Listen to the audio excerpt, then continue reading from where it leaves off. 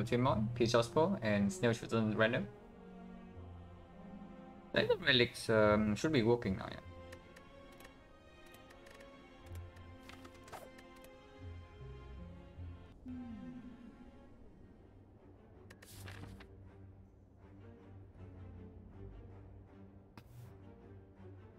Now I see floor 6 elite or nothing.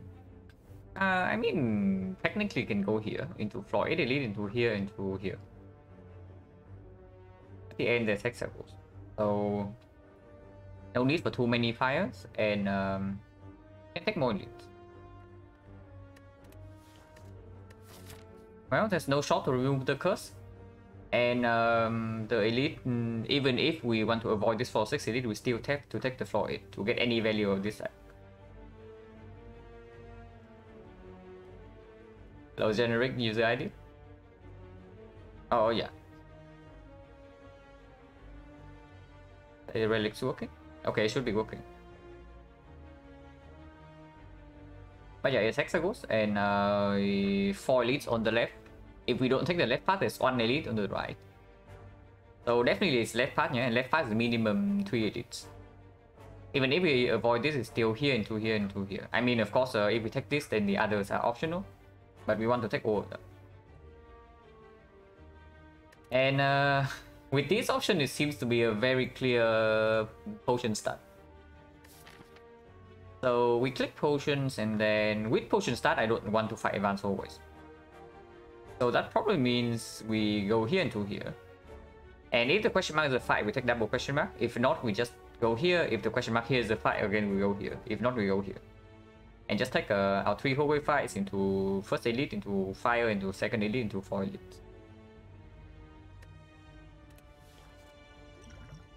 Ah. Wait. Wait, what? Okay, my game crashed the moment I drink the food juice. So that's weird. Okay, I don't know, display the relics or okay, run history mod. Okay, that's not the relics then.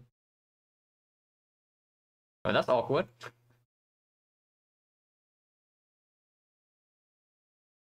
So do I have to disable that mod or what? Oh yeah, okay, I had to update the mod. So I guess I'll disable it for now and install the thing from workshop afterwards.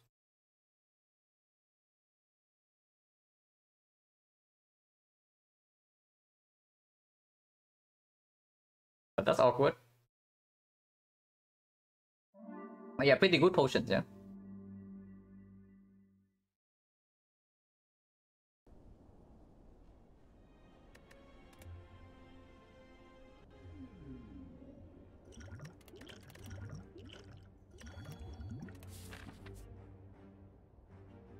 Hello, Jelly.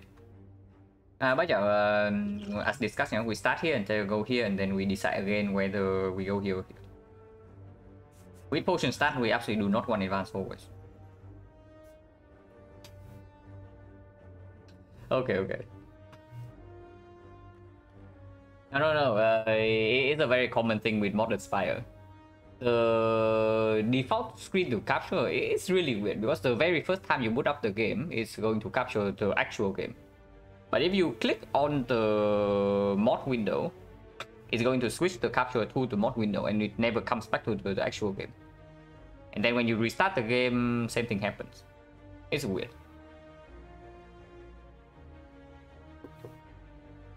But yeah, it's fine. We starting.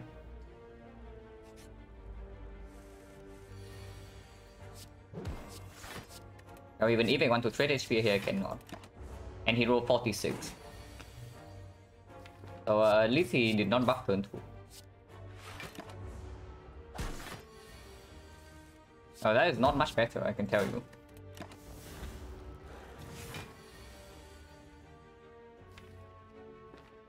Well, this is awkward. At least we have +5 from the fruit juice. At least we have +5 from fruit juice. But yeah, with 3 random potion start, I can see colorless spot here. And I can definitely see popping colorless spot here because we still have 88%. It's like 12% low roll, right? Is it? 60, 50, yeah, 12% low roll to get no potion in 3 fights. So 88% of the time we get to refill a potion.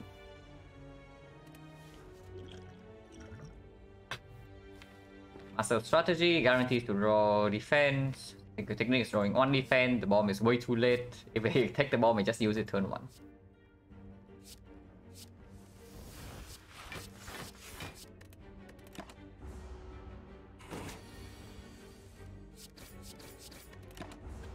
So yeah, the colorless spot save. How much HP did it save? We would have taken 9, but here we take 1. Otherwise, we would kill this turn, so we save 8 HP. No, yeah, you save 8 HP.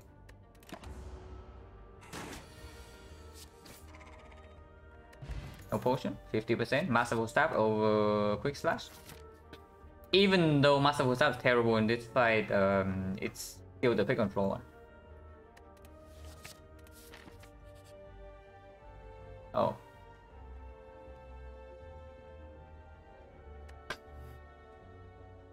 Well, okay, now this changes a lot of things, yeah? This actually changes a lot of things. Because originally we were planning on going here, but now I don't know anymore. Okay, do we get any shop in this act? We actually don't. If we are going for the 4 elite path, we don't get a shop. The problem with not getting a shop is that if we don't see a single Hexaghost solution in these floors, we are screwed.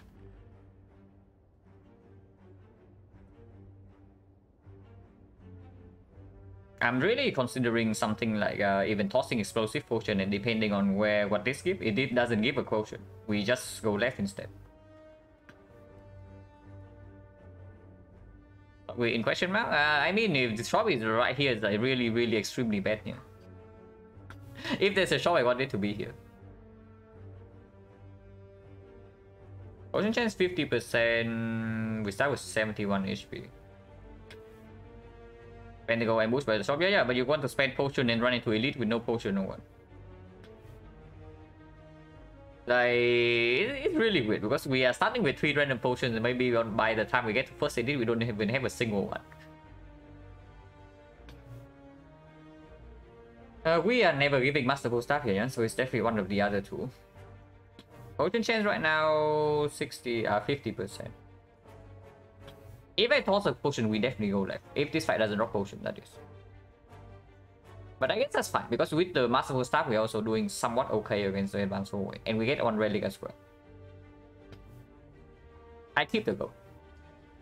I'm willing to skip this 1 elite to go to the shop to solve Hexaghost. Because Masterful Staff, the very first card pick is not good against Hexaghost. And of course, the Neo bonus is 3 random potion. It doesn't really help me in this fight. So if we blindly run into the 4 elite path and we don't actually have a solution by this point, we just die here. So Alpha, thank you for the good luck. And yeah, the 3 random potion does convert into decent value. But if I cannot take this safely, then it's still whatever. But yeah, I toss the potion and we keep the go. Oh, excellent, guys. Exactly what we need. Like immediate tower. Into this shop. So we keep our go, and now we have even more incentives to go to this shop. Oh, exactly what we need. Okay, at least we draw the woodcast this turn. And this guy roll low HP, so second strike will kill. Yeah, 40% potion chance. This potion is not nearly as good as the ones we had from Neo. Because yeah, the colorless potion was giving us the bomb, so basically solved the very first city. But now we have like draw potion. Yeah, we definitely take one of these for Hexaghost. Question is which one? Deadly Poison upgraded is better against Hexaghost. We have this against... Okay, if we still have Explosive Pot, it's a very easy Deadly Poison here. Because Explosive Pot deals with sentries, and Deadly Poison deals with Lagavulin, Masterful Staff deals with the knock.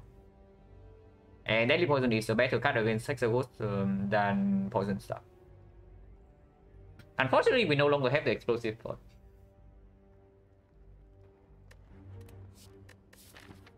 We are not taking this guy, yeah. Like this thing doesn't give us damage, and right now the card rewards really demand an upgrade. So whatever card we pick up here, we can upgrade. It's definitely not Dagger Spray. Even if Dagger Spray performs better here and into Sentries, into the knob, it's definitely not the Dagger Spray. Because we are scared of this guy. And if we get an upgrade right here, the thing about the Deadly Poison is that if we pick it up and we see a better card to upgrade here or here, we are actually quite sad because now we have unupgraded poison, unupgraded Deadly Poison.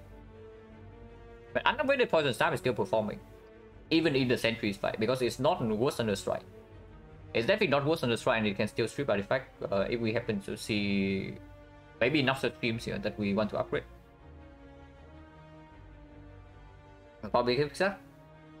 I don't know, because Poison Staff is the card that is better if we always survive Act 1. If you tell me right now that we always survive this Act 1, then I would also click Poison Staff. But the thing is that I am very worried. And I'm going to dagger now Poison. Which dagger? This one? No, what we are afraid of is that we don't even see a single poison card afterwards, or any hexagon solution, and then we die here. So we never click Dagger Spray, even if it's a better card right now. Because this guy is right here. Shop solution, we can also just not go to the shop, you know. Like if we pick the Deadly Poison right now and upgrade it right here, we have the option to still take the triple elite path. Because we are probably not taking this guy. So now if we skip this very first elite because we don't have potions anymore, and we also skip this elite for the shop, then suddenly we only take 2 elites. And still going to an Act 1 shop. Act 1 shop is not as good. If possible, I always either I go to very early Act 1 shop to buy potions, or I go to Act 2 shop. Going to late Act 1 shop is really weird because you don't even have information from the boss relic and the Act 2 boss you are facing. No, I'm not saying the shop has nothing. I'm saying that I don't even want to go here if I can have a choice to do so. Going here is basically the forced play, yeah? Like if we are still really bad against Hexagons, but at this point I go to the shop. But if we pick Deadly Poison, we can actually go to the right side. Well, unless the advanced always wreck us, but Master Staff maybe can cover that, and we do have 61 HP. And yeah, we are not taking this here. Unless you tell me this is 100% fire potion.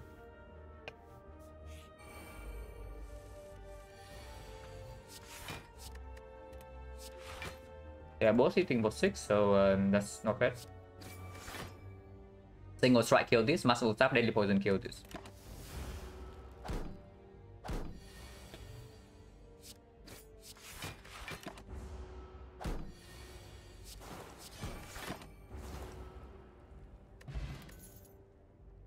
Could have I gone right? Yeah, we could have gone right. Sucker Punch over nothing. Sucker Punch performs against Hexagons. Sucker Punch works with Deadly Poison against Sentry. Sucker Punch is good against Lagavulin. It's okay against the Knob. It's an attack.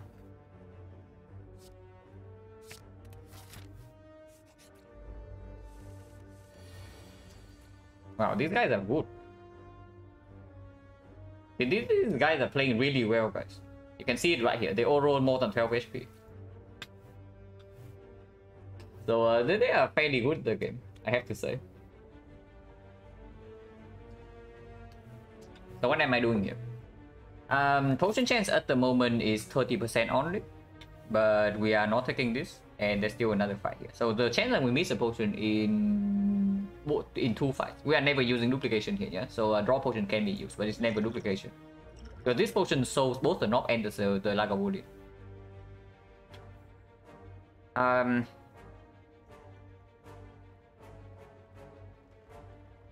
The chance that we miss both potions would be 70 into 60, so 42%. 58% of the time we get a potion here or here. And this potion is not that strong anyway. Against Lagavulin, maybe it saves 5 HP. Against the Knob, it can save more, but against the Knob, we probably just use the duplication. Against Sentries, it's like whatever.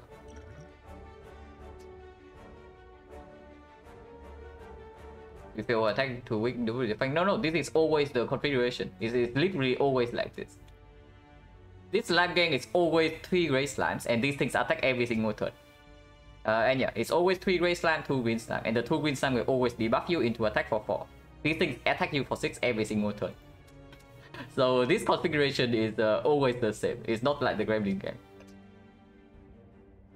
What's that draw 3 do here? It draws me into Deadly Poison or Neutralize.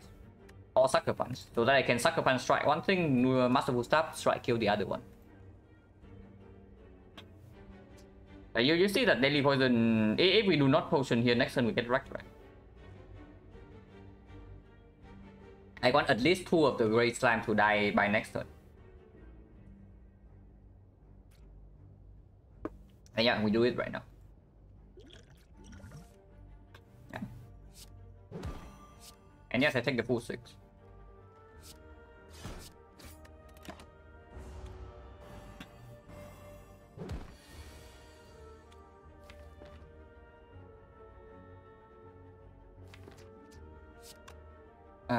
Six here.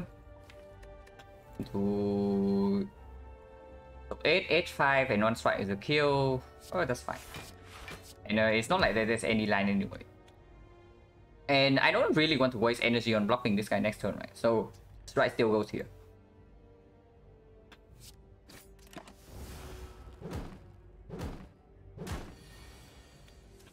And yeah, you see like without the draw potion how bad the turn 2 would have been, right? If we do not kill 2 of these guys on turn 1.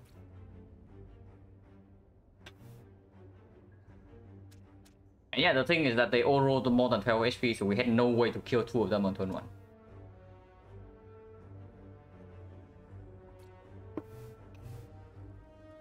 This hand is kind of weird. 2 here and then 6 means that we still need to do 2 strike here, so the probably Deadly Poison just go here then. We waste 1 damage, but whatever. And then neutralize here, this goes to 10, this goes to 11, this is 5, this is 4, this is 9. That's really weird. We are probably taking 4 next turn unless we draw double defense.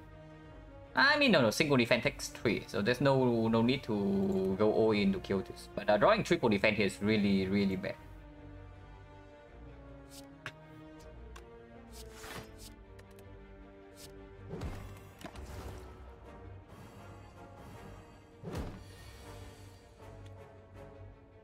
Yeah, 1 off.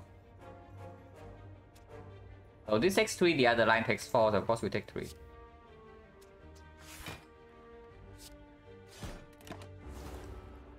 How much damage did we take in this fight? It's not that much. It's like 3 here, 6 on turn 1, and then 2 on turn 2. 11 damage and 1 potion, which is quite bad, but it's not devastating.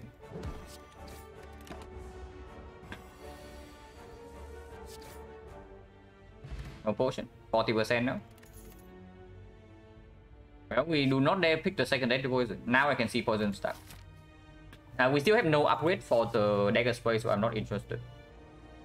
Now I can definitely see poison stuff because we are upgrading Deadly Poison. Yeah, picking poison stuff right here makes the Deadly Poison better against sentries, and it basically just guarantees that we have enough lack of volley damage. Also Hexaghost damage as well. Also a positive card against a mob. We can also skip, but no. And yeah, second Deadly Poison, not interested. And yeah, this upgrade, yeah, over this. Just because of this potion and the Hexaghost. And this is the only upgrade we get in the act, unless we go here.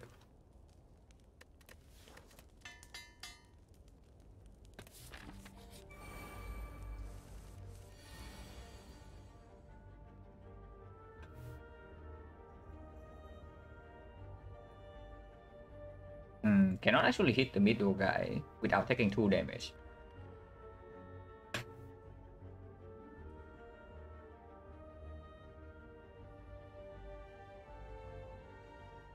Yeah, there's no line here that hits the middle guy but takes 2 damage. But takes 0. So I guess we take 2. Because otherwise this guy needs to die next turn, basically. So Masterful Stab, Deadly Poison, kill this. Poison sap middle, and then defense. Seems to be the clear line. Whole wave fights have been run? No. Whole wave fights look bad, but you see that we have 50 HP. If whole wave fights have been run, we would be at like 20 right now.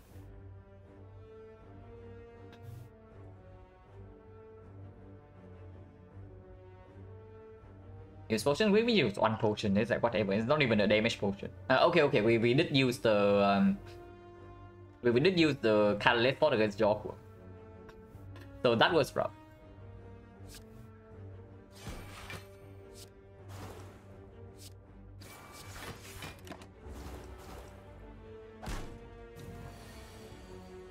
Okay, this is rough. Now you can complain. Now that is bullshit. Is what I would say. But I guess that's what happens when you play Silent.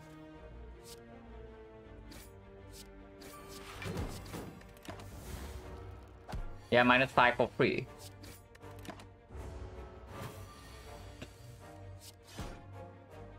No potion, so 50%. Blade Dance, Creeping Cloud, Doppelganger. We definitely take one of these. Like I believe we have this already. Oh, how's sound not damage? 50% potion chance. Depending on what happens after this fight, we might actually avoid this. Not because we would like to go to the shop, but because if we go here, we die. So depending on what happens here, we might actually still have to pivot to the shop, even if I don't really want to do so. Not damage right now, we don't add a single card, which we are going to do. So we are definitely adding a card. But let's just calculate the damage as is first. We draw this on turn 2, yeah? And if we loop this on turn 2, it's 27. Actually, it's like 14 damage, right? Because Poison Sap also comes down. So this potion can be 14 damage. And this is another 14. This is 11. So 25. 25 plus 14. 39, 39, 51, 51, 61. 61, 91 here. 1, 2, 3, 4, 5, 6, 7, 8. Potentially 9. So right now with the duplication potion, we barely kill the knock. If we draw Deadly Poison turn 2. If we draw Deadly Poison turn 1, it dies. If we draw Deadly Poison turn 3, we get wrecked. Does any of this change that? Doppelganger makes Lagavulin. Not really, because it opened with Deadly Poison, so we don't really have a turn to set up Doppelganger, unless we Doppelganger into Deadly Poison and then we have a big open. But it doesn't change the amount of damage we actually take in the fight. How do I feel with the defect runs? Oh, I still have a lot to learn, is what I have learned. Because looking at the run I lost yesterday, I would say that there were definitely major decisions that are very wrong. I don't know what the correct decision is yet, but I do think of some potential changes. But first of all, the very first thing, very important, is that picking the rare card decision was wrong. And if I still make like such massive mistake that picking the very wrong rare card from the boss, then there's a lot to learn still.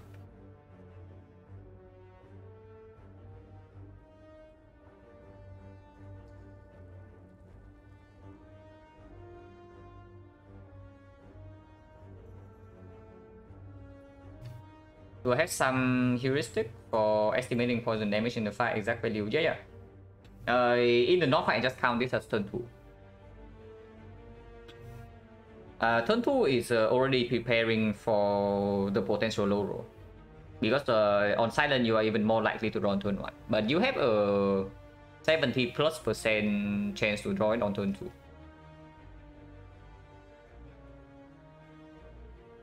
Simply excited for Watcher. I mean, I didn't mean Max Watcher first. So, I don't know. But yeah, if we... Doppelganger doesn't even improve the Lagavulin fight, yeah? It definitely does not improve the knock fight. And it's like okay against Hexagons, because our main damage in the Hexagons fight is going to be cycling Deadly Poison. So it's okay.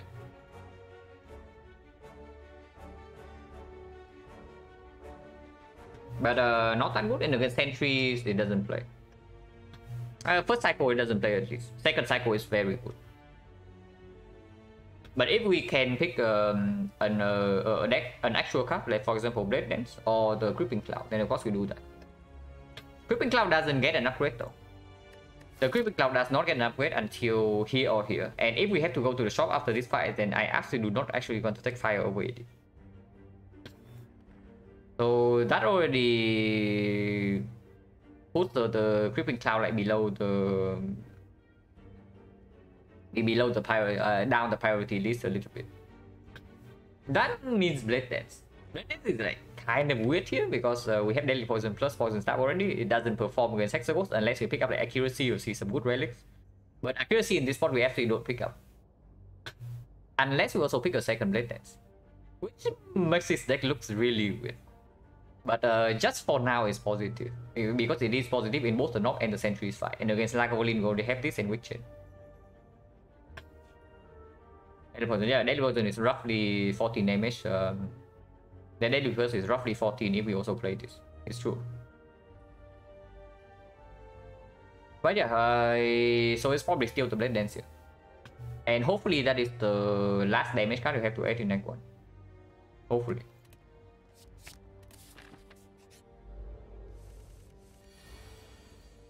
Now this is not good because we did not draw any poison card turn 1 and we also don't have weakness turn 3 now.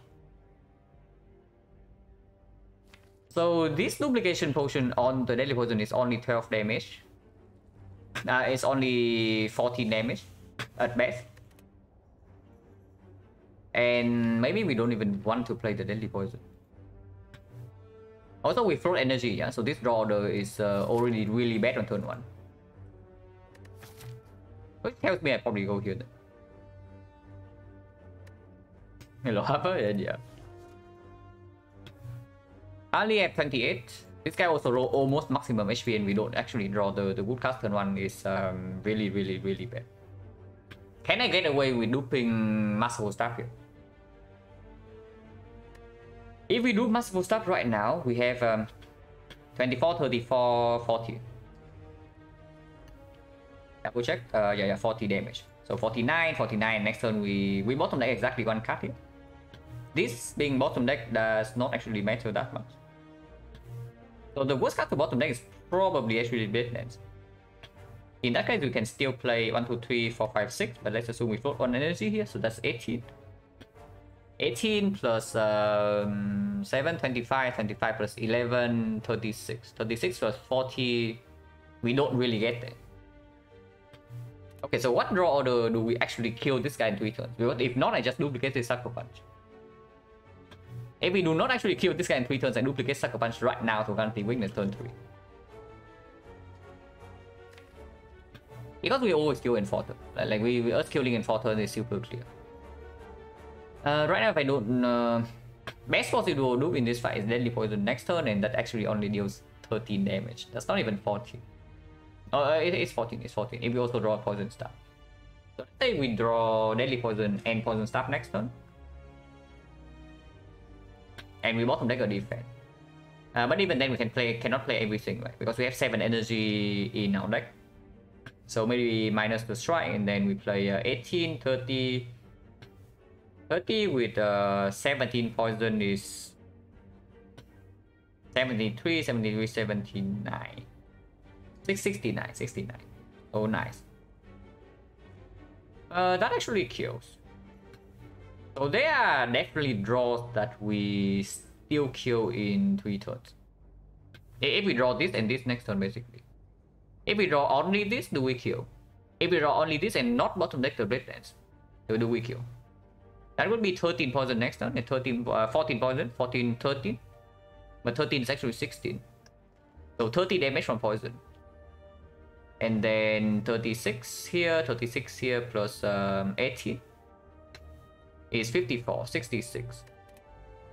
66 plus this. 66 plus 28 is a kill. If I loop the Sucker Punch here and I draw Deadly Poison next turn, do we still kill?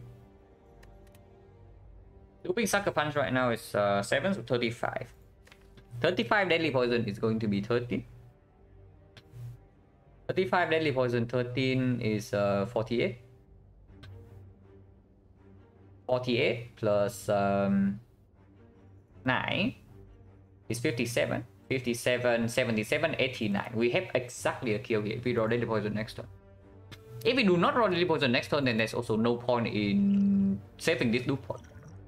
If we don't even draw deadly poison next turn, then we do Masterful Stab. And we are going to lose 6 damage, right? We are going to lose 6 damage if we don't even draw deadly poison turn 2. So plus 5 from this does not matter because we have an exact kill here. Yeah, it means that the line in this fight is actually just looping Sucker Punch. The only way this loop Sucker Punch turns out badly is if we bottom deck Blade Dance instead. That's literally the only way. But even then, we still have weakness turn 3, so we don't even take that much. Like we take 6 turn 2. If we draw Deadly Poison next turn, we kill, yeah. So if we don't draw Deadly Poison next turn, but we draw Blade Dance instead, we still have to play the skill, so it goes to 8. And the turn 3, we don't play Deadly Poison if we don't have a kill. And he hit us for... It goes to 19, right? So 19 weakness for bow is 21. So 29 damage. If we do not loop the Sucker Punch and we have to play a skill in turn 2, that's going to be 8 still. But then turn 3 becomes 28, so that's 36. So duplication on Sucker Punch potentially saves 7 and only close 1 potential kill.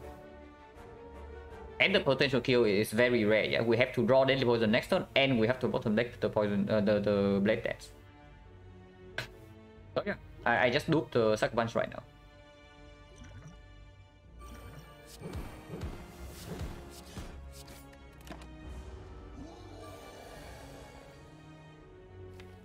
Well, if we draw triple attack next turn, we kill. Double check. Deadly Poison right here is 7, 6, 13, 29. 29. Wait. Am I 2 damage off or what?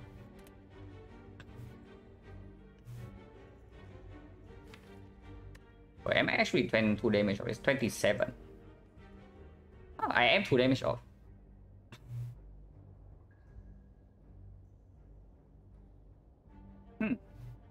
Oh yeah, oh yeah, oh yeah. Okay. I see where the calculation was wrong. Yeah, because I was also counting on Poison Stab being drawn this turn. But 50% I don't even kill next turn, so I don't even know. Do I play Deadly Poison here or not? Like, let's say I play Strike here, it goes to 36, and we commit to killing over 2 instead, and we just take the full 6 here. Plus, next turn is only... Next turn the base is 16, so it goes to 18. But if we draw Blade Dance, we have to play that, yeah. So if we don't even... If we bottom deck the Poison Stab right here, and yeah, there's only a 50% chance that we even draw into this next turn. So it's fine. Like looping Sucker Punch turn 1 is completely okay.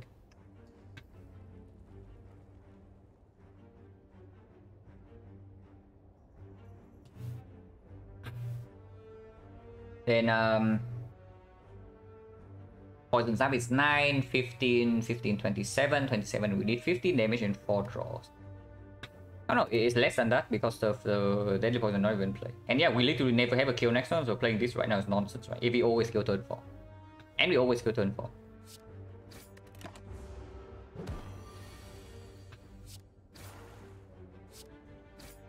But now we actually have to play this, yeah.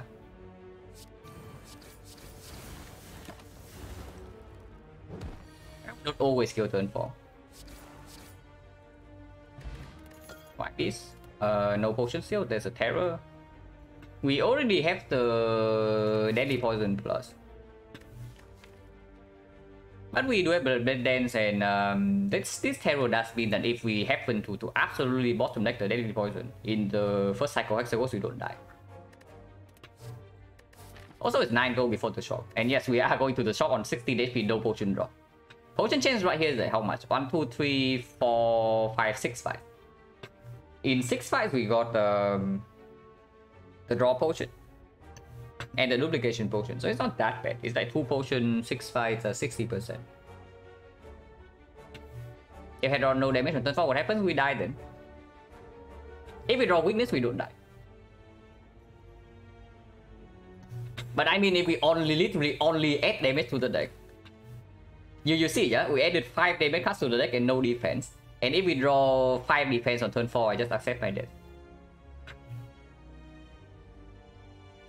And I blame the Silent once again.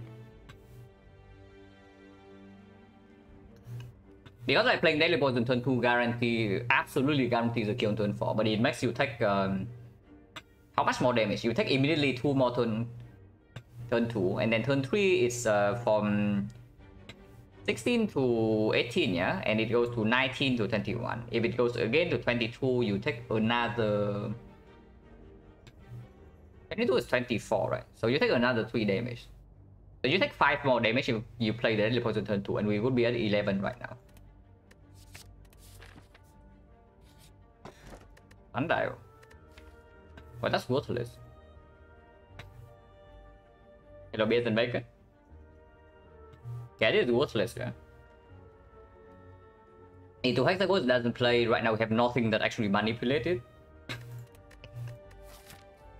So yeah, like it doesn't play in this fight for once, and we have no way to manipulate. In this fight, it will advance by 1 though.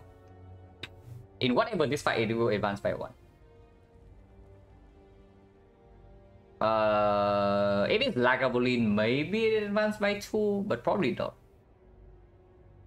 Yeah, on 16 HP, if it advanced by 2, we die, right? Next question is whether we go here or here. Because if it's life loss right here is empty node, but this right here always gives us a potion. The potential low roll though is that we die on turn 1 in this fight and there's nothing we can do. Because we do have 16 HP, no potion. And we guarantee to have a power boost in this turn. And yeah, the bad thing about the white beast right here is that if we don't go to this fight, if we go here into like avoiding this elite, we go here for example, we don't even get to have a chance to collect potions. 16 HP advance always. Yeah, we see the nasty ones, we die immediately. Like, we see the nasty one, we just die on the spot. What are the nasty ones? Gremlin Gang, if we draw Masterful Staff on turn 1, we are okay. So we kill Silent. Yeah, that's exactly what I'm going to think about. Exodium Tax probably kill us. Exodium Wildlife probably also kill us. Double Mushroom to fine, yeah? And we just face the triple life, the 3 lives. We just face the 3 dice and we face the Spam Gang. The Gremlin Gang, we are fairly screwed unless we draw Masterful Sub turn 1. But if we draw Masterful Sub turn 1, we might be okay. And yeah, Slaver +1, Jawbone +1, Cultist +1, the Thucken and whatnot is bad. Single Thief is fine, single Slaver, blue Slaver is fine, single red Slaver is slightly spooky, but we have enough damage in the deck, so we are probably okay. Double Mushroom, we are okay. Big green slime murders us. Big gray slime depending on draw order, but we might be okay in that fight from 16. What other advanced ways are there? There's nothing else, right? Yeah, there are 4 potential fights that kill us. Well, that is too many. Well, Slime Gang we just faced. We fought the Slime Gang just now, so we cannot fight the Slime Gang again at the moment. And yeah, that's every single advance forward. Yeah, boss is Hexagons.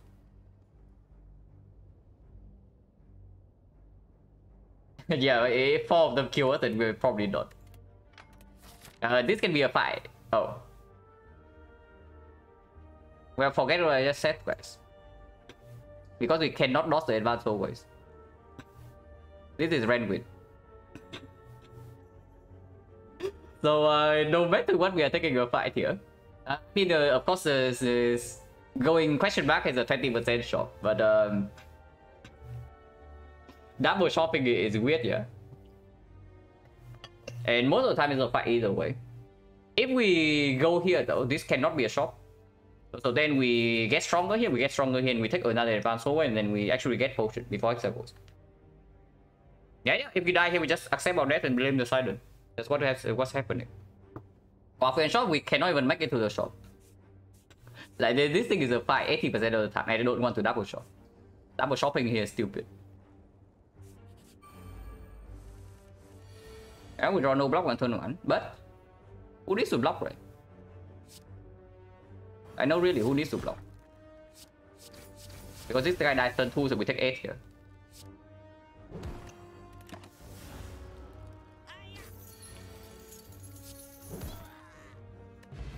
Yeah, we are perfectly fine.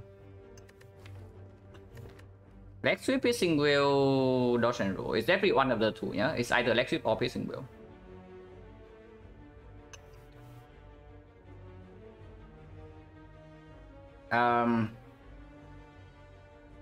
Piercing wheel is slightly better into Act 2. Leg sweep is slightly better into Hexagons. And if we want to take this elite, which I don't even know what would need to happen for us to actually take this, because we are at 8 HP right now, this is probably also a fight. Yeah, this shows the weak chain, and also our block density is very low in an extended fight like Hexagons, because piercing wheel cannot even be used every single turn. Have we screamed Prince time? No, we have not, which is why I say that there are a lot of fights that kill us.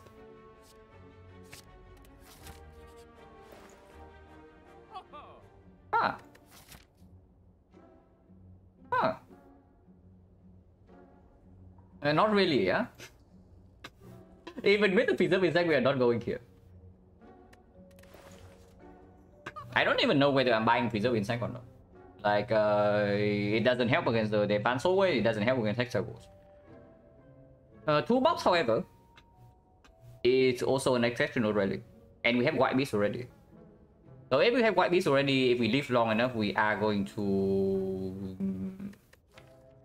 be a lot stronger. But I mean, no way. Like, you would be very crazy to buy this over this or this. This is only bought if you have literally nothing else in the shop, and this is the next one. There are definitely things in the shop here, so you don't buy this crap. Because we are even removing a strike right now. Maybe we are not. Maybe we are buying a potion instead. But these potions also don't give guarantee value, right? If this is a block potion or regen potion, I just buy it. But it's not. Dexterity potion, not even guarantee value turn 1. This potion is worthless. And this potion, I don't care about too much. No. Apotheosis is... You see that we run into this fight with 8 HP. Apotheosis turn 1 doesn't save us, right? If we die instantly. This is just 2 buffs and strike remove, yeah? Because I absolutely do not want to break buff turn 1 against whatever crap this is. And against Hexagons, we already have Terror and Deadly Poison plus to deal damage. And more 2 buffs remove, we can do that with the fish. Actually, we cannot. This is 115 and the fish only gives 9, so we are 3 gold off. Before I buy Game Boy, just take strike remove, yeah? Yeah, before I buy Game Boy, just take the strike remove here.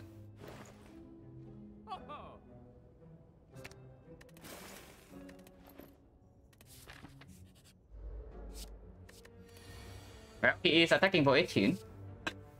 Good news for us, we do have Secret Technique into Leg Sweep. The Leg Sweep that we just added. So good news for us.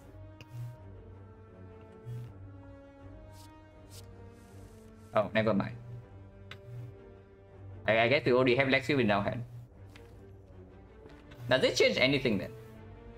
We can full block this turn, yeah? But if we full block this turn, he attacks again next turn, we either need to split or we die. Not really. He's attacking for 13 only, and we still have 13 here. Full blocking this turn also protects the mushroom stuff.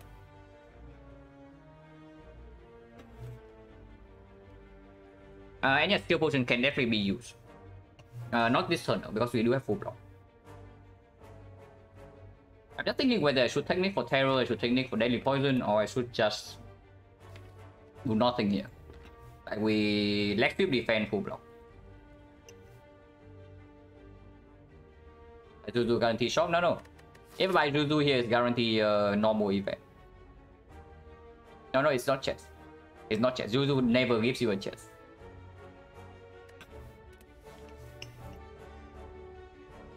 Yeah, leaving secret technique in the deck is not bad either.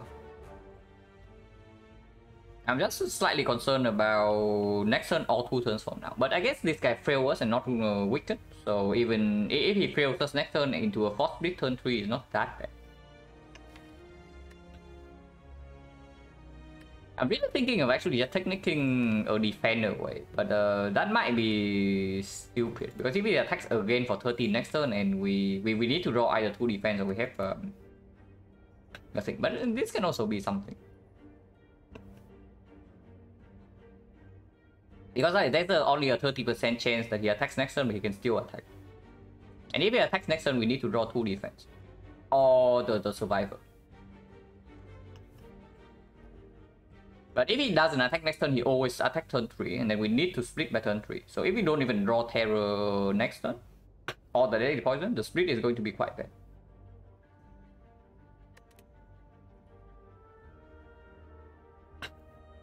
Taking 2 here. Taking 2 here to play deadly poison while also pulling it out of the deck. Next turn he attacks for 13 and we have 6. It means the survivor is still safe. And 2 defense is safe as always.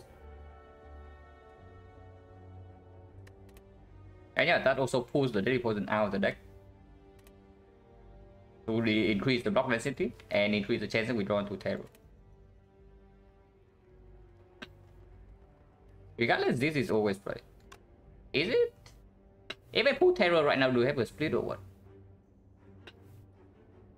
1828, no, that's completely stupid. It's not even a split, and even if it is, then it's still bad.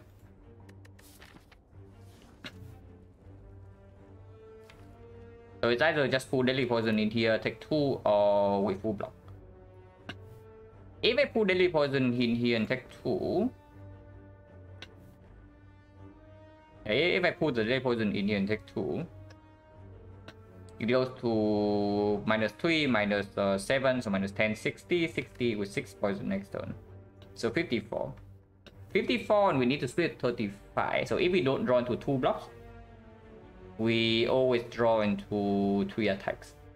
3 attacks is 18 damage, so it's like 36, so it doesn't split. But we draw into this or this, it splits. Pull survivor? No, we pull survivor right now, we increase the chance of dying next turn. Because if he attacks again next turn, we need either 2 defense or a single survivor. If we pull survivor right now, pulling survivor is straight up worse than pulling defense, like always. Because regardless, we still need to commit 2 energy on defense. Like the only play the pulling survivor does right now is that we can do neutralize defense survivor instead of playing leg sweep. But I want to play leg sweep because otherwise if he attacks again next turn, we are kind of screwed. Unless you also say that we play Sucker Punch, but then it deals 10 damage, take no damage, but still prevents us from living next turn, unless we draw 2 defense. And I don't want that. If possible, I really want to save the potion, because we are probably going to play Hex Overwatch fight with in a fairly weak spot. This is either damage or block next turn, right? So having to withdraw 2 defense not that bad. It's okay to full block this. And yeah, no need to pull anything.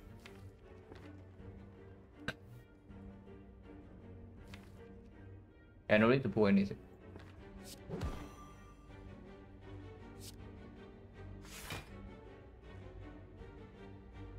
Actually, I should pull a defense.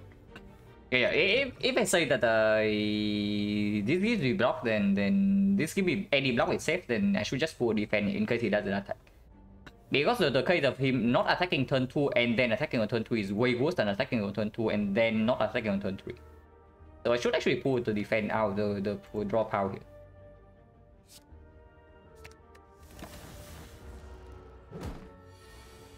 Yeah, he doesn't attack, but now we have at least a free turn. This is 7 plus 9, 16, 16, 28. 28, 31, so it doesn't split.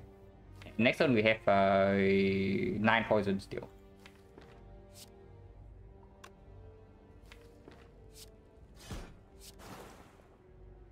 I do not play a strike here, yeah, because strike does quit.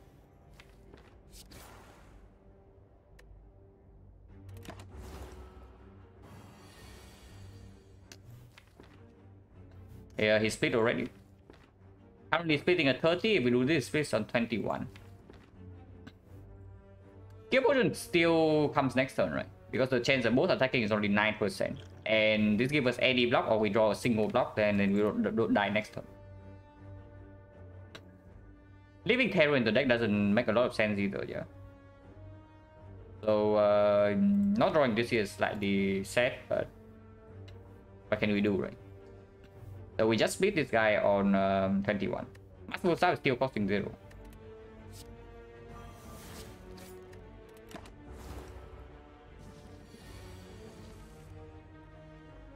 Next turn they both attack. Guarantee. Any threshold? 9 is actually a threshold. So like double strike here into Sucker Punch here is a potential threshold. Like we draw Poison Stab and then we draw 14 damage with other attacks. But then we just put an old 19 here. And then we draw Poison Stab, it's 9 damage, but this is 12, is already a kill on this. So yeah, like if we draw to the better attack with the Poison Stab, we already have a clean kill. But there's actually no reason to not put all the damage in one slime here.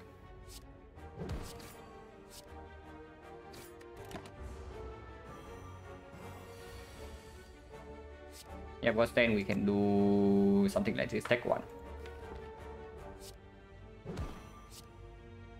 Depending on the draw, we are very flexible.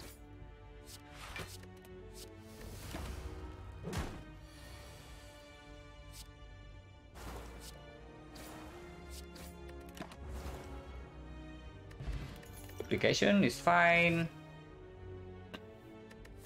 Echo Creeping Cloud. Yes, it will. Creeping Cloud is way worse with Leg Sweep added. Yeah, we already have a Witch Chain, and the upgrade right now can go on Terror already. Yeah, we lost 1 HP in the slime fight, and then no potion use.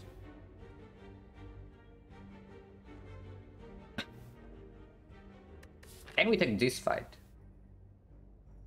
Only if this is healing, right? 7 HP against Lagavulin, even with these 2 potions and the Leg Sweep, we are still very favored to die. And that is already forgetting the sentries. But I mean, of course, the toolbox can solve Lagavulin instantly. If the toolbox gives us Apotheosis, the Lagavulin is dead, and we actually just take no damage in that fight. But sentry is a real problem, and these potions do not guarantee a bailout against sentries. If we go right here, we are probably resting before, yeah, because if we rest right here, we can take life loss here and then rest again. If we rest into healing event right here, we are set. But life loss is more common than healing, because Cleric, actually Cleric can show up. Yeah, Cleric can show up and gain healers.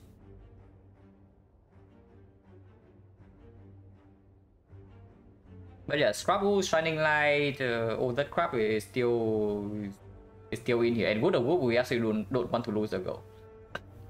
Good of Whoop, if we can take Good of Whoop, it actually gives us an early Act 2 shot.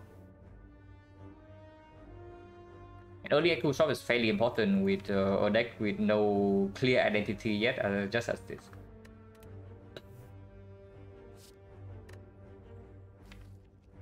It's not aggro, right? It's a card that doesn't really perform super well at the moment. Will not perform if we don't see 4 energy in Act 2. Piercing will perform regardless, and it's also good in the Hexaghost fight. But what the winner's chance pickable is definitely still very pickable. You end by the end of the run, you won 1 piercing in your deck regardless, and it performs into Hexaghost. It's okay. It's 9 though. So yeah, we're at here first, yeah, in case this is any life loss.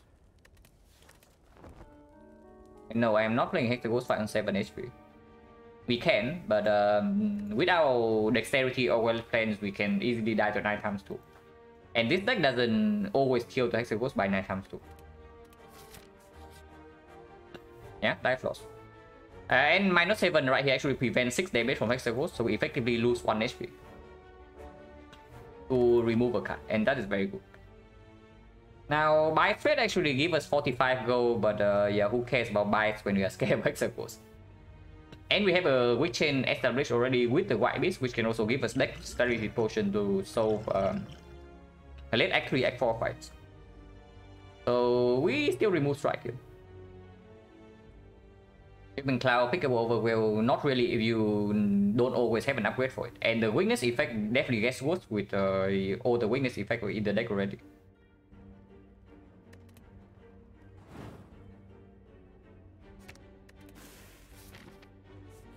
And yeah, 21 we have to upgrade. Depending on when we draw the deadly poison, I would okay, how's Neko are we? They're not that bad.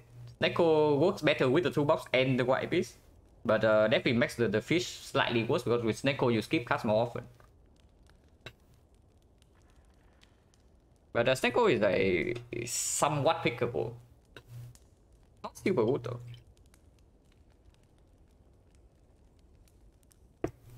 Weakness upgrades makes no sense, yeah. So there are only 2 upgrades here. Either we upgrade Terror or we upgrade the Poison Staff. If I bottom deck Deadly Poison against Hexaghost, I'm just going to loop it.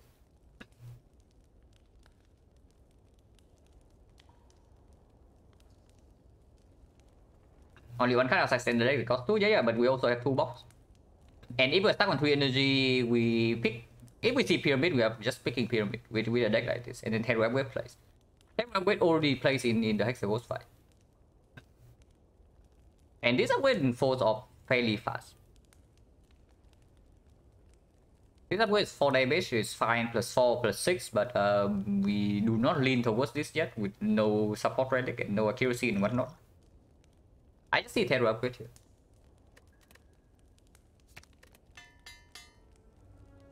Terror is also a card we cannot miss in this fight. Oh. The bomb. Well, the bomb on turn 1 is good. Vậy thì Whiskey Sundial.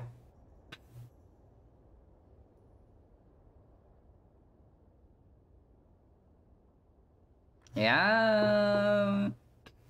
Bomb is good, I guess.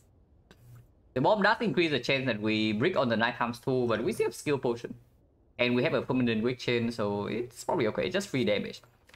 Because damage-wise, we don't actually have two force energy to play turn 1. Because we upgraded Terror. The only card we are forced to play would be this one and this one. This one can be skipped.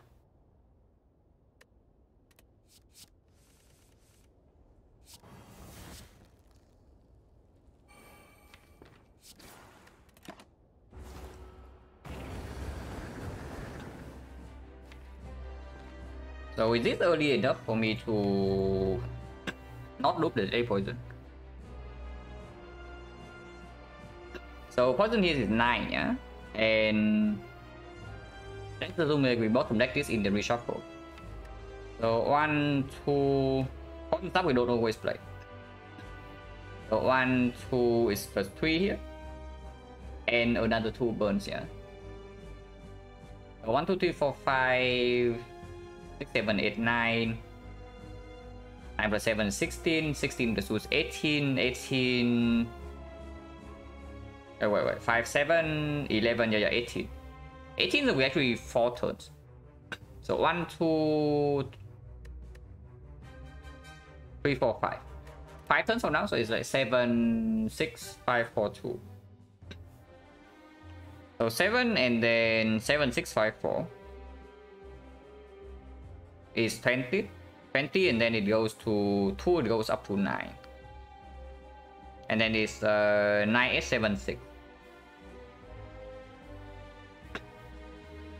So 50 damage from deadly poison if I do not loop it here.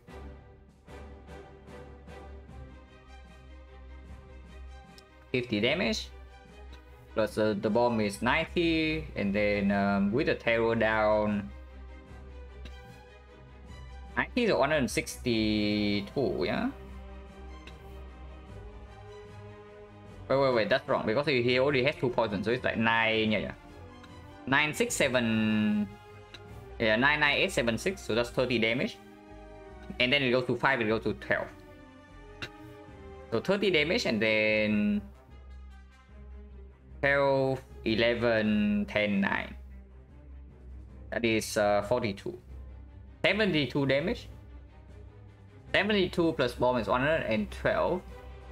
112 means 140. 140 with terror means that I actually need to deal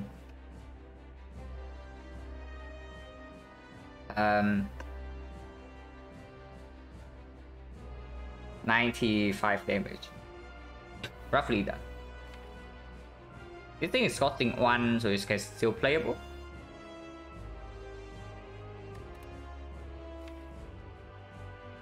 If we need to, we can just loop the bomb in the redraw, right? So there's no need to panic yet. Yeah, because right now I don't even know whether we are short on damage. It's not looking like we're actually short on damage. And that is already assuming that this is bottom deck second cycle. Also assuming that we don't use this.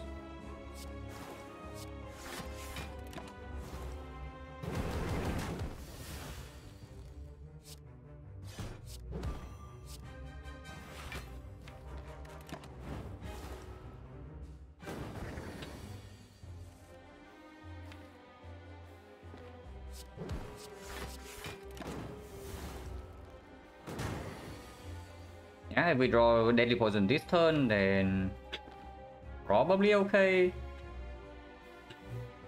We are using Piercing Veil right now, though. Like, we are definitely using Piercing Veil right now because it does not land on Night Times 2. And I am not interested in waiting for Inferno to use this.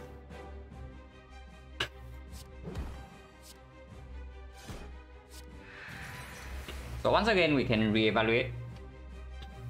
Next turn is the buff. And then it's 9 times 2, and then it's 1 attack, and then Inferno. So poison right now goes to 30. And 13 is actually 13, 12, 11, 10, 9. So 55 damage. 55 damage, this guy is currently at 79. 79, but if this lines up with 9 times 2, we cannot play it, yeah?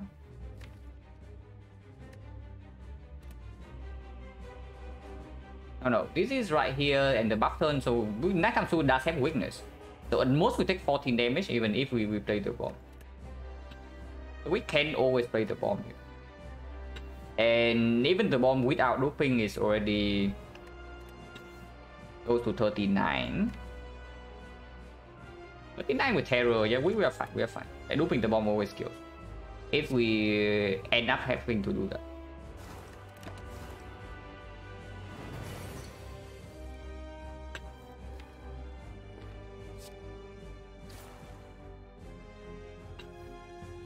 Let's see if we guarantee weakness on Inferno, but we just kill by then, right? And this 9 damage can matter. So re-evaluate, yeah, because now we know the exact poison state. It's going to be 15, 14, 13, 12. That is 54 damage. 54, this guy is currently at 58. 58, and we play, if we bottom deck bomb next turn though, 1 out of 6. Then the bomb doesn't go off on the Inferno turn. If that's the case, we still kill. Yeah, double check, yeah. 15, 14, 13, 12. 54 damage. This guy's a 58. 58 if we play this is a 49. 49 we bottom deck this card. So it's going to be a complete death draw because it's useless. And next turn we deal no damage. So we need 49 damage over 2 turns. We terror down. But if we bottom deck this card, then we take no damage next turn. So Master of Staff is still costing 1 only. And this thing hit us for 6 for 1 turn, and we still have this card. If we draw to leg sweep, or on the Inferno turn, we can even loop leg sweep to block. Still no need to panic, yeah? If we bottom deck the bomb, then we can panic a little bit.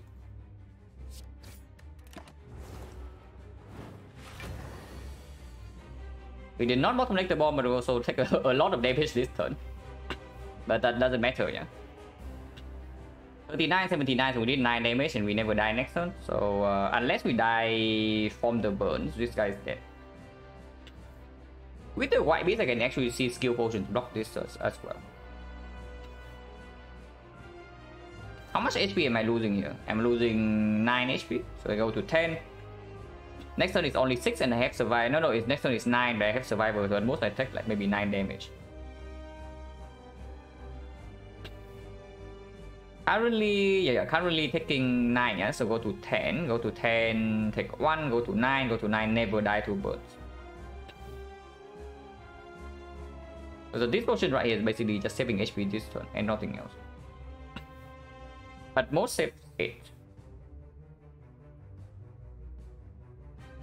And most saves 8. And that's like 2 HP into next side. Even with the white beast, not really, right? Because this potion can also be useless.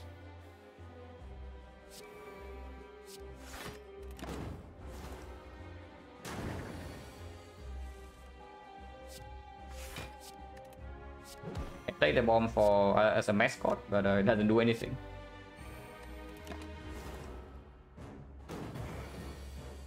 Yeah, it's dead.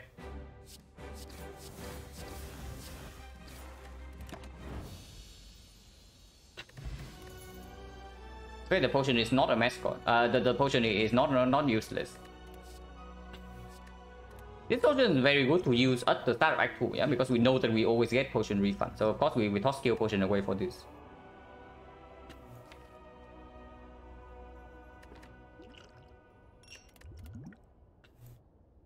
Who was the trade doppelganger PK? PK Terror is something. We have some poison, but only like 1 or 2 poison cards. No burst, no catalyst. Nothing to say that we have to go into poison yet.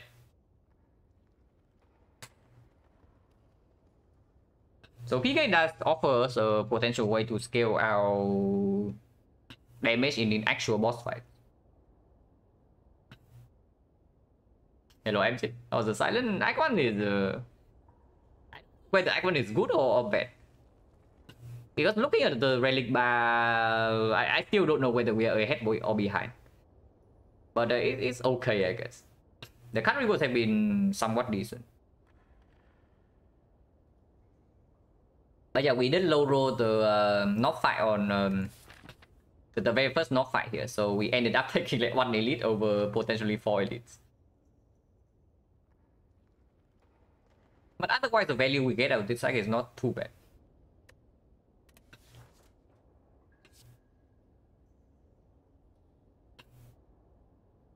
But yeah, towards the trade, no synergy at the moment.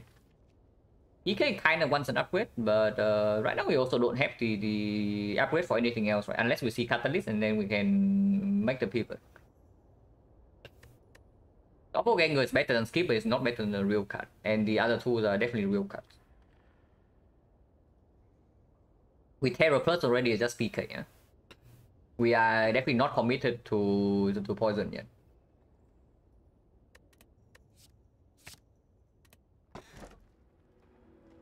Why didn't you tell me, guys? You could have told me beforehand. That we have kite or nothing here. I mean, of course, the Bark is not nothing. We have the White Beast, so Bark gets better. But we are still going to have to play on 3 energy. Now, regen potion value goes way up though. If we pick the Bark. That was the Kai right this year, yeah. So sorry. But yeah, Kai is unpickable. And Wristblade, yeah. Okay, Wristblade with Terror Picker is something, but the moment we take damage, this Bastable Staff is going to not work anymore. And then otherwise, we only have Neutralize. Before I click the Wristblade, I just click back with White Beast. With this potion offering us a full heal.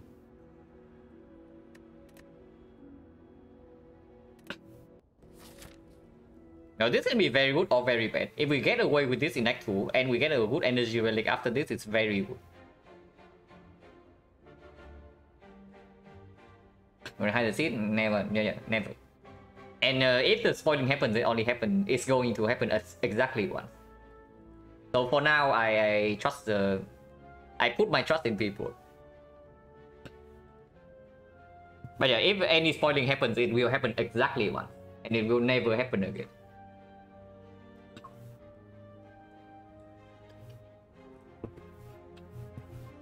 But yeah, where are we going? Like early shop doesn't happen yet with only this much gold. So we don't go here, we don't go here. Going here means that advanced ways to force elite. If not, there's like force burning elite here. If we go to this fire and this fire. And we can go to this fire, go here and dodge the elite, but then we take one elite in the eye. With the back though, I don't actually think we are bad in elite fights.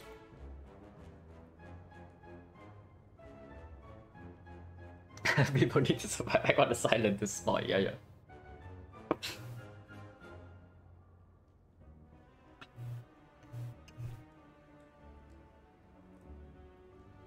The thing with the back is that we probably don't actually struggle against elites, but we don't want to use strong potion in advanced forward. So if possible, I still don't want to fight any advanced forward at all.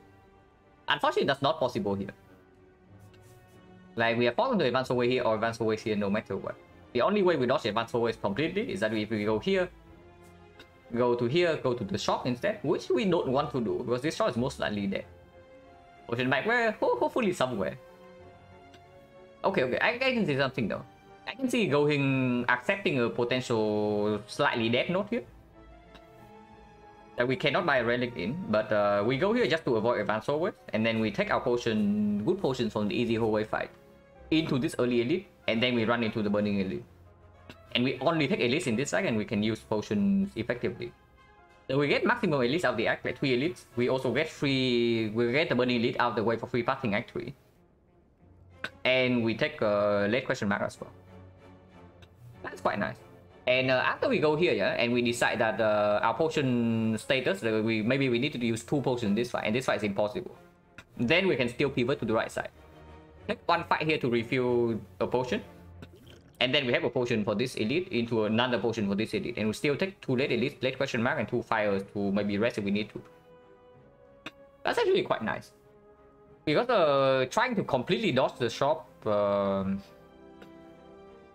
much regen with back? If you let it go for all 10 turns, it's 55. But usually it doesn't. It cannot actually go for 10 turns because you probably need to end the fight before that, or you just take more damage.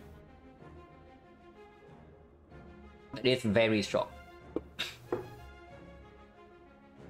Not getting an upgrade before the elite is also slightly annoying though, because of the PK and 3 energy.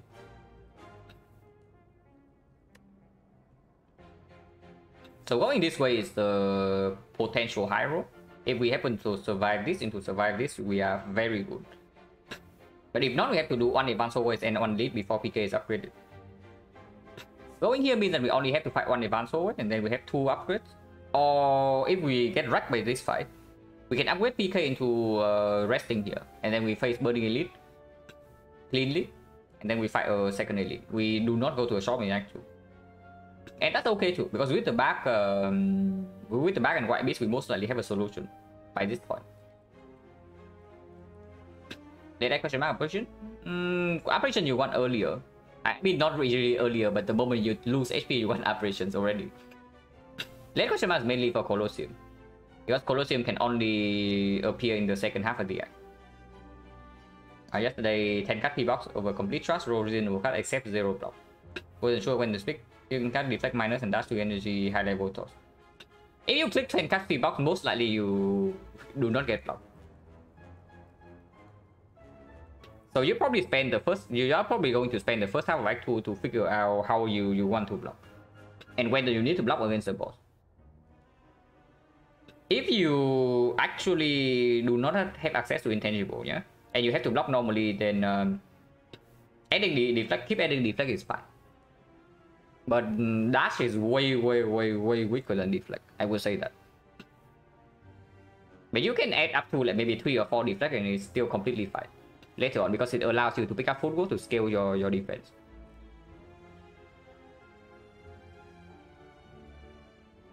It all depends on how you think you are going to do against the elite and the act boss. Like I know it's a generic answer, but it's just true. Like if you have a lot of cut draw, then you don't even need that many deflex because you have you basically have no base cut. So your cut quality overall is higher, and you don't have to actually add damage. So now you can just add like defense, and then you add cut draw. So depending on the amount of cut draw you have, the amount of block cuts you have also goes down. The more cut draw you have, the less block you need. Because you can just cycle into the existing block, and that's the way better way to block the late game. So you actually just need to evaluate the speed of your deck, mainly. And whether you need the immediate defense or not.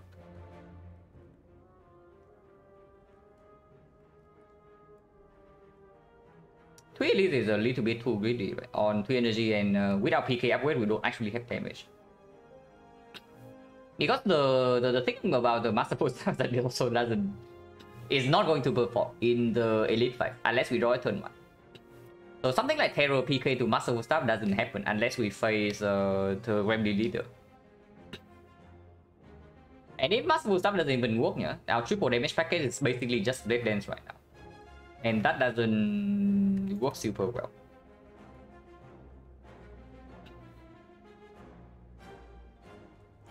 But if honestly, if we say that we can take this elite, then we should, because this fight is still better. Like taking this elite into 2 fires here is way better than still taking burning elite with the fires in front, because we don't even have that many upgrades. Right now we have what, like PK upgrade, and that's it. Yeah, right now we have exactly PK upgrade, and even if we cannot buy a relic here, we can still buy a card that maybe wants to be upgraded in these fires. And it's not always that we cannot afford a relic here, because taking these 2 fights already put us into 158. If we see apparition here and we pick that, we instantly go up by 27 gold, and then suddenly we have the relic here. Yeah, that's good, right? And honestly, there's even another line, yeah. Wait, if we want to go here into pivoting right side, then this is just better. We take this into double question mark into the second fight here, no advance forward, and then we go to this shot. And then we go here. But this locks us in the right path. This thing allows us to maybe go left.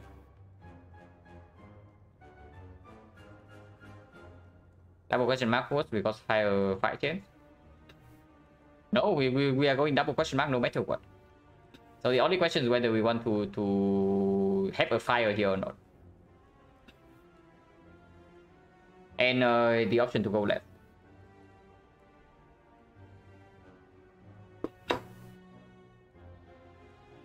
Back-to-back question mark. Yeah, it's higher fight chance, but what higher fight chance doesn't mean anything.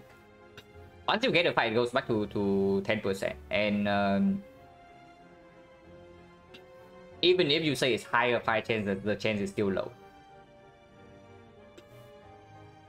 And you also need to weigh like what the option, what the alternate option is, like what we are trading the question mark for. Because if you trade the question mark for a fight, for example, then of course the higher fight chance doesn't mean anything. So you evaluate whether it's up against a shop, whether it's up against a fire, whether it's up against an elite and whatnot. And then so on and so forth. But honestly, I'm thinking this is more flexible, because advanced forward is not even that bad. I mean, I say that I want to avoid advanced forward. The advanced forward is not that bad, because we know we can use 1 potion every fight with the white beast. So let's say we go to this point, we are fine, but we still don't want to go left, yeah? But we want to have enough go for the relic. We have not picked enough cards with the fish, and we are barely short, then we can even take the advanced forward here. After taking advanced forward here, we can actually go to the shop and buy any relic. It's not that bad to avocado red. Depending on how our deck looks like here, we can actually do avocado red with 0 HP loss. Or 30. Because that's how the silent goes. Like, just imagine, yeah? We get panic button for 2 buffs, and we draw PK Terror turn 1. against Avocado Red here. We just kill them all on turn 2. And turn 1 we take no damage. So that is a version of the fight where we might not even need a single potion and we still take 0 damage. On the other hand, we can also draw like all strikes and defense in the first 2 turns, and we leave the fight blaming the Silent after taking maybe 25 damage and the potion use.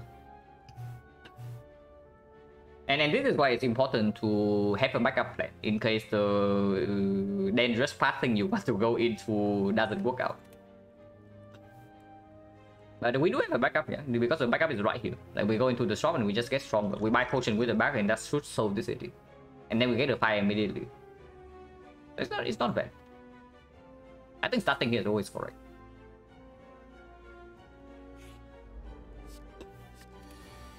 Secret weapon. I would like secret technique and not the weapon. Fire steel is just 3 damage and nothing else. Secret weapon on poison staff is like okay. But we also still need energy to play the card here, right? So it's probably just faster steel.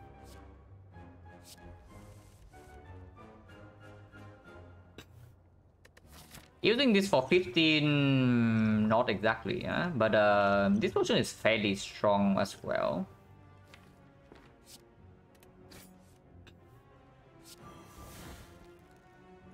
I can see using Duport here, but maybe Duport's better in, let's say, Avocado or maybe Double Tier.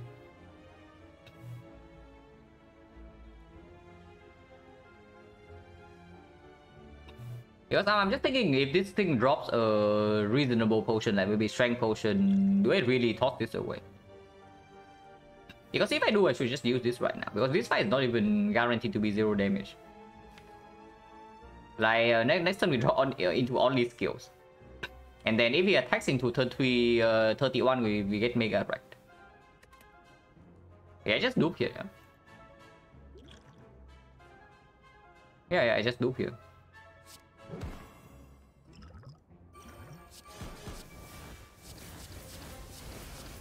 Like, we have White Beast. Let's not be stingy.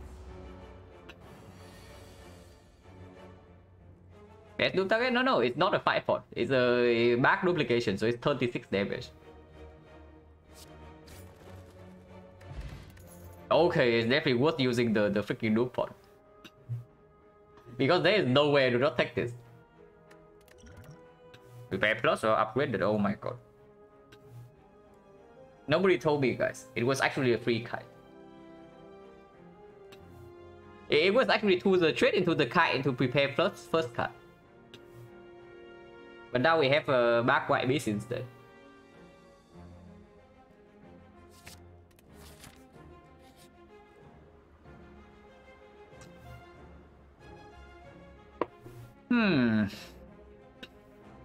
Now it is 27 gold.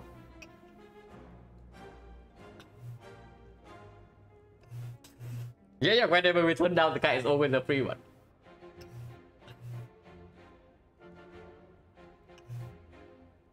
It does make the regen potion a little bit worse. Not that much worse, a little bit. And we only have 3 energy, so this definitely is a little bit awkward. It's strong. As always, it's very strong, and it does make the PK Terror setup more tolerable. Makes the Master Staff easier to preserve. And it's 27 gold. So 27 gold means that we can actually go to this shop and it's alive. And we don't even need to fight advance whole way. That probably puts it over the edge.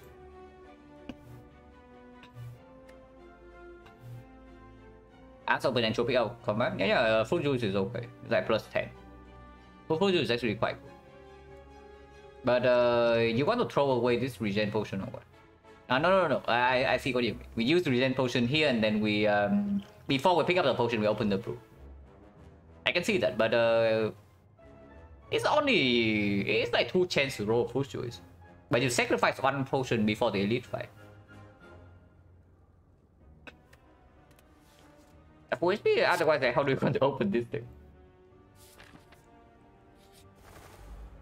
I mean, of course, if we don't have to use it. Oh wait, what the hell are they doing?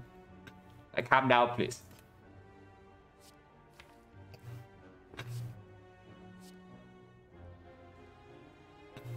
Hello, Kosut. But yeah, these guys need to freaking calm down.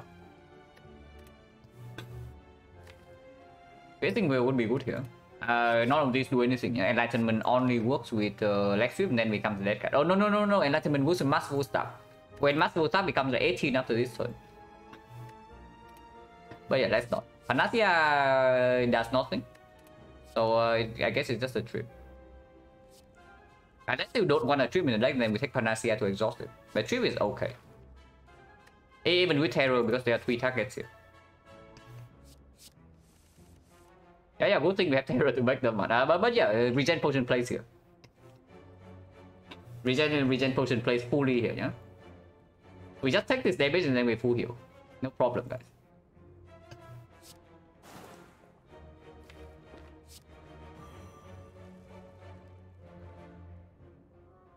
Do I actually take 18 or what? I actually take 18, right? Because I want to play PK to kill this next turn, and also want to stack more poison to kill this. After 2 are dead, we can wait this out. And 18 is like 2 turns anyway. This heals died and then 10 and then die. So Master Dive is costing 18.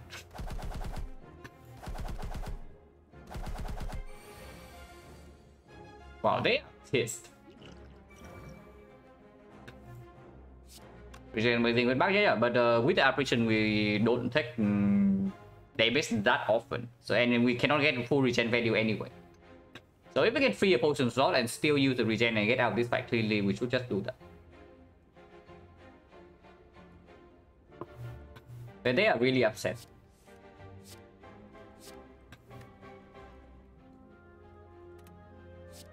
This guy's already dead.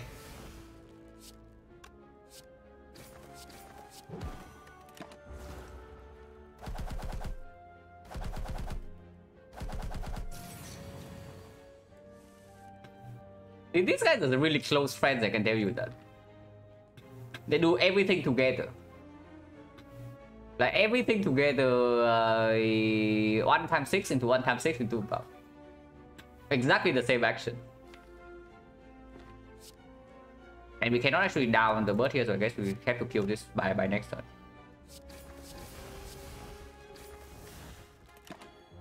But yeah, we have full HP.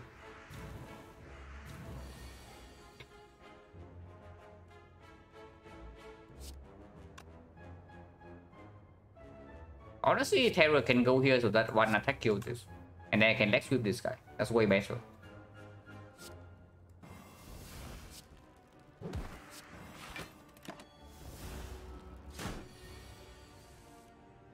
And yeah, now I can down this.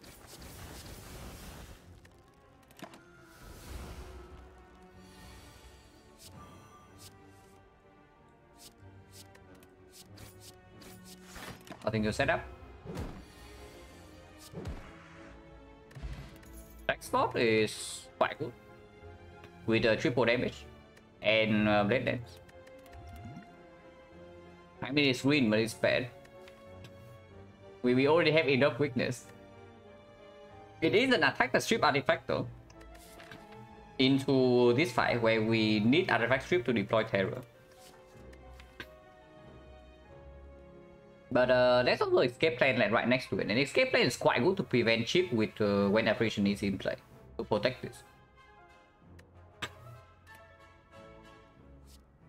So it does damage, yeah, but only if we draw 2 attacks.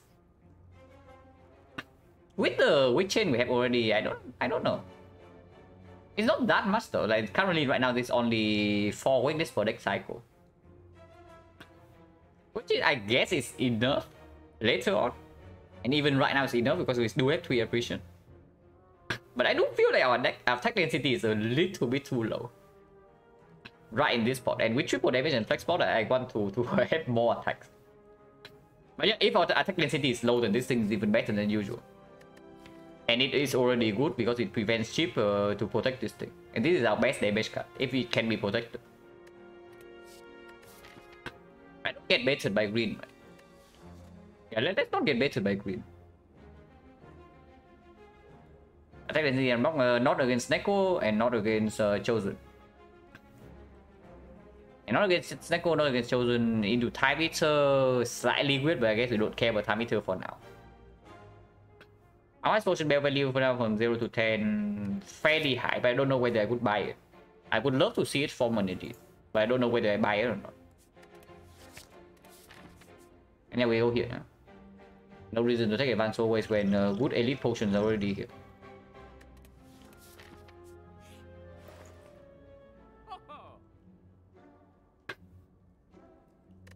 Yeah, we can become Poison Monkey, but let's not.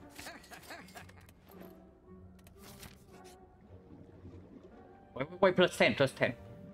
Ah, no plus 10. But this plus 10 is very expensive.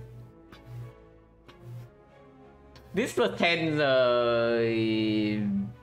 kind of screws over our damage, I have to say. So it's probably not the plus 10. If it's not plus 10, it's just remove a base card.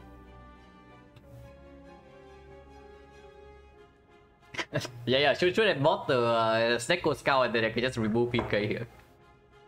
But I must vote Subkeep with full HP, so it doesn't do anything. So of course we'll remove base card.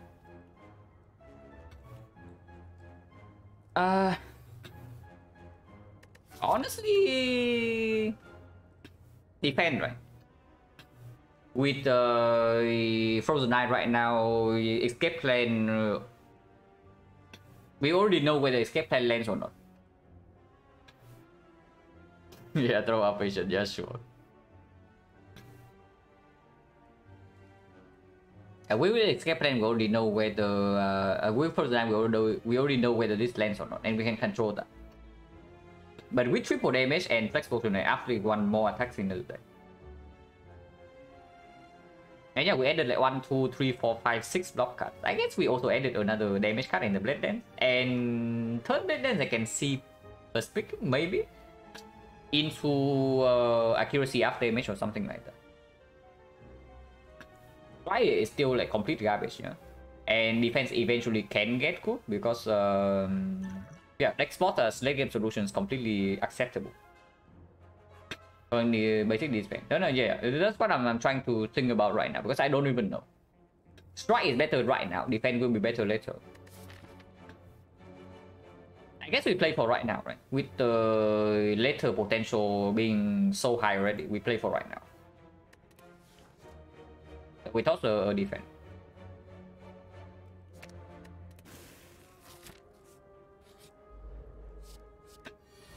Oh yeah, we also have 2 box Frozen Knight. And yeah, here's your freaking Apotheosis that we cannot even pick because if we pick Apotheosis, we get kind of right. I think we don't get right. Yeah, that's fake news. But we take 3 damage though. Taking 3 damage is not super good because that means that this guy is dead. If we do not take Apotheosis here, yeah, then this turn we have Apparition Defense Deadly Poison. Next turn we draw until here and we have like wait, we have nothing next turn. That's bad.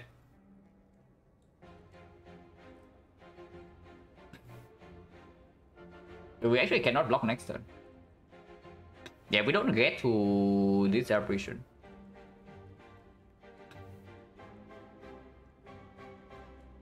Apple's okay, and you see that you pick Apotheosis here, you die on turn 2, right? So I don't know how okay that is. Because dying on turn 2 is apparently not too okay with me. I'm thinking Swift Strike into Flex Spot right now. Impatience? No, Impatience it means that we... I guess Impatience is okay. Impatience means that we do survive.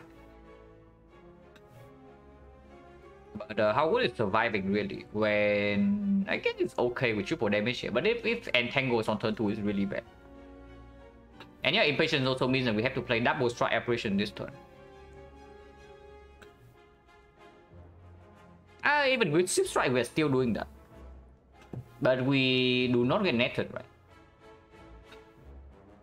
Next one we do block for 13. 13, we are facing 8 here, potentially 9 here, so we take like 4 damage next turn. We take 3 this turn into... No, 2 this turn into 4 next turn, so that's like 6. And that's assuming this doesn't give anything. Does this even kill? 49, right? It doesn't even kill.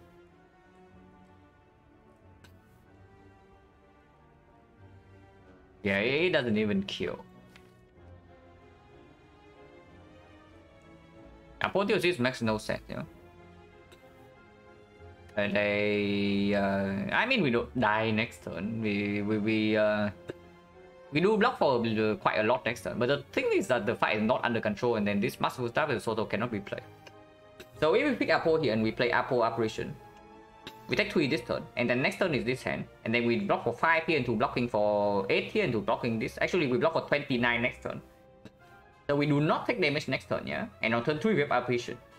But the problem with that is that if we get entangled turn 2, we are screwed.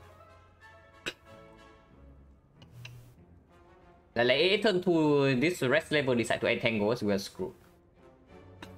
Because then turn 3 we run to this, yeah, we had 2 double Apparition, but then what? Like our double damage turn is gone, and then we also cannot really block. Unless we prepare, but if we prepare, we also miss the second Blade Dance. And then afterwards we have this, we have to flex Spot Hero to kill the rest level, assuming we're not vulnerable. If the rest level decides to do net into vulnerable, we die here. A low chance, but it can happen. So before that, I just don't take Apotheosis.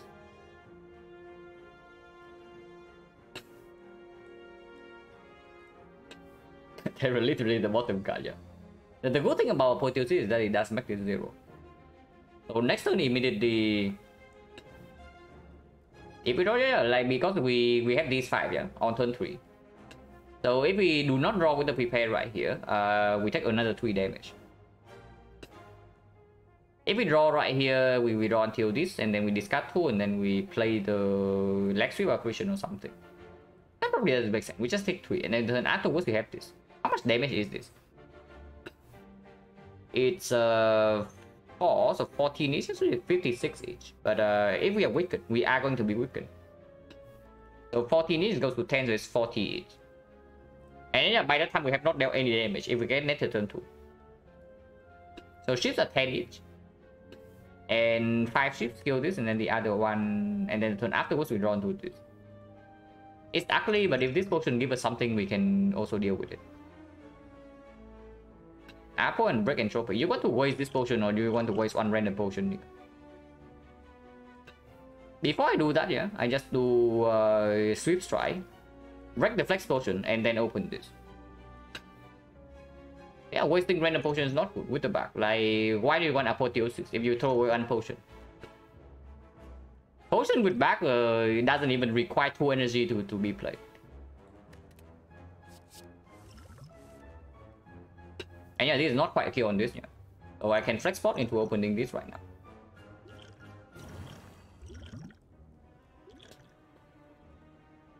No. This thing is not getting me this time, guys. This thing is not getting me this time. Like, I refuse. Unfortunately, these don't do anything.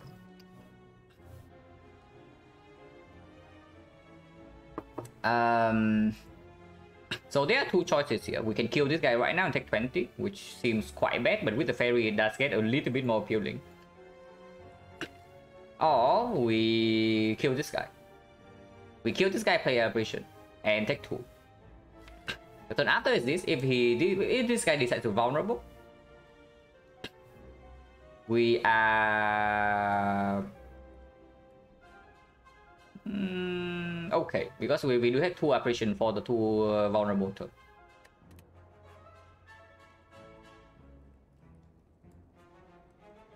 Yeah, killing this right now is okay, because then we are not even weakened. This guy is worthless, yeah, no matter what we try to do here.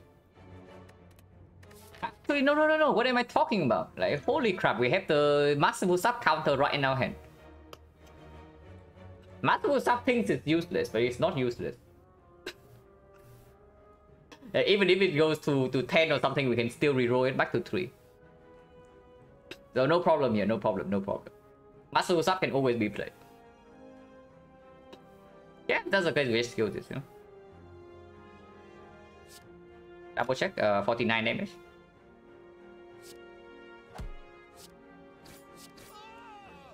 Oh, yeah, it's apparition over poison.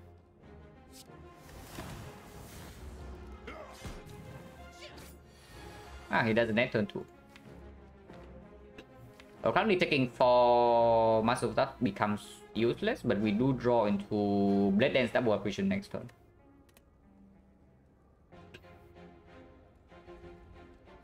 Lethal next turn, yeah, lethal. It will be lethal one way or the other. I can guarantee you.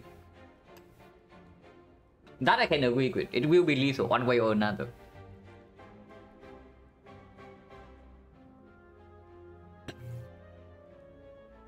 No reason not to play escape plan here, right? So we do that.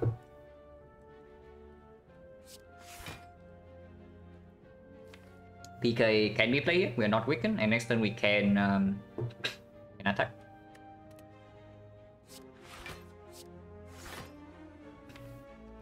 This is only 24 damage though. But we do have full protection against vulnerable, and then we can terror this guy. And yeah, wounds does not matter as much because we have XecnaR.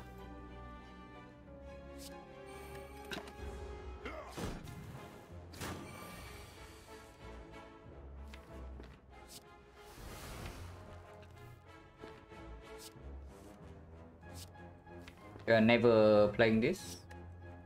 Do we not play apparition? Because this can be 15 plus 24. Actually, it's more than that. It's 17 plus 24, 41. 41, and we did 10 damage next turn. So Blade Dance is a kill, and then we can terror middle into neutralize survivor. That's just better than playing this, right? Because this right now is dealing 10 next turn, so it goes to 11. If we do that, we take 3 next turn. But we protect one apparition and we guarantee a kill on this. We advance the fight by 1 turn. Yeah, that's way better. And we can even terror the middle guy. If we do not poison stuff right here, we need to terror the rest level. And that's really bad. I just take 3 more here to do that. We have fairy, so it's fine.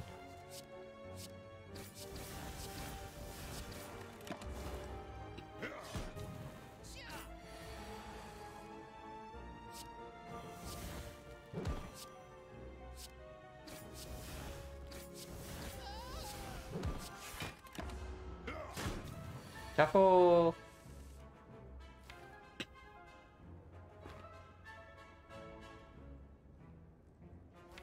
Need 2 energy on defense this turn, but that's fine.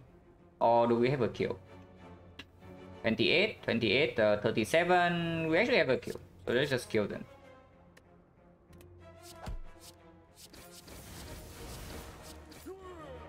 Yeah, not too bad. Man, that removes defend over strike.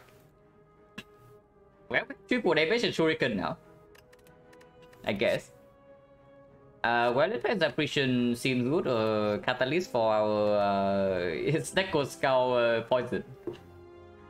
Echo with poison eye is strong, yeah, but well, it plans with apparition is probably just stronger. Yeah, Echo with frozen eye is really good. I think the force over XecnaR.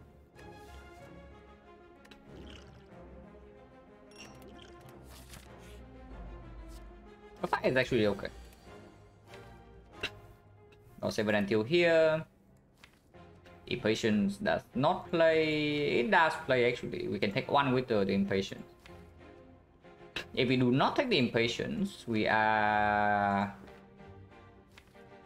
good. So we have to be impatient and then we skip Blade Dance or what? Or are you telling me this is lethal? It's buffing one of them in attack, but we also draw 0 block. We draw like 1 pissing girl and neutralize, and that's it. And this is taking 4 damage. But I think the force can definitely be used, yeah? So is it lethal or not? 82. So 82 for 6. And with the shuriken, of course we yeah, of course we blessing the Blade Dance before we play. To get Blade Dance plus instead of Shift plus. So that would be 18. 18 plus 18 plus 8. No, 18 plus 12, 7, 7 is 26. Yeah, so 44. 44 and then... No, it's upgraded as well. It's upgraded as well. So this thing is 9 damage. So first we start with 18, yeah? We have 1 strength. And then we have 10 here is 15.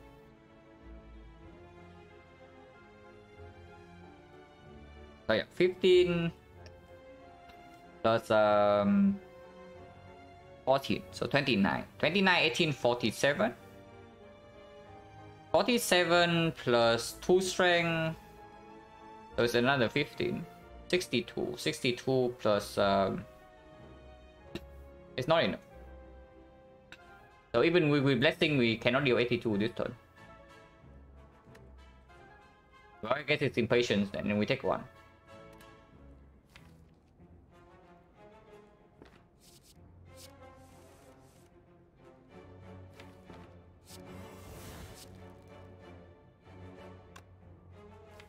And still upgrade. Upgrading right now does reach the masterful staff. Wait, is that lethal? Ah, maybe it is lethal with impatience. Oh yeah, it is lethal. Sure.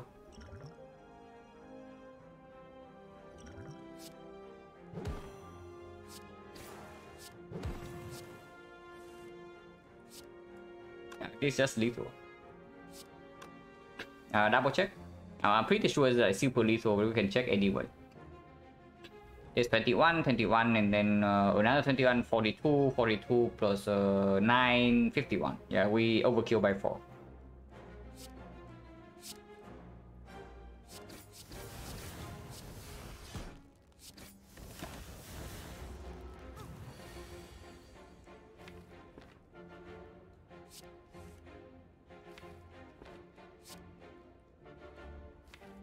No need to PK. No need to take 1. She does not buff, yeah. She does not heal, yeah, but we don't care.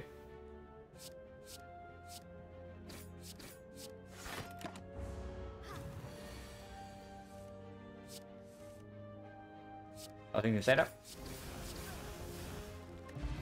Memory is good. This is complete garbage.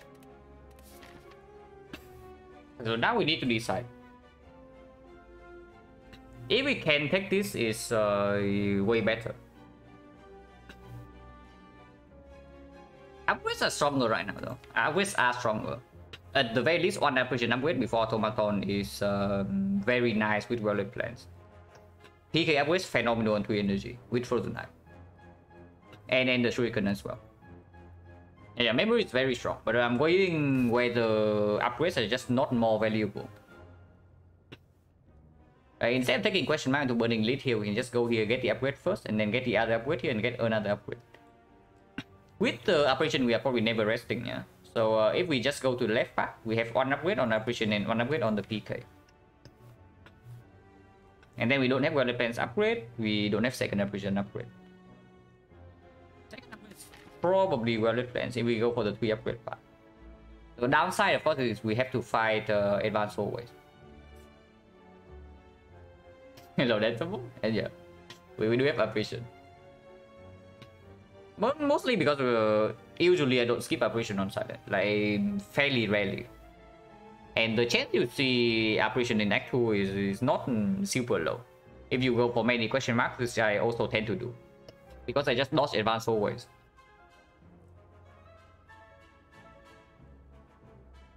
So it does happen fairly often. What question marks are good though? Like, I guess Mausoleum is fine, Red Mask is very good, Library is insane. Forgotten Altars 3 max HP.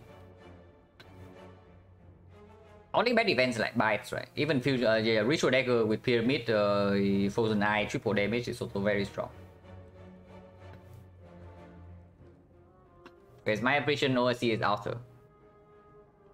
I mean, if you live long enough, you will see apparition. So just take Altar and then don't die. Then you get 2 free max HP. Seeing out the first event Act 2 is like, super harsh. Especially when you are playing Silent. But Elite still do collision? Yeah, absolutely. I'm not super concerned about this fight at the moment. I'm concerned about whether we want upgrades or not.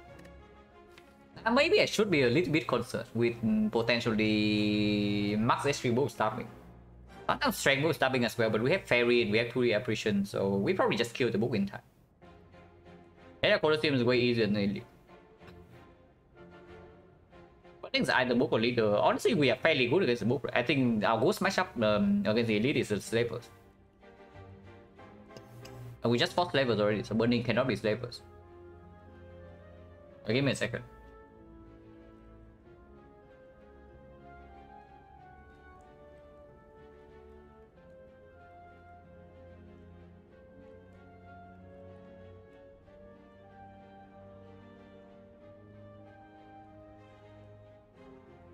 Colosseum easier, yeah. Colosseum is very easier than regular Elite. Depending on what it is. I think Slavers is quite harsh. Normal book might be almost free. Women leader depends on the attack pattern. Because the apparition against leader can be awkward for sure. This one is very strong. It's probably still the Burning Elite, right? If we can get double upgrade here, it's just super good. And question mark over advanced over is just way better.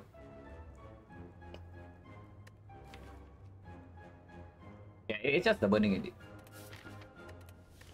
Yeah, complete trash.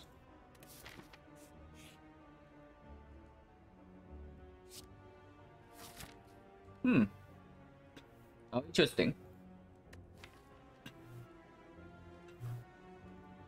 Well, I guess we have a shame now. But shame less impactful with shame is less impactful with the apparitions, yeah.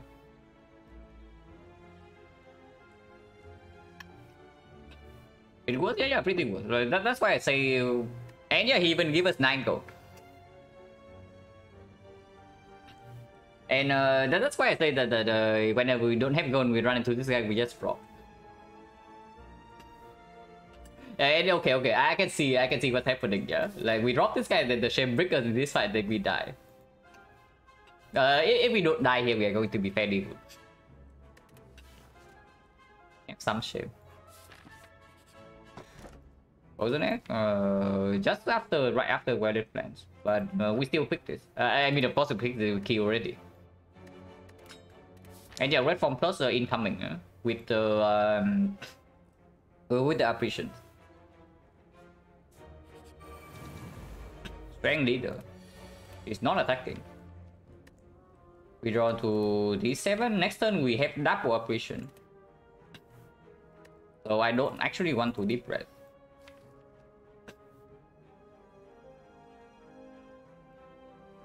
Good instinct is okay. Violence does not actually matter. Yeah, violence actually does not matter. Does this guy roll more than 3rd? Yeah, he does. Yeah, the shape top deck. It's just good instinct, yeah. And we do Relevant still needs to be played. So we cannot actually kill this guy right here, but we force the leader to attack. Or do we use Secret Memory to kill the Fed right away? There's no way, right? With the Terror PK bottom deck, the Secret Memories is going to be used when we draw to this to one-shot the leader. Violence prevent breaks. Violence is okay. Violence is okay too, but it does mean that I'm taking some damage from this. Maybe not. If we pull Masterful Staff, we have a clean kill into block. And Violence right now is pulling 3 out of these 4. So it will never miss Masterful Staff. Actually, it will. It can. 25% of the time. But even if so, it pulls the others. And we can do neutralize Sucker Punch Strike to kill the Fat Remedy. And still play the Violet Plans. It's okay. And yeah, it's probably better than a Good Instinct. Because I do not want to actually be weakened.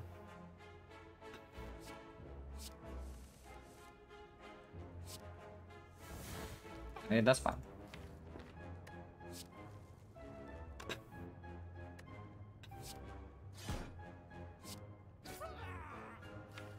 Unfortunately, it means that we are still taking 3, yeah? But 3 is fine too. Actually, we take 2. If I play neutralize right here, we take only 2. And 2 is probably better than 3. Next turns like this, we can do escape plan to triple operation. And then we just ignore whatever she's doing. And then turn after this is a brick. Okay, intangible 1. Intangible 2. Intangible 3, and we set up triple damage, and then the turn afterwards we declare memories to kill. So everything's fine.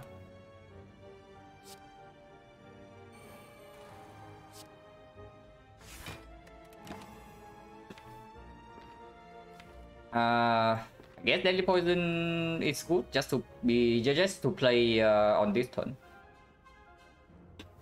Yeah, just to play on this turn. Because otherwise this turn we have nothing.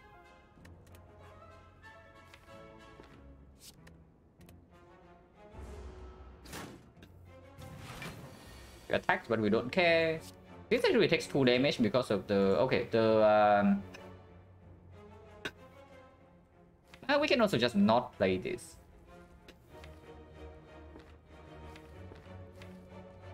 That slows us down. It actually doesn't. If it doesn't slow us down, then we can just play Survivor instead of Escape Plan. I guess that's fine too. Right, Survivor double operation, and next time we do operation Blade, then Deadly Poison take 1 or what. So we are still taking 1 damage regardless. And we are slowed down by 1 card. Not worth it, right? When we have sustain from this already, and this burning edge, she has extract. Yeah, let's not fool around when she has extract. Let's actually not fool around when she has extract. We do not wait.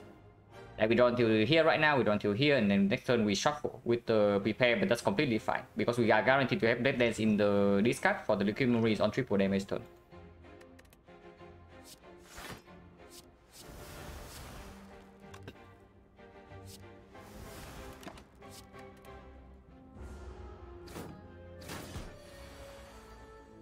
We buffs if we again, we don't care. I don't want to draw to this, yeah, on this turn, and by this turn she needs to die, or this guy also needs to die. One of the two. Playing Blade Dance right now gives the Blade Dance in the reshuffle, but of course we don't get Terror down, but we also advance by 1 strength before the triple damage turn.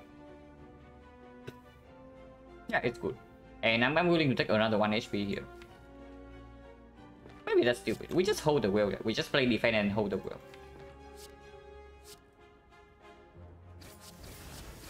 If she attacks next turn would be great. If she attacks next turn, we are always winning. If not, we need to be a little bit careful. But Piercing Wheel is still here.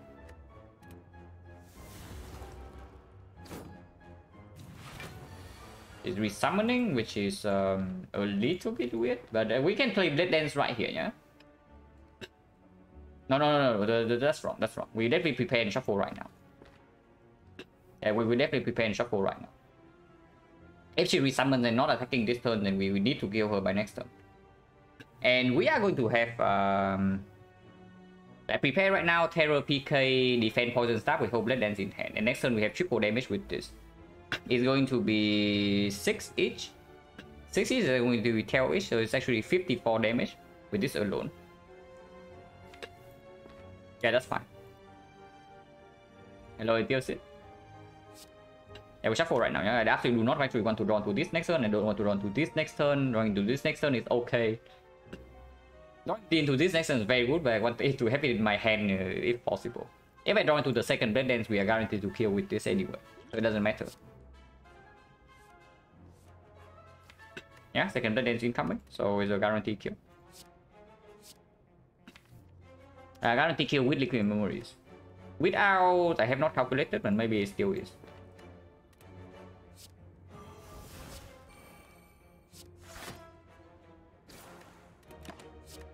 And she might not even attack next turn. Double fetch Gremlin and she attacks. Okay, so she needs to die next this turn, but we don't even need to use it, yeah.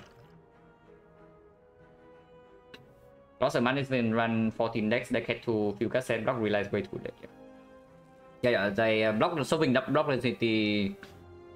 It is a tricky one because it the amount required also depends on a lot of things. It depends on your draw consistency, depends whether you have pyramid or not, it depends on like, how much damage you have and how long you want to take the fight. So it's difficult to judge, like for sure. So apparently we don't actually need the liquid memories here, yeah? And you know what that means? It means that I am being baited into tossing this fairy away. And that is a little bit dangerous. Because yeah, we are going to get a potion in this fight and then we have like 30 HP with 2 potions. So we run into this fight with no fairy but 30. That's fine, right? Surely nothing wrong will ever happen. Surely nothing wrong will ever happen. And yeah, Burning Elite done. That's very good. Repair minus is not it. Slice not interested. Predator not interested. Fire immediately. In case this is a Colosseum or Red Mask. Even if it's library, there's no stronger upgrade targets than what we are having in our deck, right? We absolutely want 100% upgraded before the automaton. But only one, we don't need to. And the other card that wants to be upgraded is competing between PK and Welded Plants. Potion for heal? No, fairy cannot be used, which is why I also toss it away. Because with the Toy Detector right now, we also want to use a potion every fight. And this is not even a good potion, like the fairy.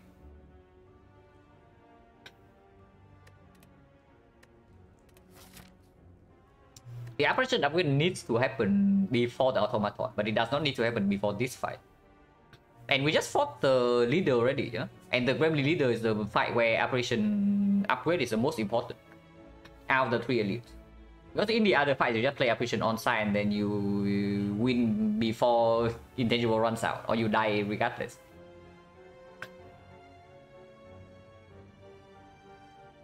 So this immediate upgrade does not have to be operation.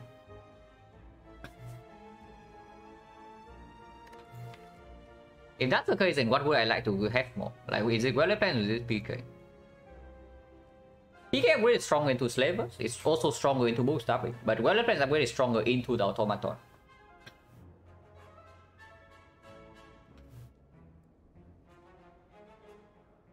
It's not like PK upgrade is wicked to Automaton or anything. Like, we have Frozen Eye, so we hold on operation and our damage also gets amplified by Shuriken, Vajra.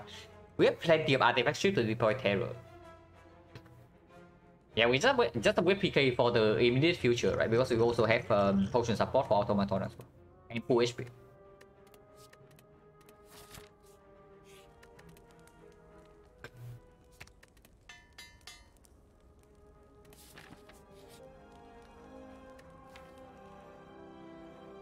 Well, we can have 7 upgrades or we can remove the shame.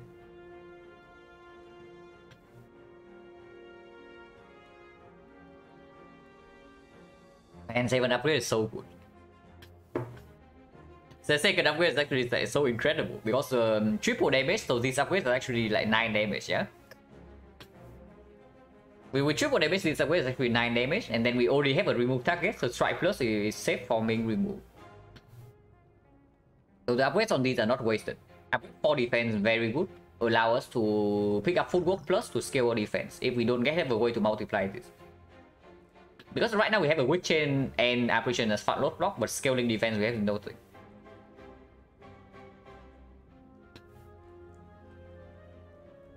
Right from your deck, remove, don't upgrade all. Give upgrade all? Oh, because the upgrade all defense also make the shame a little bit worse, you know. And yeah, like shame definitely is quite bad with Frozen Knight. Having a curse in your deck is quite bad. But yeah, upgrade all is just it's just freaking strong with triple damage. Yeah, shame will be gone eventually, exactly. That's why I say that if we take upgrade all right here, the strike upgrade is not wasted because we are not even removing this. And yeah, we remove this in the next shop, and then we remove this in next 4. So the strike upgrade will actually stay relevant. The only concern is that, like, is it actually better right now? It probably is still better right now because we do have potion support as well.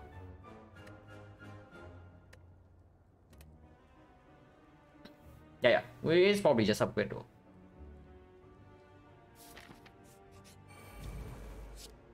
Oh my god, 20 gold. Yeah, shape top deck. Okay, turn 1 is this, turn 2 is this, so we still have full block. With actually we don't.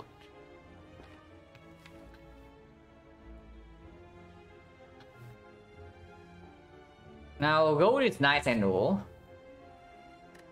but I see 4 thought on this operation. The 1421 is like 7 times 2. I see 4 thought on this operation. But turn 1 we don't need this. Turn 1 we draw until here, turn 2 we draw until here, and then we do unfortunately left sweep defense means that we are still taking 4, but we can always power potion here. I'm willing to power potion in this fight to heal. Because I do think this potion is slightly stronger with triple damage. Yeah, like 20 gold is cute and all, but turn 2 is like this, yeah. With power potion we may be able to pull block. Turn 3 is like this, we play double operation. Turn 4 is like this, we draw into PK, and we're still intangible. And turn 5 we have intangible again with the 4 toss operation. If we kill by turn 5, then this is not necessary. If we kill by turn 5 already, then taking Hand of Greed is just strictly better, and we have a chance to reroll into Hand of Greed. So do we kill by turn 5? We can calculate exactly right now. 168. Turn 1 is double defense poison staff. So 7 and then 6 poison. Turn 2 we do not play this, yeah, but we do play this.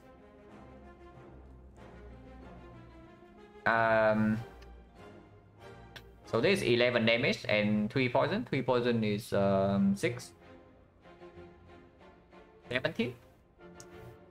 17. This might cost 1 on turn 3. But it doesn't matter. We do Terror double precision defense. We deal 0 damage turn 3. This is still 17. Turn 4 like this. Escape plan to PK and we take 2 damage because of the freaking intangible or what.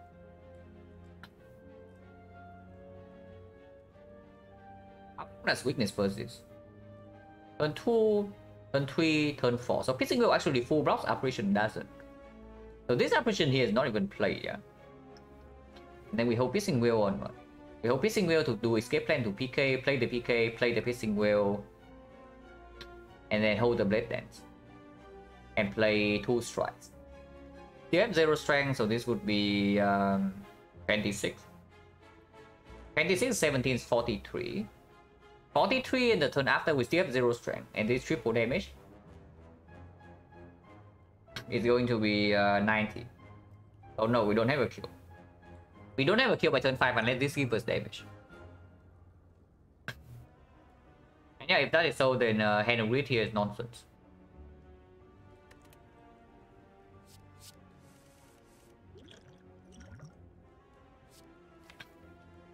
So I guess we don't need to play Well Plans next turn. That's nice. Picking Infinite Base here does kill by turn 5, but we don't care about that. We actually want the Well Plan so that we can skip this thing and block for more next turn.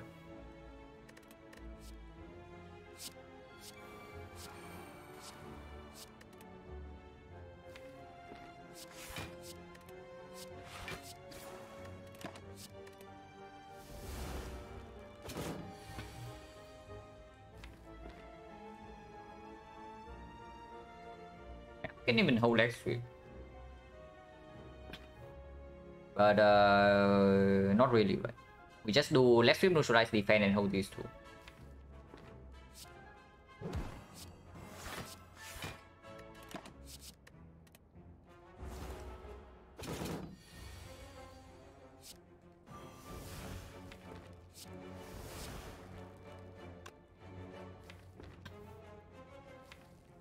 Next time we don't take damage, yeah, because piercing wave with weakness is full block, so we can block this one damage, and we don't need to play this aberration, so deadly poison can be played.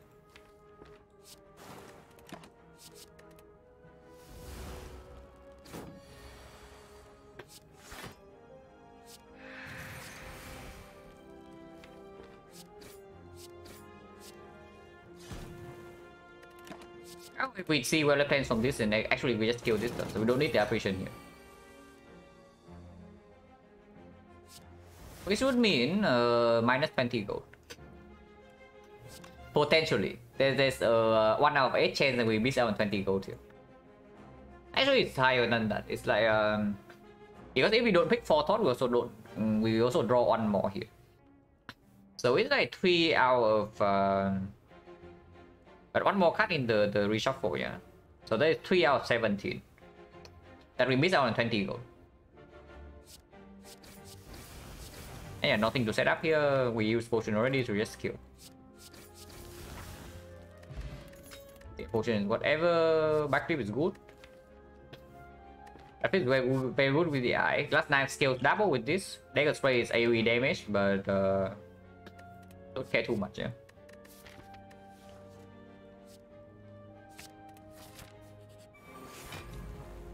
Airpod's not so good.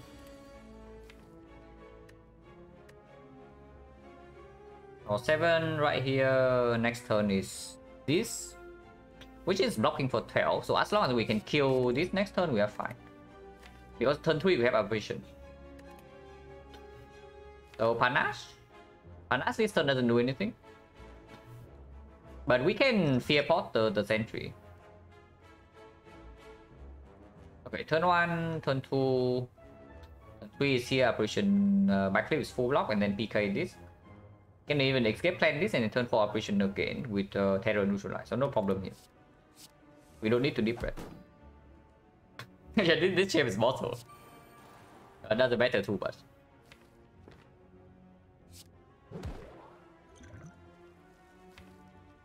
1, 2, 3 right here is 15, 25. 35, so we don't actually need to fear pot this. We can fear pot this guy.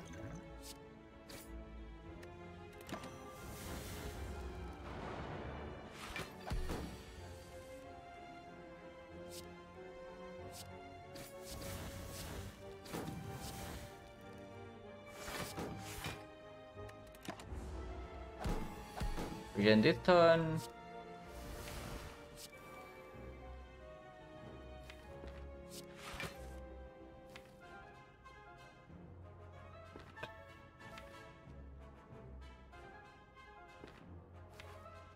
If I escape plan right now, next turn is apparition again, but then we need to kill into. Strip artifact here, strip artifact here, strip artifact here, and terror can be deployed. But honestly, not really, yeah.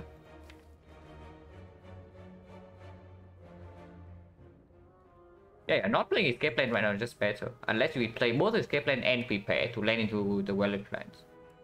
Which is probably the line. That is probably just the line.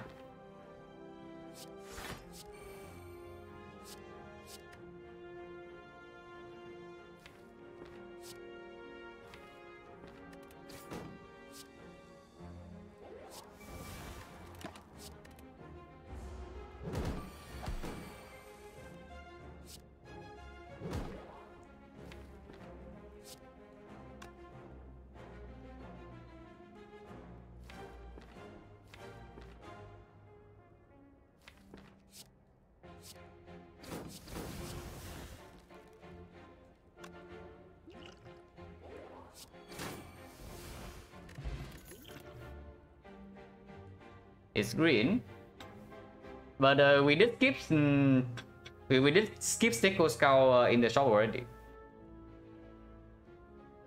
It's very good at artifact strip, but it's not like we are bad at artifact strip either.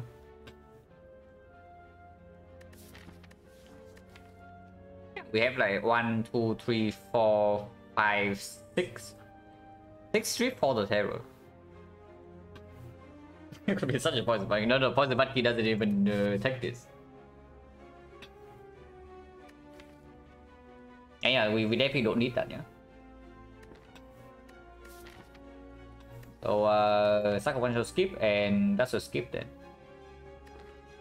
Let's check. Actually pretty strong. It scales with strength and we have a lot of skills.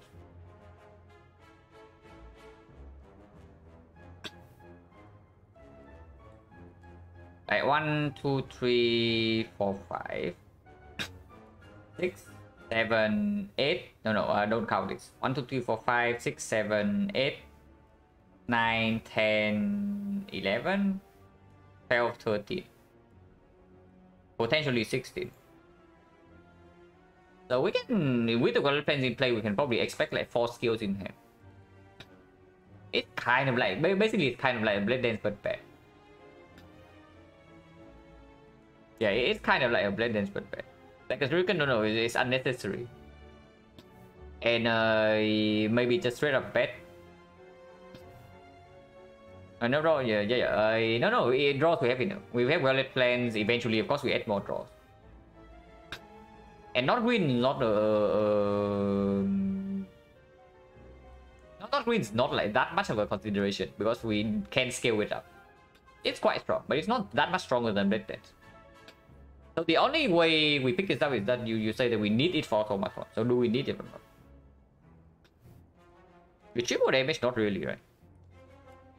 Triple damage with Shuriken scaling, not really. And with all defense upgraded, we can even block automaton with our apparition, yeah. Because we do have 35 HP to spend.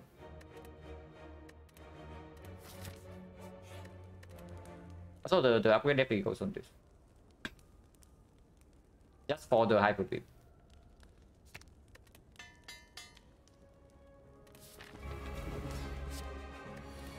Yeah, you want artifact strip, there's more artifact strip. And also just forethought apparition again. Okay, that is dangerous.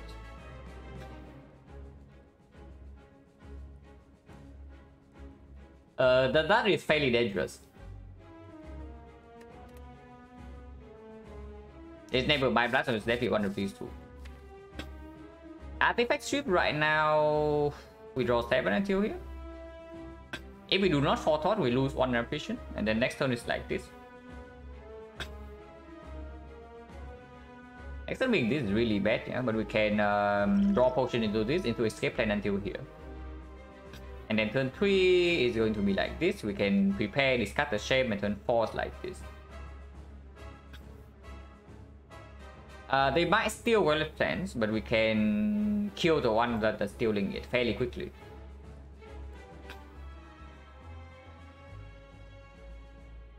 Oh yes, people draw 6. People draw 6 and not 3.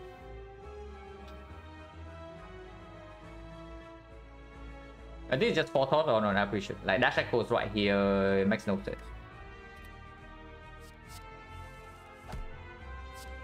Unfortunately, it means that we do have forethought in the deck, but with the Frozen Eye, we can do something about it.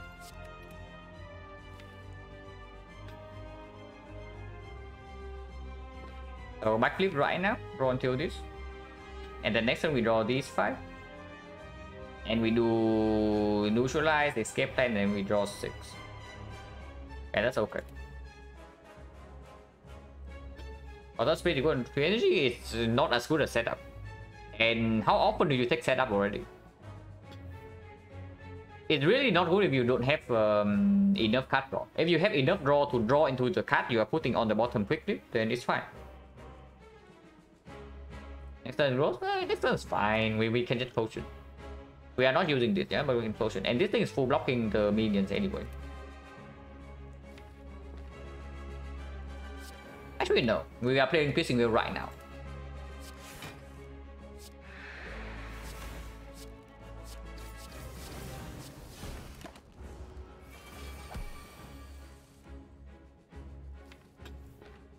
Yeah, no problem, yeah. We are potioning.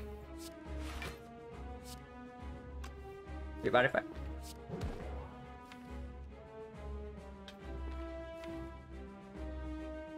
Sweep artifact again, apparition, terror, Blade Dance, take 1.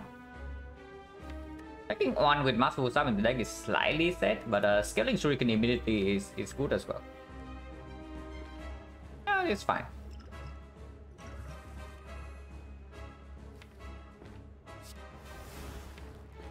And this way we also discard the shape.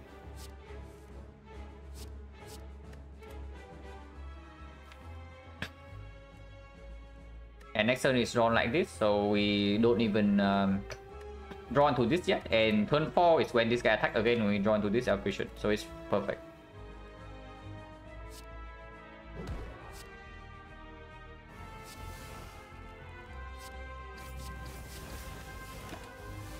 Unless one of these steal this turn, and they do. So they are stealing this apparition away from us. But we know that this guy is stealing apparition, yeah? So we can just do Gauntlet Plane's double attack here. And even if we take the full hit next turn, we don't die with the leg sweep here. So no problem.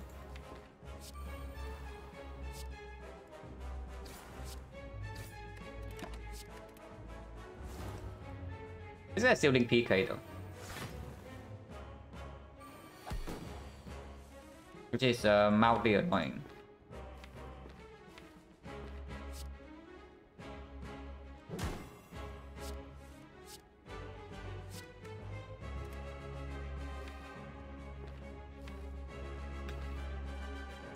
Yeah, we were totally fine.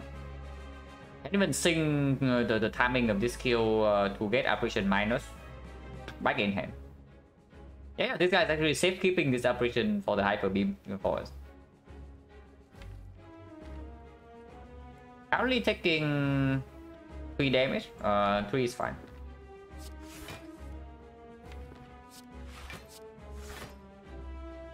Actually taking more than that. That doesn't matter. We were facing 26, taking 5 damage.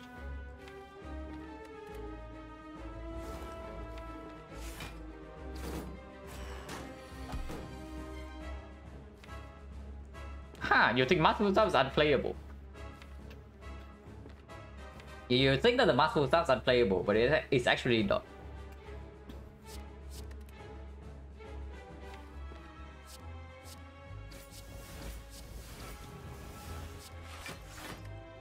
And next time we blend and scale this into apparition, minus into survival. That's full block.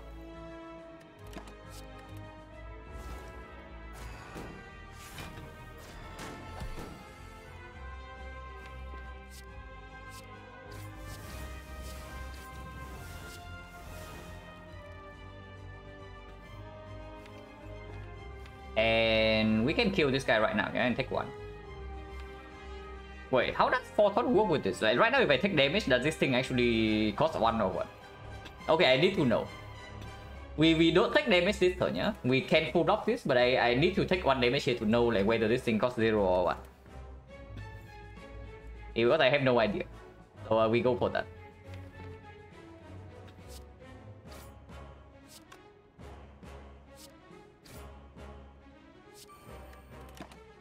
Keep the apparition, and otherwise we might die 2 turns from now.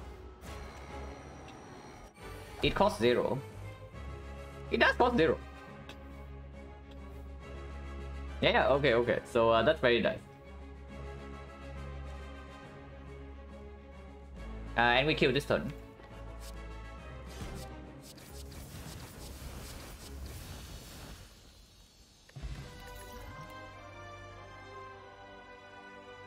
Well, Nightmare seems quite good.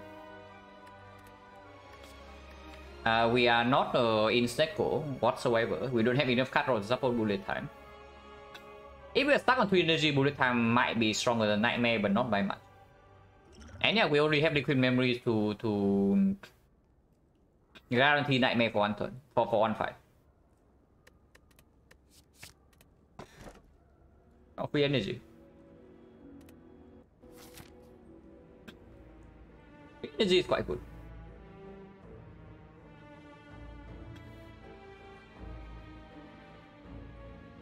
But hell yeah.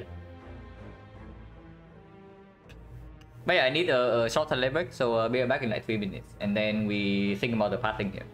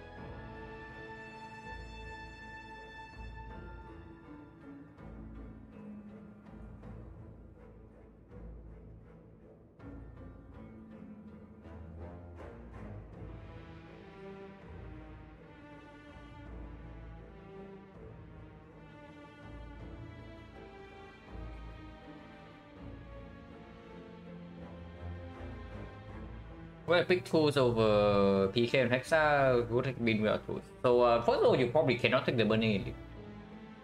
But the run would have been completely different. Because immediately after picking the tools, you have a real decision. Like Kite versus Back. And if you pick the Kite into maybe Snake or Skull in the shop, and then you pick like Catalyst, Fumes or whatever, then the run is completely different. Because you don't have triple damage, right? So Snake or Skull over Frozen Eye is very reasonable into playing poison damage. So it is hard to say, but you probably cannot take maximum elite plus the burning. And right now, by this point, I would not know whether that would be stronger or weaker in this spot. Because we are in a pretty decent spot at the moment. But yeah, it would be a completely different run. Assuming if you also pick the back and trying for the path with it, then it probably doesn't go super well. But picking Kite and then going for a safer path is definitely also a reasonable play.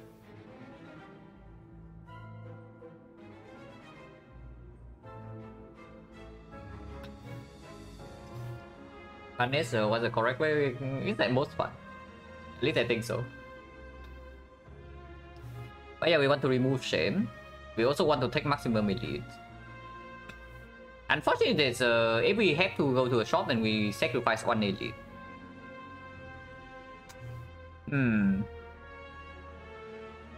Actually, question mark would less than Act 2. It depends on what you're looking for. Because Act 2, you take question marks because of mainly because of two reasons. First of all, you want to dodge the advanced hallways, because advanced hallways in Act 2 are complete garbage. And secondly, some of the events in Act 2 are very run changing. Like they define the rest of your run, and then you can build towards, build from that point. Like Ritual Dagger changes your run entirely. Apparition changes your run entirely. The Colosseum Hero of course changed your run, and for Back to August, Forgotten Altar also changes your run.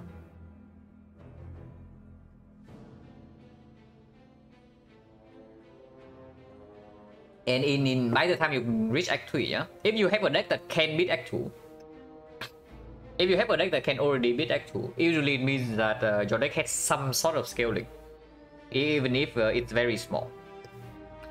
So a complete pivot doesn't happen very often, and you are just looking for more cards to round out your deck to beat late Act 3 and Act 4. And a lot of relics suddenly turn not very useful, because you cannot like pivot the entire run to support them if you get them too late. For example, we have triple damage right now. I know Snake Skull is already gone, yeah.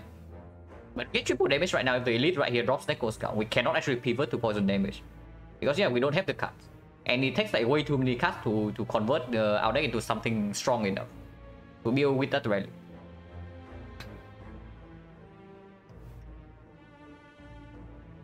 So usually Act 3 pathing depends a lot on what you need to win the rest of the run. But average value, I would say question marks are still fairly strong in Act 3. Rare relic events very strong, Sensory Stone is exceptional. And if you have Red Mask Golden Idol, of course they are way better. But yeah, if we want to remove the shame, we have to give up on one indeed. So that is slightly sad. There's no path for normality, right? Unless you tell me this is normality to remove all curse. I bloom double walkers as well. Double walkers, I know that fight can be dangerous, but at least on Silent I have never skipped the fight. At least on stream. We will take double walkers every single time we see it, even when it can kill us.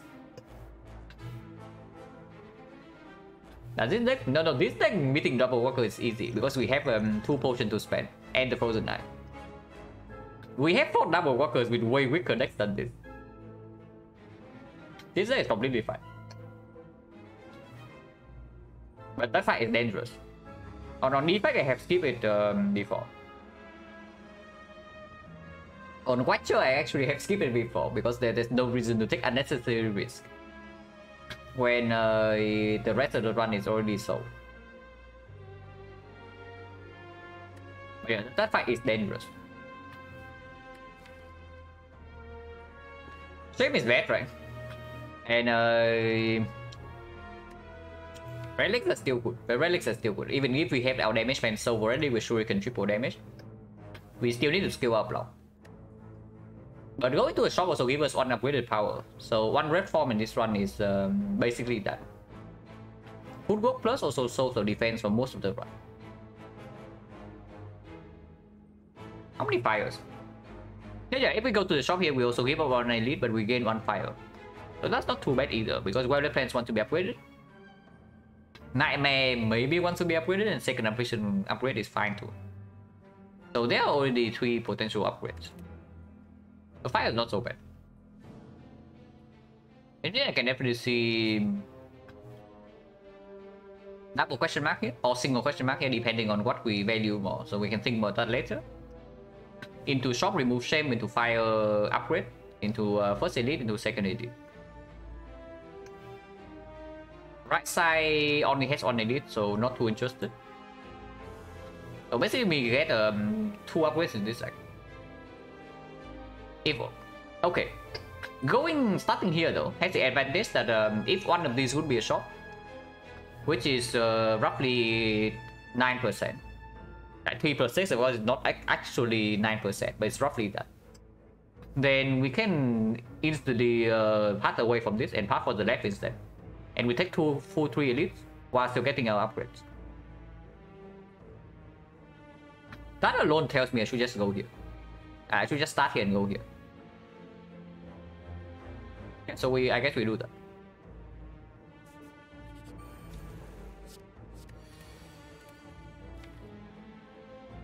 Yeah, we're on to triple operation. Nothing here actually matters. I guess we'll pick this just because.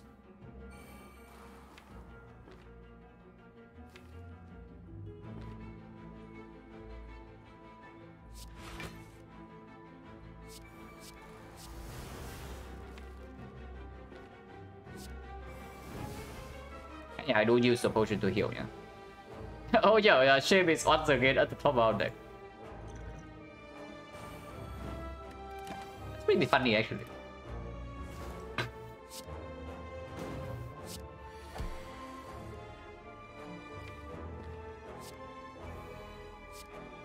Wait, we're taking 1 damage here. Okay, I did not think this through. One is non, we heal 5 per fight. But yeah, I did not think this through.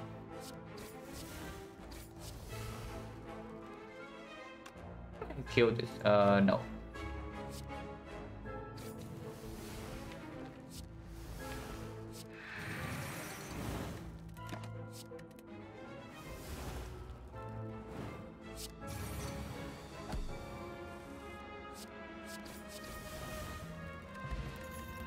Because whatever concentrate plus. We don't have the card roll to support this yet. But it's good with Wallet plans, and it does mean the Nightmare upgrade might not be compulsory. With the prepare already in the deck and the Frozen Eye, it also allows us to pick up Reflex as our card draw. The card reverse screen burst and optimize this point right pick. It's burst and it's not close. It's actually just burst and not even close because of the white beast. And we already have a potion I would be okay to keep into Act 4. If we have like 2 complete trash potions, then maybe it's a different story. Maybe we can consider the Alchemize more for Nightmare Alchemize and whatnot. But Burst Alchemize with Liquid Memories is already enough. And it's stronger in every single fight immediately. It's pickable.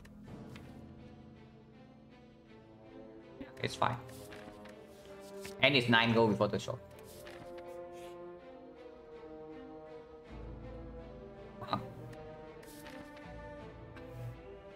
So I guess you don't actually have to go to the shop.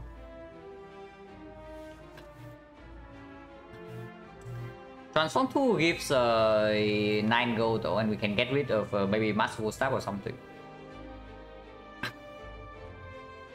But if we just take the full service here, random upgrade can hit. Yeah, I know. Picking the third option does give me a chance to skip this shop, which is actually nice.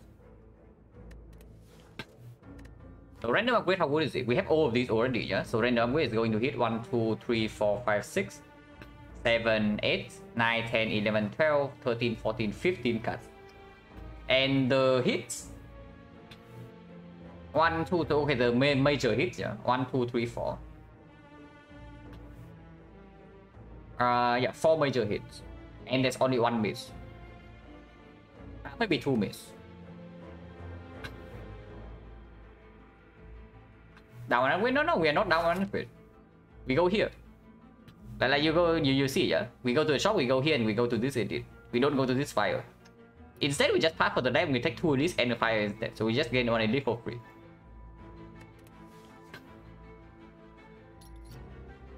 I'll say goodbye to our bottle shame. I feel upgrade is okay. Not a major hit, but also not a miss.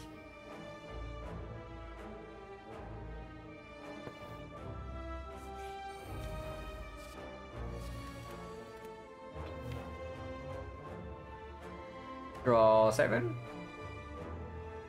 Apparently taking some damage.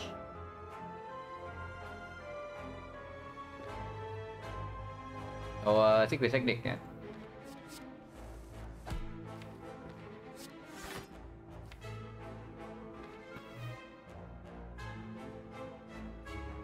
Actually, we are not even taking damage. What am I talking about? But whatever. I've forgotten PK set because we know we are drawing Terror, but I don't really care too much at this point.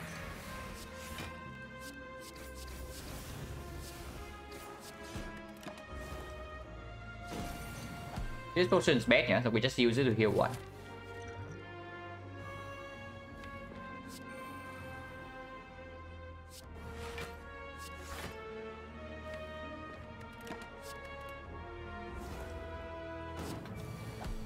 Okay, I still chose a random as another unpaid worker joins the ranks.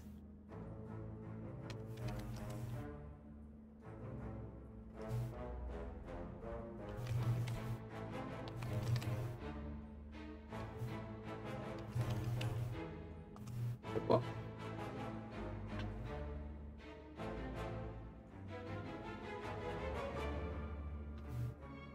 Okay, I just typed the comment, but I'm not sure whether it works or not. So if it works, you will know. So if it doesn't work, just tell me.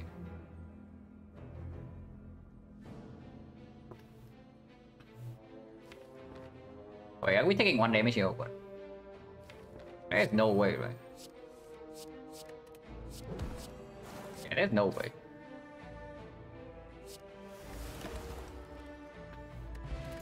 Yeah, Perry is back, but once again it's tossed away. If we did Blade Plus with our Shuriken,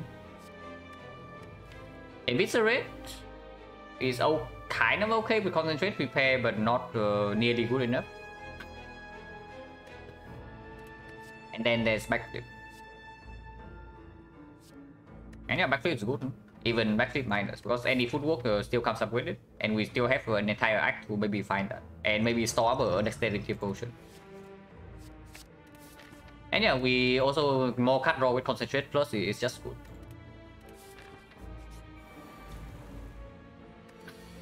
And so many fights and we only get upper hand with exactly once.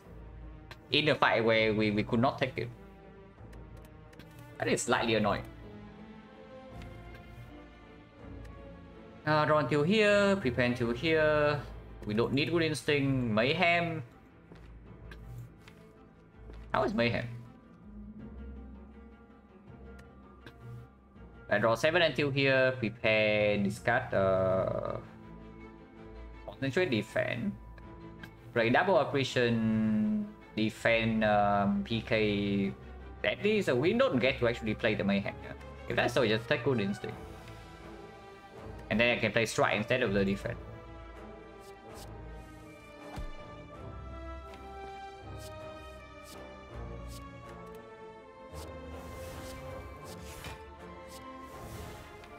With another intangible coming, we don't care about this guy, so damage can be put elsewhere.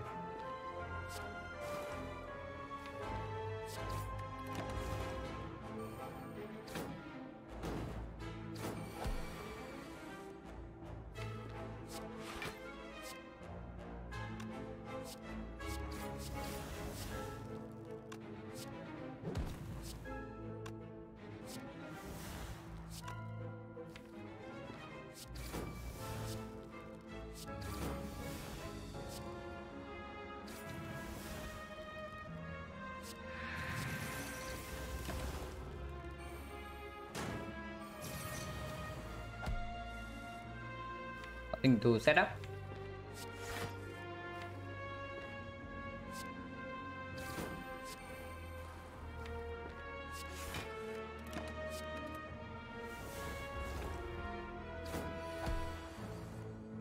We are out intangible though, so can be a little bit annoying here. Just a little bit.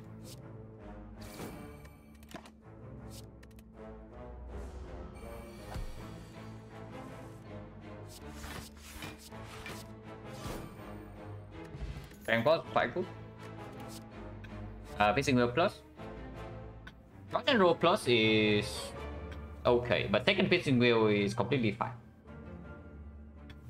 I would into time meter as well, yeah, because it means that we can use one wheel to front load block, and then we still have another one to strength reset. Rock and roll plus with no dexterity yet, not too interested. Potion Bell would be pretty sick.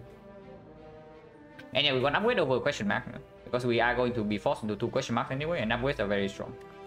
At the very least, well defense upgrade needs to happen.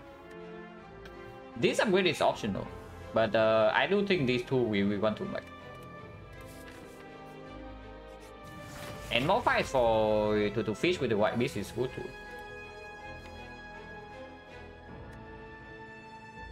Until here, next turn is until here. Turn 2 is really bad if we don't play backflip. So we backflip until this. And then turn 2 is like this. And then we draw to prepare leg sweep, which is still quite bad. But still draw to nightmare, that's not good either. Masterful staff, no, the secret weapon doesn't do anything. Panas and try to kill them. Yeah, it's probably Panas and try to kill them.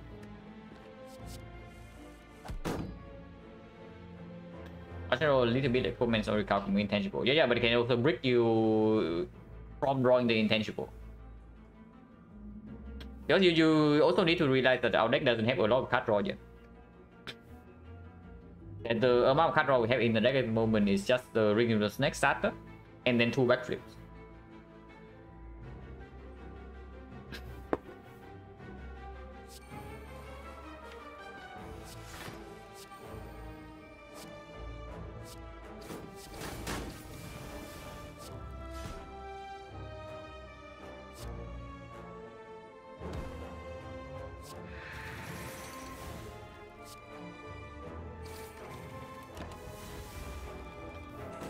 Then we pass another Echo in deck 1. We pass Echo in... oh yeah, we did pass Echo in deck 1.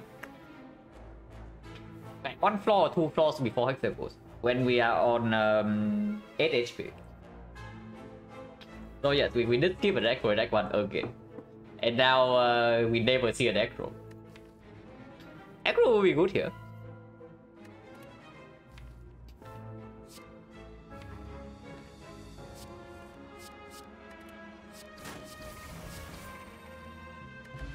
Gen Pod not needed. Man, I was so ready for there to be an Acro here, guys. Doppelganger is okay though. Doppel is not that good, but with Frozen Eye it gets better, with Apparition it gets better again. So it's fine.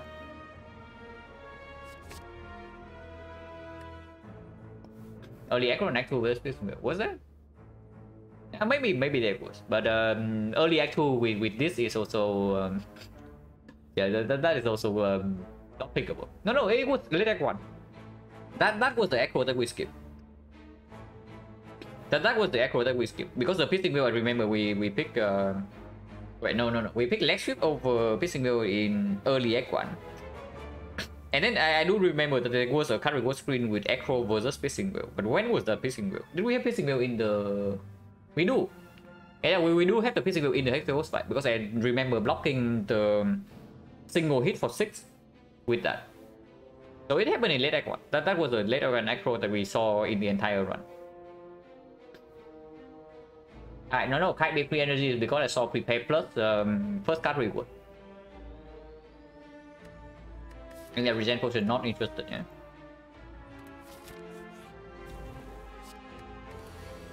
Turn 1. We have Nightmare Vision now. And we drawn to PK turn 2, so that's excellent. And yeah, of course we play Nightmare this turn, it means that none of these are playable. Had to be a 2 ghost, I mean it's easy to see. Yeah, you can see it right here. PK, Piercing Wheel comes before the PK. If the Piercing Wheel comes before the PK, it means that we pick it in next one.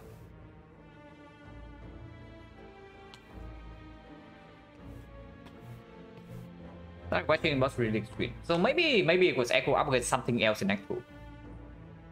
Maybe Echo it was something else in Act 2. Because I do remember the Echo versus Piercing Wheel in Act 1. But that one is definitely in Act 1 because you can see it right here. So if there's a second act, if there's another screen with this, it was in Act 2. But then I skipped the Pissing Girl, so it's probably Acro up against something else. If I indeed did see a second Acro. Hello, my dude. But yeah, none of these are any good. So we picked the card that's better in the redraw, which is the Dark Shackles.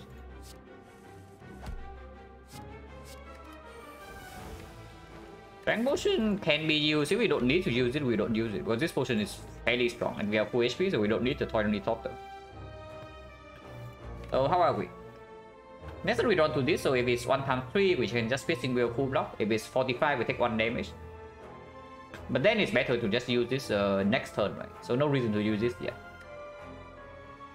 Yeah, the turn afterwards we had double damage, but then we backflip into this and this only. So only a single blade dance. The turn afterwards, Terror Doppel, and the turn afterwards is this. This probably tells me I want 1 more blade dance. If I do not get more cut roy, one more blade dance. Or at least 1 attack. So flashes would actually be nice here. Because now I get to have a double backflip and then I have 4 energy. And I also get to upgrade well left flank. Unless slightly trash forward, we still need to scale our defense. But we are in a decent spot.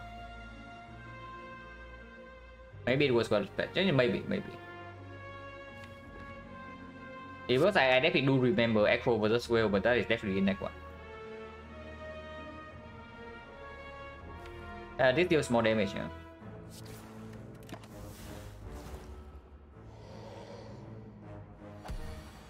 $45, so we actually cannot full block this. Because the Whale plus full block this, but Apparition doesn't.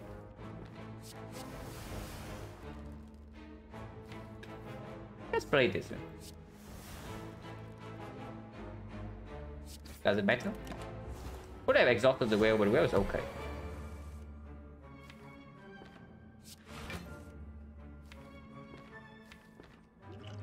Yeah, sure. If it's burned again on turn 3, then this fight can get a little bit troublesome. And I definitely do not want to waste this potion.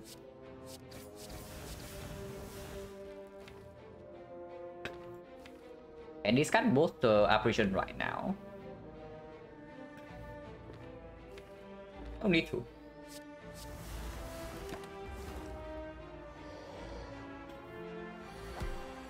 $45 again. So this guy has been doing burn into 45 burn into 45, yeah. But at least good news for us, we are intangible. So we are like playing his game right here. He goes intangible, we go intangible.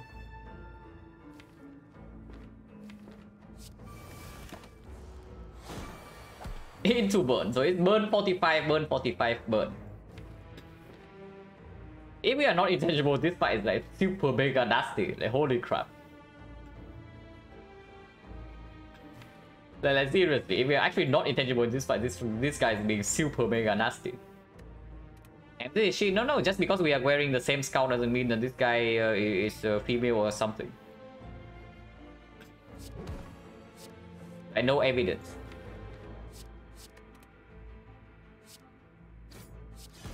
At least normal quanh người có đập vậy.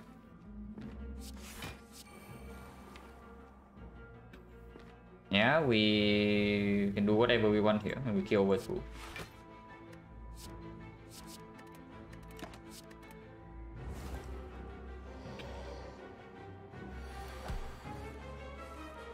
That's actually insane. Burn 45, burn 45, burn 45. Last the first 6 turns. Of course, we take 0 damage, but that's like crazy. That's actually crazy.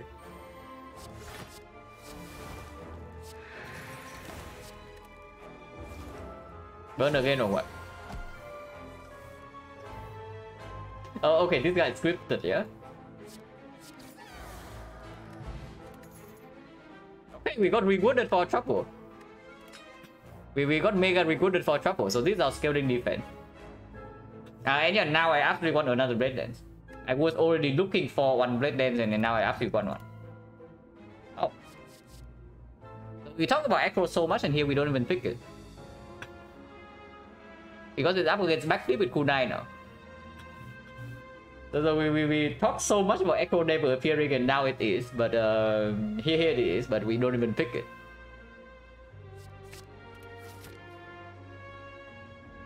What depends upgrade here? Unless you tell me because Frozen Egg, we are also willing to pick up a second weapon plans. So I should not upgrade this one, and we spend upgrade on like Nightmare Apparition instead.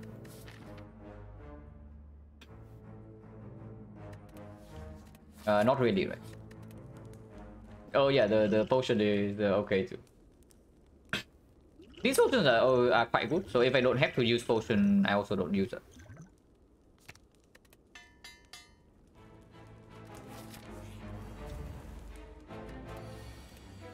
I don't look at. I don't even need to look at drop count. Maybe I should, but I didn't.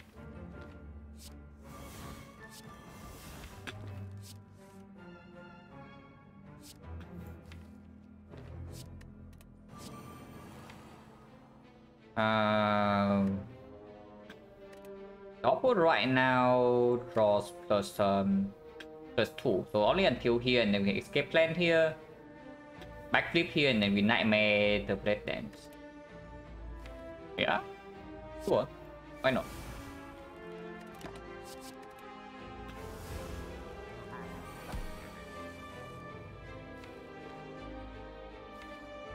Cannot reach the concentrate though, but doesn't matter. Because we have concentrate with triple blade dance next turn.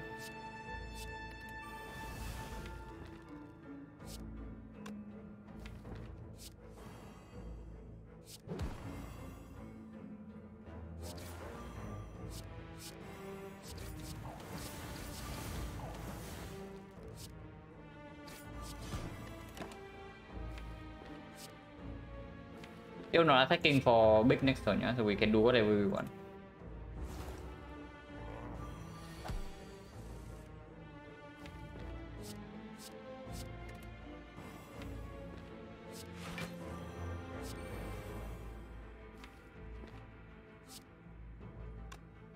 I'm pretty sure we just kill next turn. But we can also maybe try to kill this turn.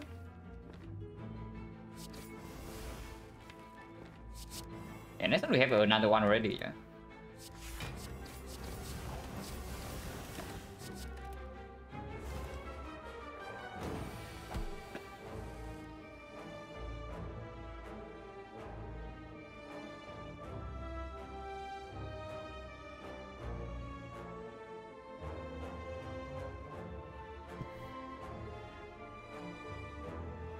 Maybe I can calculate damage, but I don't want to. And there's no need to anyway. New ticket, useless, but at least it guarantees Act for full heal. So we also don't have to waste potions here to heal back up. Third Piercing Wheel versus Prepare Plus. Prepare Plus with Frozen Eye gets better, especially with Relevant Plus right now. With Triple Backflip it gets better. With Concentrate it gets better. And honestly, with the Apparition Frozen, the Piercing Wheel also gets slightly less effective, especially when we have Kunai to scale our defense up to... Yeah, like, basically we probably don't need to potion Act 3 bosses. You get double slow damage? No. PK is just an X2 multiplier afterwards.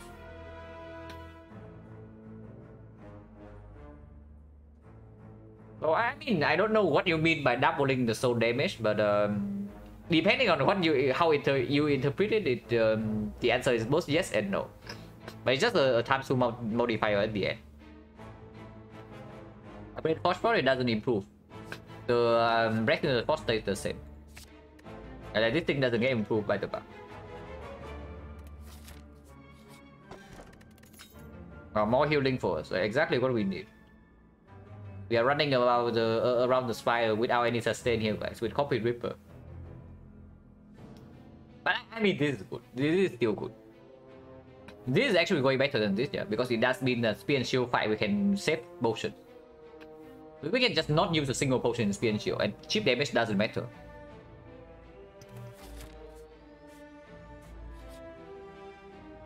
A free upgrade. We just say that we want more upgrades. And here's a free upgrade for us. And yeah, we can use double upgrade still, yeah, because of the Nightmare upgrade is good, and then Apparition upgrade is good as well. Here we upgrade Nightmare first. And then still go for Fire into Edit. Huge damage, we can take up to 25, yes. Even up to 30. As long as we don't die, we just heal back to full. In the hard fight with 2 potions. Okay, double base damage, lowest around. It's just all the multipliers. So it's like this. If the slow gives you plus 40%, it's basically a 1.4 multiplier. And then you have another times 2 multiplier from PK afterwards. So do not like overcomplicate the problem. And I don't think about it as something like too complicated. It's just adding another multiplier at the end.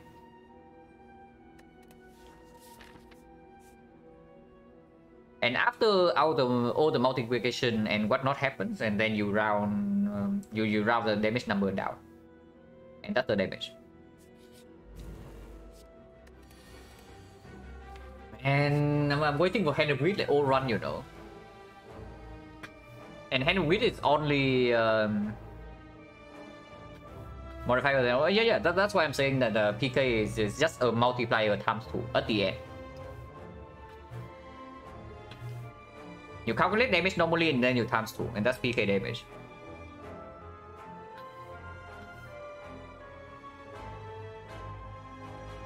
But times 2 happened before the rounding.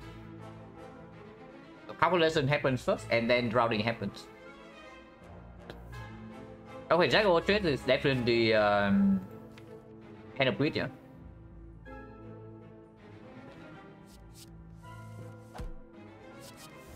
Not Hand of Greed. If we backflip right now, we are very sad next turn, so let's not do that. Actually, we are not. If we backflip this turn, we just prepare to the other operation next turn, and we are fine. But backflipping right now doesn't even do anything, so yeah, no reason to.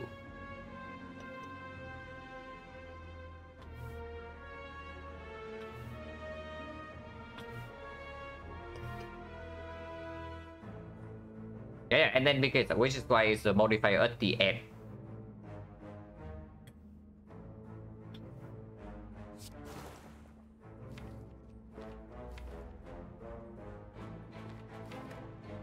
Backflipping right now does make that doesn't mean I can play both operations immediately. That is something.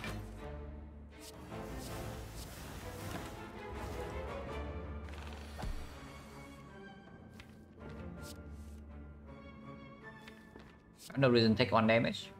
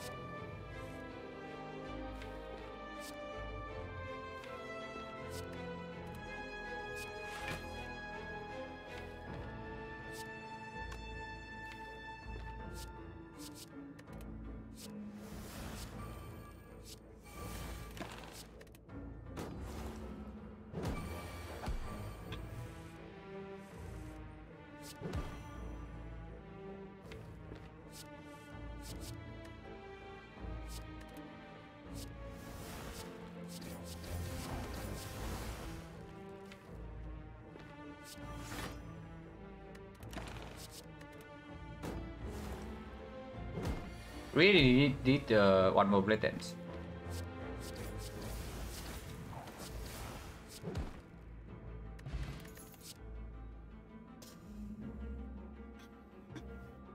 Okay, blade dance is nice and all. I know I literally just said that I want one more blade dance, but the situation is slightly different on this screen. It's probably just acro, right? Like blade dance is nice and all, but it's probably just acro. And yeah, it's also green.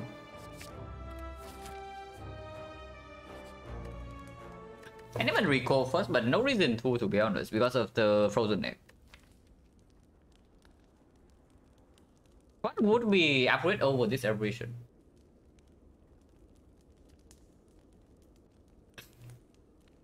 Was that a not acro? Yeah. The after we complained about not getting acro, we saw like 2 in a row.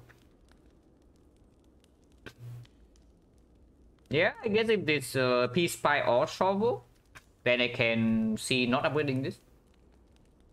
So recalling right now is okay too. Now I don't really want to consider this. Yeah, but burst can be upgraded, but it's not super urgent, so we can just do it Act 4. Into into the boss gauntlet, the second application upgrade is still better. Because I don't want to waste potion if I don't have to. But I don't want to consider this, but there is a card that maybe we want to upgrade. And that will be the card that is. Okay, probably not, right? But yes, the catalyst will still be the best damage card now deck if we die bad. But yeah, probably not. We don't need that. But yeah, I can just recall first. In case this is Giria Peace Flight Shovel. Then we can do that over upgrading ambition. This can also be Giria Peace Flight Shovel.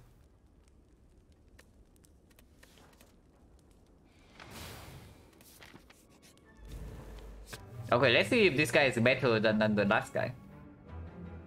He starts with multi-attack, which actually deals 3 damage to us, so already outplaying the other guy. Also, our PK misses. Wait, does he actually deal 3 damage to us? He doesn't, right? Oh, he does. Because prepare, prepare draws to here and prepare draws again until here, and then we escape and draws here and block for 3. We also draw 3 apparition turn 1, yeah? And no Nightmare, no Violet Trance.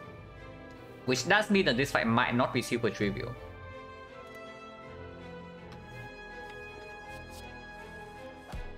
Yeah, this fight can actually be not super trivial, so let's be a little bit careful. Uriah is not better than an upgrade. I mean, if we don't upgrade the Act 4, then Giria immediately is probably just stronger, because it does make this fight like easier as well. Because if we are doing one thing and the other thing regardless in 2 acts, like we want 1 strength and then a precision upgrade, then 1 strength is stronger in the boss gauntlet, so we can do that first. It's close regardless, but most likely it doesn't matter either way. I mean, I know I just said that, but if we see Giria, if we actually see Giria, I probably still upgrade operation. Just because of the liquid memories, and we can buy 2 potions in the Act 4 shop. Because if the time meter fight goes really badly, sometimes we actually need to liquid memories to line up Nightmare operation.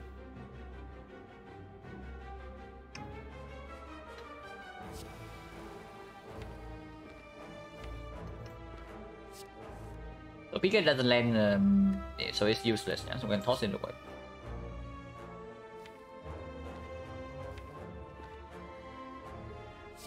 Toss this away as well, in case I need to memories on operation a few turns from now. We are definitely not playing all 3 operations here.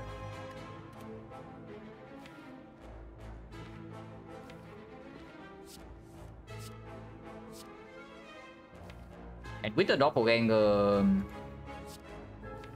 2 operation. So how big is the doppelganger? Let's say discard this, just play escape plan, play operation Blade Dance into doppelganger. That means next turn we are drawing 6. No, we are drawing 7. So we draw until here, and then we get to backflip until here, neutralize weaken, blade dance, acro until here. Turn 3 we have this. Without the acro, with the acro we still cannot reach this, yeah, but we have energy next turn. So we can acro into Weather Plans immediately. Okay, so we have full block next turn. It means that I don't need to double operation.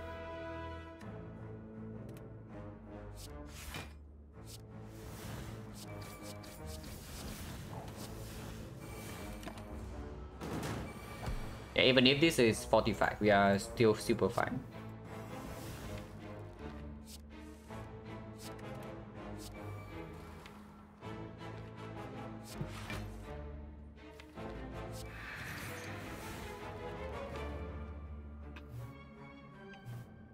Next turn can do double backflip into concentrate leg sweep, so can keep a damage card here.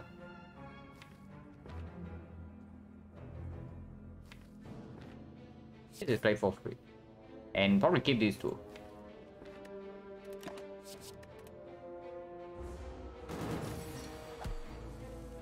And this is multi-hit twice in a row. Yeah, he can do that. He cannot 45 you 2 turns in a row, and he cannot burn you 2 turns in a row. But multi-hit can happen.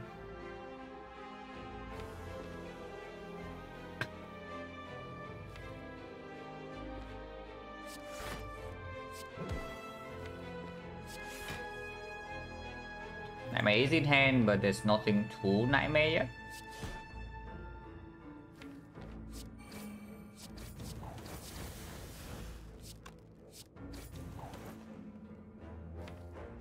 And yeah, I don't want to discard the Bane just for 10 damage.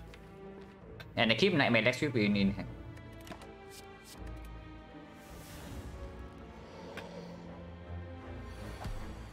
Five now, we're still okay, we are completely fine.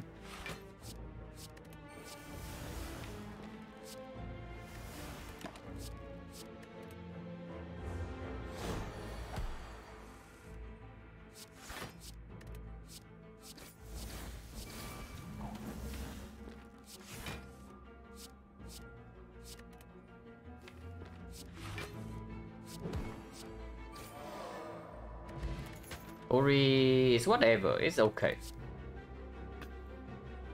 Outro plus. Well, we don't really have a way to mitigate meter death. Except when we are intangible. But no, it's not funny, it's good. Do not underestimate the heart with this. If you think that the hard fight is going to be very easy, right now you're wrong. If you give me one after image right now, then sure. Hard fight is easy. But we don't have that. Yeah, it's good. And honestly, Power Potion over this thing is also stronger. Like, if this thing gives after image, we win instantly. If this thing gives red form, we are also super fine.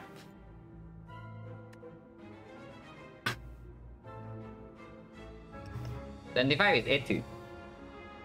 It's 80 damage and allow us to not play Blade Dances. And yeah, like one liquid memory is now. This potion is very good in the heart. Oh no. I'll strike. Bây giờ operation upgrade nhé. And honestly, Act 4... Is it actually operation upgrade? Like, do we have enough weakness against Time Eater? Apparently only 4 weakness. I think we don't need that many. Every Nightmare operation we just totally outscale with Kunai Shuriken, and then we strength reset and then fight that super over. So honestly, upgrading weakness doesn't make sense either. I thought there's no catalyst here. I was just talking about catalyst as a hypothetical example. Like, if we see a catalyst, maybe we can upgrade that.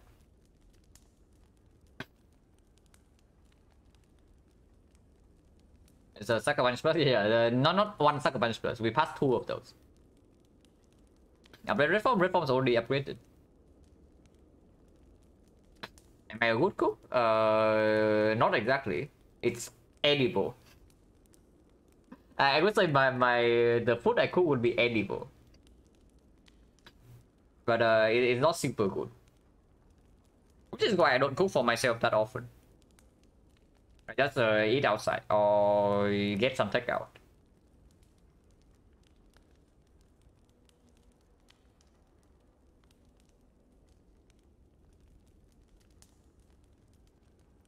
But yeah, operation upgrade.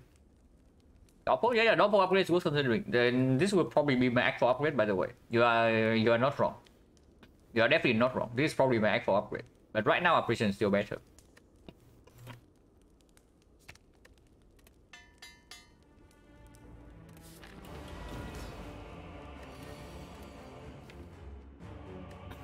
Okay, we get to Nightmare Operation Plus immediately. Also, we have 2 Piercing Wheel in the deck, so this one can be used for roadblock. Wait. Just skip 25 gold. I did just skip 25 gold. Yeah, but whatever, yeah, let's not fool around too much in this fight. It's not that easy. Yeah, this fight is probably fine, but it's not that easy. So let's not fool around too much. Terror first phase definitely can happen. On 2 energy here. 3 energy here. But then we still need to play backflip to full block, right? So let's just do that.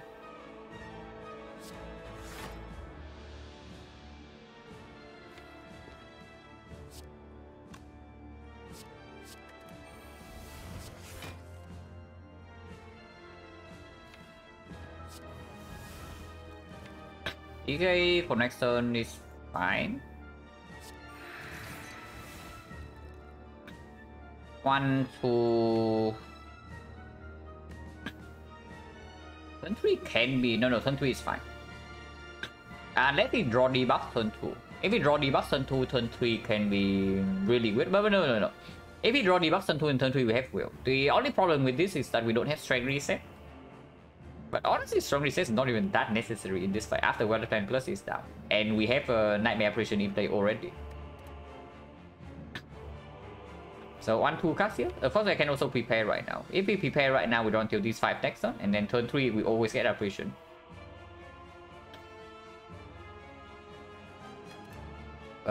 We do lose some damage with PK next turn and on weakness. Currently next turn is 3 cards only. That means I should prepare then. Yeah, that does mean I should prepare. And we still play 3 cards next turn.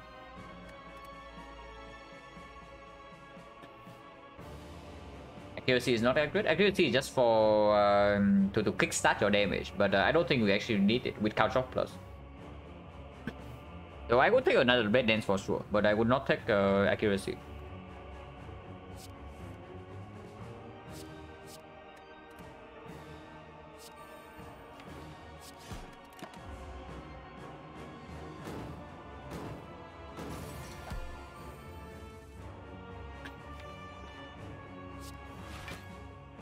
We are taking 1 right here, yeah? If we do not play Apparition, and of course we never Apparition 4-4-1, and of course we also never use Piercing Wheel. Because this is the only Piercing Wheel we have left to Strength Reset.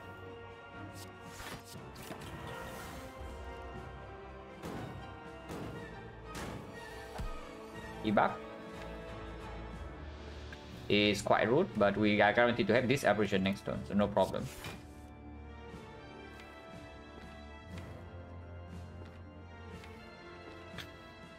Concentrate Doppelganger seems fine.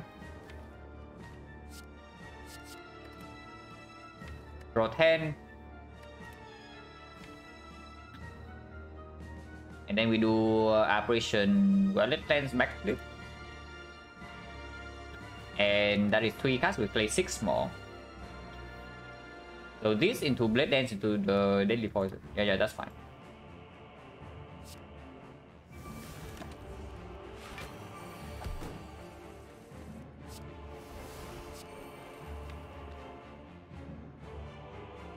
I do want to shuffle in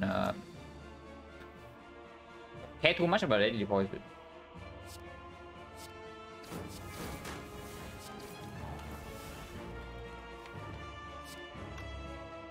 Maybe this is okay. Oh no, backflip Deadly Poison card shop is the 3 cards.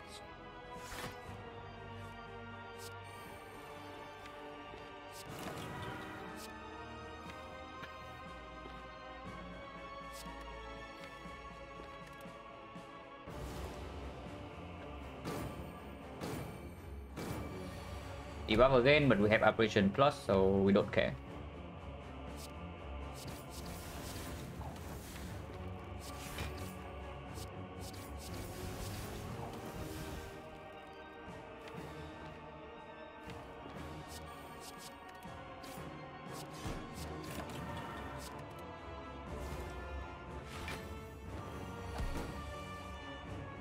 And yeah, we reach Piercing Will Plus next turn, so Strength Reset happens, and no problem here.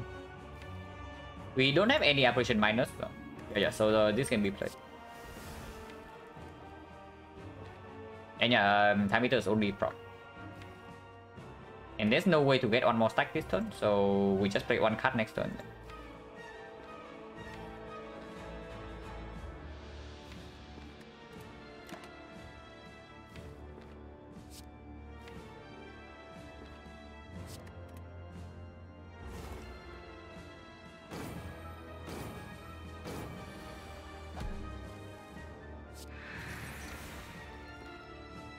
Unfortunately, P-Pay is at the exact bottom, so we cannot shuffle this in.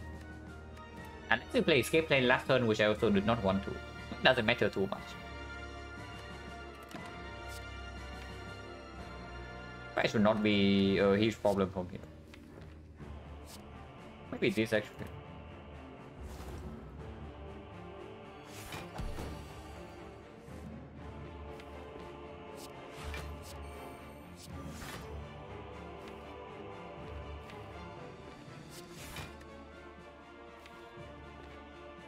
Can I play 5 cards? Because I would like to. 1, 2, 3. So 3 energy is 3 cards and then prepare. So I can.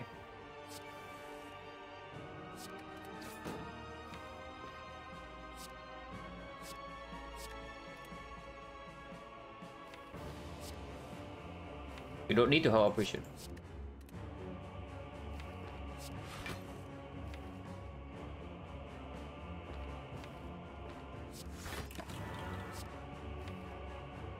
You don't need to have operation, but we can.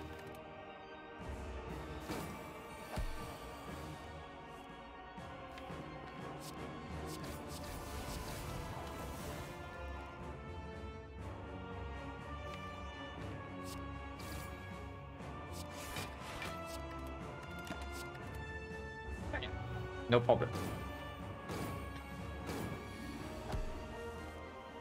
I need another bread dance though. We are building stacks a little bit too slow.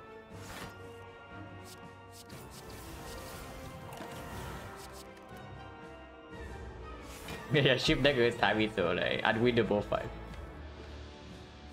Unlucky, our deck is so good, but here we face unavoidable death.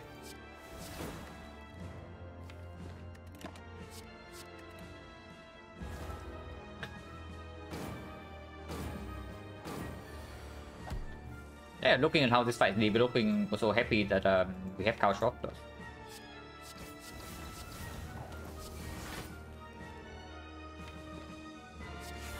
Nothing to set up.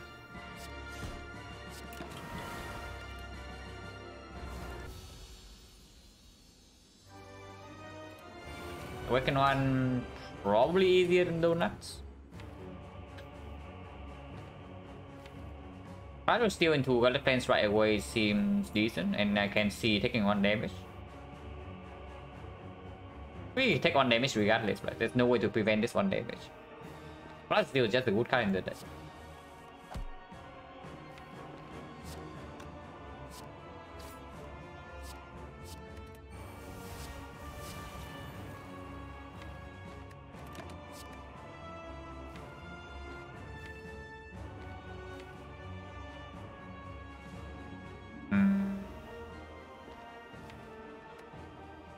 probably can hold this thing here just to block turn 3.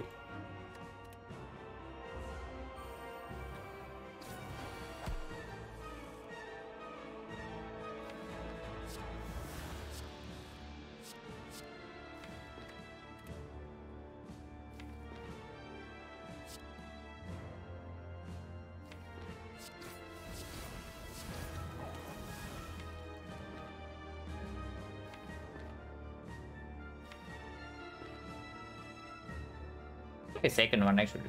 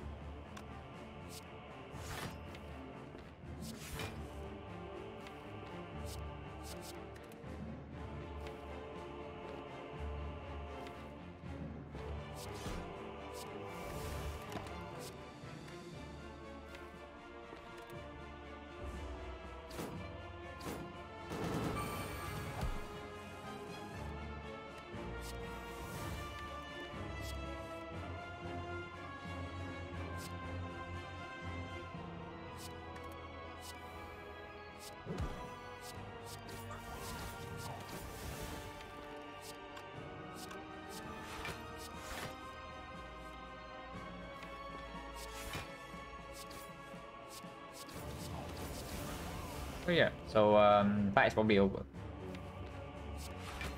We have Witch Chain, we have the Kunai Shuriken, this guy also gets strength reset. Can't even play this.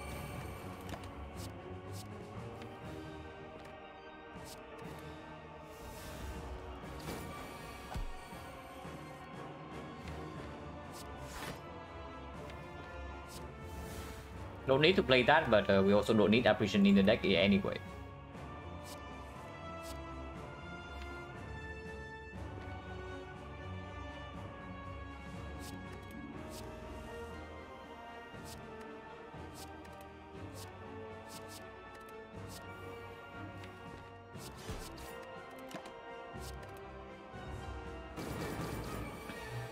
And we said the bug is intended? I don't know. But at this point, it's a feature. Like if you ask what is the bug and what's intended, the only one who can answer that is the developer. So of course I don't know.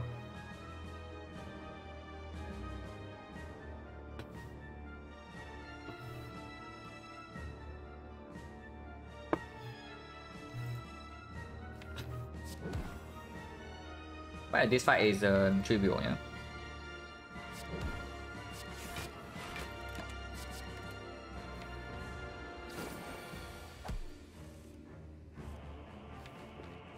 They need more ways to gain stacks.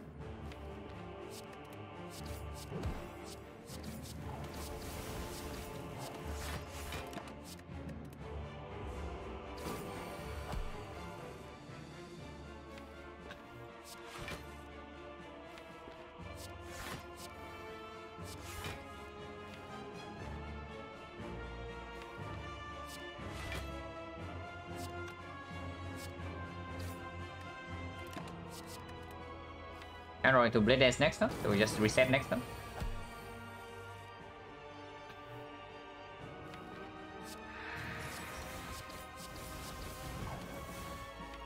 So next turn Apparition as well, so nothing wrong. We can exhaust it.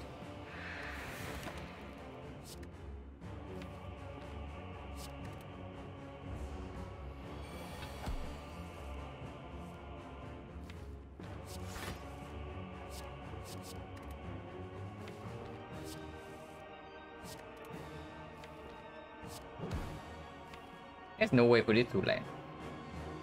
Or whatever, I guess.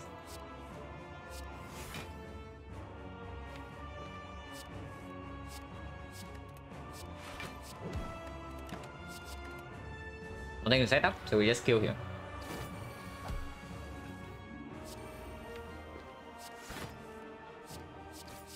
Definitely need one more blade there.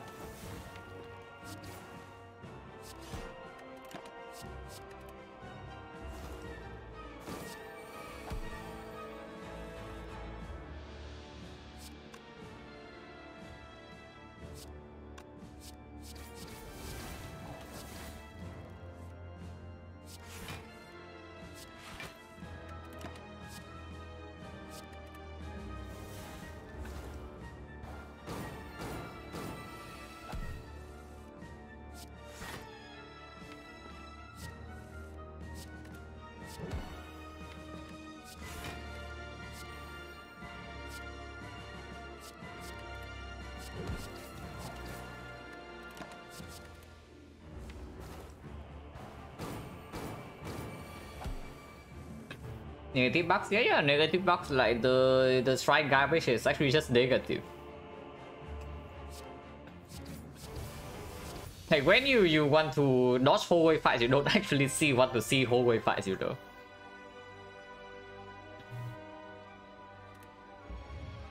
So don't even need to go that far.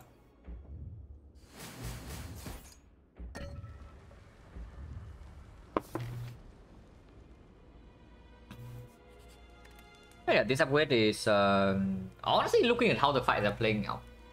I don't even know because doppelganger upgrade goes away, yeah, but blade dance upgrade stays, and this upgrade can be actually is very, very relevant. And yeah, the non-working relics in Act 4 are very bad.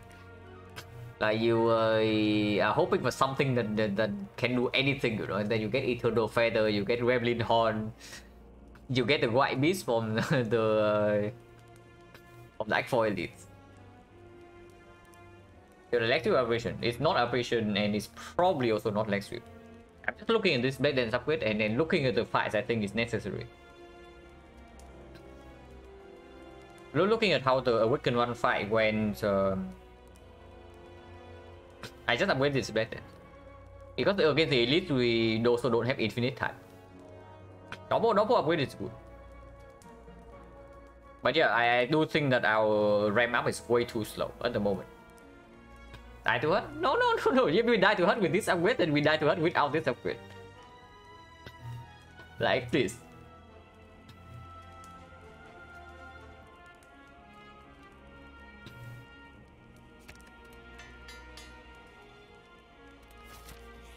Big shop? Ah, yeah, exactly what we need. This, however, is actually what we did.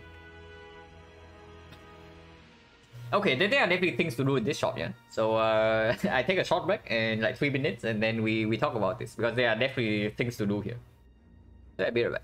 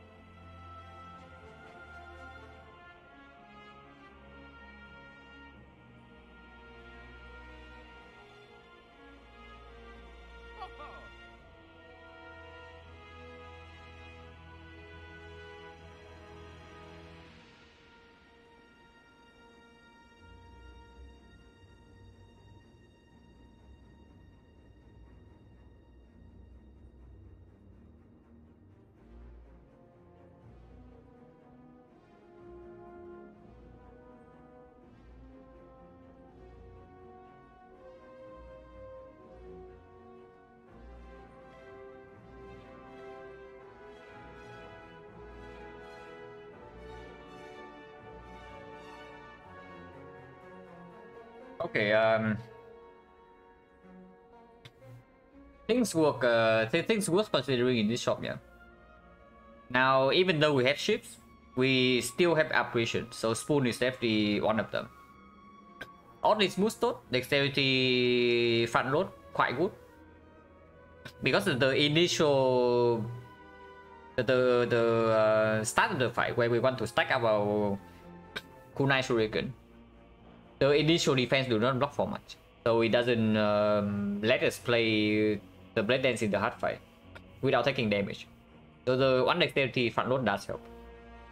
And Ghost Ninja absolutely prevent damage in one cycle.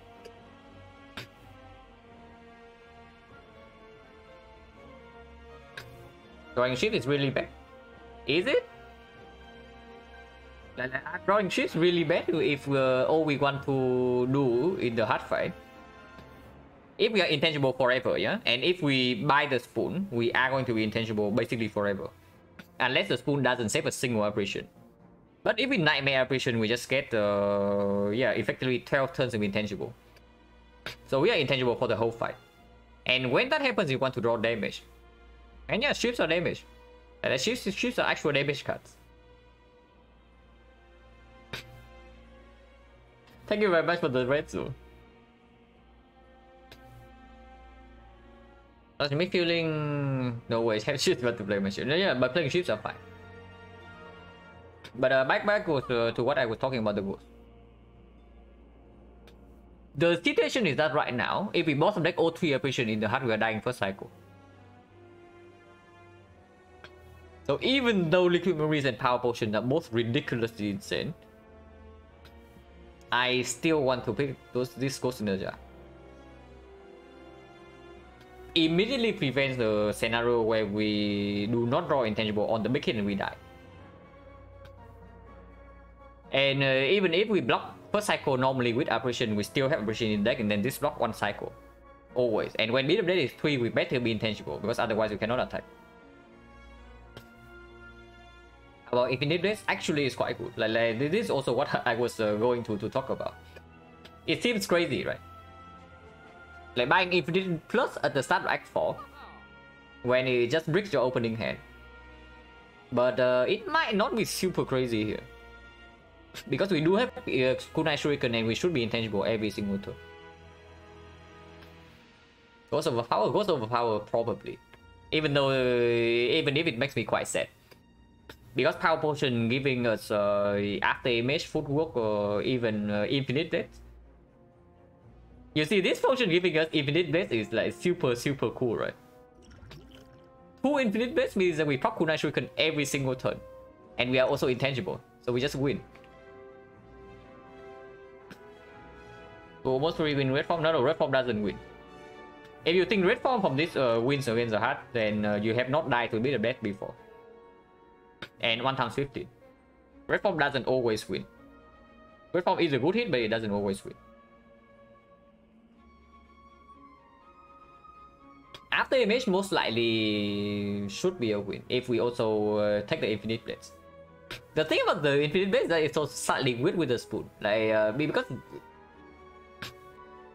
okay, I don't mind shifts being spoon that much, but Infinite Blades shifts being spoon is a little bit too much. Why couldn't I get tungsten rod? Really? Yeah. The good play could be getting tungsten rod. I would agree. Always buy the ghost in the spoon and count money afterwards. You really always take spoon over the smooth stone if you buy the ghost. Because you realize, yeah? You do realize that if we buy the ghost, we are guaranteed nightmare on our prison, right? And that is already 8 turns. So do we really need more intangible from the spoon?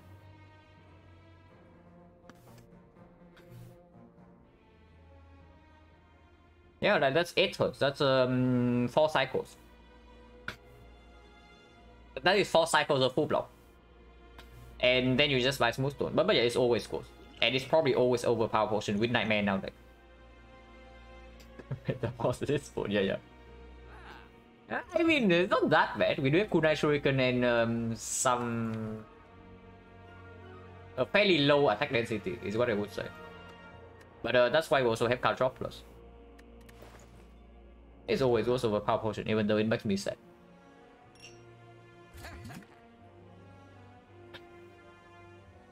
Looking liquid memory, yeah, liquid memory is just for just for the nightmare. And we can even choose nightmare target. Now previously nightmare could have also gone on the power potion, but now it's gone. But yeah, because we have operation all the couch to nightmare already, we also don't need to care about this. And yeah, with this potion it's never alchemized, absolutely true. Even we are, and then we have white beast as well. If for some reason we are forced to use a potion in the spear and shield. And yeah, spear and shield is another thing. Spear and shield fight is not free. Spear and shield is not free, which does speak against the infinite blades. I think the infinite blades is going to perform into the heart. But it can break us in spear and shield, and if this thing breaks us in spear and shield, and we are forced to use one of these potions to not die, suddenly the hard fight is looking really weird.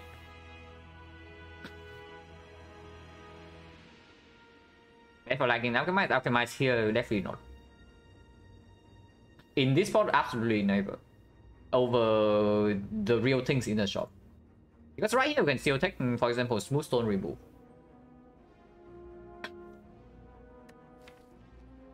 That should be easier than spear and shield. No, that's absolutely wrong. Spear and shield, we get nightmare prison and we win instantly. Like spear and shield, we get nightmare prison and we already win. And then we get a full heal no matter what.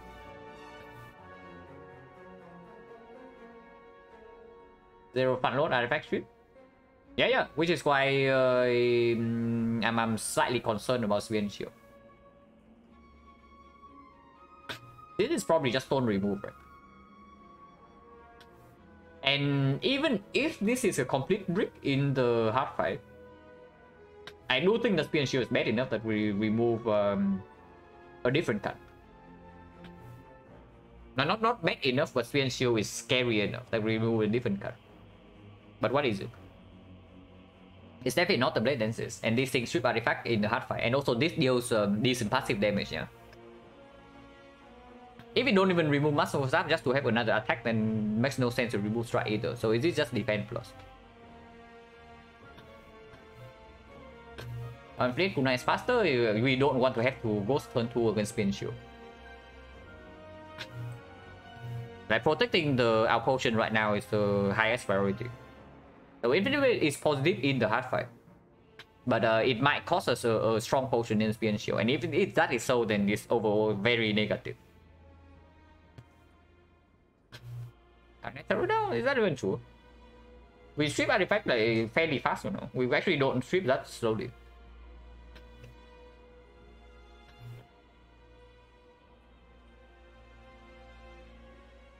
And don't forget, we also have 2 boss frozen now. My turn 2, yeah, we can strip artifact into piercing wheel dash cycles or something. And yeah, don't forget, we can take 30 damage in the Spear and Shield fight. As long as we don't die, we are full HP.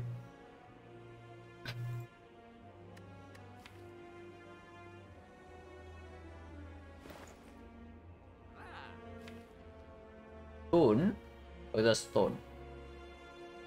Spoon is for doppelganger, spoon for apparition, spoon is for nightmare. Spoon for facing is whatever is irrelevant because of the Tori.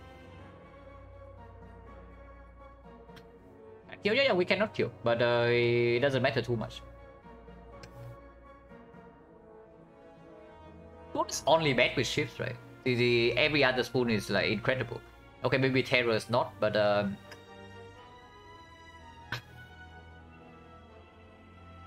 yeah, it's good. It's good, and it performs in Spear and Shield better than this. And if this performs better in Spear and Shield than this, then it's enough reasons for me. Because against the Heart, I think these two are roughly... against the Heart, I think these two are roughly equal. But that's only if we protect the potions.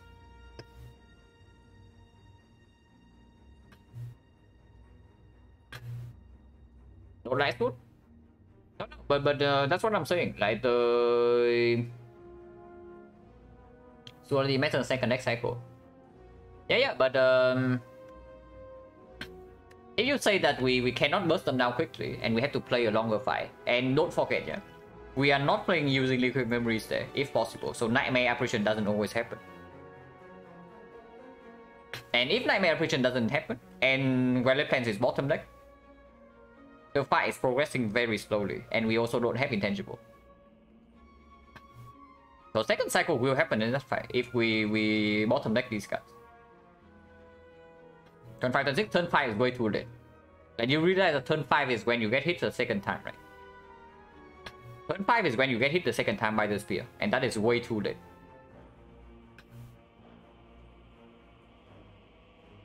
The thing about the spoon is that it can also just break a second cycle in the spear and shield fight. And that would be bad. Like imagine we shuffle and then we draw to a bunch of ships. Now that would be awful. Like, of course we also have apparition, but we also have boss ships. And by that time we should actually scale our defense up to some respectable amount already.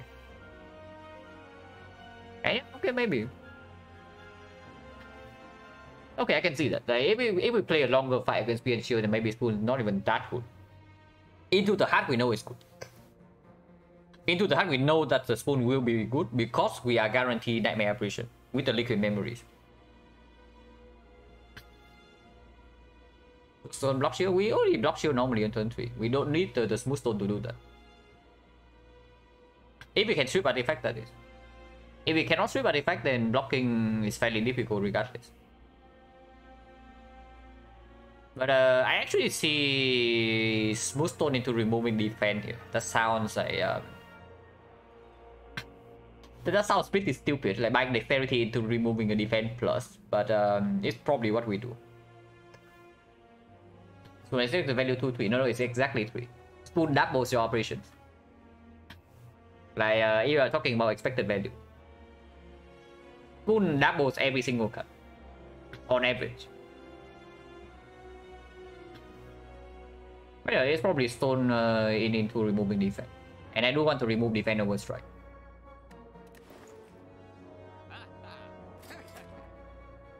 The only question is whether we buy the deflect or not. But removing defense into buying deflect. Deflect is very strong though. Deflect is so much stronger than this defense. Even deflect minus. Because the only energy generation we have in the deck is concentrate. And we do draw a decent amount of cards. Remove strike into buying slides. I mean, of course we can also do that. It's actually true. We can remove... No, but then I don't buy the deflect, right? I want to buy deflect. Remove defense into buying deflect is just better than removing strike into buying slice. Spoon, yeah, spoon's 50%. Yeah, removing defense into buying this is just stronger. If we can remove 2 base cards into buying this, then sure. It's slice good regardless. What if we just remove Masterful Staff and buy Slice instead? Doesn't make sense, right? If we say the Spear and Shield also can be a problem. Surican, thank you very much for the stuff and the 2 months. With the Primacy, it's ending soon. In 2 or 3 floors. The card first of which doesn't matter. Like we know how much we were spending here.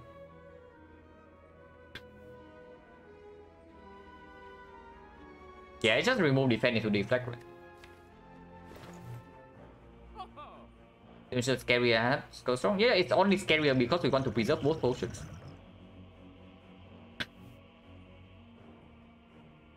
But hard fight is not easy. The hard fight is actually not easy at all. Perfect party for beta ball. If we buy it, then it's not perfect anymore. If we buy this, we have 9 gold.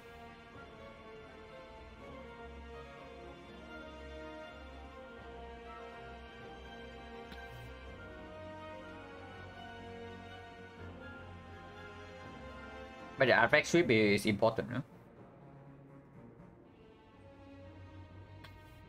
Muscles are so utterly garbage in the hard fight though, and defense are strong.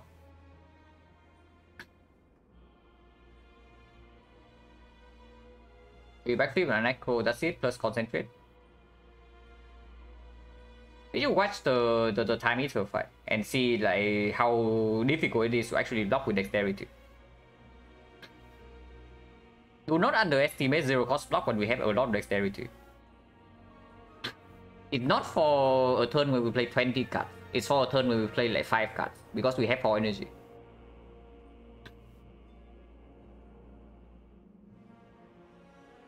But I'm really thinking about whether I should just remove the freaking Masterful Staff instead. Because it doesn't even perform that well into Spear and Shield.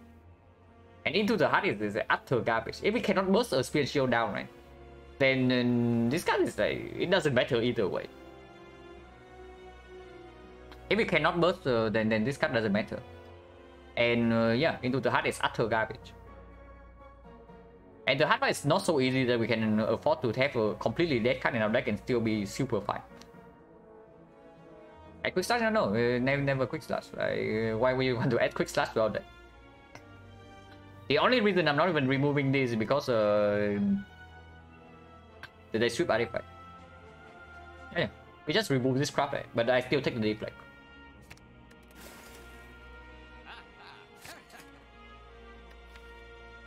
So the other question is, do I actually take the slice? Unironically. No way, right? Yeah, absolutely not. I think we are good at this.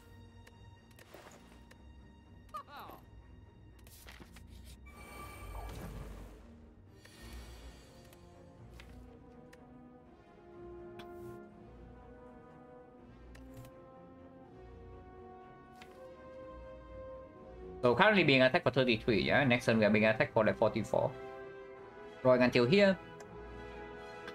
Echo until here. We do draw into concentration, we do draw into operation, and we do get to operation next turn as well. Unfortunately, we do not get to Nightmare the operation. Unless we also draw into Nightmare turn 2 somehow. But that's impossible.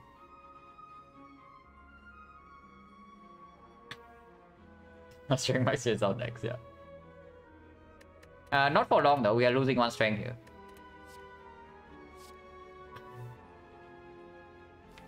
How much energy do we have? We have 4. So we actually have 6. Where do we want to draw it into?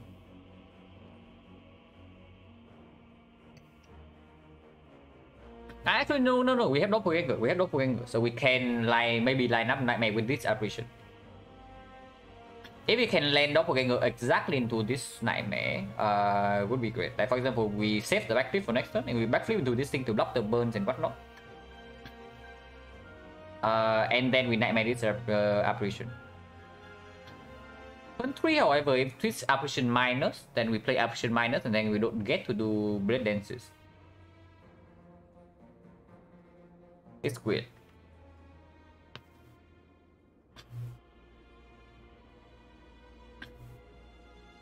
Can we afford discovery? Okay. Let's calculate without the discovery first. Then 7 here. 7 here, we prepare until here, we acro until here, we can prepare again.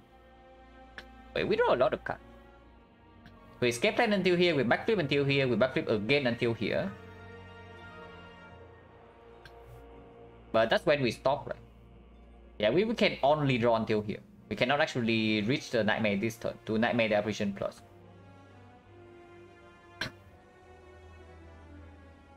We can, however, how much energy do we have left if we play double operation? 1, 2, 3, 4, 5. So we have 1 energy left and we draw 4 cards. So we do draw until here and then we take 6 next turn, which is not a problem, yeah. But turn 3 we don't. So turn 3 is like this. And then we don't draw into this operation. What time zone, time do I stream? Unfortunately, the answer for that question is random. Because my sleeping time basically changes daily. But yeah, I live in Southeast Asia. But that doesn't mean that I stream when it's daytime in Southeast Asia. Right now it's 11:30 PM. And we are probably like halfway through the stream. Yeah, I'm GMT plus 7.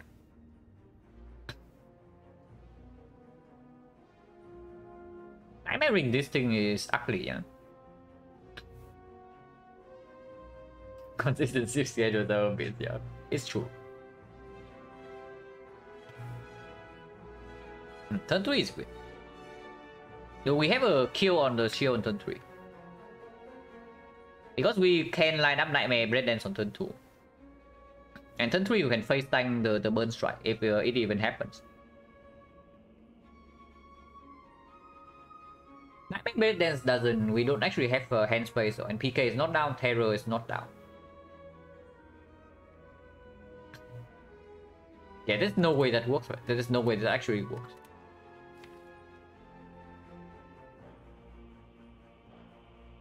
If that is so, then the plan needs to be different then. Then I guess we stick with Nightmaring this apparition. It's really weird though, because Nightmaring this apparition means that we have to play all 3 here, and then we have only 1 energy to do something else.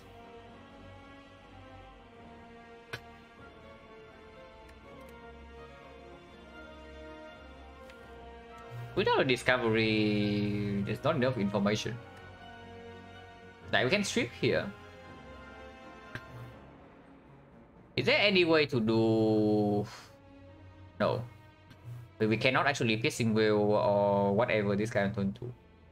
But if you can strip artifact, like for example, we play this apparition right here.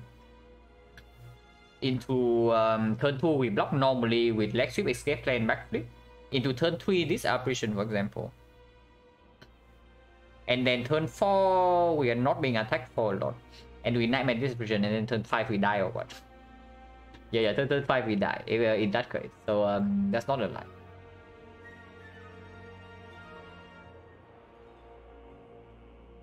And yeah, this is what I was talking about, like in the hard fight. For example, we bottom deck Violet Plans and the Nightmare, and suddenly the fight is very slow.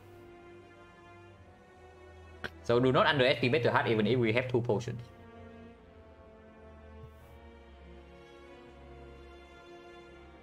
Yeah, this is looking really weird because we cannot burst down, and we also cannot line up the Nightmare apparition cleanly. If we Nightmare this apparition regardless, if we go intangible this turn, we go intangible turn 2, and then turn 3, 4, 5, but then we miss the entire first cycle of Blade Dance. 6 turns only, yeah? That is too slow.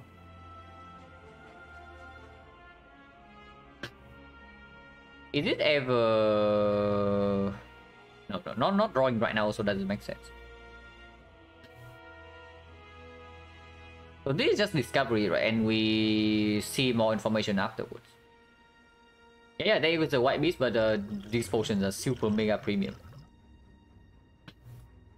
So, and then we can literally take 30 damage and be fine. So as long as I don't die here, I don't potion. I only potion in this fight if I die. But yeah, it's never purity and it's never forethought. So we can start with discovery first actually. I want more information before deciding to line. We do play this because we have energy to spare.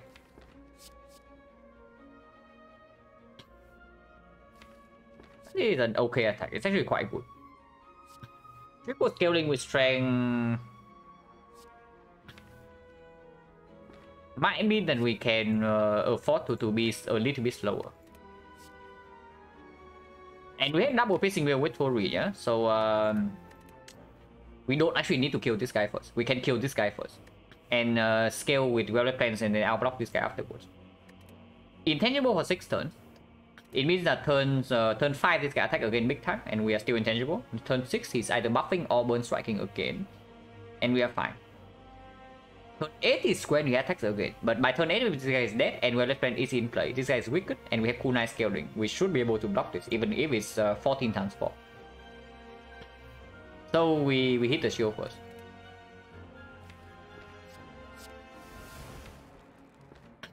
Yeah, we hit the shield first.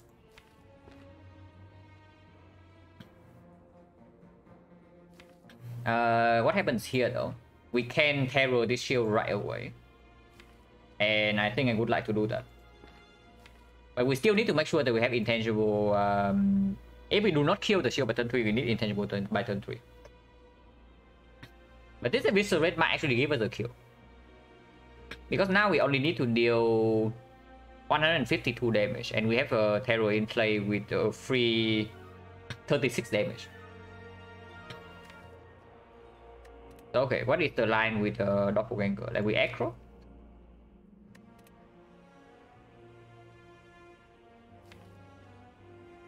I mean, in the first place, you don't even need to appreciate this turn. But I do want to reach this on turn 3 if we don't even need to block. So aggro. Into prepare. Into concentrate. Aggro until here, prepare until here, backflip. Escape plan. Concentrate. How much block is that already? That is 4. That is another 6, so 10.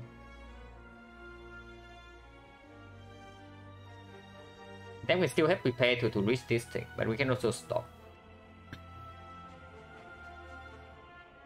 Can take double appreciation this turn as well, but then we draw to these 3 next turn and there's no nightmare target. So if I draw, I want to draw until here. If I draw forever, I want to draw until here. If not, we draw until...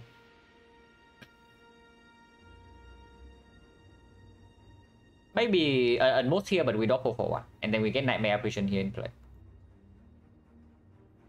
So how far can I draw? With 5 energy. 1, 2, double prepare until here, 3, escape plan until here, 4. So we can draw until here and have and then use 4 energy. But I need to play apparition this turn, right? So that also doesn't work. Yeah, because if I do this and play this apparition, we don't have apparition next turn and we face 44. And then we cry. So we actually don't draw all the cards. If it's just aggro into prepared, into backflip, so that's 3 energy. With this is 4. And we do need 1 more energy to artifact strip, right? If we want to terror here. So that's all we can spend then. Aggro, backflip, prepare, apparition. Escape plan can draw until here, and then we stop. So next turn we draw until these 3. And we can do backflip, apparition, full block. Into turn 3 is this. Turn 3 is these 5. By that time, how much damage have we dealt? That is too slow, right? Yeah, that's too slow. If we don't get a Nightmare Blade Dance in play, we don't even kill this by turn 3. But turn 3 we do draw into these 5, so it's like backflip until here. And we can even play double Blade Dance. How much dexterity do we have? 1 attack here? We might play Poison Staff to just to get a stack. So 3 attacks this turn, yeah? 1 dexterity. 2 dexterity with this. 3 dexterity with this. And then we block for 11, another 11. And we draw until here, right? So we draw until here and we block for... Actually, it's 4 dexterity. So 12, 12, and 8. 28, and we are facing 38 here, potentially 18 here, 56. Taking 28 damage turn 3. Turn 4 is this draw. But if this guy burns right on turn 3, then we do not take damage. And then turn 5 is this. So we have apparition turn 5.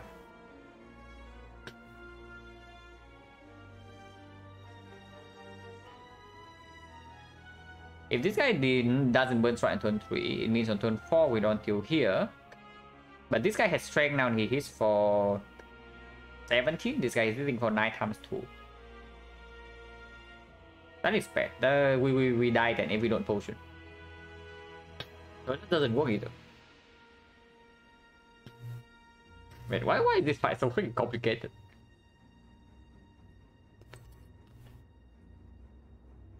I just want to do like Nightmare Prison and have a chill time, you know.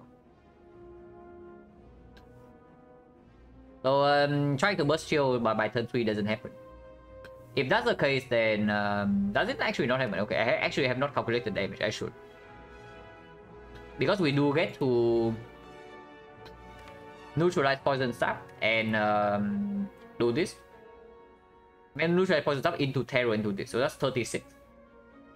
36 plus 4 plus another 5 here. 36 plus 4 plus 5 is no, plus 4 plus 7 is 11, 47. 47, 50. 50 plus hourglass 6. So 56. 56, and we need to deal 155, yeah? So we need to deal 99 damage on turn 3 with terror down. But 0 strength because we get strength debuff. And we have 2 blade dances. This would be a 1-1 strength. So this would be 555. So 21. 21 into 666. 27, 48. 48% 58. 58, 65. So that's not even close. We are 30 damage off. We're trying to burst shield down on turn 3 doesn't happen. It means that it's probably Nightmare of this operation then.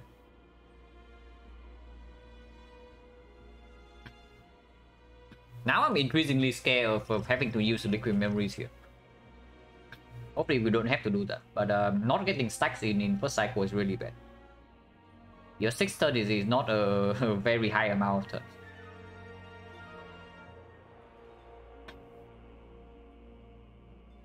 But yeah, if that is so, then we need Doppelganger to line this up on turn 2.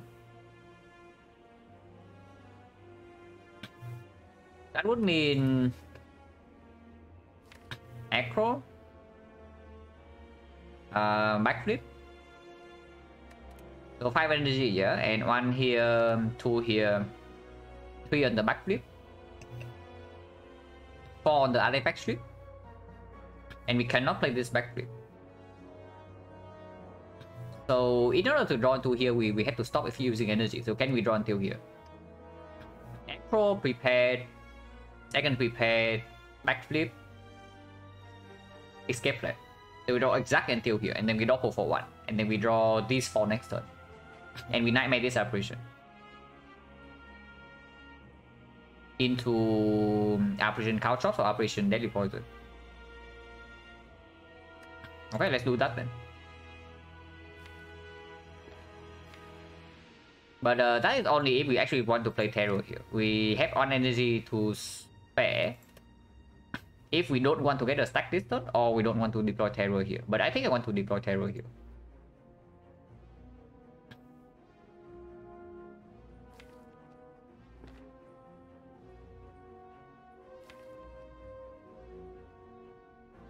Is that even true?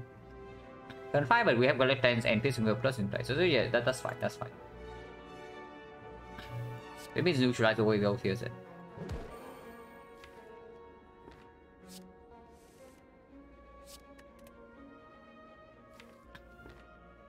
Active.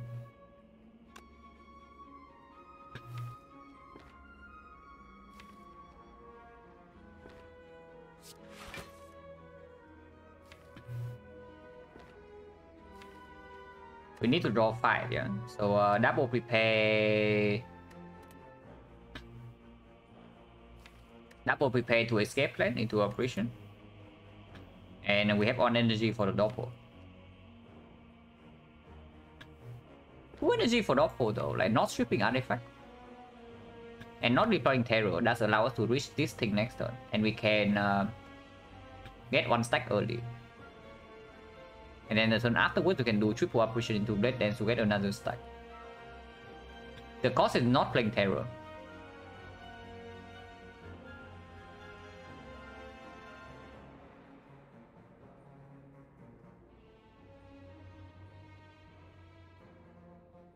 Terror is more important, yeah. Yeah, terror is more important. Also gets out of the redraw.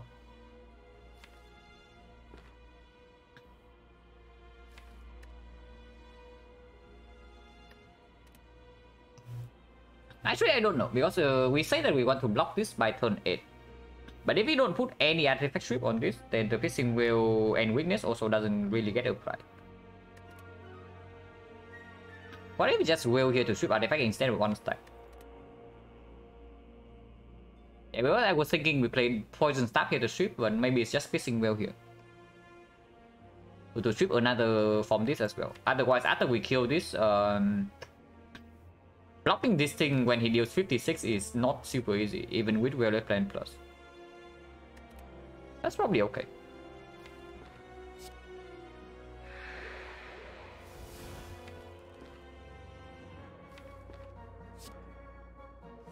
And our hand size is going to diminish. Yeah? So before I even play the Eviscerate right now, I want to make sure that we have enough yet. Enough cards to discard.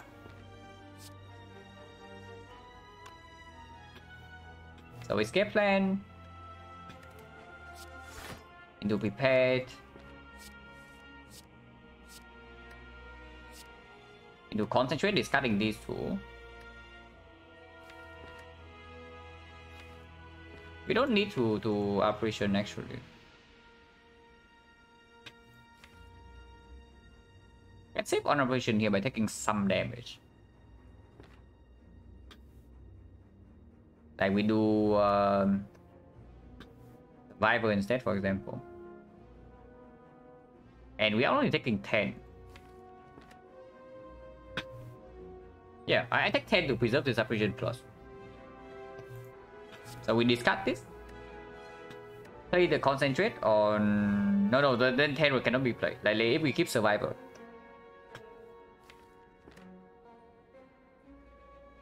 And then we either cannot play terror or cannot play eviscerate because yeah. Then we run out of cards to discard. I think eviscerate is not that important, but still 36 damage in this guy. When we don't get stacks first cycle, that's quite a lot. Yeah, it's probably still like this. And yeah, concentrate away these two. Play the apparition. Play terror on this, play eviscerate on this, and then doppelganger. And next turn we draw until these 4. And we nightmare this apparition.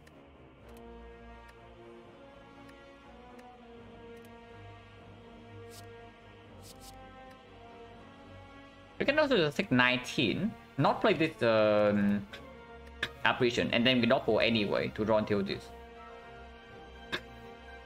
With that line, we can actually do... Actually, this is very interesting. Because right here, we can actually just not take, not play the apparition. Take 19 to our face, to our back. And then next time we draw until this. And we have 6 energy. So we can do apparition to full block, and then we nightmare this red dance. Play the red dance. We are taking 6 damage. So we take 19 and 6, so we go to 10. And then on turn 3, we have Nightmare Blade Dance Plus to kill this.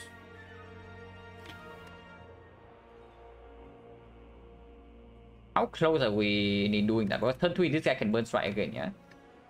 And we are drawing into these 5. Burn striking on turn 3 is only 18 damage and we have 5. If burn strike happens on turn 4, instead then we can play backflip into here, and turn 4 we have apparition. But then turn 5 we suffer. So it's like this, and burn strike does not happen. And is this still blocking burn strike? Because we are at 9 HP in that case. And burn strike is 80, but this is going to have 2 dexterity here, 4 dexterity. So we take another 6. But even with apparition, we take another 6 afterwards if we don't redraw to block here, right? So that doesn't work either. Yeah, because it's like 6. This is 6, yeah? This is another 6, and next turn we take 6 already. That's 18, and we take 19 right now, so that's 37. That's way too much. Yeah, it doesn't work then. And so I guess we stick with the plan of Nightmaring Apparition. But taking 19 right here is still not our question. because it does give us one more stack and preserve our operation regardless.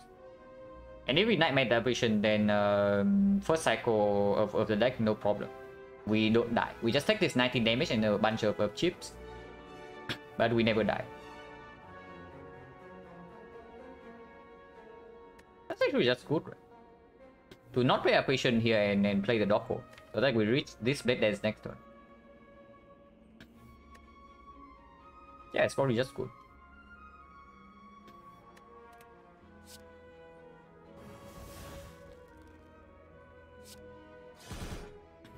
Yeah, we are taking 90 damage here. And take 6 next turn, so that's 25. 25 and turn 3 we draw until these 5. And we play triple operation deflect, that is never taking damage, into blade dance. If it's burn strike the turn after, we draw until this, but we are still intangible, so we take no damage. If it's not burn strike, we draw until this, and then we have Royal Plans defend. In the turn afterwards, at most we take 7. So that is 19 right now, plus another 6 next turn. So that's 25, plus another 7 is 32. And then we are fine. Yeah, like at most we take 32 damage. And that's assuming that we don't draw into any block in these cards. So there's no way playing this is correct.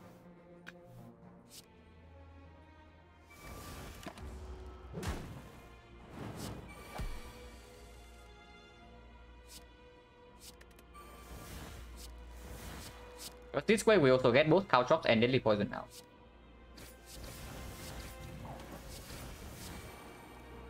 Deadly poison goes where though? Because going here means that we strip artifact immediately, but if we are intangible for... This is turn 2, yeah? So turn 3, 4, 5 we're intangible, so we are intangible next multi-hit, which means that this doesn't even need to block yet. So deadly poison can go here.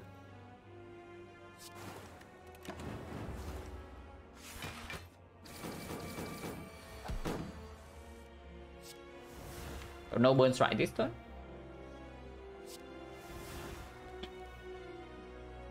No burn strike this turn means that next turn we draw until this, and when we defend Twilight Plans defend, and no problem here.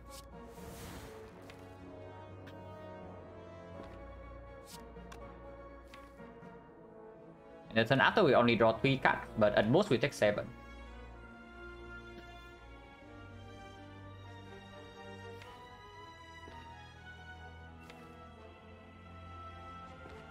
Flipping right now takes 3 next turn.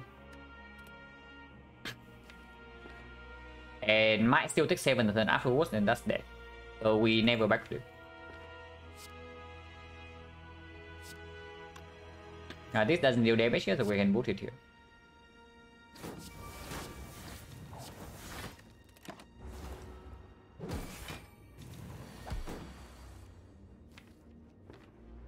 Actually, I don't play this defense. I just take 2 right here and this defense full block next turn. That's way better. Yeah, what have we been talking about? What am I even talking about? Of course I keep this defense for next turn.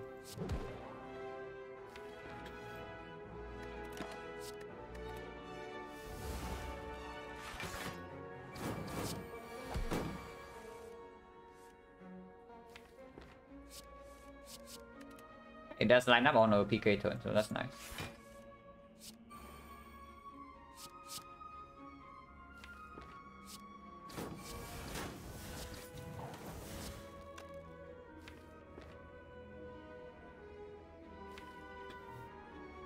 Next turn PK again, yeah. This guy's either burn striking or buffing. We don't care either way. And also with operation still in hand, there's no need to keep hissing well either, so we can exhaust it. And we keep and even keep shift in hand because of PK next turn. Keep shift operation in hand and then we are fine.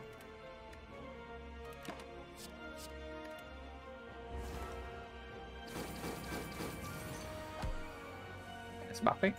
We don't care. Next turn's burn strike, we still don't care.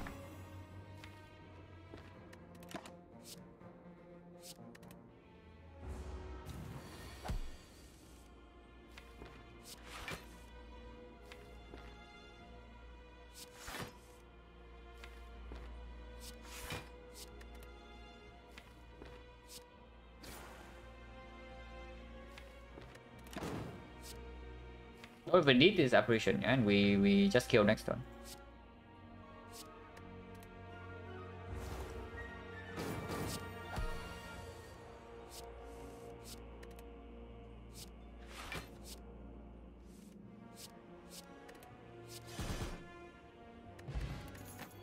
For 7. Huh. Oh, these are very pickable.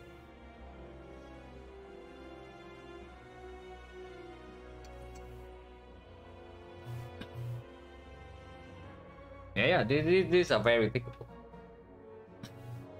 Reflect with Poison Eye is quite good. We have, but we only have one. We have Concentrate. We have Prepare, Concentrate, and Echo. Double Prepare as well. And then there's Blur. What does Blur do?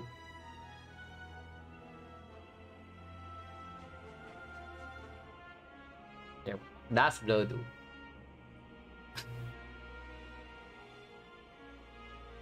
We are never nightmaring Blur, right?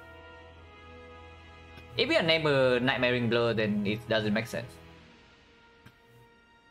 Yeah, we are never nightmaring Blur. We don't have burst. We don't have actual counter combo to cycle back into Blur over and over. So it's only to stack block up for one turn that we cannot block beforehand. And yeah, no such thing. Like we are either intangible or we just full block normally, regardless. Because we have dexterity already. Before we have dexterity, the Blur is useless. No artifact. Unless you tell me Panacea is coming from the toolbox. It's not Panacea. There's a Deep Breath, there's a Trip, there's a Secret Weapon. And yeah, Reflex already performs. Like, if the Blur is where the Reflex is right now, would be quite sad. Okay, it's not that sad, but it's just going to be discarded. Refresh for tonight, I'm thinking maybe it's Muscles, maybe it's the Secret Weapon just to get one more card out of the draw pile. Maybe it makes a difference.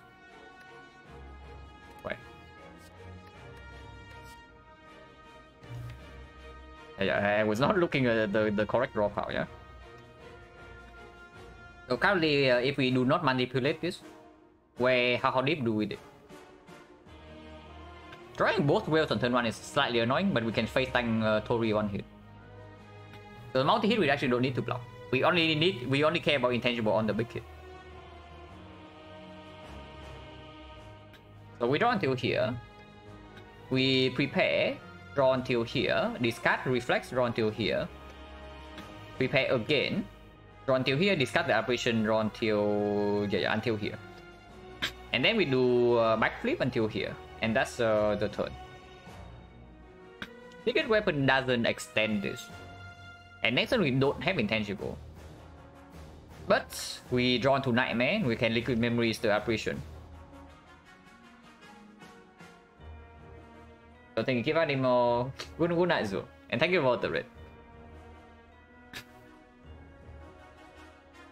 Even if we draw into Void, there's no problem, yeah? Because we have 4 energy and we draw 2 until the Nightmare, and then we still have enough energy to Nightmare Apparition. And then turn 3 we have Cow Chops. That's fine. We actually don't need to Secret Weapon then, because after we Nightmare Apparition, I actually just want to draw to... And it doesn't even... Okay. Here's the funny thing. There's literally 0 attacks that we draw into before we reach our Nightmare and before we reach our Violet Plan. So Secret Weapon doesn't speed this up at all. We are still drawing into Violet Plans on the same turn, we are still drawing into the Cow Shot on the same turn, and we're still drawing into the Nightmare on the same turn. The only way this is different is that we say that this draw order sucks and we want to Deep Breath. And okay, I actually need another toilet break. So before I mess up in this fight, I just take a short break. So we'll be back in like 3 minutes. And I'll leave you guys on this drop out because we do have Frozen Eye.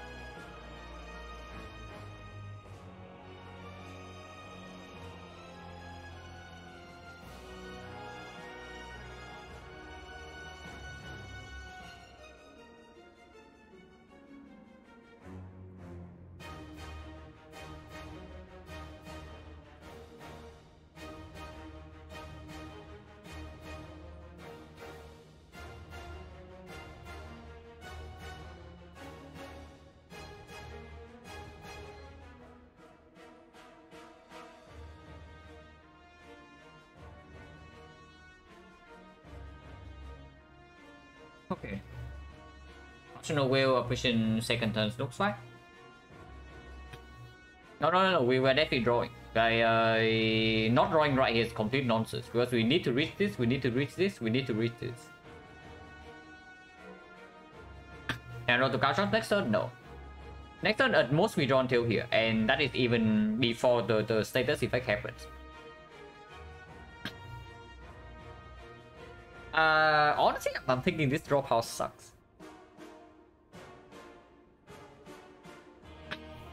I'm actually thinking this drop house sucks and they want to get rid of everything here.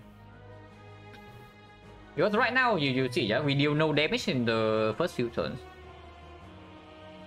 And we don't even get anything down really, like no Gauntlet Plans, no cow chops. Nightmare Apparition is fine, but we don't get damage it, we don't get stacked. How slow are we? Like, okay, when are we drawing into Gauntlet Plans, cow chops? With 7, yeah? Double prepare this turn. Draw 1, 2, 3, 4, 5, 6. We backflip and then stop here. So this is turn 1. Turn 2 we have this. If we had no status here, we draw into here into escape plan here. Escape plan until here, backflip until here, but it doesn't happen very often. So turn 3 like this, and this is usually turn 4. Like there's no way we can draw until this on turn 3. So Gauntlet Plans on turn 4. It means that Gauntlet Plans, when Gauntlet Plans is in play, is already the second attack cycle. And cow chops miss first cycle as well. Until Terror can cow chops. No. Use Hush Shuffles in 5 sentences. Like sure, you say that 5 sentences all at the bottom, then yeah, very cool. But if we miss even one card, we don't reach cow chops next turn. And Gauntlet Plan is basically always on turn 4. I mean, not always, but turn 3 we still need to play Apparition. I guess we can Doppelganger. No. Yeah, Doppelganger on turn 3 and then Gauntlet Plans on turn 4. So that is the off turn. That's actually the off turn. And then we reshuffle. That is slow. They're doing 4, 5, 4. Yeah. So you can only estimate with the Frozen Eye, but at least we know approximately like how long it takes until we draw into it. Liquid gets 2 cards? Yeah, Liquid gets 2 cards. So I guess we can draw. Liquid is on Apparition and +1 card. Like maybe backflip, just to mitigate bit of that. And then we draw +2. So I guess we can risk cow chops turn 2. But we need to play Apparition, yeah? And we need to play Nightmare. And that is already with this energy. So if we have to play this to reach this and we draw to Void here, we also cannot cow chops.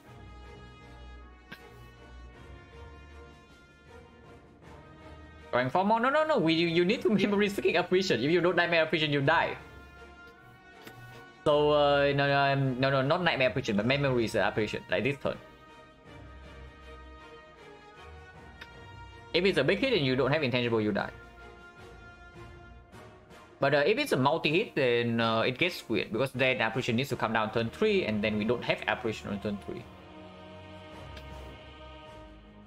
If this 50-50 goes wrong, it goes really wrong. So basically, if the multi happens first, yeah. If multi happens first, turn 2 we draw until this, at most. And turn 3 we never have intangible. So what happens is that either we Memories and it's not that bad. The intangible is kind of wasted on turn 2, but Nightmare Apparition does mean that turn 3 we have it. But then it's -2 intangible.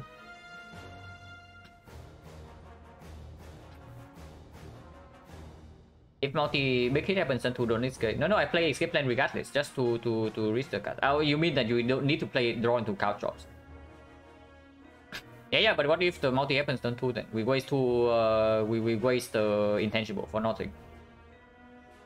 The other way I see it is that we don't draw to Gauntlet Plans before turn 2 or turn 3.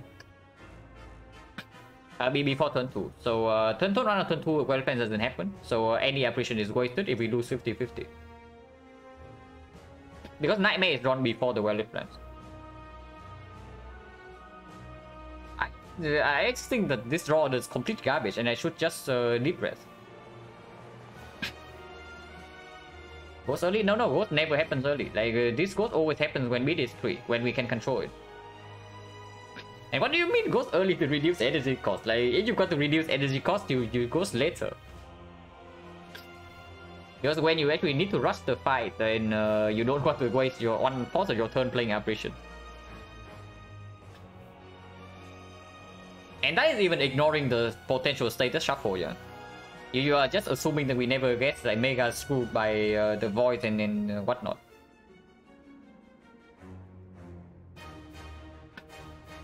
This is way too slow. Like you see that with this line you're effectively wasting first cycle doing nothing. And you also waste 2 intangible if you lose 50-50. Do you know how bad that is? Like, no, seriously, do you know how bad that is if you lose 50-50 here? And the draw order doesn't change. Because so basically, yeah, when intangible runs out, we better have enough dexterity to block the big hit normally. So not even getting any stack next turn, because we have to play Nightmare, we have to play Apparition, and we have to maybe draw sometimes as well to reach this Scout Shop. There's no stack first cycle whatsoever, because this Blade Dance is also here. Second cycle, we have, yeah, sure, we have Apparition again, but that's 4 Apparitions gone. And we have in total 6 of them. So we have 2 more and then the Ghost, so that's 2 more cycles. But we still have 0 strength, because with this draw order, we had no stack in the second deck cycle either. In the second half of this. And this is already on turn 3, so turn 4 is the off turn, off turn is empty. We have off turn for free, but also cannot do anything, because yeah, this is our draw. Like, sure, we can aggro into backflips, and we see a bunch of other cards here, but don't forget, 5 sentences. So we don't actually draw as deep as you think. Even if we end turn 3 with this. And then what? Yeah, like Couch Shots alone doesn't kill the heart. If you want to turtle, that way Nightmare has to land on Couch Shots. And right now I don't see that Nightmare always lands on Couch Shots. And yeah, and so I Deep Breath. Like, I think Deep Breath right here is super clear. But the next question is like, how many cards do I play before the Deep Breath? Because shuffling this out is actually fine. Because shuffling this out means that I do get to Liquid Memories, it's guaranteed. Shuffling the whales out is a little bit weird, but I guess we can sacrifice 15 HP. Like, it doesn't matter too much.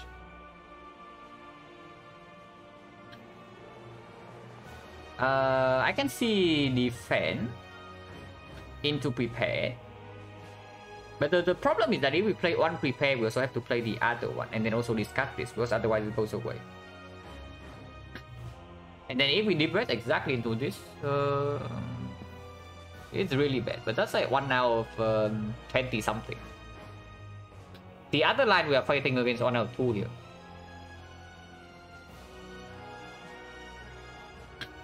In Deep Breath, do we get Hero and Hurt beforehand? Yeah, that's another thing we need to think about. Like, what do we want to include in the reshuffle? And I do think double prepare and the reflex would be positive. So we can finish drawing cards.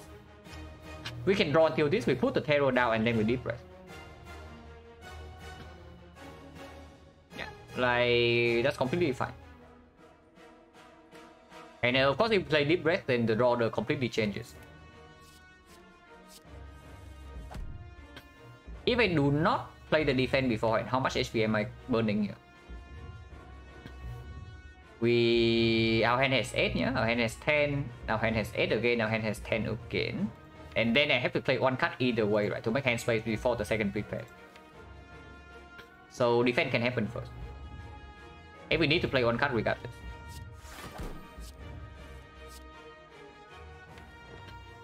And I do want this in the discard actually.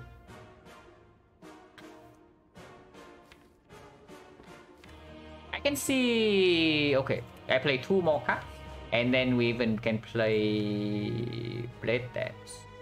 No, Blade Dance can be end of turn. Like we don't actually, I don't actually want to draw Blade Dance next turn. If I can play this Blade Dance right now, I also don't want to draw it next turn. This one I want to draw though. Not immediately next turn. I still want to draw into this beforehand. Well, it's irrelevant draw, and this I actually want in the discard for the liquid memories. So maybe strike then. Yeah, maybe discarding the strike here because drawing strike and give us some stack. Probably nonsense. Like we even with the Tori, if we can block 50, we should still block 50. So like this then. And the second prepare.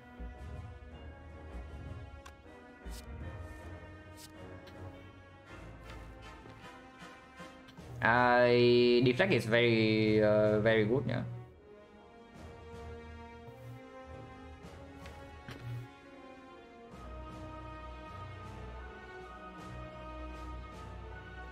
So it's like this. Discard the strike. I play the deflect. I play the backflip. I play the terror, and then I play the deep breath. Because if the deep breath happens to land on operation, in that case I can also steal operation. I can nightmare immediately without using this.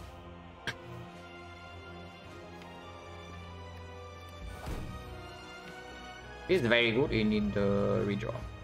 So it's fine.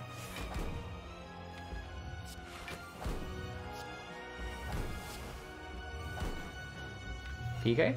Okay, draw this. Not exactly better. If anything, it's slightly worse because Violet Plan is like slightly earlier now, but Nightmare is at the bottom.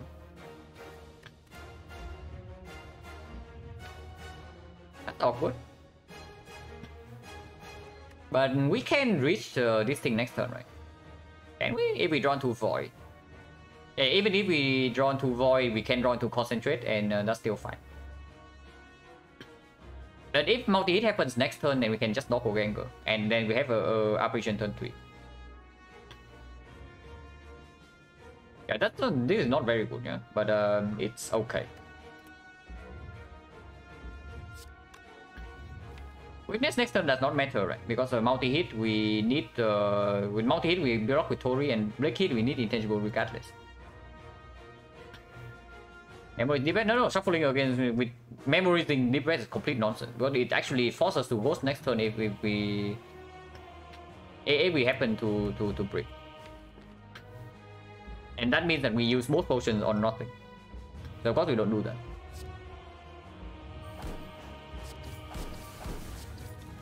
No reason to PK here, yeah. At least we get on stack. Yeah, no reason to play PK here, so we just end turn.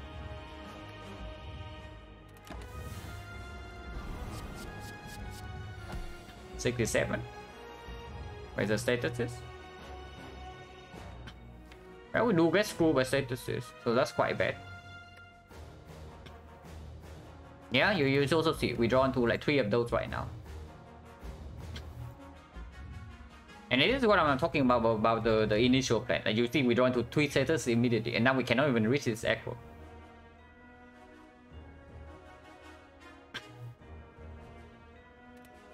So is it memories right now? Is this good? Because we need to potion here. Technically we don't need to potion here. Now let's say we just double draw right now, yeah?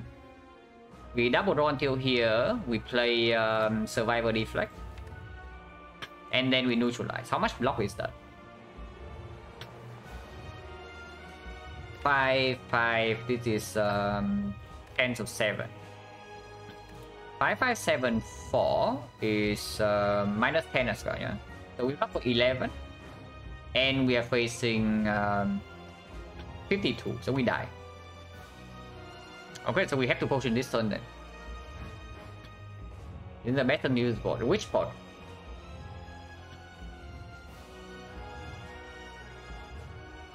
Which board, and it is memories and onward. And it's not, yeah, because using potion immediately also wastes HP. Ghost Ball, this is 2 intangible. You realize this is 2 intangible and not 1, right? So that's a very different story. Because at some point Tori will not work anymore. But yeah, if we do not potion this turn, we also don't have HP to use Tori next turn. So potion needs to happen. On what? If we start with backflip,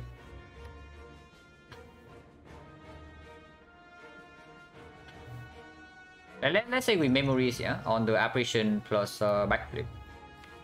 Where do we draw until? We draw until here, we draw until here, we draw again until here, but we don't get to reach the reflex.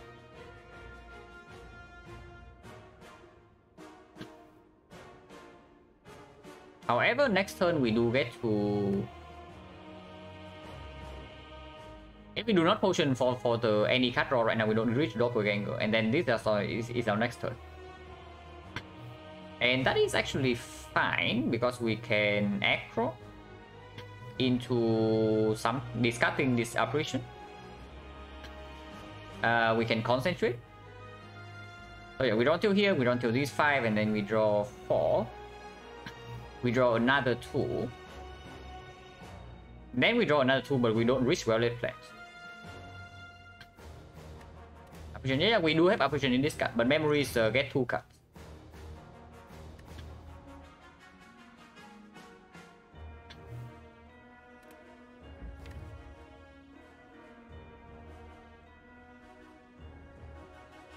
If it goes this turn, what happens?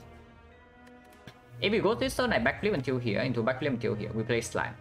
And next turn we are intangible, so can somewhat freely play cards. And we are still taking like 15 to our face next turn, yeah. So aggro, draw 4 until here. We have 4 energy. So we have 3 energy and we have 5 energy. So aggro, draw 4 until here. Discard reflex until here. Concentrate away the apparition. And prepare draw until here. At that point, we only play a single aggro, right? So we still have 4 energy. And we draw until here. So we can double for 4. Doubling for 4, this is the off turn. And we draw until this point. But Ghost in the Jar is gone. Artifact Shield is not here, but we can still tank. We can still face tank another 15 HP.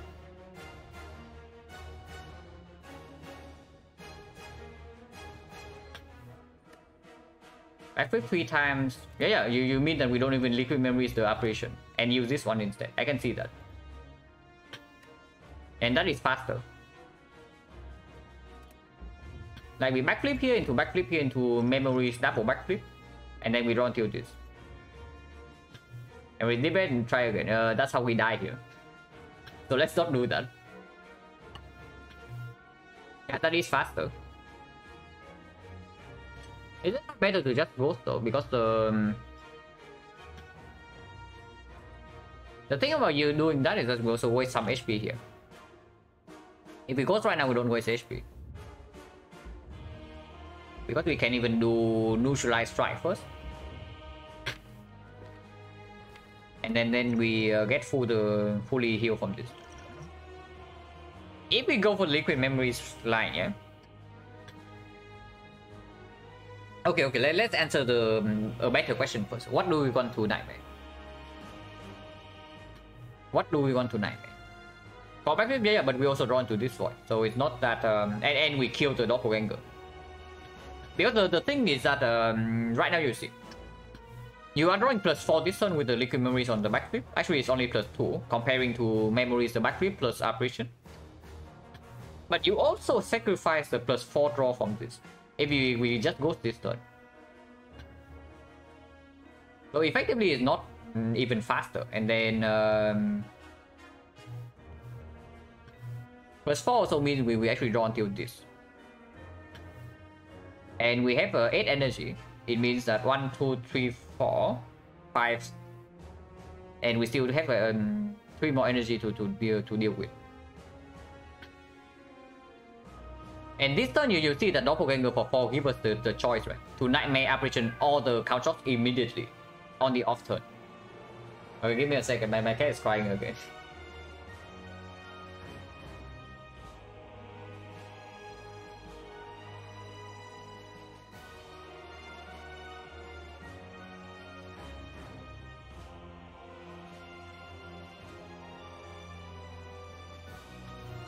But yeah, preserving the ghost is better for later, but it also slows us down by 1 turn. Like how deep can we draw? Because energy is limited, yeah. So we have actually 3 energy this turn because we are going to draw into this void. It's only not if we can also draw to this concentrate.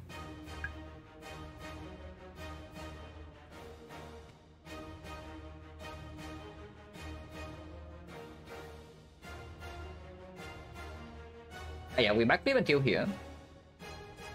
Backflip again until here. And then yeah, you see that if we want to preserve energy because we drawn to this void, we also cannot even play the slide. That is bad, right? And even before that, do we even have hand space? Because I keep backflipping, I guess we do. We can make 2 hand space with this. So double backflip again. We draw until here and then until here. So now we have 2 energy. Our hand in this moment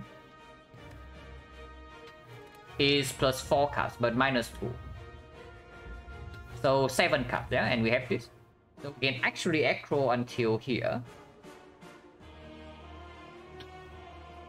And then we have 0 energy. So before that we play the slide. And then we aggro until here. We discard the reflex and draw until here. And then we do concentrate. Play the apparition, and we have on energy, and we draw until here. What do you do then with the on energy? Doubling for 1 means that the turn afterwards we draw until this, the multi-hit. So we can escape plan into Piercing Well.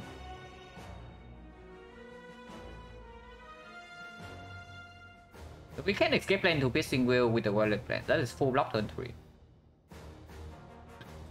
And then turn 4, we draw until this. So I guess this is off turn and we still have a choice to Nightmare this.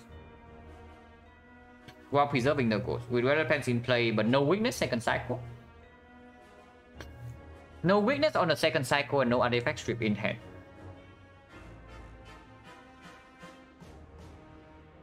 We can Nightmare Apparition all the card shots on the off turn. But the thing is that with no weakness and no... And we also preserve the ghost, right? So I guess we can go second cycle. Because I'm thinking of Nightmaring Cow Shops. I'm really thinking of Nightmaring Cow Shops in this fight. Like looking at how the start of this is going.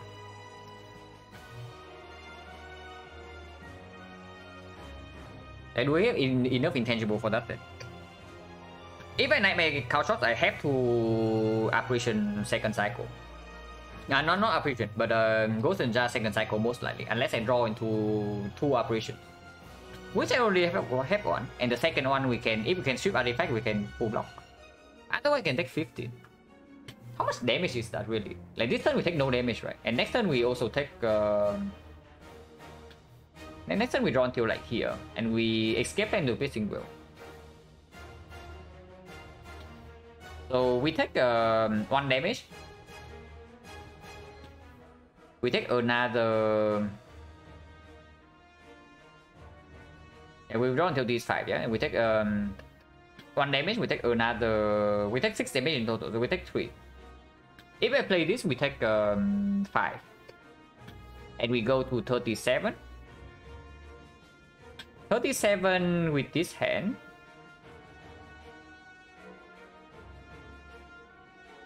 So defend Nightmare Cow Chop. Defend Nightmare Cow Chop, Cow Chop.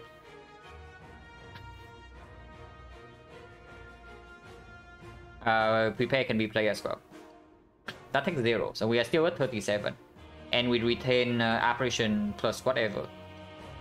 The turn afterwards we play triple Cow Chops and Apparition if it's a big hit. If it's a multi-hit, we face time. Yeah, that works then. That should work. So double check.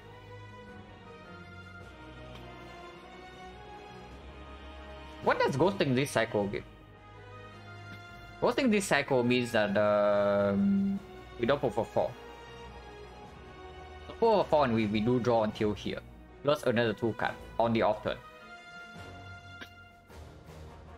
And we get to keep the liquid memories. after Nightmare is down, liquid memory is not that important, right? If we don't even have that many apparitions in the deck. So it's true. I guess Ghost Eater is the more important potion. Especially when we want to do Nightmare Couch Shot. Because Nightmare Couch Shot basically deals 200 plus damage every cycle. Yeah, exactly. If we are Nightmare Couch Shot, memory is not that good. Exactly true. Nightmare Apparition doesn't really win this, right? If Couch Shot misses first cycle. And we have basically no stack yet. If we Nightmare Couch Shot second cycle, we know that we take maybe 20 damage. And then third cycle we have full heal, 5 heal from Ghost in the Jar, and we take no damage either. Actually no damage third cycle, yeah, because by the third cycle we should be able to strip artifact. So, and we still have one apparition in play. Like we have 2 apparitions still in the deck with the Ghost in the Jar to block on full cycle. So second cycle spend on apparition, third cycle spend on apparition and Piercing Wheel plus.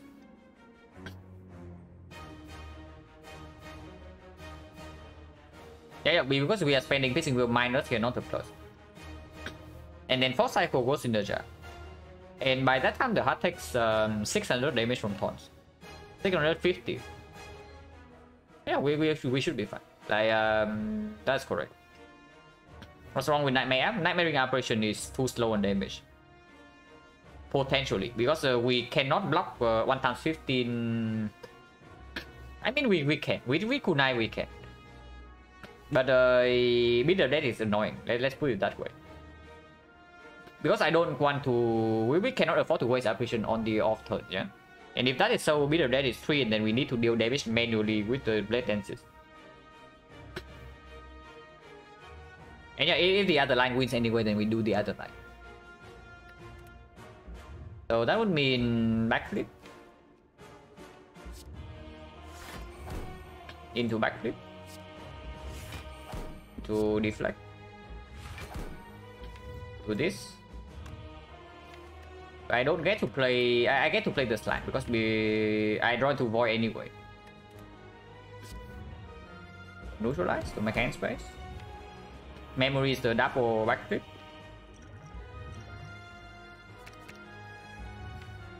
Backflip. Backflip again. Play this.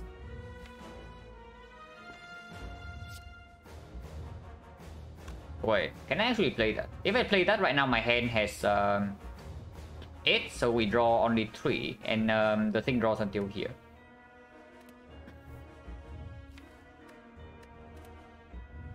Yeah, this only draws until 3, and then discarding this also doesn't work out. Wait a second.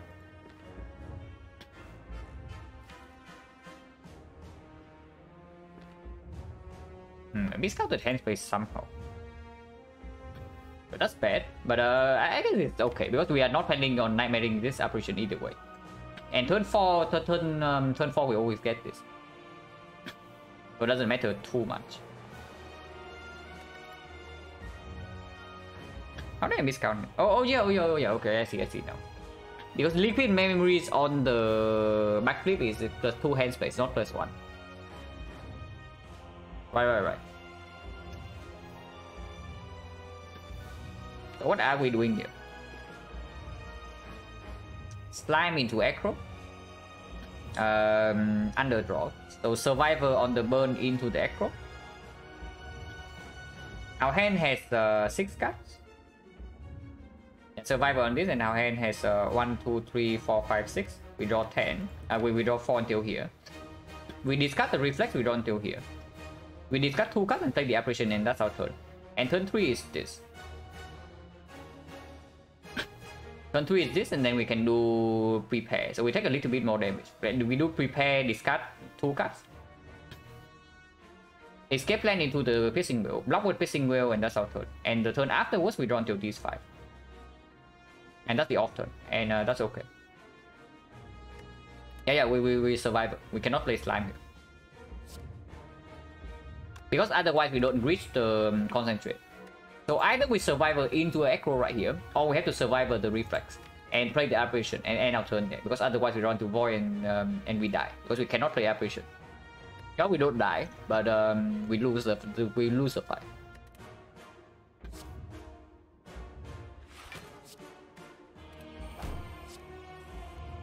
This is exactly drawn to concentrate here. So the void draw is perfect timing.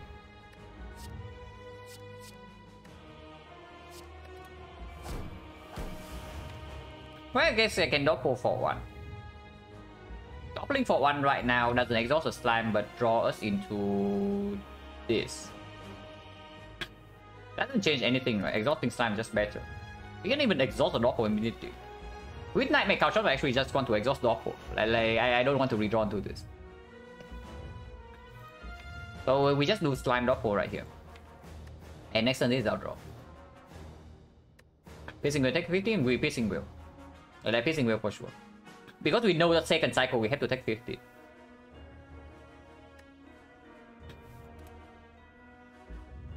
Yeah, so slime Doppel.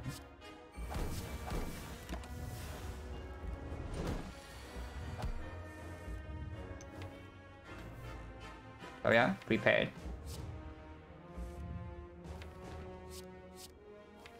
That's actually okay to hold.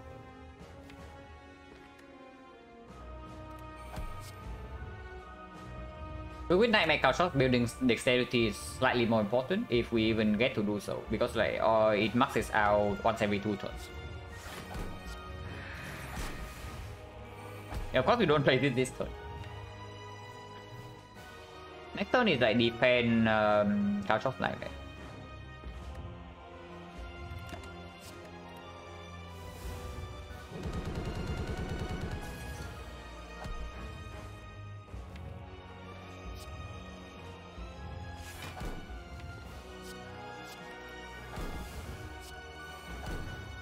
Repair right here and discard. Actually, discard Blade then Strike and we hold defend in hand. Not actually. Yeah, actually not. Actually not. Backflip next turn is enough. If it's multi-hit, we absolutely play all the card shots. And we don't need to play all the card shots. We just need to play 2 of them. So the third one can be ignored, and we don't even take 50 next turn. Yeah, actually we don't even take 50 next turn. So that's nice. And I guess we keep prepare defend then.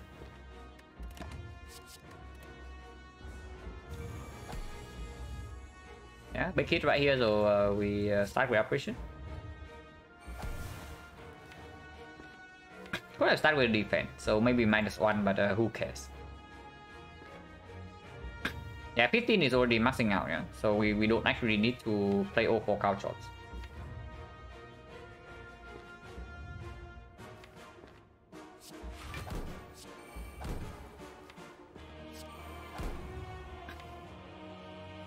Doing this right now is okay too.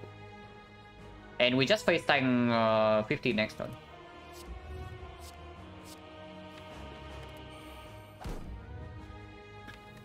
We do need to get to start sweeping artifact and building up some stacks though. So keeping backflip deadly poison is probably fine.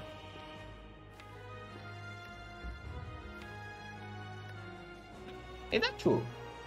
Not really. I need to hold operation. Yeah, actually need to hold operation for the big hit next cycle. Or poison sweep? No, it sweeps, but we keep these 2 and then not the backflip.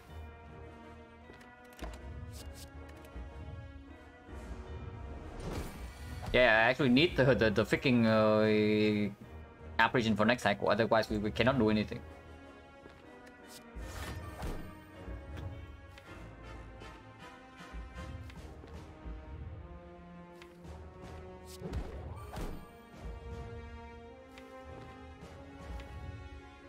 So we have no block in hand though. So if I keep operation and defend, we also don't get stacks. Ah, not true. We can echo into concentrate into deflect into blade dance. So that's fine.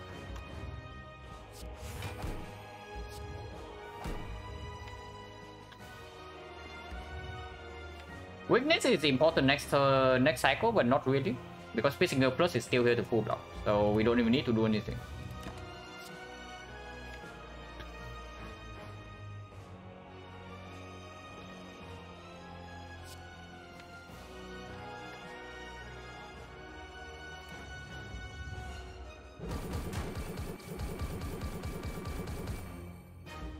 turn is already maxed out, so damage is wasted. But that's fine. Because our goal is not even damage. We just want to freaking get the stacks.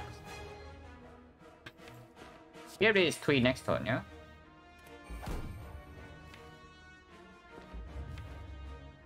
And yeah, we know that big hit we can... Big hit we can appreciate, multi-hit we have this. So we never take damage next turn. If that is so, then I guess holding Blade Dance okay, when we don't need stacks yet.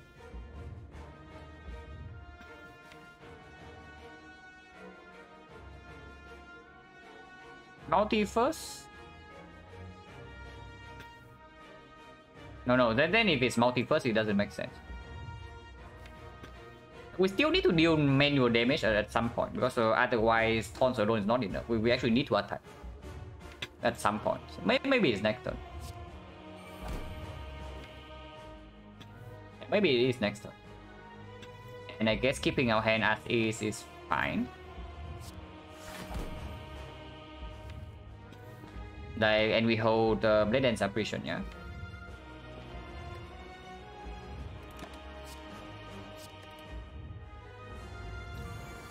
Multi first. Okay, multi first is slightly annoying, but I guess it's okay. We can block a lot.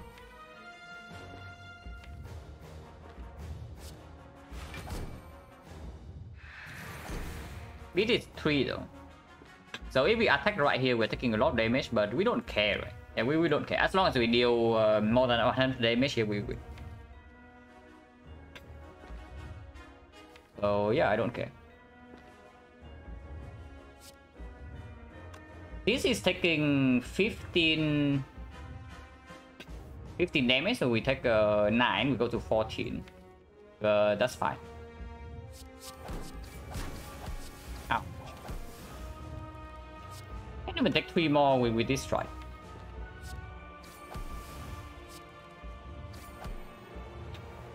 Yeah, this is fine. No need to deep red.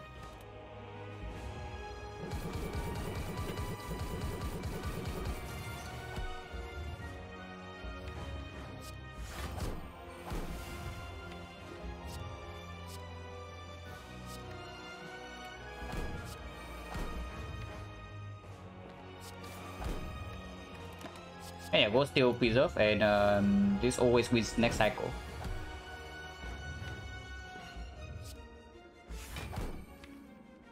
Kunai stacking in this fight is actually impossible. Kunai stacking in this fight as always actually impossible without meter death mitigation.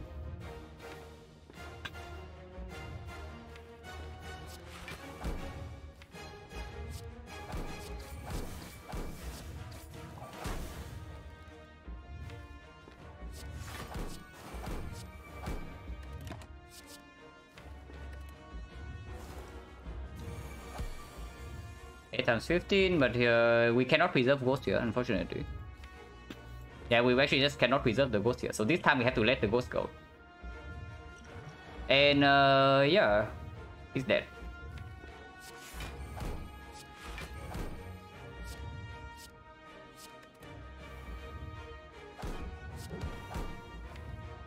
Nah, let's just let this guy die to taunts, like whatever.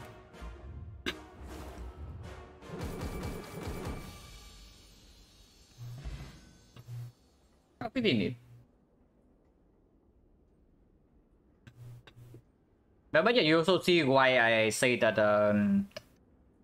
unless you give me an after image, this run is like not nearly over. Because Kunai into the heart doesn't. Kunai alone is not enough. Wireless Wizard, thank you very much for the 5 subs and the 2 months. It's just Frozen Eye. And we have strong potions, we have enough tools to win. It's just slightly complicated. Because the Violet Flames doesn't cooperate.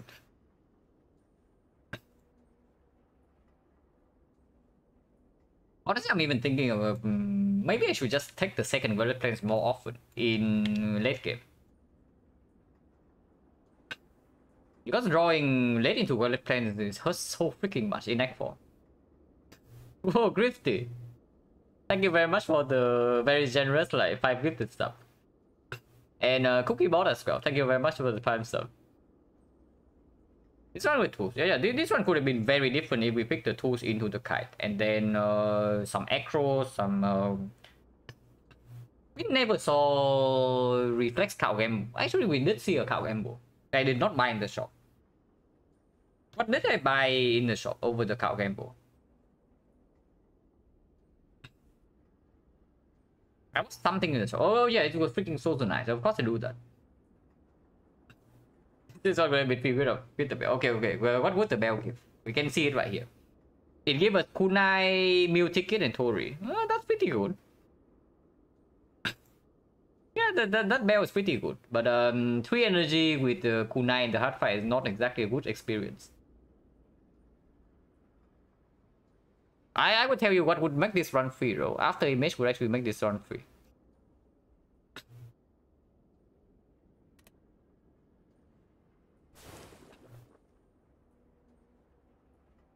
Tungsten rod? Yeah, tungsten rod too. Tungsten rod is exactly the same. Like they are same concept, right? They make us invincible when intangible, and also mitigate with the death so that we can stack with Kunai Shuriken.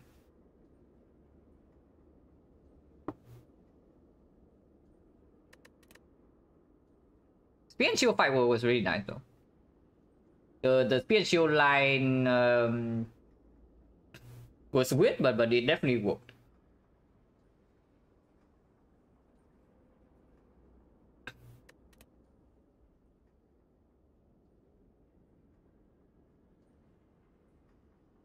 And yeah, like I really think you can also see the fight. You can also see the fight, and you see how bad the Nightmare Ambition would actually have been. Because our damage is really way below par. Our damage is actually way below par with the first few turns. Wanna go one without the shuffle? Yeah, I wonder too. I think if we can land Nightmare couch drops and still comfortably save the ghost, then we should be fine. But looking at how the fight play out, like, the Nightmare couch drops was necessary. Why did I pick couch drops? Fairly late, right? Yeah, here.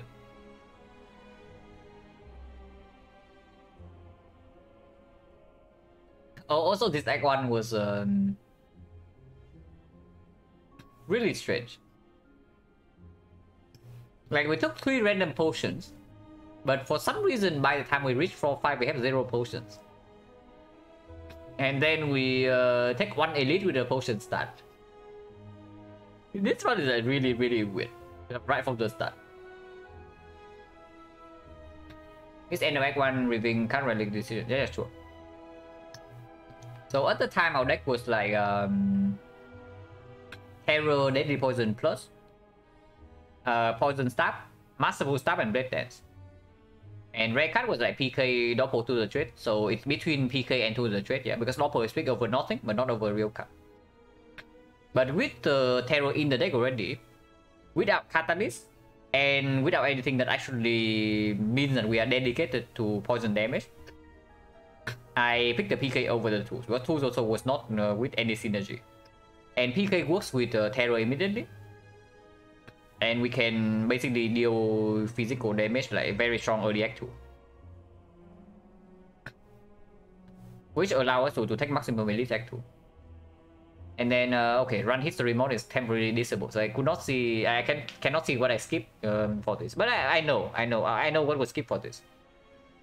This was between the back, the wrist blade, and the kite. And yeah, after picking PK over tools, we have 0 discard, so of course it's never the kite. And it's between back and wrist blade, and we only had 1 blade dance. So with the white beast, it's a very clear back. And then actually we just take maximum elites. The shop pick 2 bounce. Yeah, the shop right here.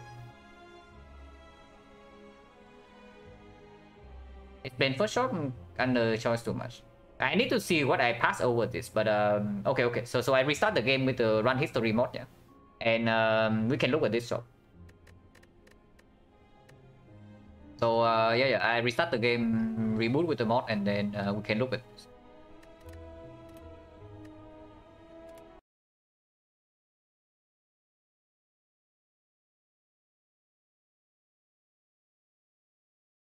Okay, play with mods.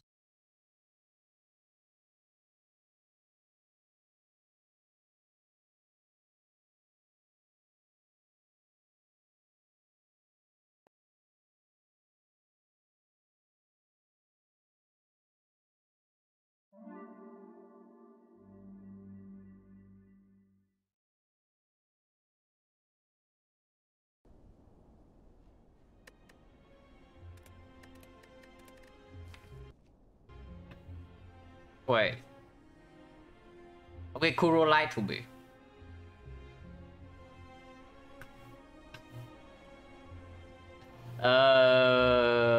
Wait. Okay, so we actually cannot see what this is. Or did I not enable the mod or what? Yeah, I did have. I do have it. Yeah. Kuro lied to me. Clifford, no need. I can just watch the local recording right now. So give me a second, yeah.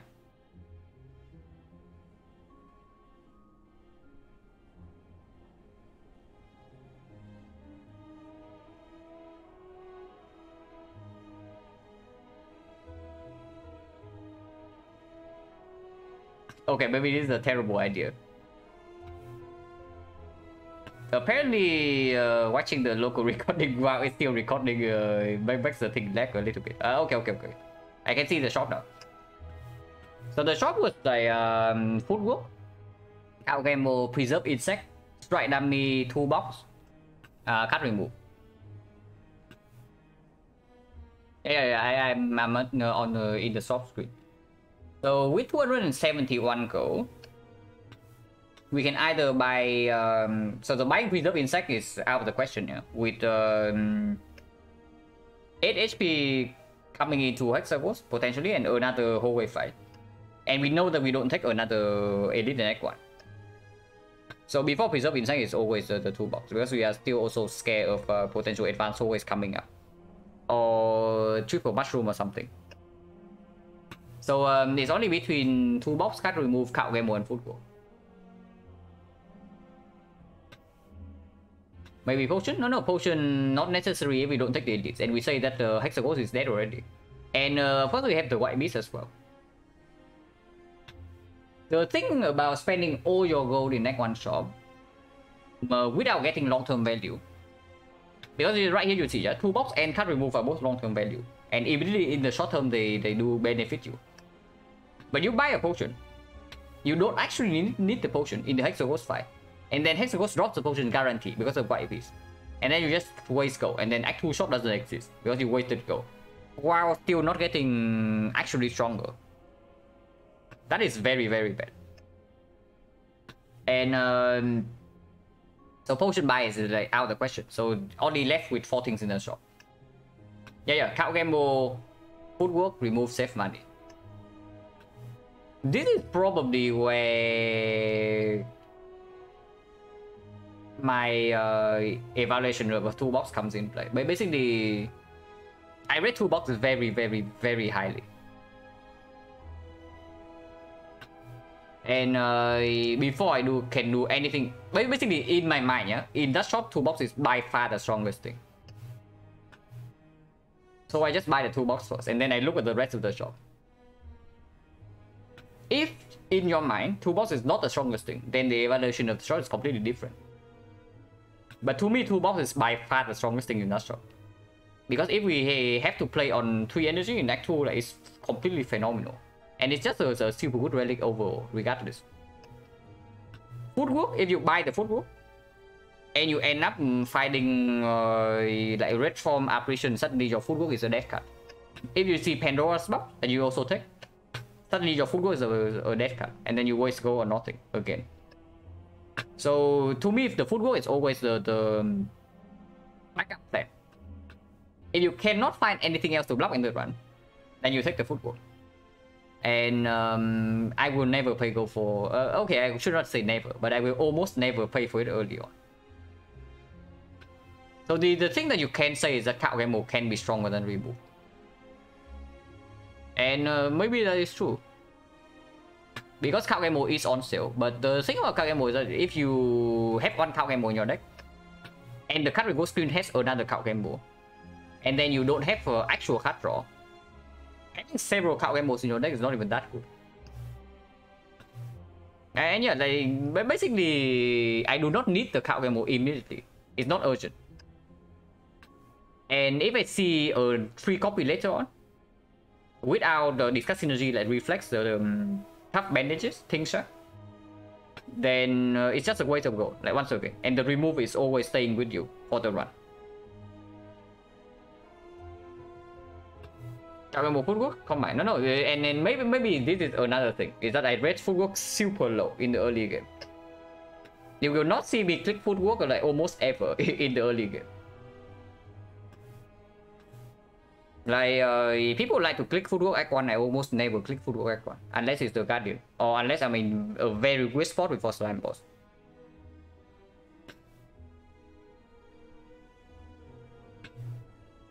Yeah, there's a ton of times where it's correct to buy cards. Because decent for Guardian, yeah, it's decent for Guardian. So that's why I see you almost never see me pick footwork unless it's before Guardian or some very weird Slime Boss. The thing about buying cards in the shop is that you usually only want to pay for the card in the shop if you meet the 2 conditions. Yeah. Condition number 1 is that the card is overwhelmingly strong, and there's no better relic or whatever in the shop. And condition number 2 is that you need the card right now. If you do not need the card right now, and it is not even guaranteed to be overwhelmingly strong later, and you don't even pick a second copy if offered for free, then you're just wasting gold. And wasting gold is really bad.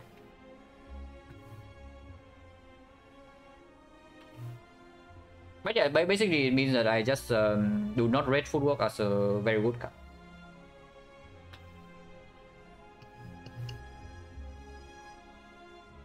And I don't know whether that's completely correct or not, because there are definitely runs where I wish in late Act 3 I have a footwork in my deck.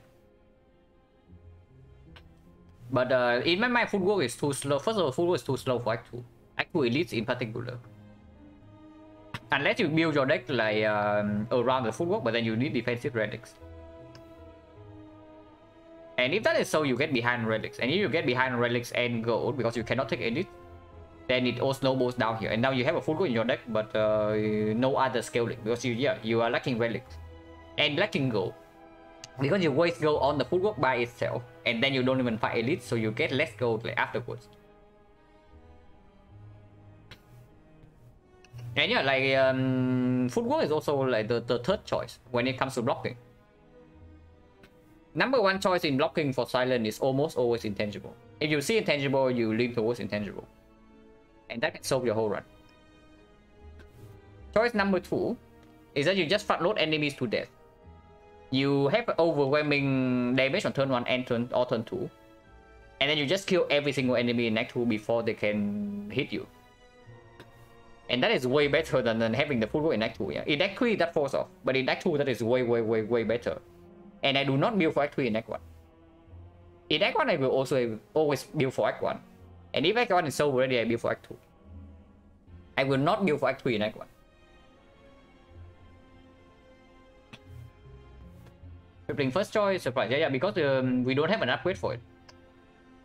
So on the path we were going into, there's no fire until the end of the act if we want to attack maximum elite.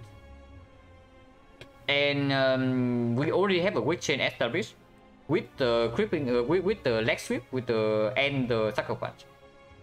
So against any single target enemies, yeah, the creeping cloud is what? 2 energy, 4 poison exhaust. That's not very good, is it? And yeah, I also don't want to commit another upgrade on a card that's not even performing in most fights.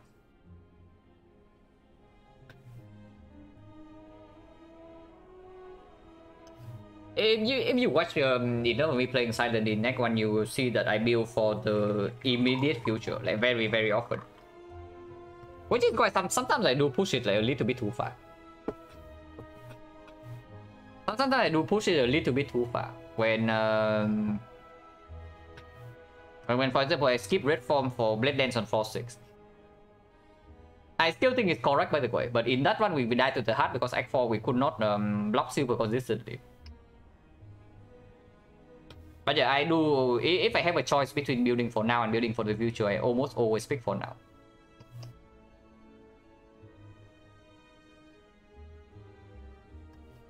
And I think toolbox is phenomenal. Like toolbox, when you before you use it a bunch of times, you always think that random colorless not very useful first of all, and then you get a useless cut in your deck, shuffle it. But that's not true because there are not a lot of fights that go past the first cycle in the Spire. Now that is something everybody will realize that at some point. There are not a lot of fights that actually go past the first cycle. And so having a card that you can choose that usually costs 0 on turn 1 after you see the intent of the enemies is completely ridiculous. Yeah, defensive scaling is nice, so like absolutely. I also say about Silent is that scaling defense is more important than scaling offense. Which sounds contradictory because I just trust out the footwork. But it's true, like late act 3, if your damage doesn't scale, but your defense scale, you can actually quit. But the other way around, yeah, probably you die to first boss.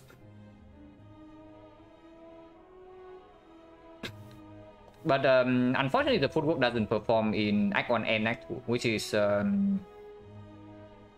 where I skip it. You see me with footwork in Act 3, I just pick it up. If I don't have a real defensive plan yet, or even if I have a defensive plan, if I'm relying on weakness paper crane for example, then footwork Act 3 like absolutely like sign me up. But unless I'm very strong already, I do not usually pick footwork Act 1, Act 2 because it doesn't perform in super fast fights.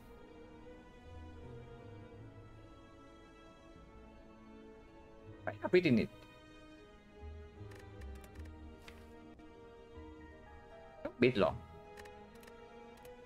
Do I need to restart the game again or what? Or does this thing like not crush my game anymore? It probably doesn't crush, right? It's only for potions for 1. Billion intangible next will come handy. Awakened one. Yeah. Awakened one's pretty easy though. If you the only way Awakened one like super wreck you is that you have intangible, but you also don't have enough damage and no strength reset. Okay, it will crash if I pick 3 random potion and drink it. Okay.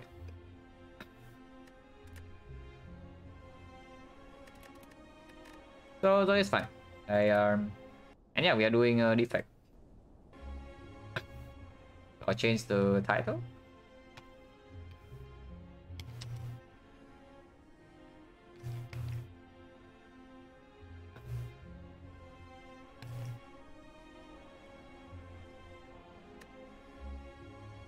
Ban me, that's wrong, yeah.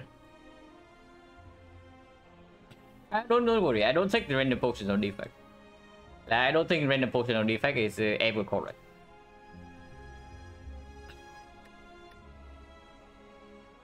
Before I take random potion on defect, it's just boss spot.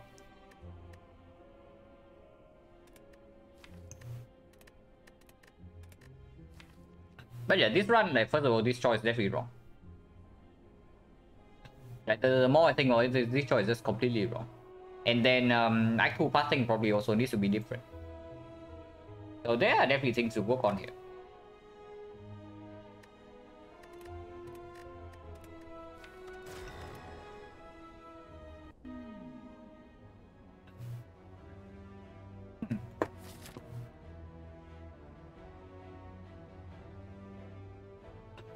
First for 250 into floor 6 burning elite. Now that seems kind of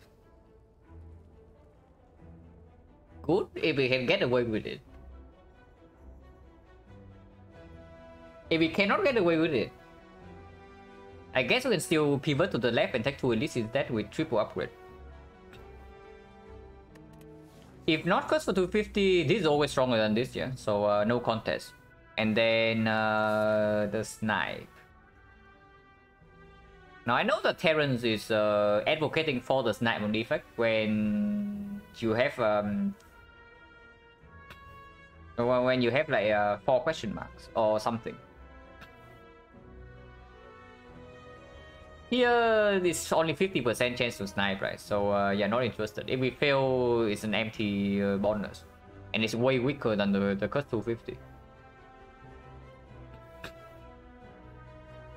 Cursing for 250, if we start here, we do have 3 fights before the elite. Here we only have 2. And if this fails, you can still pivot to this fight. And after this fight, there's still a second elite here, yeah? So that's not even bad. But we do lose out on the heavy fire part. I guess, okay. If we go here and things are bad, and we cannot take this, we can still pivot to the left and take 3 fights. So that's just way better, right? Because going here is only good if we actually take this fight. And I don't even know like whether the third fight increase our chance or not, because we already have potions after the shot. Or some very strong relics. Yeah, we don't even need to remove the curse. Oh, free gold, guys. Hey, yeah, free gold. So this shop's still better, yeah. Because if the shop breaks, there's no way we take this. If the shop gives us something that is strong later, but not right now, for example, the pellets. And yes, pellets on defect I buy. Then we cannot really take this.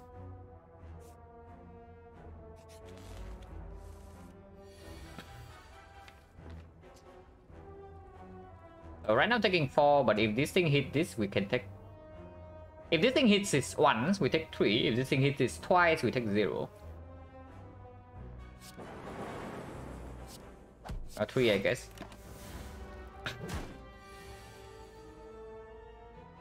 Another 3, I guess.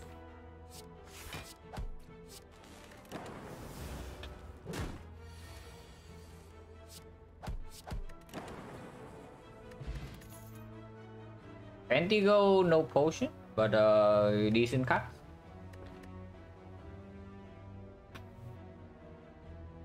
Pop-out is better than go for the eyes, yeah. It's not hexagons. Go for the eyes against Guardian is like okay, but unupgraded is weird. The thing that speaks for the go for the eyes over compound is that if we go to the left, we have 3 fires. But we can also just see better cast upgrade than compound. Like we upgrade Zap, Zap also plays with the compound itself and plays into the Guardian. Do I ever get sick of the music? I mean, not really, because to me it's just like background noise at this point. And some of the songs I don't get, I don't get bored of. But the songs I listen for, the songs like this one, then it's just background noise to me.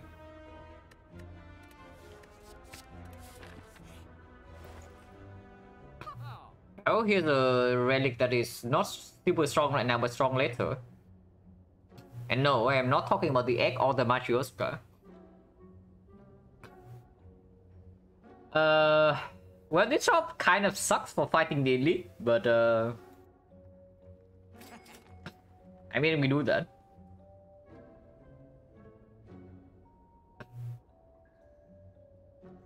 There's nothing else here, right? Are you telling me to buy a streamline? Are you telling me to buy a streamline here? Because we have 3 upgrades. And for Battle of Woods, this does perform as a Guardian.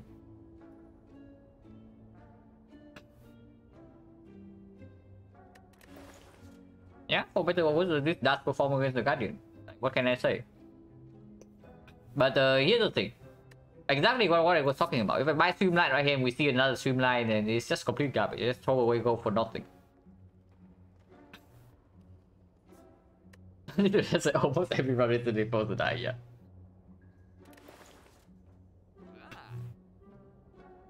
Well, I know we just picked the compound over the go for the eyes, but what about buying go for the eyes here? So I'm way too early. Like before you have slots, before you have frost off, this doesn't perform. Right now we only have lightning. So you can see for yourself like what this card actually is doing. We have on lightning off. This thing is giving us 2 damage immediately for 2 energy. We have 4 lightning and 2 lightning off, which is the better case. This thing is giving 4 damage per turn. So in 3 turns it deals 12 damage. For 2 energy. Yeah, okay, cool. Transmutation. Honestly, I'm actually just looking at transmutation right now, and I don't know. Because what if it's just transmutation into upgrading it? Like no, seriously, what if it's just that? Because honestly, with my experience with this kind of defense is actually quite good. Especially when upgraded. But not yet, right? Before we actually have energy generation, it doesn't perform. The moment we get a single turbo though, like or aggregate, or even double energy, man, is it good. But probably way too expensive for now. Fortune change on also being 50%, but elite is right here. Maybe I still buy a potion and accept that potentially I can throw it away. But card remove is fine, yeah. Into the Guardian, I guess removing strike is okay. And yeah, we don't remove clumsy. But we buy a potion to maybe prepare for the case where this is knocked and then we don't have good stuff. Yeah, this thing gets better with Frozen Knight, it's true. It's an upgrade target as well. So if I have nothing to do in this shop, I probably buy it. And apparently I have nothing to do in this shop. And there's also no shop like, until maybe here. But this shop I don't even know whether I want to go to or not. And yeah, upgrade target for triple fire path, completely fine. And it's on sale. If it's not on sale, not really, but it's on sale. So the merchant got me. 57, we have to buy one of these. What is better? It's just power potion, right? For Lagavulin and Sentries. And even against the Nob, this can still be better than this. Yeah, it's just power potion. Like Ecocom super good, Electro super good. Even Halo World is probably just as good as the block potion. Storm's completely useless. Capacitor is useless. Defy is like okay. Buffer is very good. Hissing's useless. Not that many bricks actually, and we get to choose out of 3.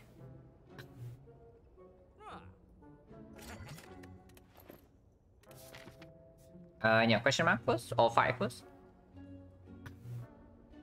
I mean, we still wanted to go here, right? Because for some miracle we can go here, I still want to, but probably never happening. Okay, should have taken the 5 first.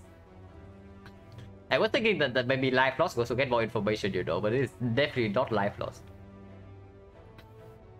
Well, it's life loss if we want it to be. But if we only take 2 elites and 3 upgrade paths, then max HP is stronger than healing here, yeah.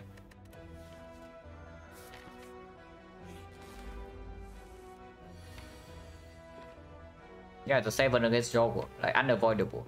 Even after removing 1 strike.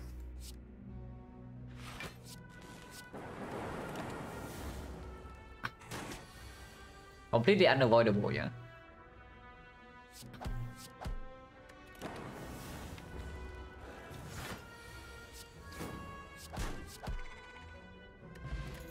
No potions, so 60%.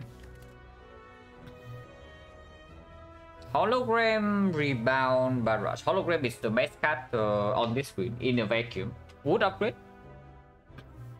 Unfortunately, taking Hologram here... Okay, Hologram is very good against Guardian as well. But the knob is waiting here silently for us. The knob is like just eagerly waiting. But hologram is good. If we upgrade the Zap hologram, also good against the sentries and the Lagavulin. And we can brute force the knob fight, yeah? We'd go for the eyes and potion and the frozen eye. Let's check rebound actually does, yeah. And this is where I actually need to play more defense to know where they can get away with this hologram or not. I really want to get away with this hologram.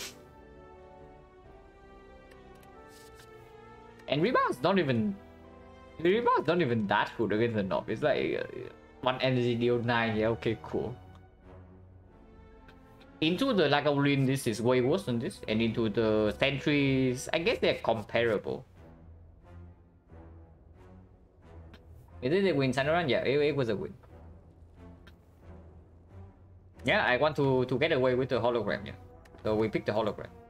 And not fine, even if we have to take a big hit, it's still fine, right? Because we'll go for the eyes, then we can potion. And yeah, of course we never go here then.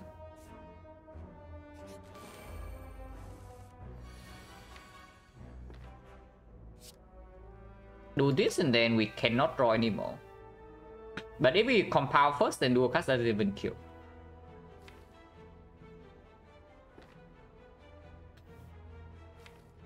Well, this is awkward. But I guess, okay. Dual cast compound, they always need to happen to kill one of them, yeah? So we drawing right now doesn't make sense anyway. We cannot even play the second effect. So just dual cast first.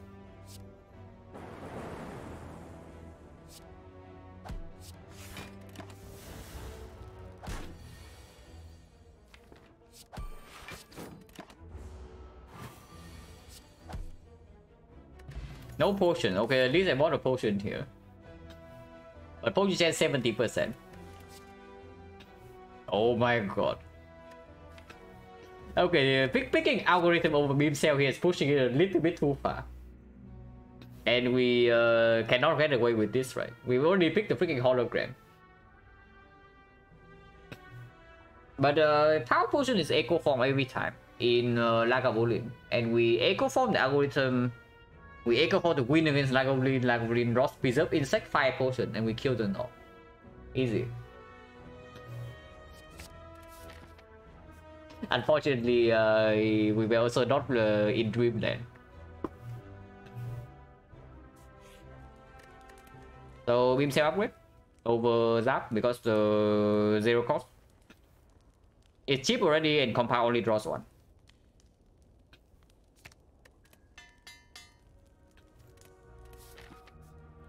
And yeah, I left. Well, we do draw into beam cell. Electro definitely over creative, yeah.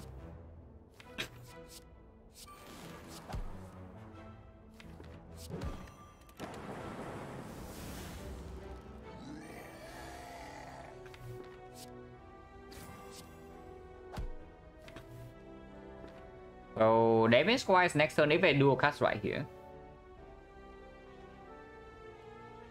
That is 16 plus 6 22 is a 30. 30 is 24. 24 it means that dual cast he will kill, beam cell he will kill. Otherwise we don't kill next turn. So that is 2 out of 9. Compound into beam cell or dual cast will also kill. Not quite 3 out of 9 though. Go for the eyes kill. Go for the eyes also kill, right? Because we are lacking 24. Okay. 16 here. 22. So 30. 30 and with this is 24 and this is 21. So yeah, beam cell kills, go for the eyes kill. Compound into any of these also kill. Dual cast kills.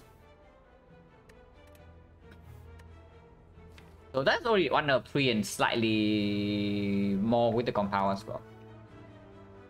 The cost of playing this is 2 HP right now. And then if we draw go for the eyes, it's lethal. So we assume that we don't have go for the eyes. It means that it would be 4 next turn. 6 HP. To have 1 out of 3, more than 1 out of 3 to kill. Otherwise we are facing 24 next turn. Yeah, expected value is just worth, right? So we do a cast. This is not worth though, so we don't do that.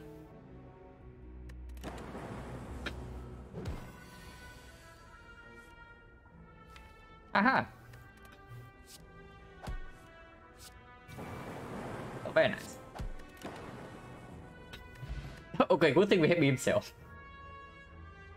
Good thing we actually have the beam cell, yeah. And rebound over. Oh yeah, we have shurikens over the 0-for-1 waiting room or what? Yeah, don't even try. But chill is here. And yeah, we just fought the North, so chill is phenomenal in whatever the hell this is.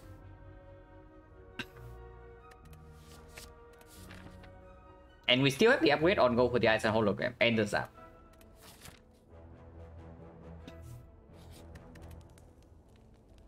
Next side is either Lagavulin or Sentries. Against Lagavulin, this upgrade is good. But this upgrade performs in both fights and the Guardian fight. Practice one, no. Practice one means that I click on the things that I think is good. And then I'm wrong. And then I readjust my evaluation. Not that I click on the things that I think is really, really god awful. And then we lose anyway. But yeah, hologram upgrade, yeah. Oh, you tell me Zap is stronger now. But with the chill, we don't even want to play this in the Sentries fight after killing one. And hologram upgrade with the shuriken also gets stronger. Yeah, hologram upgrade here is super good.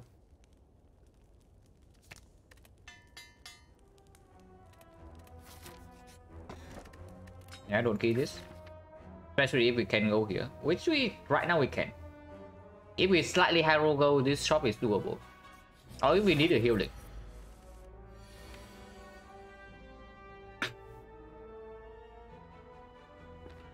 Well, chill right now, and we open turn 3. It means that it's Beam Cell, Compound, Zap, Dual Cast.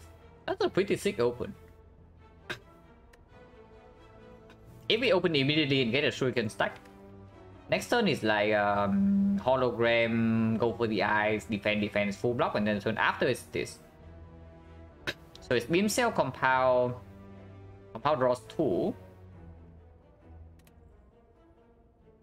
And we cannot, we cannot actually evoke this chill.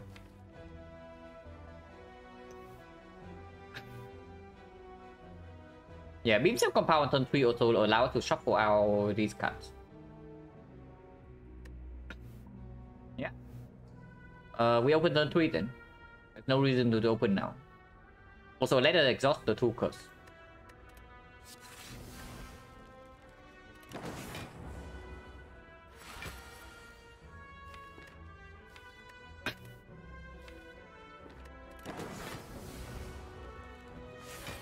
So do I want dual cast in the draw power?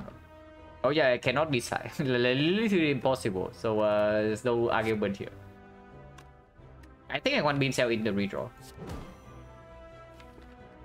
I don't want Zap in the redraw. If dual cast, actually no. Zap in the redraw does allow me to do Zap into hologram dual cast, and dual cast is force off. But playing Zap right now into the compound also means that I cannot play another attack for Shuriken. Unless it's 0 cost.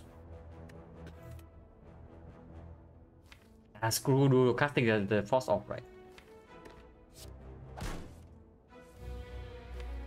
Into defend right here is not so good, but we have this next turn, so we are taking just a little bit, and the next turn afterwards we don't take damage. So that's fine.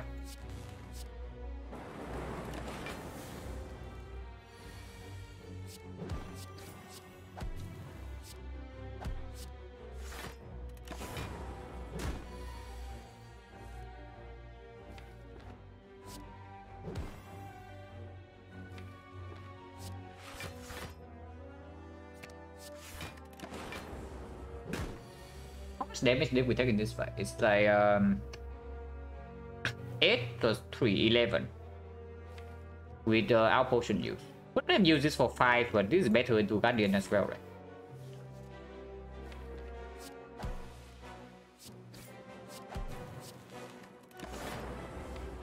I mean, of course, this guy's not dead yet, but any card we draw here will kill. Courier, okay, this shop is alive now then, but with the courier we can also delay shopping. Turbo for all for one. Another hologram is quite nice though. Another hologram they can also upgrade right away.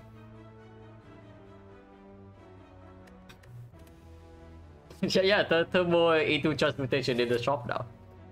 What is potion chance anyway? We get 2 potions. And 1, 2, 3, 4, 5. 50 still.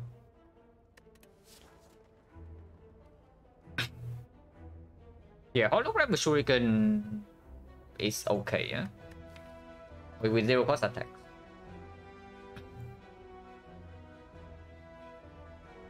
Taking another hologram into upgrading it. How is it? Is it good? Is it bad? It's probably okay. Zap upgrade? No, we don't need the Zap upgrade. Like, why do we need the Zap upgrade? When we can just play towards this shuriken. Because right now we don't even have focus, and compound driver, sure, it's a card draw, but we only have 0 and 1 cost.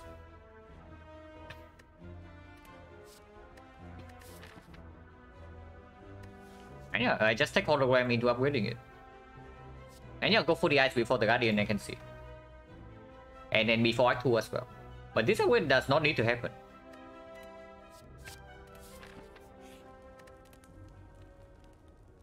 But into hallway fights, maybe go for the upgrade is better first. And honestly, I don't even... This upgrade is not even necessary, yeah? In the short term at least. So if we see a better card to upgrade in these floors, I can also see just upgrading the other card here. And go for the eyes upgrade is going to play here. We don't need 2 hologram upgrade before the Guardian. We might need to face tank the Guardian turn 2 though with this deck, but we'll figure that out. Yeah, this upgrade is completely fine.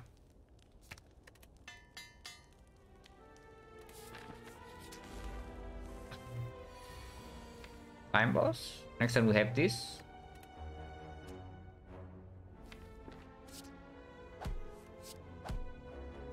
Shuriken stack is probably better than pushing it to 40 because we don't even want to split next turn, right?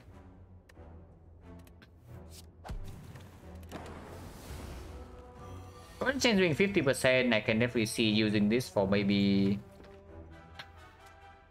I don't think we are blocking for 15, so we take 3 right now.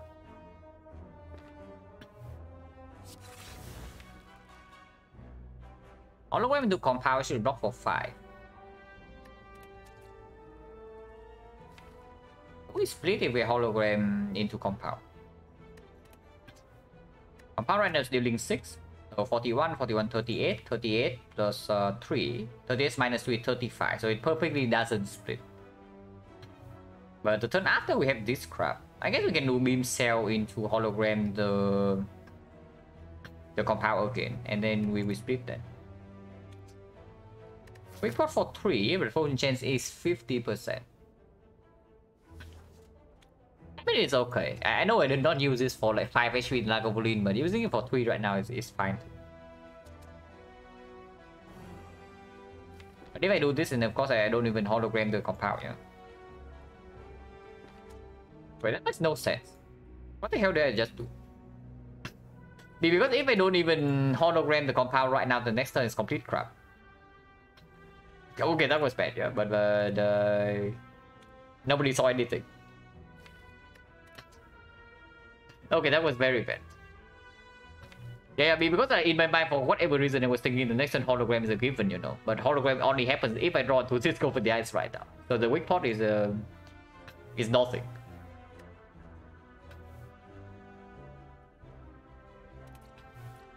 But that was bad. I guess we can try to stall for 2 turns. Not really, right? Because if this thing attacks again for 18, then we don't full block. But if it attacks for 12 only, then we have full block.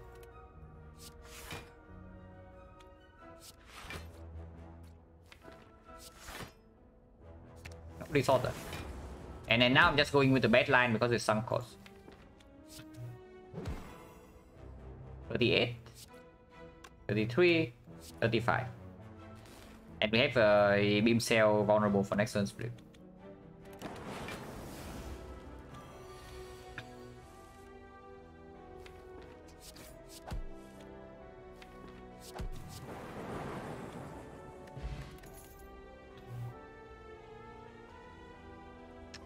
Should I pick turbo? Yeah, that's all I can say. That is all I can say on this screen, is that I should have picked turbo.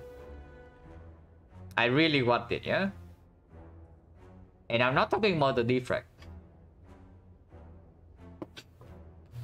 Unfortunately, it's like currently a curse. And this deck is also not appreciating stack core like very much.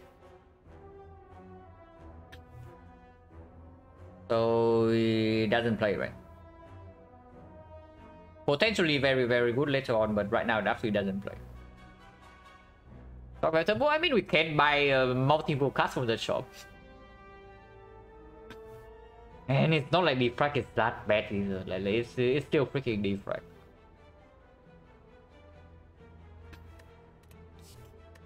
So how bad is defrag really? When we also have an upgrade for it before the Guardian with 1 force off. Yeah, I guess it's okay. But man, now I'm sad because I really want to have this card in my deck. Okay, winning right now is not. It does perform right now into the Guardian fight, and it opens up some potential later with like compound because I also want to pick more ops. But defrag alone doesn't do it, yeah? You need defrag, you need ops, or you still need deck consistency. So picking defrag here also means that you lose 1 upgrade because you would need to upgrade it, otherwise it's crap. Also, yeah, it makes force ops super good. You are correct. And right now we have exactly 1 force off. That doesn't even come back. So it's not like we have like laser triple cool-headed and double cold snap or something. We have like 1 chill. But it's okay. It's pickable. I don't buy it from the shop here, but for free I can pick.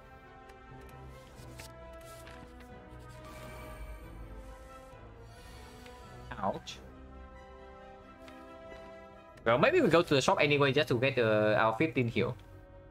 Because if we cannot even heal before the Guardian, then it gets weird. But like, if we cannot even upgrade the defrag before this fight, then it gets super weird. We can still afford any shop relic, so how bad is it? To go for the shop with the courier.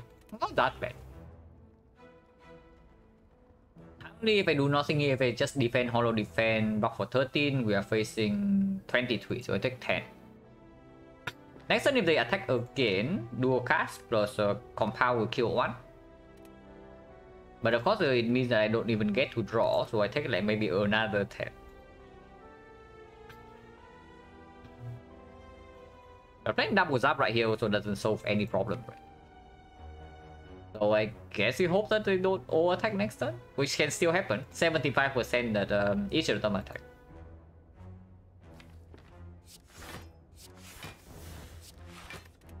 Ouch. Yeah, okay.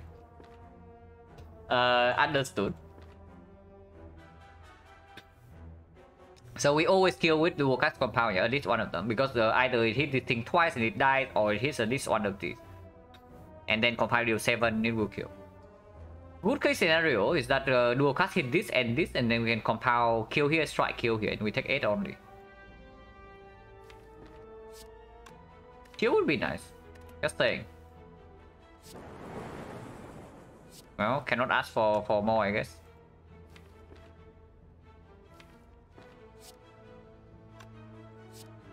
But here I guess we just kill this into block. And we take 10. Because we cannot kill 2, so of course like putting another strike here and take 15 doesn't make sense.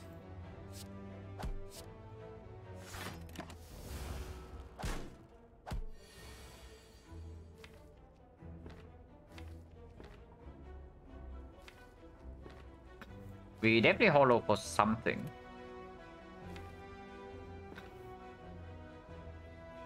Probably I want to evoke the frost first. If I draw into ops next turn. So even if I hollow into the zap right here, I still do that first. Compound right now doesn't make a lot of sense, yeah.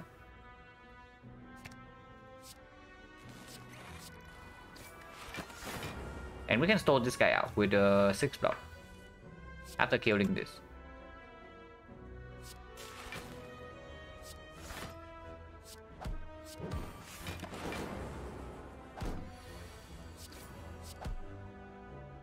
No potion?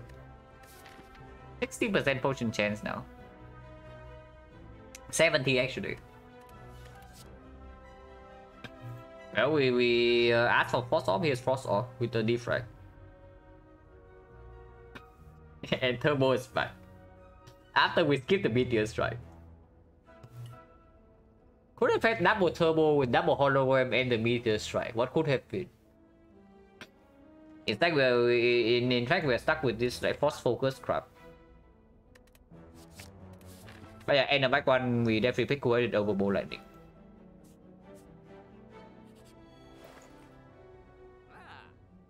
Well, there's a crocodile souvenir.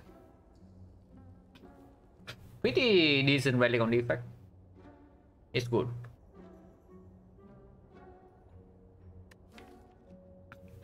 Can also take card remove second defect, definitely never, yeah.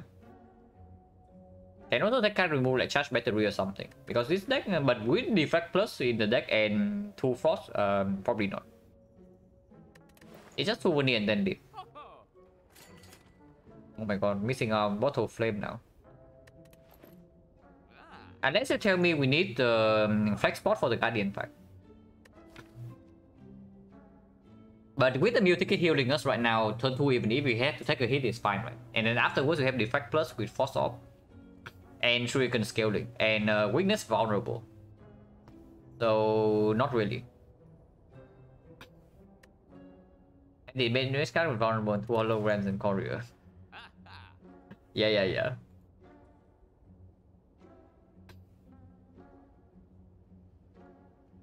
But yeah, we don't need to buy flex spot, yeah? And if we don't, then I don't take it. And safe go, because go with the Courier definitely matters.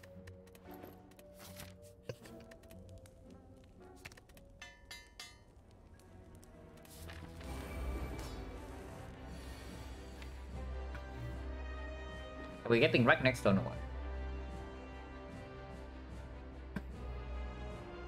So... with this draw next turn, how much damage are we taking? 21. Can we split? It's 16, 16, 19, 19, never. If we duplicate this dual cast. Yeah, this draw is quite bad. If we duplicate this dual cast after playing that is still only 32 damage, yeah. So even that doesn't get there. So of course we don't potion. And I think I'm going to keep the frost for a while.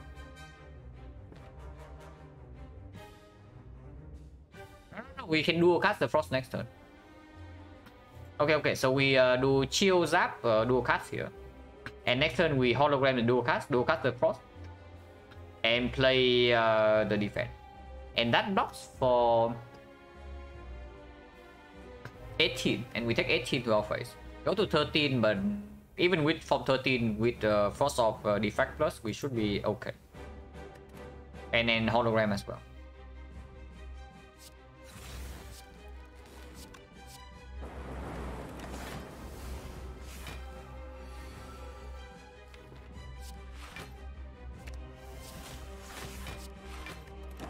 $18. Yeah, this is why we have a new ticket.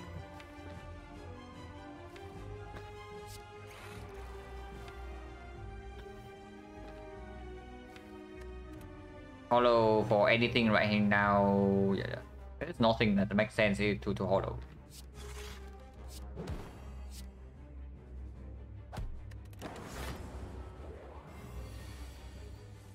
We are vulnerable, but he's also weakened for next turn, and we have 2 force off, blocking for 8.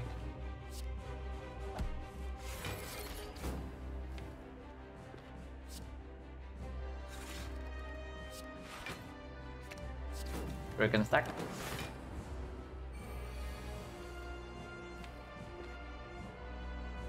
I don't actually want to kill this force off, right? We can full block right now by doing zap into dual cast into defend here, but next turn we know that we draw beam cell and nothing else. So I guess I just take 2 this turn and do dual cast into zap into defend instead.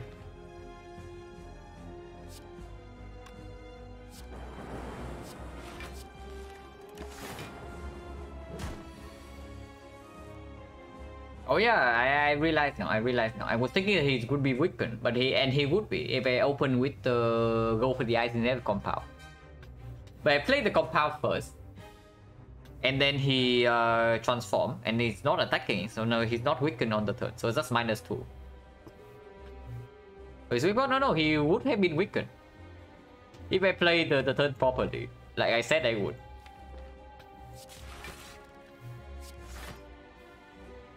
It's 20, so it's a free attack.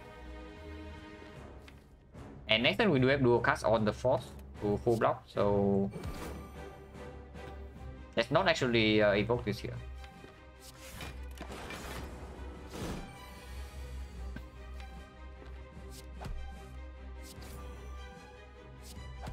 You don't even need to evoke this now.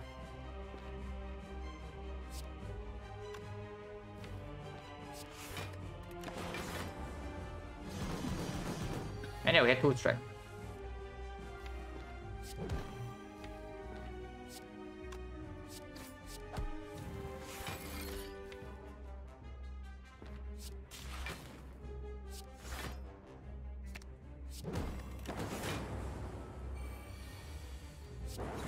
Yeah, no problem. Like we have defect plus and force off. The third one is the only hit we take.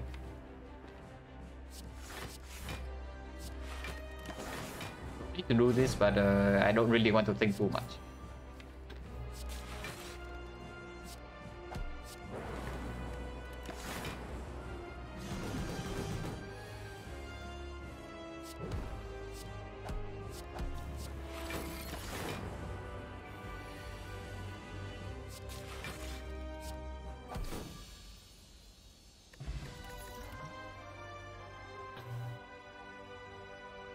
Electro Vision Hyper Beam. Definitely not Hyper Beam with this. Maybe it is Hyper Beam because of Souvenir.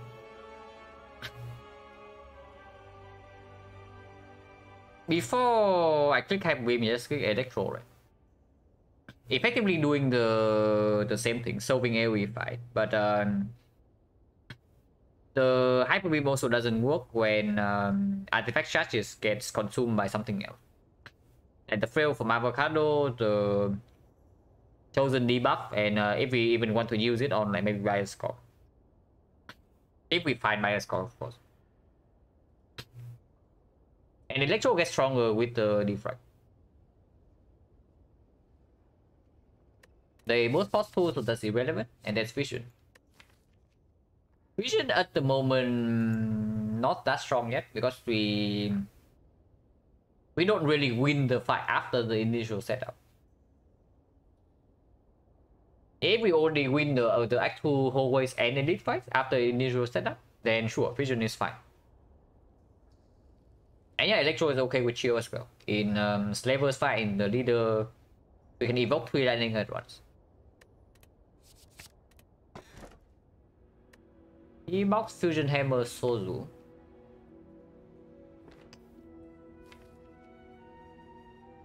Our hammer is pickable. We do have defect plus already. So we don't really need to pick a second defect.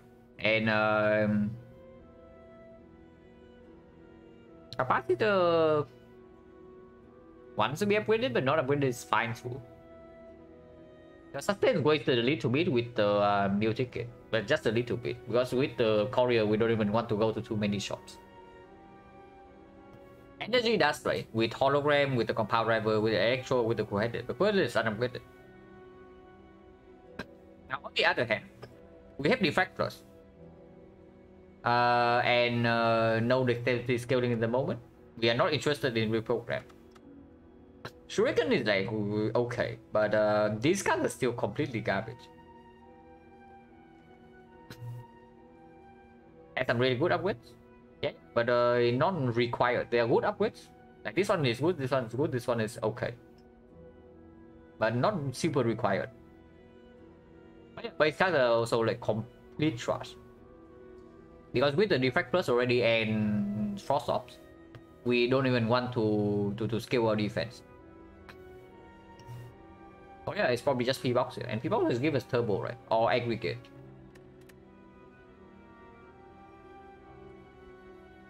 Now these are not turbo aggregates, but they are certainly ops. These are certainly some ops, I can tell you that. These are okay. Yeah, Molten Egg would be good here. The Molten Egg we pass it in the shop. Also, Barrage is not even bad, yeah, because we do have Shuriken. And we would like to pick up an off slot at some point with the Defrag Plus. This doesn't do super well into levels though, if we bottom deck this thing. And if we don't have energy generation, then this thing also struggles a little bit. So if possible, I don't want to force myself to a super early edit. One elite path in the middle, okay, that's a little bit too much. I can see this shop, or maybe we don't go to the shop and take this instead. And then from here we can decide whether we take this or not. And then here we can take 2 late edits that we can take. Need some fun load block? Yeah, like another chill would be great with defect plus. Steam barrier would be decent. Cut draw would be okay too. Energy generation would be great. If we have energy, we can block by killing with beam cell plus as well. Oh yeah, we even have beam cell plus for this barrage.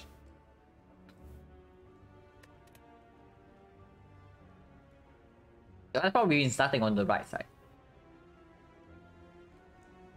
I think here only makes sense if we can actually take the burning elite, and I don't know about that one.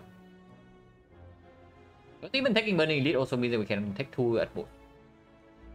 So starting right side already gives us an easier first half and still have a higher second half potential. I don't want to force myself to a shop, right? So we go here and then we decide. Instead of starting here. Ah, chosen. Now good for us that we have the souvenir.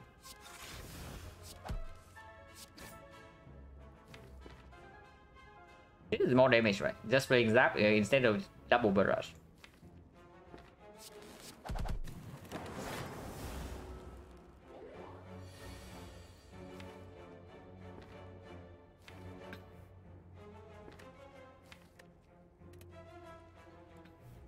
What am I doing here, by the way? I can see co-headed defrag. Do a cast co-headed defrag or what? And then next time we don't use these. And we have a beam cell. And Frost is in front, so recursion does block for quite a lot. Yeah, that's probably it. Like hologram 4 to go for the ice doesn't do anything.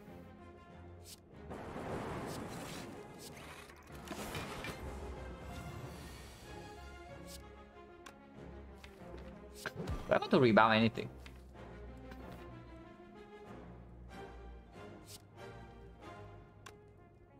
It's 15, so recursion here does full block. Rebound cold snap. Why not?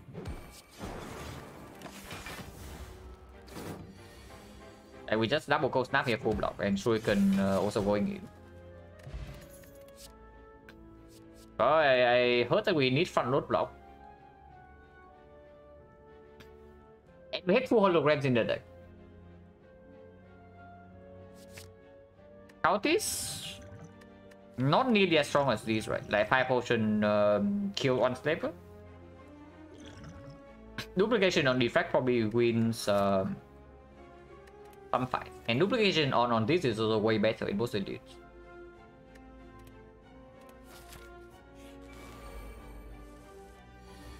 Music was playing immediately. We are still taking some petty hash damage here.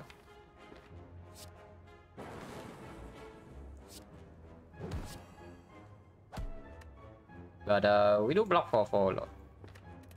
Well, not a lot, but some.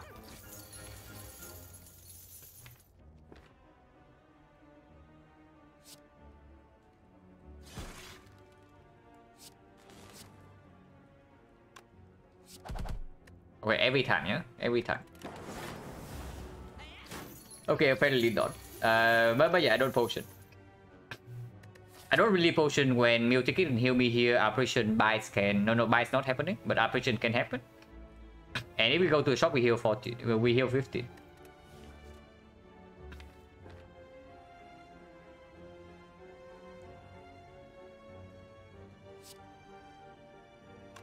Gloom and Gloom into Chill is 15 block. But then holograms full block. So we hologram the beam cell first.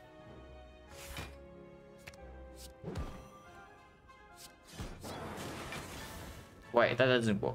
Maybe because this thing dies, so we get 1 force off. Okay, ignore me, guys. You can ignore what just happened again. But yeah, I really need to play these fights properly at least. But here I know that it's -2. And this 2 damage never happens.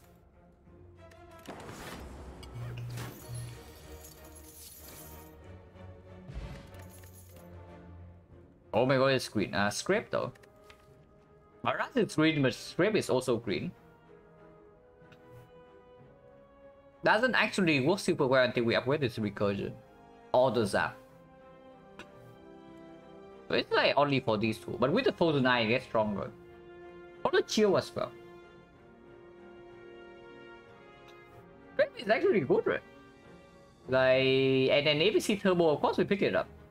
And then it's like really strong with the Frozen Eye. Yeah, it's good, right? If it's not good here, like when is it good?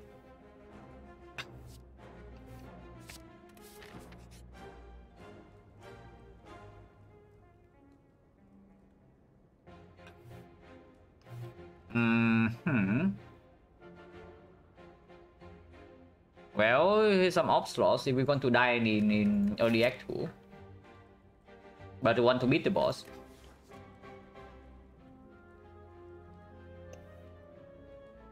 Algorithm. Also no turbo in here, yeah? There's double energy, but double energy also wants an upgrade before it even plays with the script. It never did. So right here I can see maybe a cool-headed, maybe a algorithm, maybe glacier, and maybe double energy.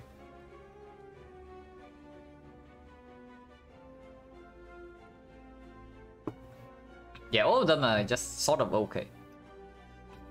The thing about double energy or cool-headed is that they also want upgrades. And with the script right now, honestly, we already have upgrades to make. Like this cool-headed is already in our deck that wants an upgrade. And then there's this thing wants an upgrade, this thing wants an upgrade. And with the script right now, maybe this thing even wants an upgrade.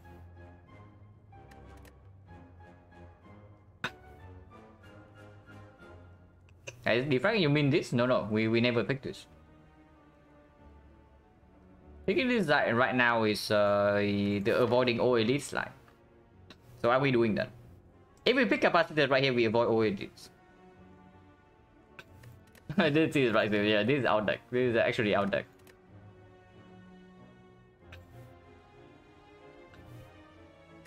Algorithm right now is a brick in this fight.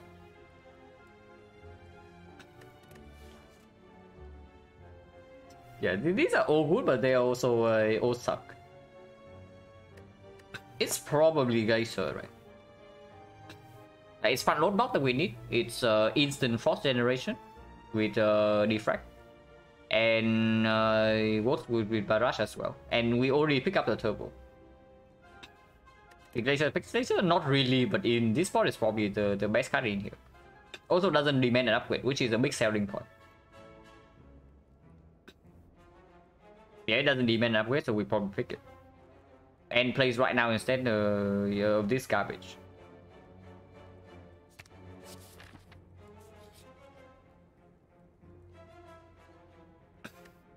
Ritual Dagger. We do a beam cell. And the Frozen Eye. Okay, so this is really strong.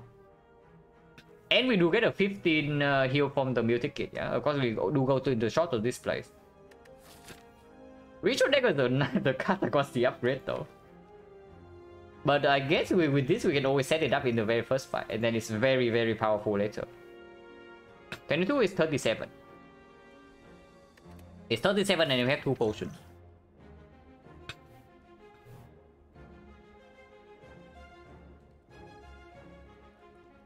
It's good. It's really good. Like, and after we leave this cycle, if we leave this cycle alive, it's going to be phenomenal. Even right now, it already performed.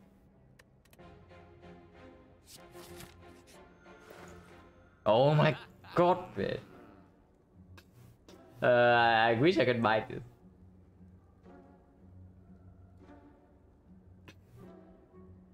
Well, 2 boxes here again. And I'm still as good as ever, yeah? Unless you tell me it's madness with script now. But with mood sequence turn 1, 2 box gets even better. Because sometimes you want to deal damage turn 1, but you cannot because you draw this card.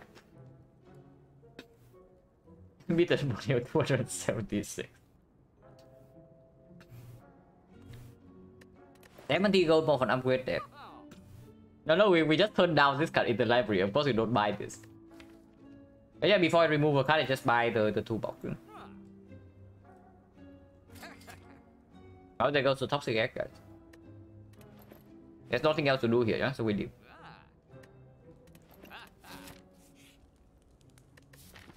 We still don't actually have any sustain. And after we leave this fire, we have no more fires for the rest of the app. 37 HP definitely not enough to play with a deck like this. But not upgrading right now is super weird because we are also in a very big upgrade deck. If we can do the first elite fight cleanly though, and the Ritual Dagger can stack up, then this can still be apparition. Like if we take this fight, we lose some HP and we see apparition here, everything's fine.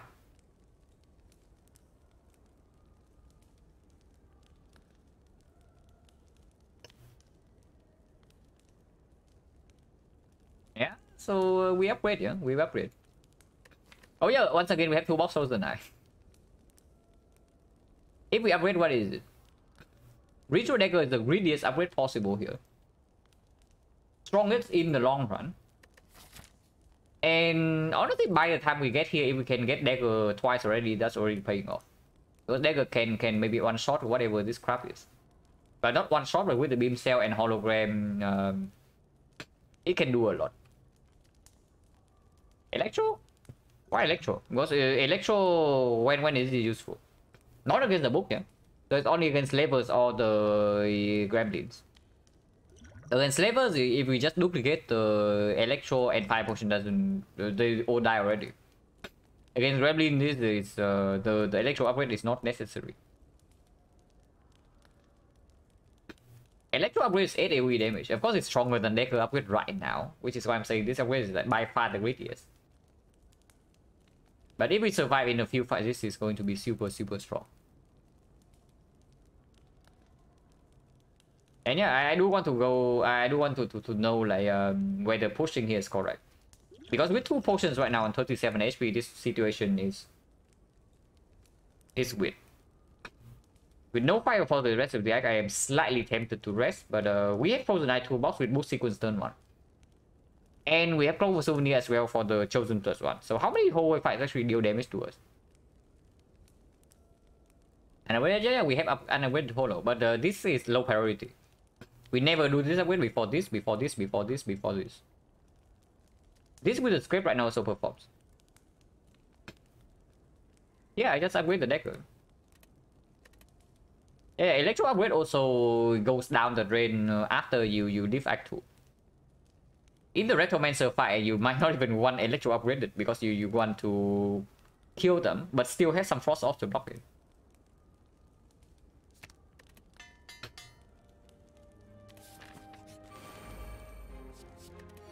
It does not attack. Wow. Yeah, okay. So what are we doing here, yeah? Because we need to do something. Violence? Potentially hitting Dooming Loop. And draw us into the... This craft faster. Secret technique? Doesn't do anything, right? So it's always violence over technique. And then we see.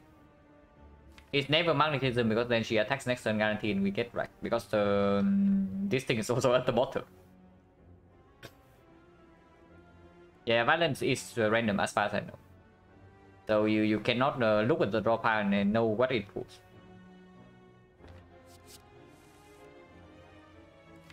We can script right now to get chill, go for the eyes.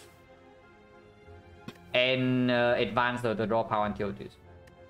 Which is quite good because maybe I don't want this. If we draw into Dooming Loom, go for the Ice Dooming Loom is already a kill on this. So maybe script on the Wizard. Because even if we fail, we can still kill this with 2 attacks.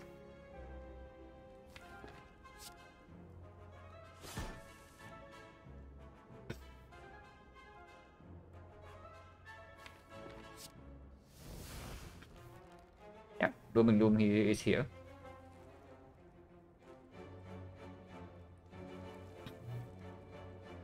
So chill first because I want to keep the Dark Orb.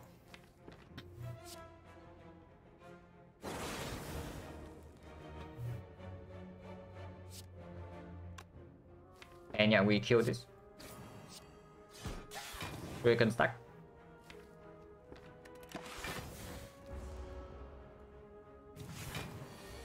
It attacks this turn, which is fairly ugly.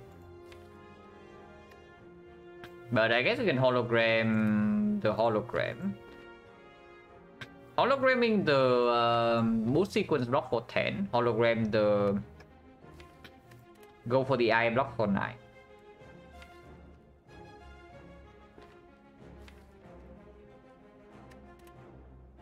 Hologram two-headed unfortunately cannot do it.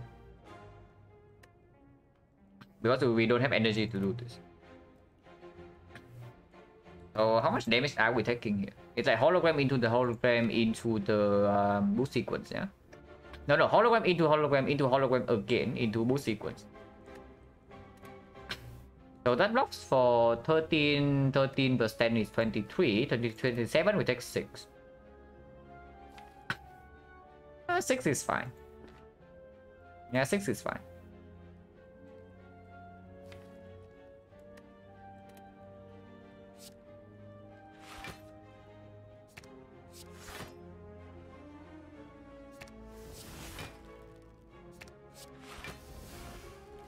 Don't need to actually hit this guy because we do have electro coming in. Dual cast? Could have dual casted as well, but dual cast actually no, dual cast that's better. Yeah, dual cast that's better. Because electro doesn't kill this Dark Orb.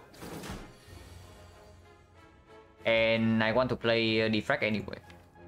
Over recursion.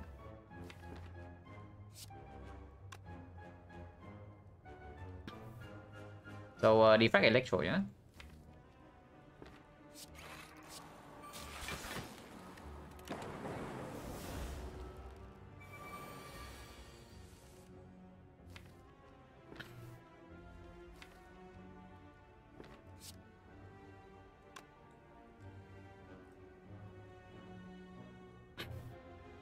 Beam Cell, Cold Snap here, kill this, and then we dual cast this, dealing 25.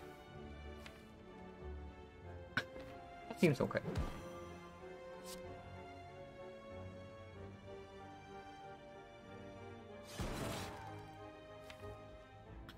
Yeah, I want to dual cast into Zap, not the other way around, because Barrage is coming next turn.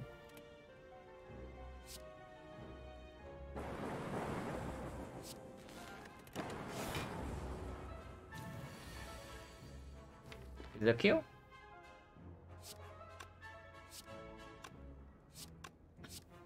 This 10, this 21. 31 plus 10 is 41. 41 plus 7. 48, 48, and then 24. 25, so it's a kill.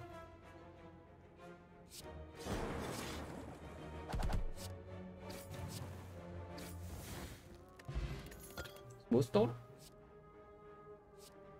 Ooh, it's just self-repair, right? With no fire coming up. With no fire coming up, with the double hologram in our deck. With boot sequence turn 1. And with 3 energy only. Compound is a very good card later on, but right now it's just self-repair.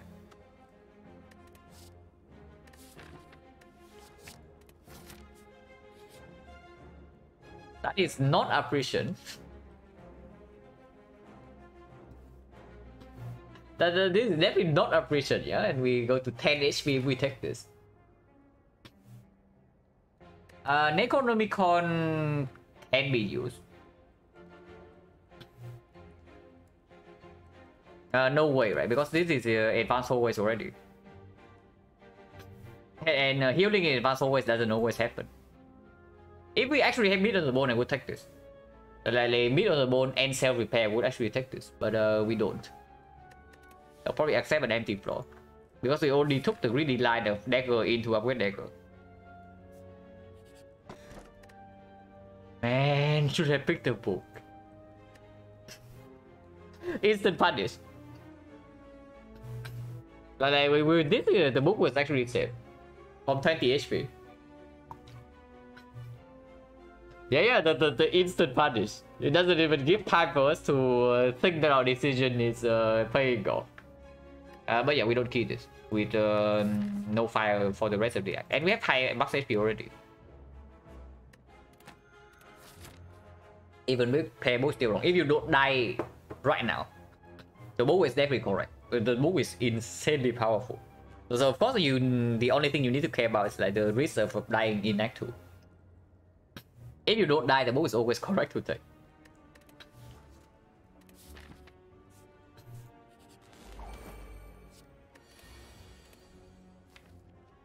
And it doesn't look like we are dying. I think this might be a 0 damage fight. Maybe not 0 damage, but low damage.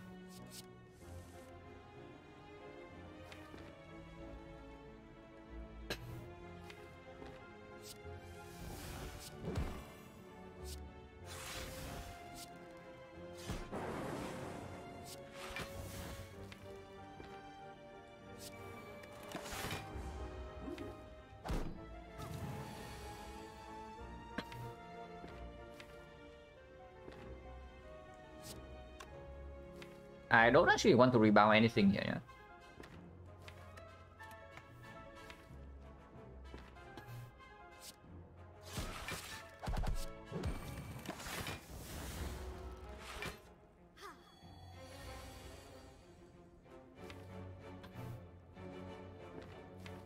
So we have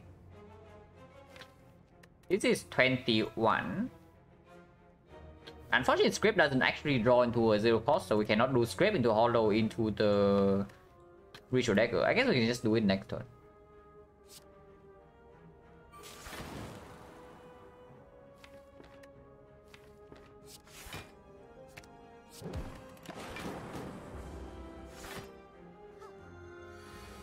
Yeah, ritual dagger already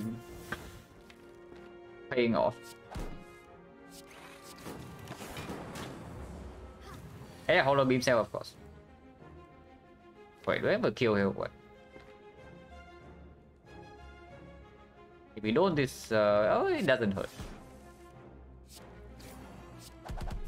And it's just a kill.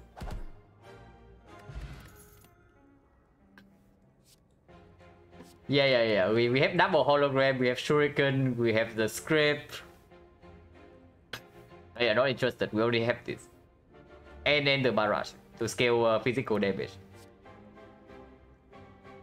Yeah, like you, if you can get away with the grid, you always grid.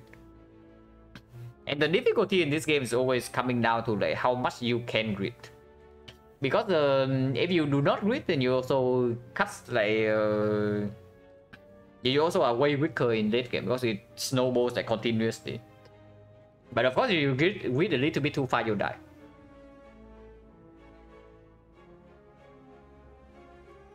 Yeah, Molten Egg would have been pretty nice. But Thunder here we don't need, yeah. Especially end up with the Thunder. Late question mark?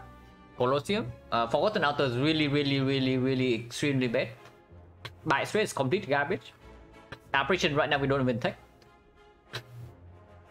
So what question mark is actually good? Like Red Mask is okay. What did we see? We saw Ritual Dagger and we saw the book and we saw what?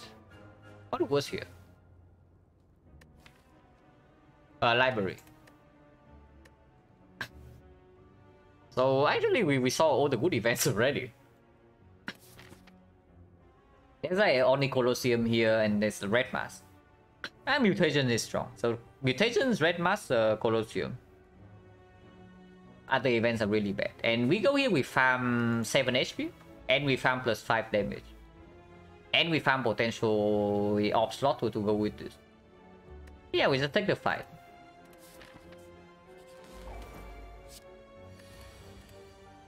Or more artifact for us. Unfortunately, this hand is pretty garbage. We can foretold the dagger, I guess.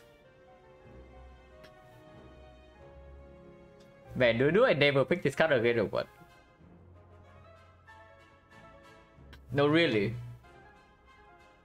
Do I just have to never take this card again or what? Because so far it seems like whenever I pick it just for Act 2 fights, it never delivers because it's like here. And that's not very good because we also cannot stay in this fight for super long. I guess we can fireport this fight. That's quite bad though because the elite is coming right now. But potion chance is decently high as well.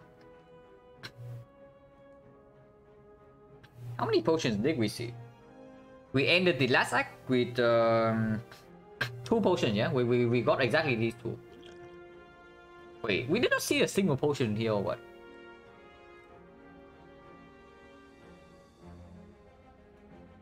One, 2, 3, 4.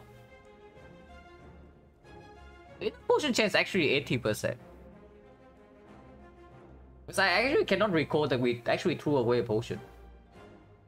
And we definitely did not use a potion. If a potion chance 80%, I'm going to fireport this fight. And it's probably actually 80%.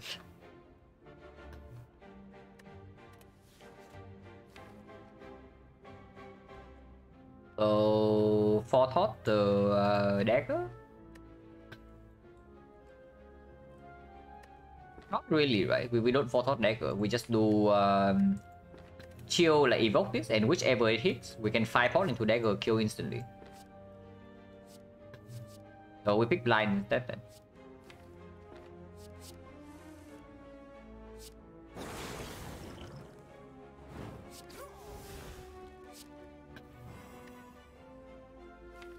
And hologram the blind, and next shuffle is bad anyway, so sure.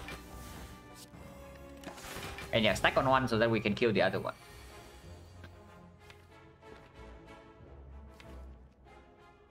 Scrape draws only to go for the eyes right now.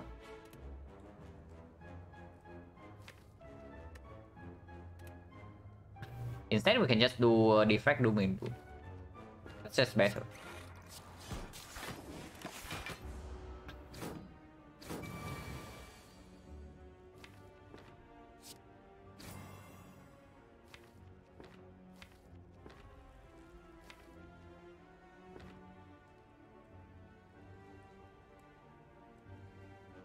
Cold Snap, Rebound Barrage.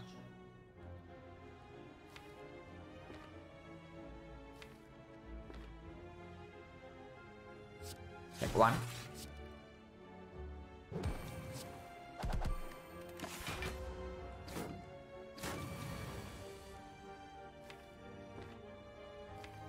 Repair's next turn. We can hologram the Dark Orb.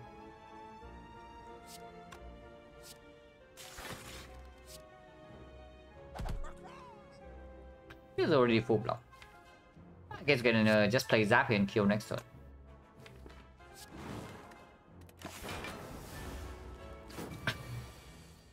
And yeah, in total we lost 1 HP in 2 advanced 4-way fights. So with the book right now we are at 33.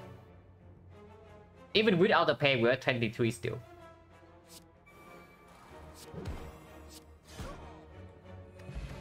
No potion. Wait, no, seriously. Let's throw away a potion and I do not remember, or we are at 90% right now.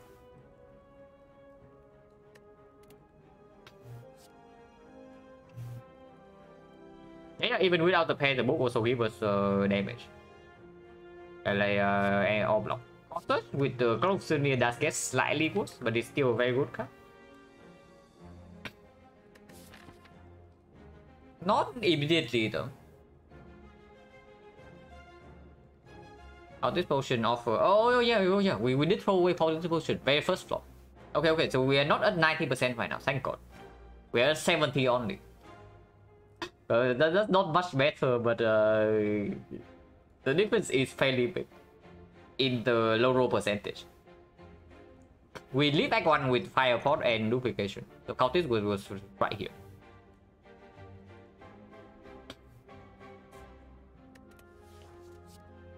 And yeah, Core Search is positive. That's enough.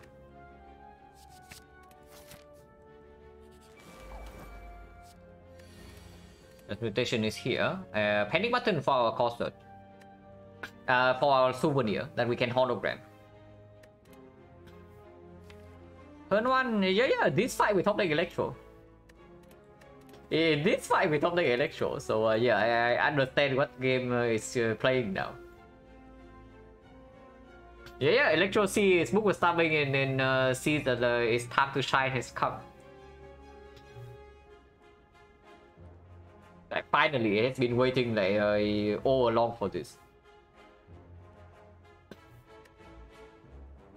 Currently only using 2 energy, but mutation is at 1 card. Panic button is full block anytime we draw into this. This is like script, go for the ice boost sequence, full block into defrag or electro, but between the two is probably defrag.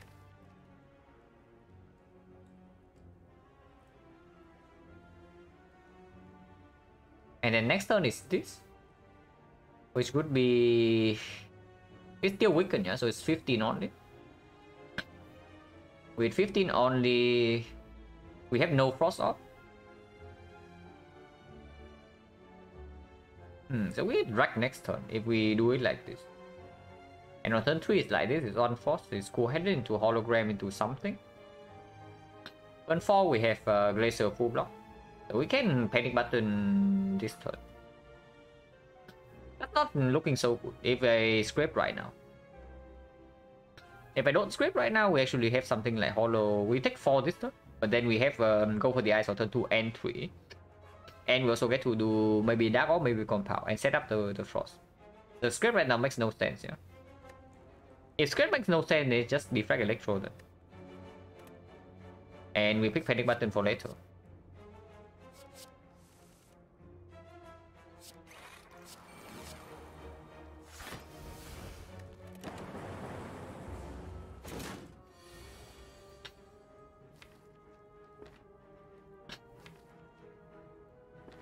Yeah, I know vulnerable here, so go for the ice can always happen. Cold Snap, Compound, draw 2.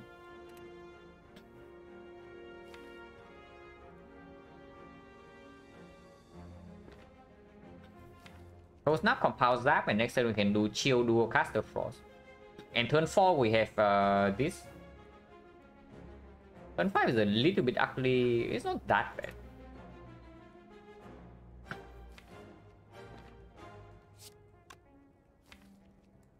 But yeah, in order to do cast the chill next, the Frost Orb next turn, we need to play Cold Snap into Zap right now.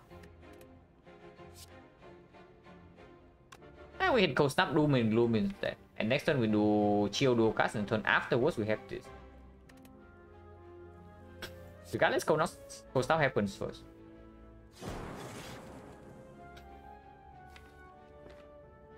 Doom and Gloom deploys a Dark Orb. And we are taking 11 this turn no matter what.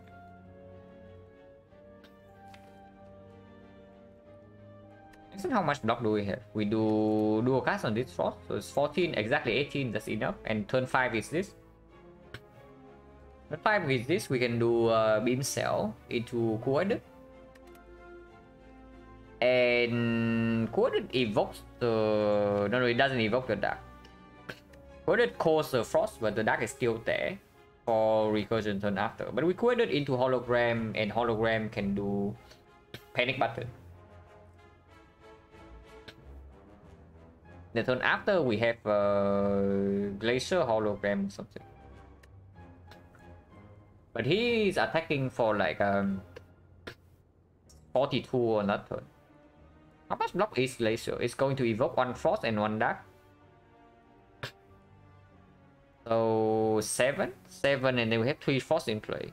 It's 19, 26. 26 with recursion blocking for 7, 33. Before I do recursion, I do Cold Snap, yeah. 33 we take 9 damage. That's acceptable. Yeah, that's acceptable. Compounding right now means that we draw this next turn, and we draw this. Unfortunately, that still means that we don't get Panic Button or go for the eyes with this hologram. Wait a minute. No, that's not true. Like, if I compound right now, I need to play this up. Yeah, so there's no play with compiling one. I guess Doom and Doom then.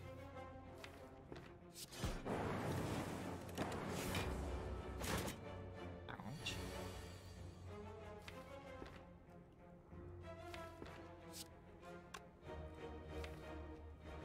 Can Zap do a cast chill actually? But I want to evoke this Frost after the Dark Red, so chill first.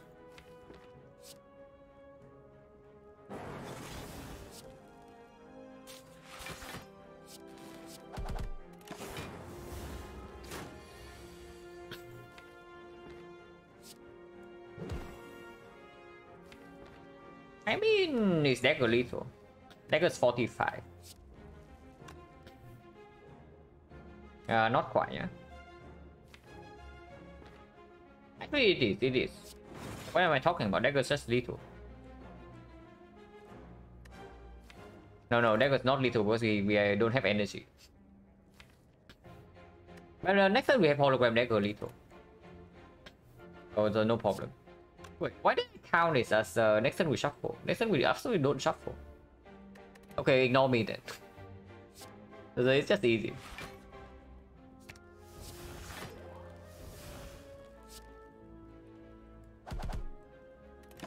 Unfortunately, we don't get self repair in this fight, but doesn't matter. We get out of here.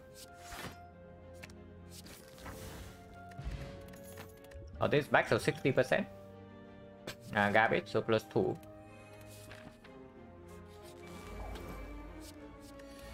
Dark Shackles on turn 1 against this guy seemed pretty decent to me. If only we actually needed it though. Otherwise, next turn we don't actually get to draw to this hologram. So if this guy attack again next turn, what happens? We draw 2 until here, and then we scrape until like here, and then we suffer. Yeah, that's what happens next turn. If he attacks, we suffer.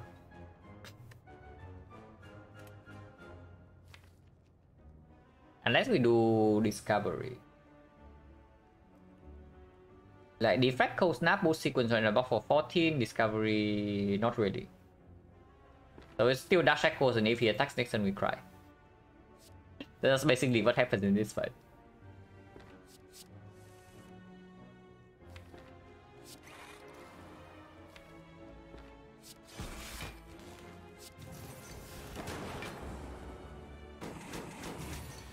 Okay, we don't cry. And next time we get to hologram the boost sequence.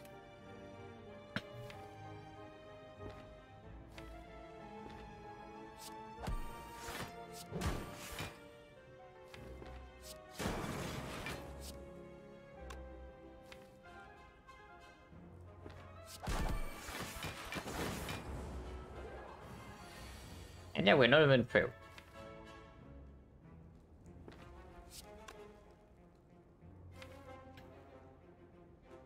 The turn after, however, is really bad. What if it's just cool-headed, hologram, cool-headed, and then we block for 25. Yeah, that's enough, right? And then we draw 2 cards, and next turn we reach this thing. So Glacier go for the Icel Repair.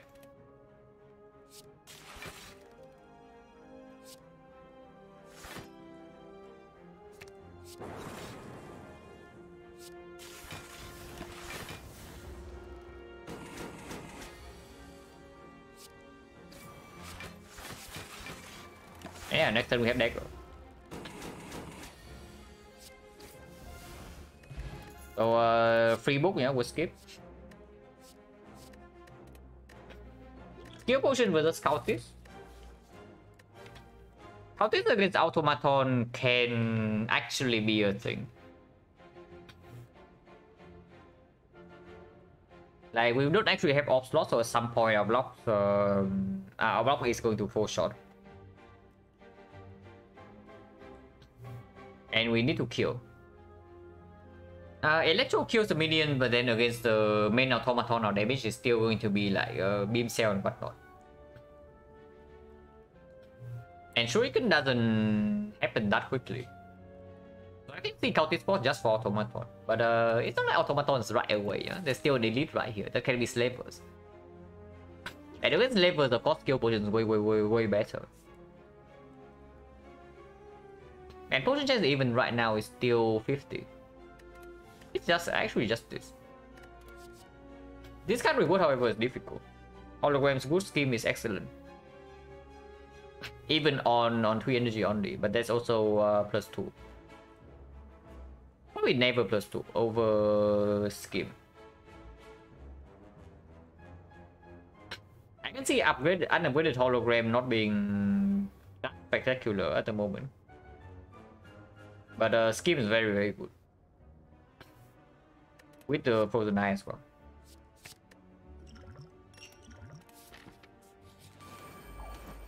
Papers never even show up.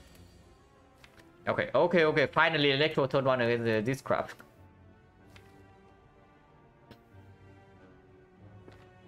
Uh, 15 AoE, yeah. So we kill exactly this guy. But leader is alive. But even then, next turn we have this. If she decides to attack, and we have go for the eyes.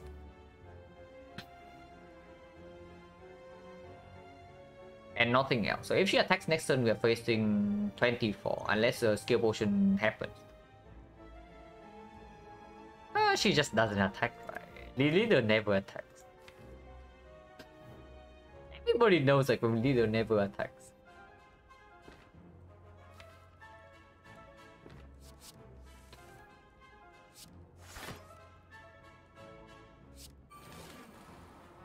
Not playing Deep Break and playing Recursion instead is 17 AoE. Doesn't matter. And we don't get to draw into the hologram next turn, so boost sequence can be played right now for 2 block. Because she might not attack next turn, and then might never even attack.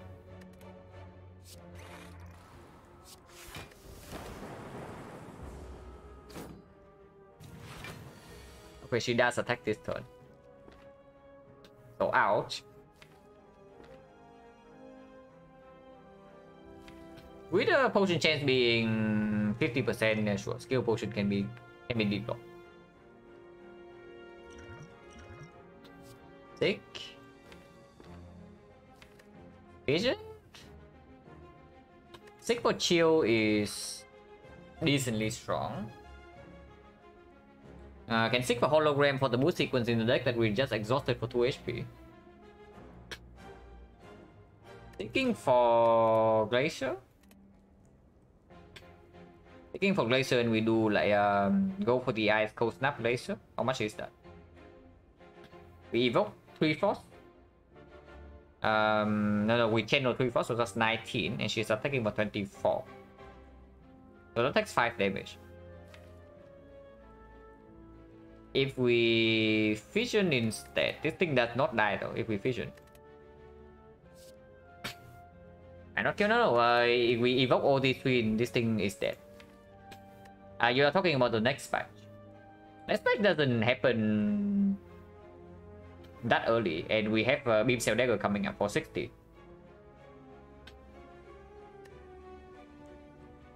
Honestly, no problem. What if we just chill?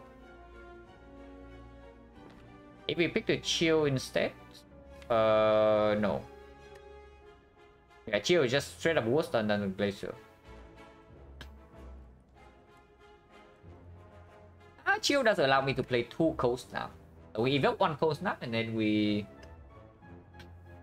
evoke 1 Frost Orb at the cost of like 8 block. So it blocks for 1 less. Actually, this only takes 4 because it's Smooth Stone. Yeah, it's just Sick for Glacier, yeah.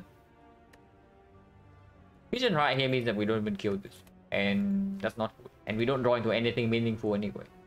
We do draw into Glacier, but then we have to like scheme into Glacier. We're also not dealing 30 damage to the leader.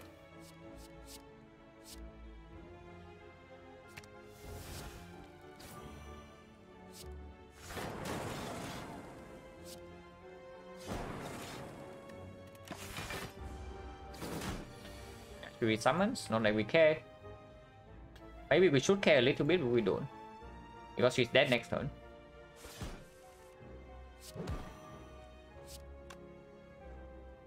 Yeah, this thing is 60 damage. So she's dead next turn. We can play self repair as well.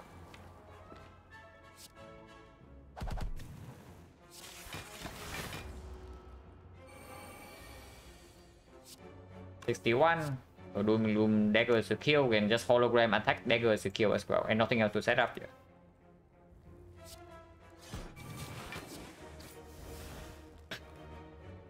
Sorry, Ritual Dagger, how big is it now? And Potion Refill. This is quite nice. Another hologram, unupgraded. But yeah, we pick up the dagger and now it's already 45 damage. So good thing I did not take the gold here, otherwise I would be quite sad right now. Or dead, because we also don't kill the elites without the dagger. So that's really nice. This is okay. It's just okay though, and it's competing against max HP.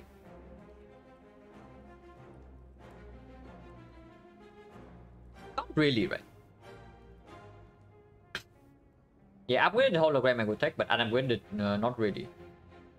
I can see making this upgrade right now though. Yeah, it's better than skip, it's worse than max HP. Also, what I'm thinking. I can definitely see second hologram upgrade right now. Like over anything in here. If there's anything, maybe the zap or the dual cast with the script. But not really, right? Recursion with the script also considerable, and the hologram as well. Mayhem?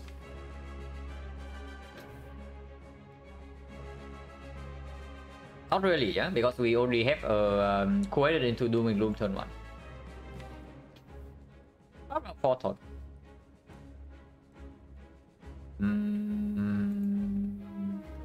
Forethought actually is quite nice with a deck like this. Like Forethought script with Giga Synergy. Okay, for next turn, no, the Mayhem doesn't play Doom and Gloom. You draw first, and then the Mayhem plays the defrag for free. Which is not bad, but I don't know how good it is.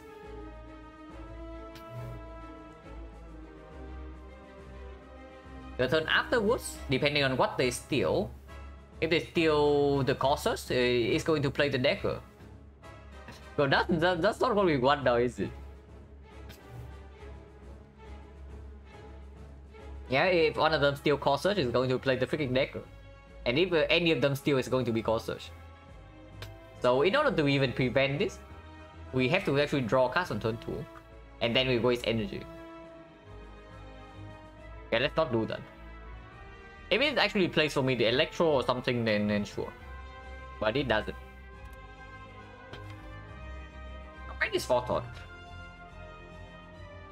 If Scrap is top deck, then quite bad, right? Otherwise, the synergy is not bad at all. I wonder if Forethought Plus is actually a legit card in this deck. But okay, before anything, I need a toilet break. So we're back in like 3 minutes. And we think more about this fight.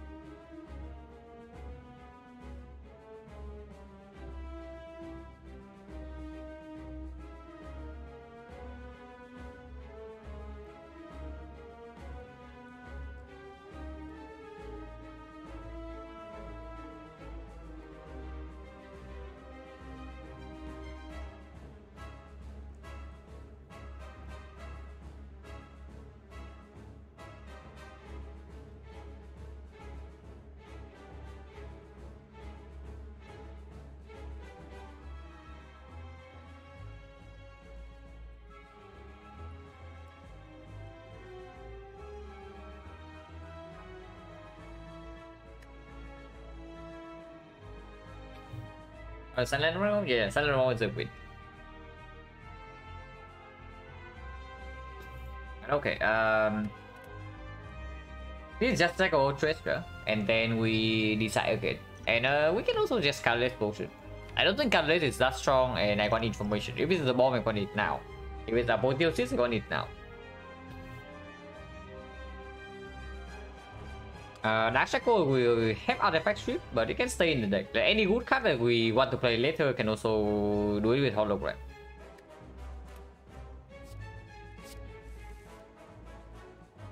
So open this immediately. Yeah, Chrysalis. They record skill with the script. Wait. Is this actually a real card if we see it from Sensory Stone now?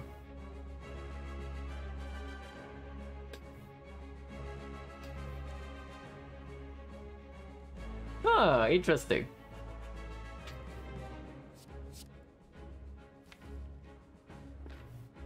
We don't need the Doom and Gloom in play yet, yeah. Like playing it right now is okay, playing it next turn is okay too.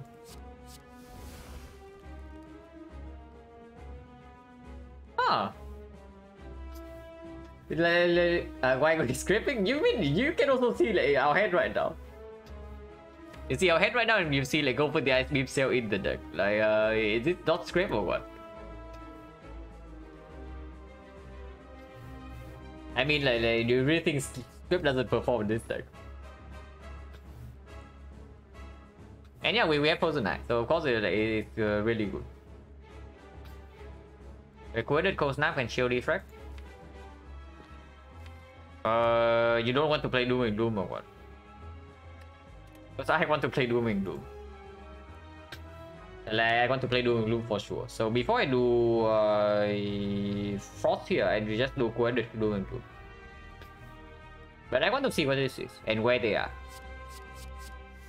Okay, useless. Completely worthless. Actually good. And not zero cost. So we got scammed.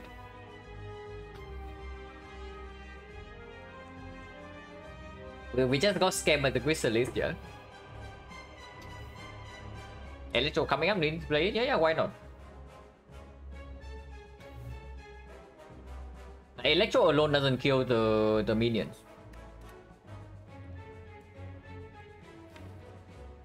But I don't know, do we just scrape now?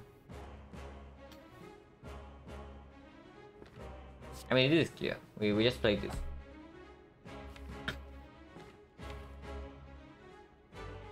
Scraping right now means that this is our next turn, and then we can do algorithm, go for the ice, deflect Glacier. But they steal Electro though. That doesn't matter, right? Because we do have the no, we don't have the Dark Orb because we scraped through it. Okay, that would be bad. Okay, so we play Doom and Gloom right now then. Could chill Doom and Gloom. Oh no, we keep chill to hologram, yeah? Or do we hologram the script? If we hologram the script, next turn we draw until here. We skim first, yeah? We skim first, and then we script, and then we draw until here. We have a free charge battery, free beam cell.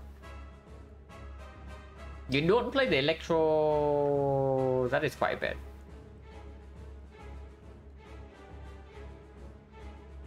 But defect is not that urgent. Like this card is okay, but it's not super urgent to be deployed, and we can still play it.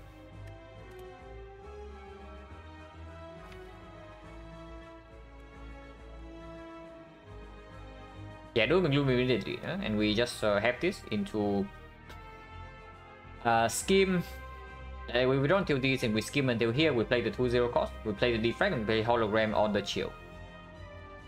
If they steal the Electro over the cost surge, I can see maybe using a dagger on the minion to get this back.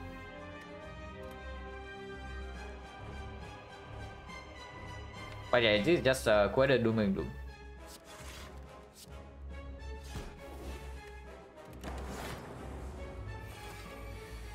Okay, they are both stealing, so definitely Electro gets stolen.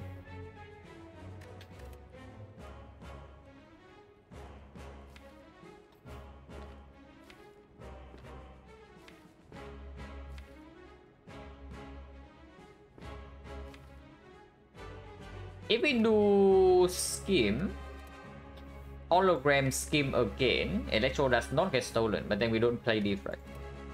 That's bad, right? If both defect and Electro are not in play, and next turn we have to commit the whole turn to play the Electro itself without defect in play, then it's not even that strong. Yeah, that definitely doesn't work.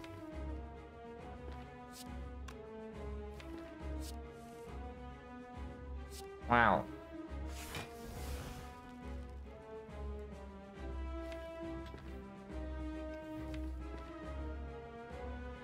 Do we even get the chill back? Because I don't even know how much I want to actually get rid of this Dark Orb.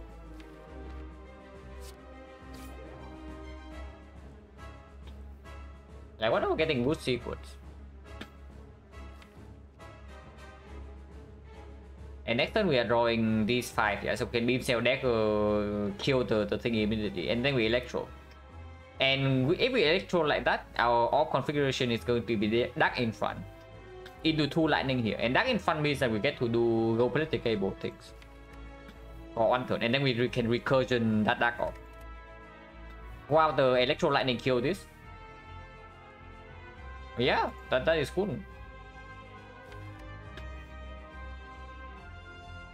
The next question is whether we need to duplicate the defrag or not to survive Hyper Beam, but the answer is probably no.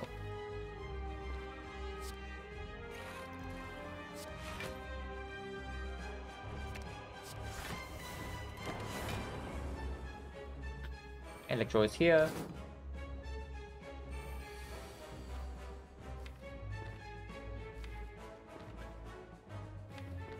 So yeah, let's Beam Cell Dagger this guy, and then play Electro. Evoke this, take 1.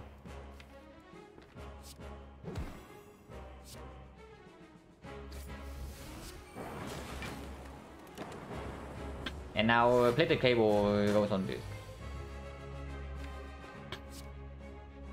And recursion kill this guy. The annoying thing is that 2 turns from now is Hyper Beam. Here we are taking 16, yeah? So 37, we need to block for a decent amount. But this exhaust, so we don't redraw to it. And that's more important than playing the Zap here.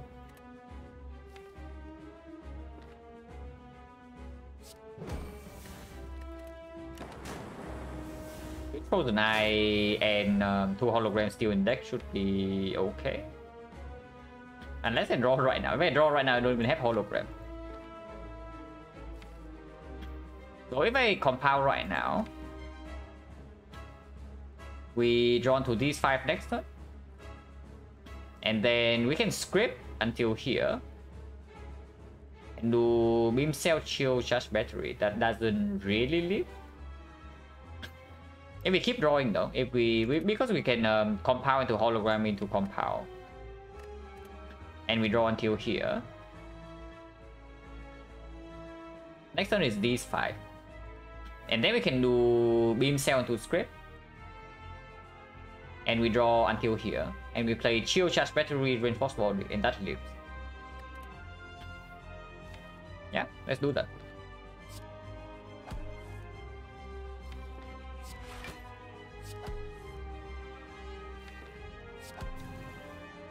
And Cold Snap here. By playing Cold Snap here, the Dark gets to the middle. And then next turn we are we are channeling 1 Frost, so the Dark gets in front. And Dark gets in front is great because the turn afterwards we are not getting attacked. And we can build up a big Dark Orb.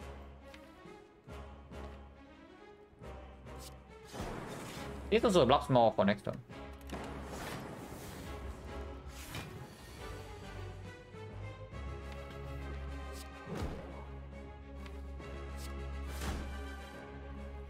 You don't want this script.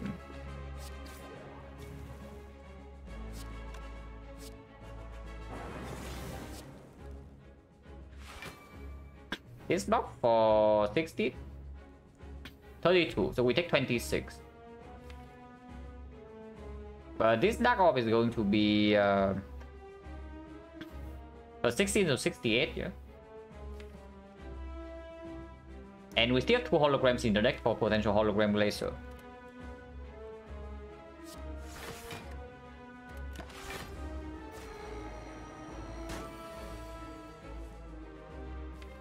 Recursion? Recursion into Glacier. Next time we have this. We can scrape until here. But we cannot reach hologram. If we skim right now, we draw until here, then we scrape until here. That doesn't work either. Skim right now, cool-headed. And then draw until here, scrape until here. No, drawing until here is enough, right? Already, right? We have a dual cast for this thing next turn. It does a kill.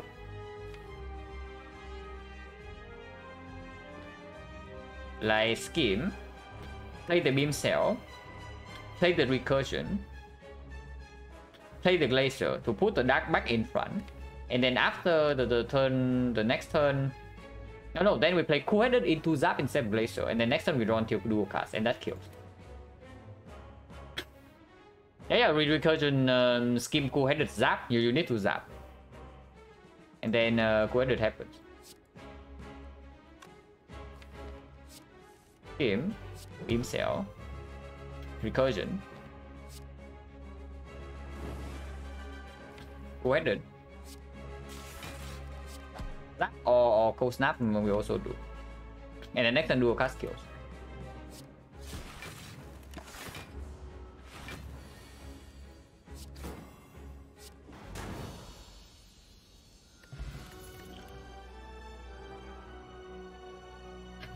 I don't like any of these.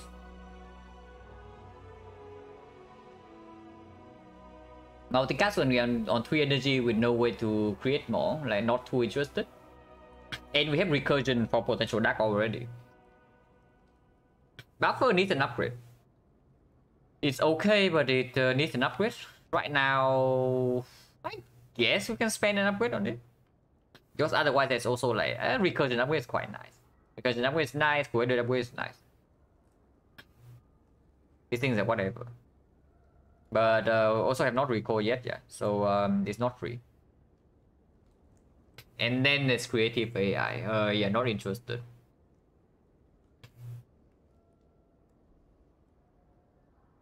Maybe just buffer or 2 HP. Not getting multicast, click nuclear battery. Even then we can just play into this recursion, right? No problem. And if it's clicking the battery, we don't even want to get rid of the plasma. So unless we have ice cream. Apple is okay. Apple is probably slightly better than 2 HP still, but not by much. Just because of the potential hologram into buffer playing the hard fight. Do I take XecnaR on 3 energy with this deck? Probably not. If this is Meteor Strike or 041, then sure. But with only double hologram, this is not enough to and then the scrape is not enough to take the XecnaR on 3 energy. Well, there's not XecnaR, but there's a pyramid. And pyramid ritual dagger seems pretty good. Pyramid scrape is really weird though, but pyramid boost sequence is strong. Pyramid hologram is strong. Pyramid go for the ice beam cell very strong. So recycle waiting room, turbo waiting room, and then we are stuck on 3 energy no matter what here. And we were stuck to 3 energy no matter what here, so of course we want to pick up energy generation.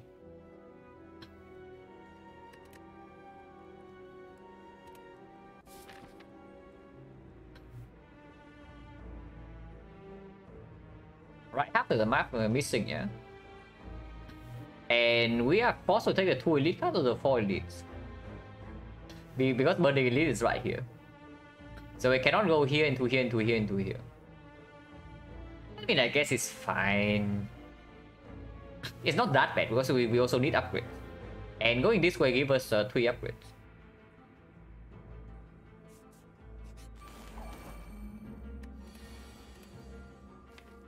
Daggers here.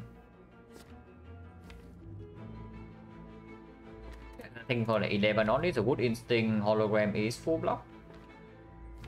Master Steel draws into this. But then we cannot keep boost sequence. Next turn is going to be weird. Where is the repair? It's quite far down. Good Instinct is just okay. Yeah. Because we can Good Instinct into hologram, the Good Instinct, and next turn we have Good Instinct boost sequence full block.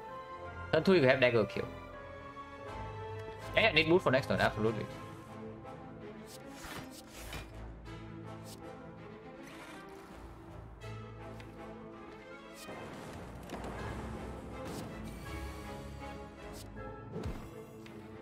Yeah, dagger next turn, unless we get exactly burn here. But even then, compound still draws. Unfortunately, it means the self-repair is not going to get in play, but what can you do?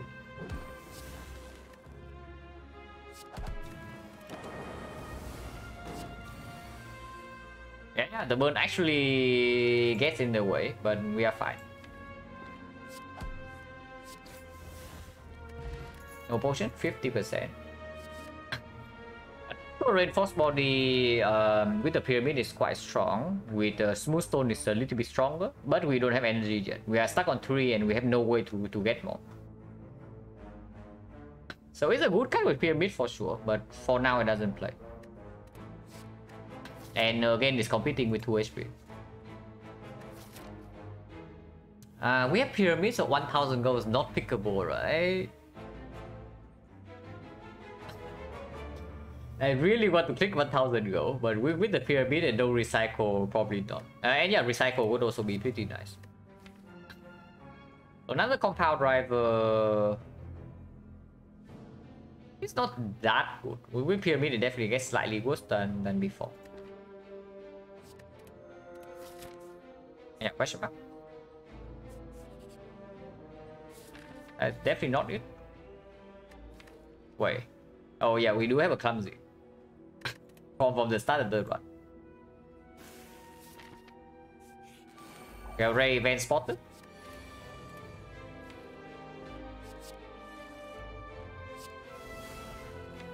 That is a very rare event. Also, apotheosis is healing 10.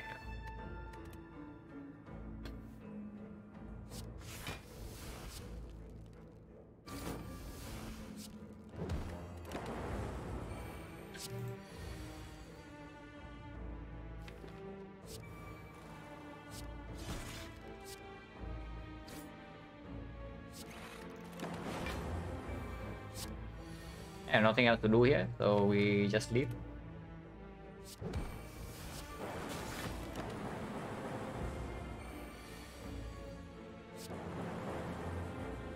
Also, just imagine this Mind Bloom. And then we see like us removed here. Another cell repair not needed. Charge battery gets slightly better with the pyramid, but it's not actual energy generation. Yeah, if it's my blue first event. If only, no, if it's not if only. If the My Bloom's first event, we would cry. Because I would never click Normality's pyramid in this spot. But then we see remove all curse. That would be quite sad. Yeah, charge battery minus is not good enough, yeah.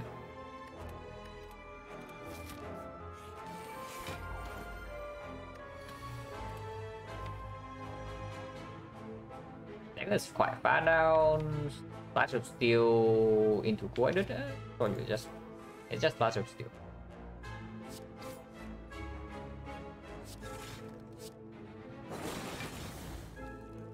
Eleven's full block.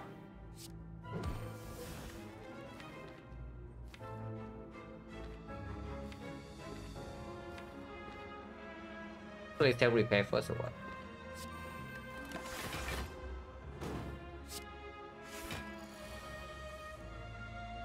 $55, but we are fine. We block the flail as well. So don't actually need to care about this guy too much.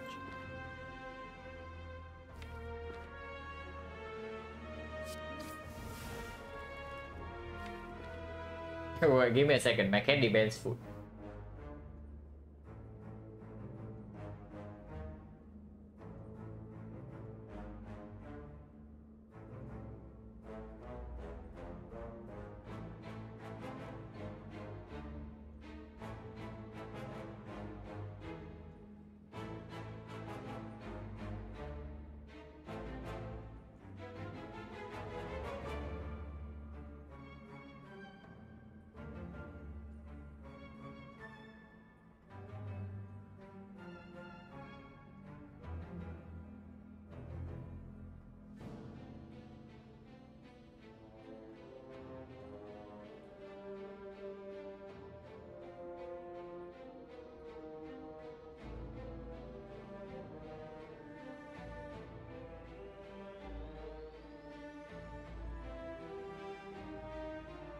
Okay.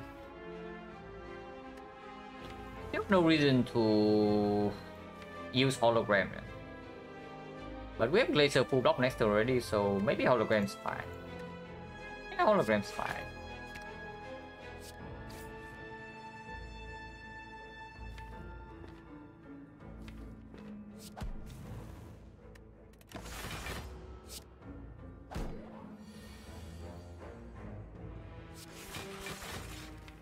Bracket is at the bottom, not that we care too much.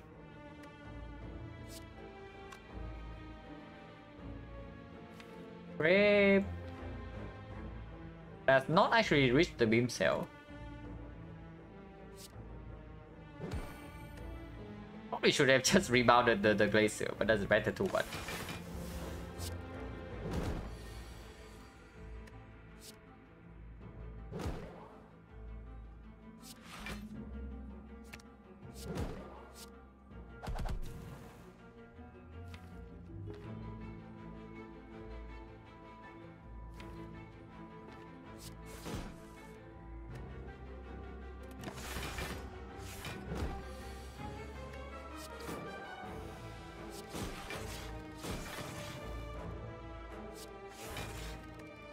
Well, it takes 1 damage. I'll take 1.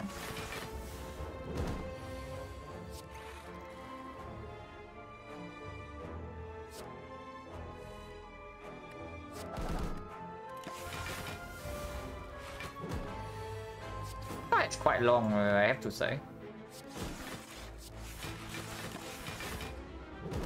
There, now we actually can pick up off slots.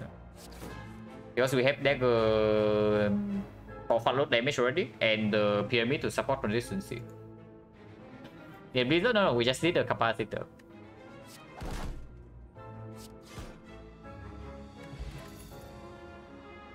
Another hologram minus, not interested.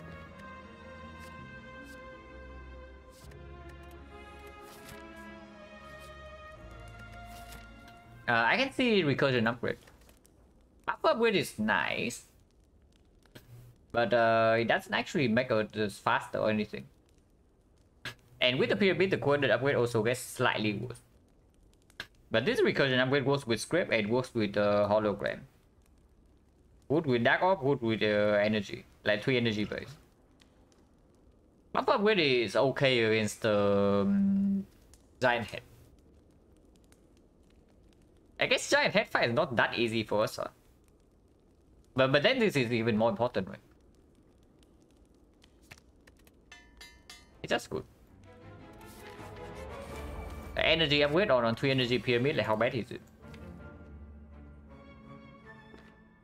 Magnetism to clock our hand even further.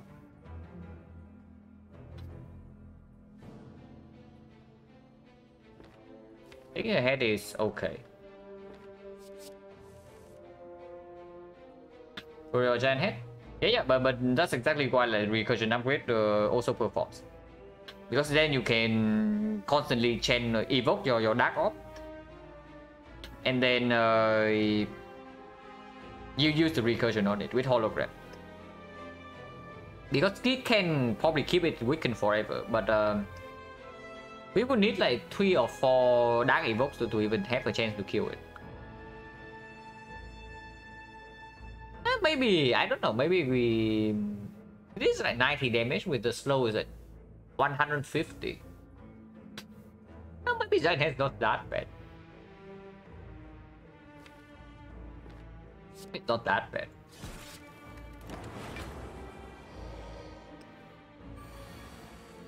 Well, Buffer does play here, that's for sure. Beam Cell is a little bit far now.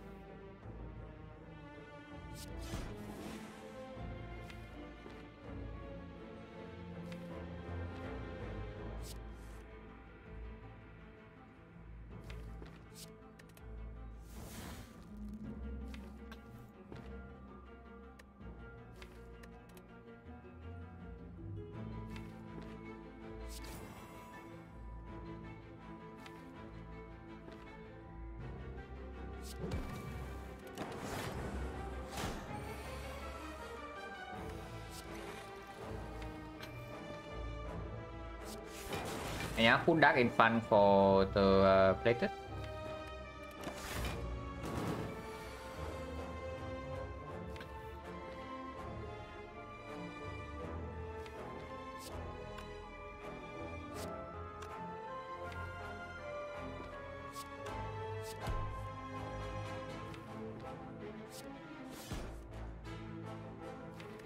It's coming.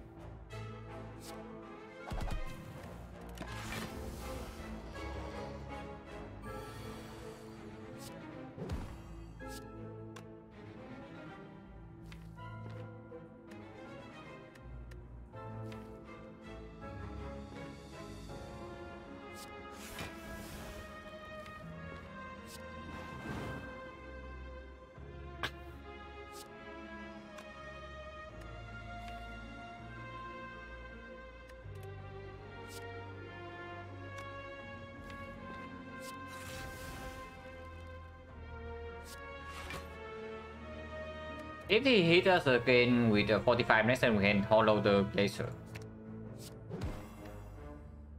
I mean, he's just dead this turn, so never mind. 1 HP self repair, yeah, whatever, right? It's like -1. Hello, tip here. Yeah, a healthy robot, but we are stuck on 3 energy and no off slots yet. But run's going fine. We have a very big deck.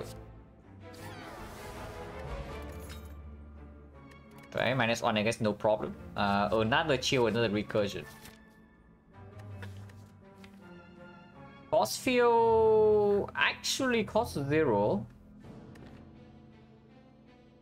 but it's force field minus. It's just +2. If anything, maybe the chill, but it's probably just +2. Yeah, always +2.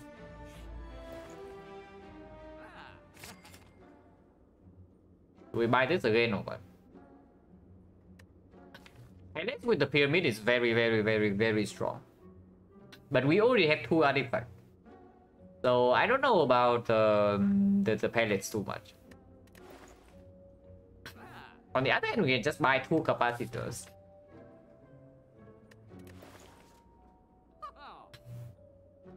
No energy here, yeah? But I don't think 1 capacitor with this duplication potion is sufficient, right? And okay, the thing about the second capacitor is that it does allow us to not having to upgrade the first one. Okay, let's forward, yeah, but you also see we have one artifact already. We block vulnerable, and if we see bias call, we have a second one like Core Search. So what does the palace actually do with souvenir and this thing already? And yeah, like the relic is not free at all.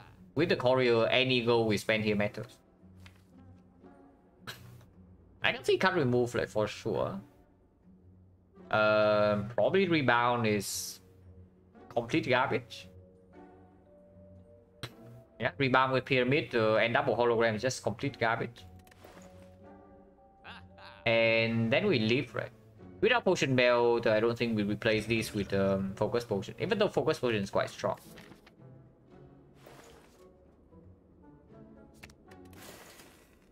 Second capacitor, we can take second capacitor into upgrading the 2 capacitors right here. What is it competing with? Is like the buffer upgrade, which doesn't actually matter that much. And then what?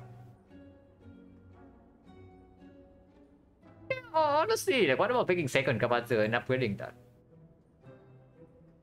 Because wasn't that? Yeah. Zap with Electro Zap to push ops in front to recursion.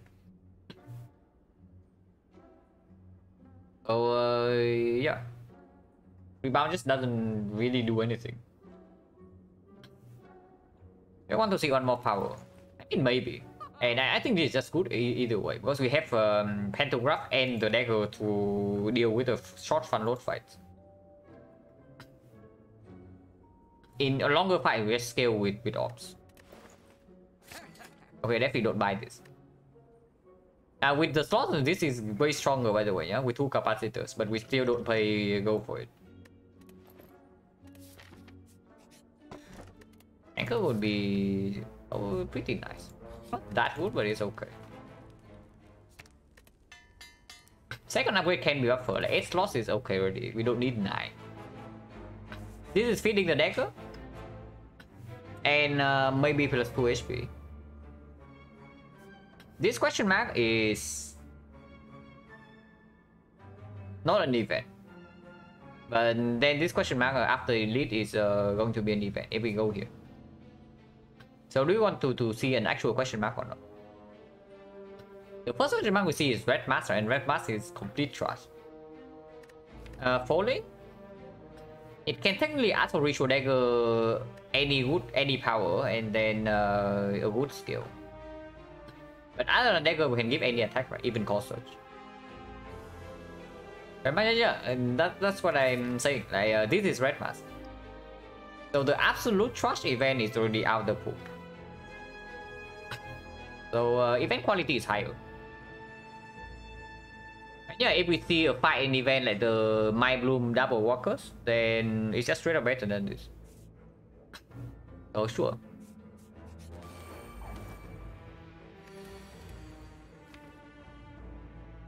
I think it's quite far down. Finesse cannot play Doom and Gloom, but we can finesse into Scheme into Double Cold Snap. Trip into Scheme into Cold Snap, go for the Ice Chill. Now finesse is better.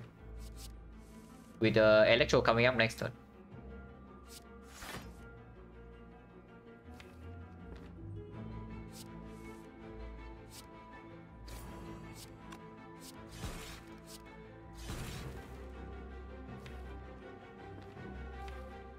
Actually mean nah, that is probably chill for next turn and not this turn. Well, taking 1 damage, but why take 1?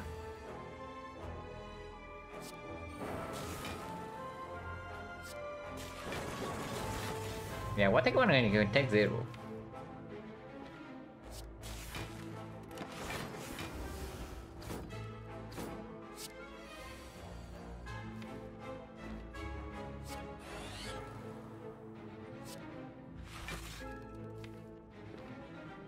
So this right now means that we do get to dagger next turn. Yeah, I draw so exactly into 1 before the dagger.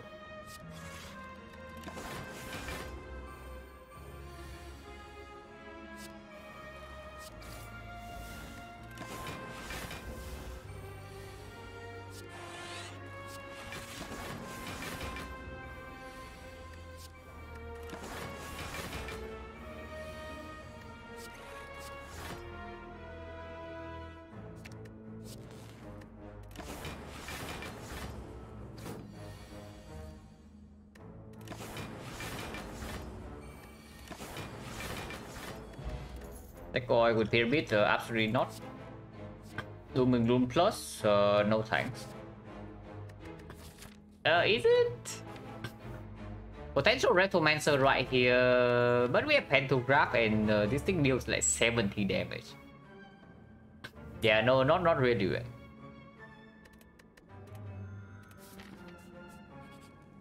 I can see even recalling in case we see Turbo. If I see Turbo from this, it's just take that and upgrade that. Like right here. Aggregate as well.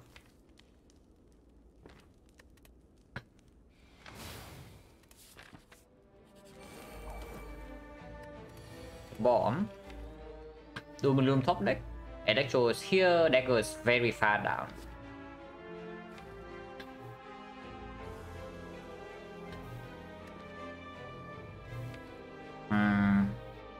Slightly troublesome, yeah? It's not the Bond.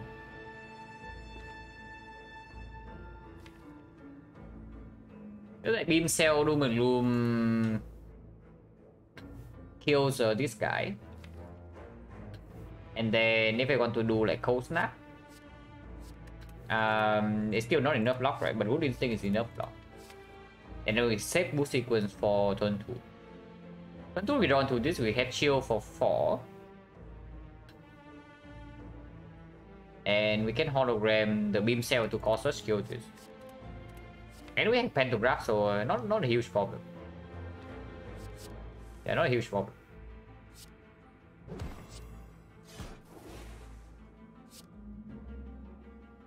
It's counter damage by 1 somehow. That's not very good, but doesn't matter too much. She attacks. Chill kills this.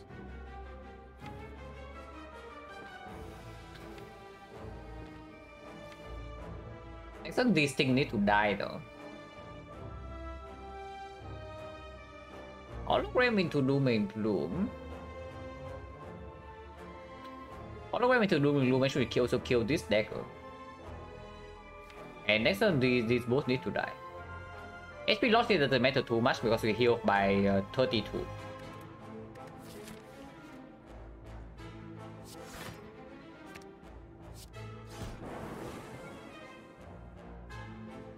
Actually, it killed this guy.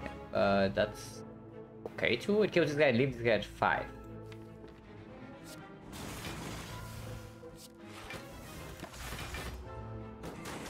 Ouch. Summons, but doesn't matter. Next turn we have like Electro.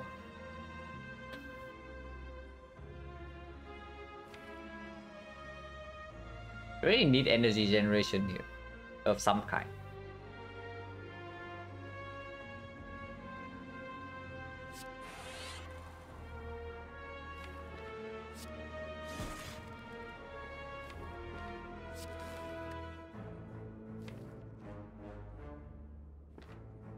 Or here, recursion the thing. Hologram. We don't need to actually. Yeah, we can hologram the recursion and the turn afterwards. Yeah, this is okay.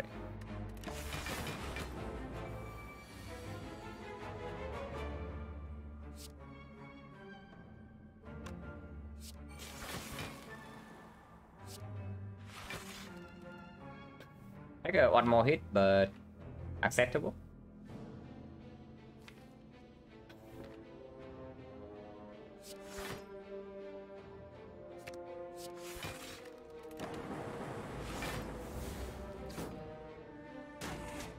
Ouch. But yeah, I did say that we can heal for up to 32. So here we are missing 33, so still in range.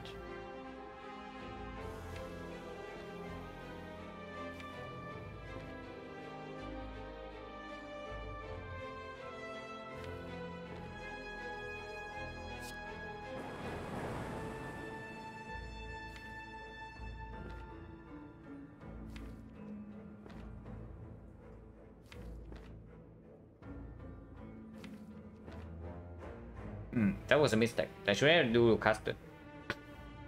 Because now I cannot play script.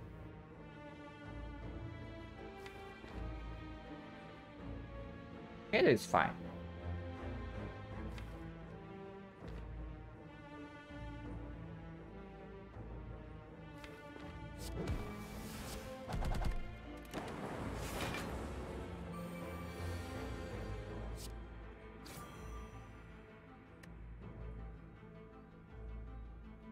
Not.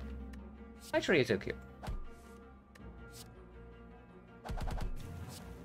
This doesn't get to play self-repair though, so but whatever. Ocean Belt, just in time. but real talk is actually just in time for the Act 4 shop.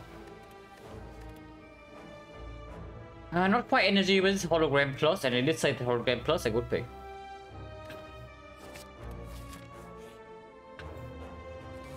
Hopefully we don't get burned here, because HP loss right now is real. And Ritual Dagger deals with one of them, and the other one hopefully Dark Orc can deal with. Actually, after second act, it was Snecko, Black Star, and Pyramid. This fight is spooky, yeah? So let's be careful. Electro is right here, but still have no energies yet. I'm willing to spend one potion here. I'm definitely willing to spend one potion here, even if the potions are quite strong for Act 4, because we can die in this fight if we are too slow.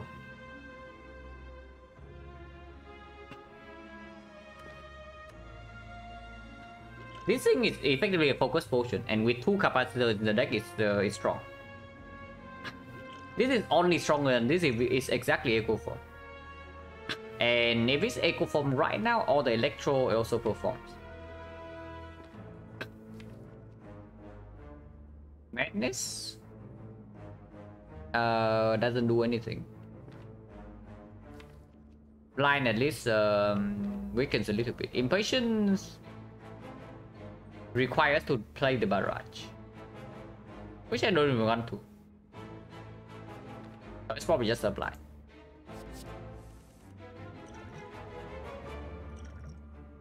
Yeah, Echo Form or the Electro. Impatience is the same? No, it's not the same. It draws only 2. It draws only 2, so it doesn't draw into the defect. Electro over Echo Form, right? Because the like Dagger Echo Form is already wasted, and playing Electro immediately also allows us to not play this thing. And that I like. Also immediately makes the barrage stronger.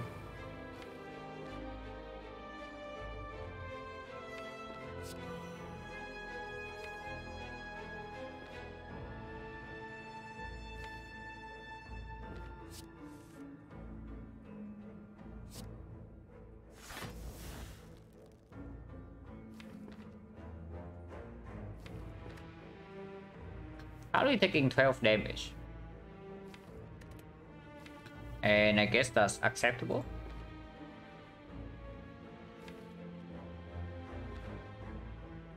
Unless you say Glacier is good here, which it is. Glacier here, and then next turn we can coed it into the dagger, kill this guy, and still have 3 force off. It's also full off this turn.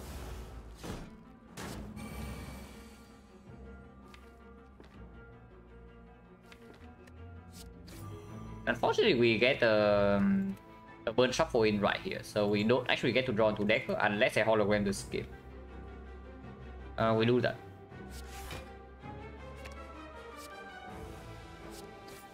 Entire 75 exactly.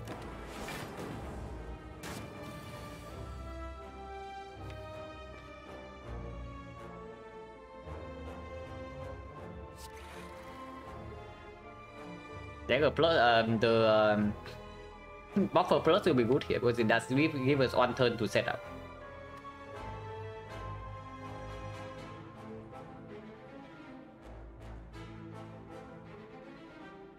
Wonder right now takes 3.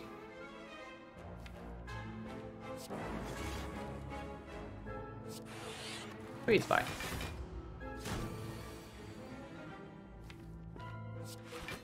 mean, this guy's scaling, but we are also scaling.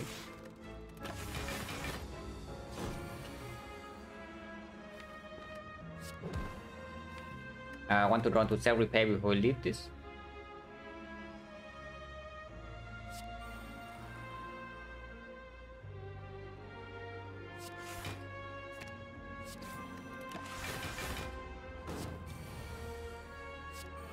Oh, no problem.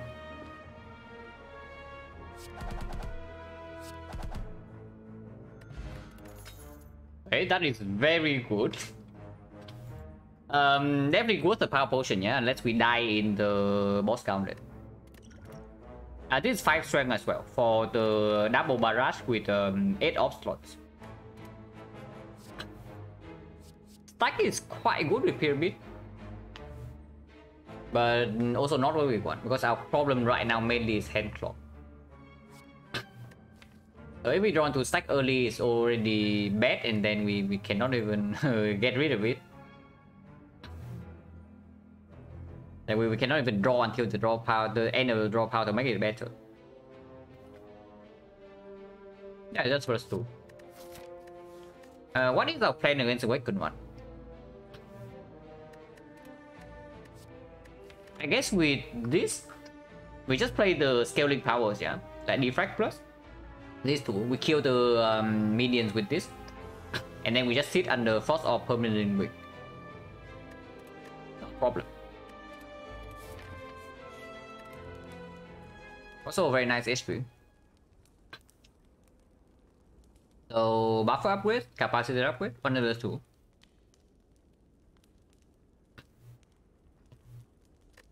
Capacitor is still stronger, yeah. This upgrade. Because we have pantograph, so we can make the upgrade that may be slightly weaker in this fight. Wait a second. There's Dash Shackle. Dash Shackle is exceptional. Dash Shackle basically says that we win this fight after we kill the cultist. But we have the courier. Yeah, Dash Shackle is completely done, but we also have the courier. 60, no, 40. It's never 60. I think being at the bottom of the deck was so... Okay, maybe we don't get to strength reset then. If Dagger is at the absolute bottom of the deck, then maybe Shackle needs to be used for front load block turn 3. It's maybe, I'm just kidding, like, of course we pick the Shackles here. Unless you tell me that we need the hand and weak damage to kill the minions. But not true, right?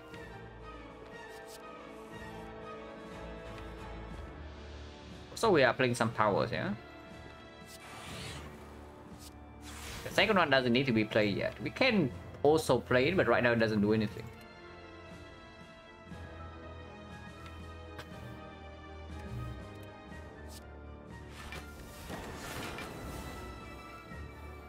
But this draw order is bad, by the way.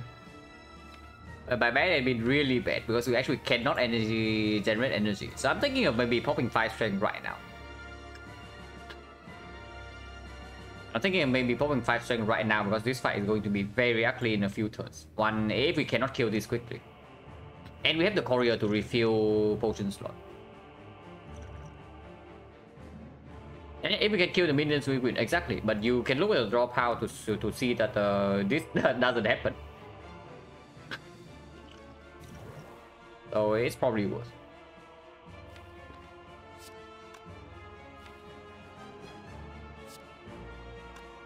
$16, this 36. Perfect kill on this. And we just take a full hit, yeah.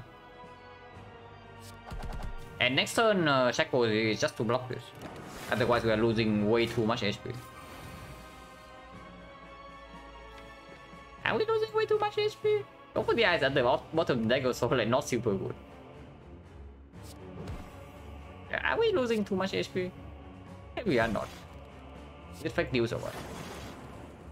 40 and 1, 2, 3, 4, 5, 6, 7.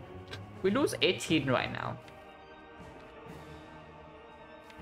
Okay, if we have 9 off slots, so we have 10. But actually we have 9 because one of them is dedicated to a dark.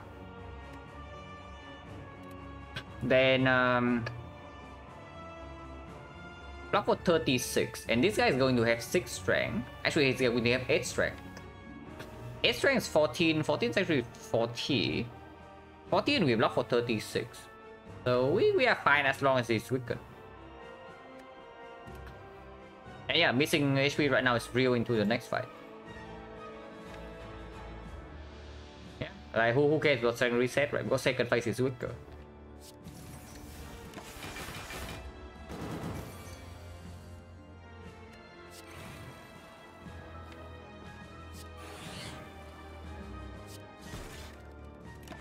And also have like recursion with triple hologram, so not a huge problem.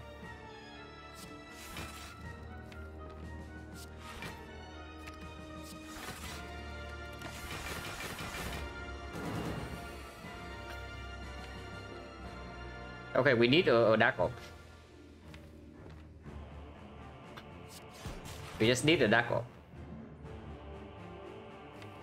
Scrape right now draws 2 discard. I guess that's fine.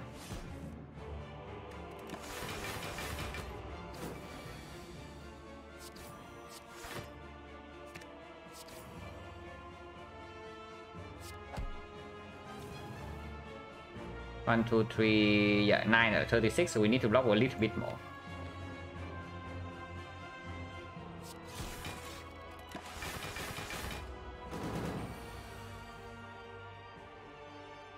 It is mega clock, but we don't care.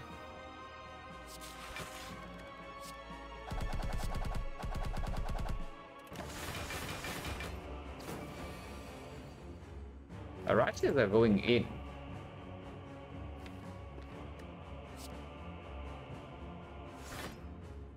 Maybe I did not need the dark orb after all.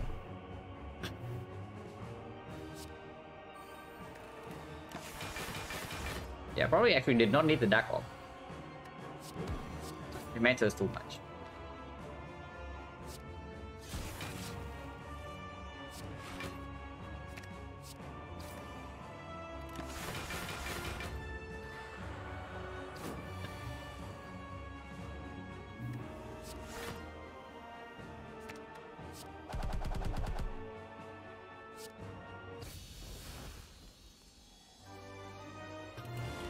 Meter. We have a 9 slot and the thing. So yeah, we can just do dark orb into dagger kill. Free, not so free, because we don't have enough focus to actually never take damage in this fight. But mostly it's 45. Depending on where these things are. The frame is right here, so it's okay. This capacitor is here. This thing is quite late, but acceptable.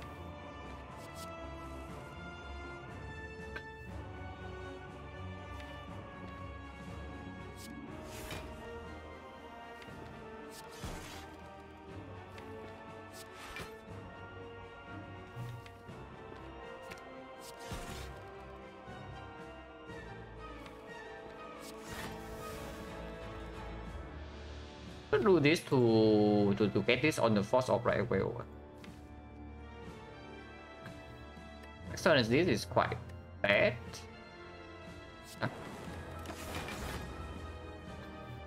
We will always have this.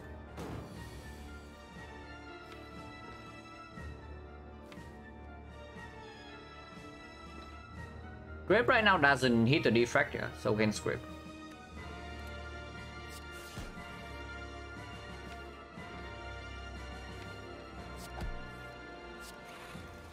Maybe should have played Call Search, but we already blocked the vulnerable.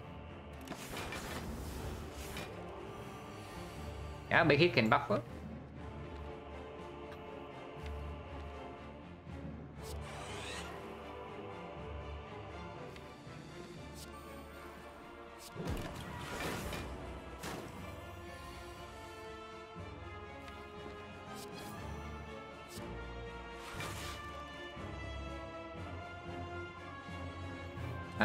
Full block.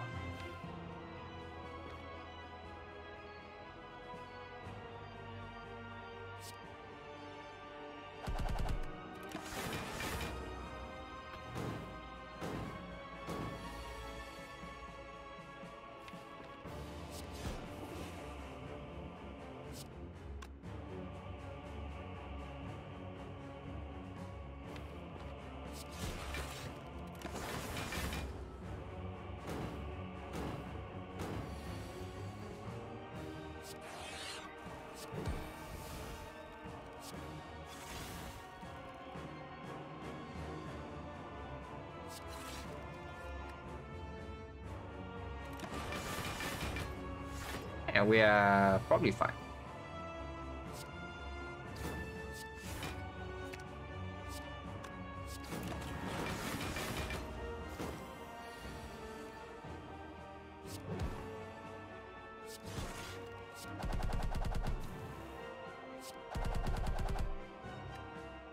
Things are going in.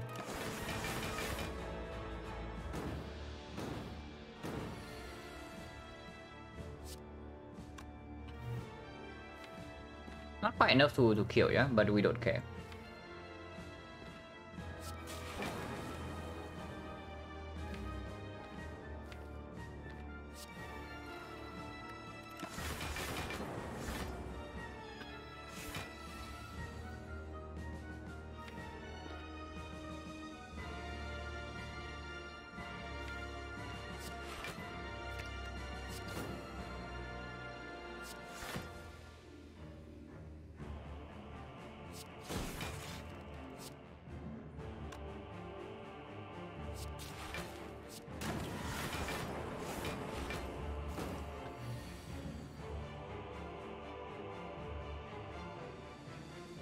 One, two, three, four, five, six.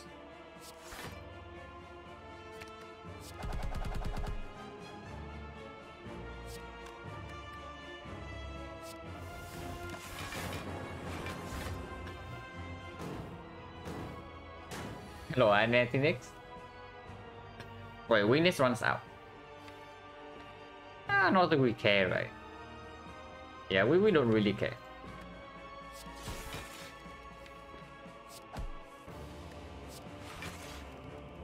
One, two, three, four, five, six. 42. Currently taking some damage. Can fix that.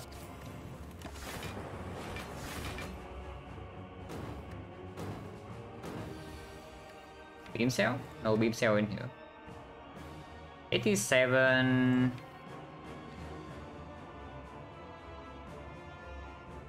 Whatever. We just do this and then kill next turn.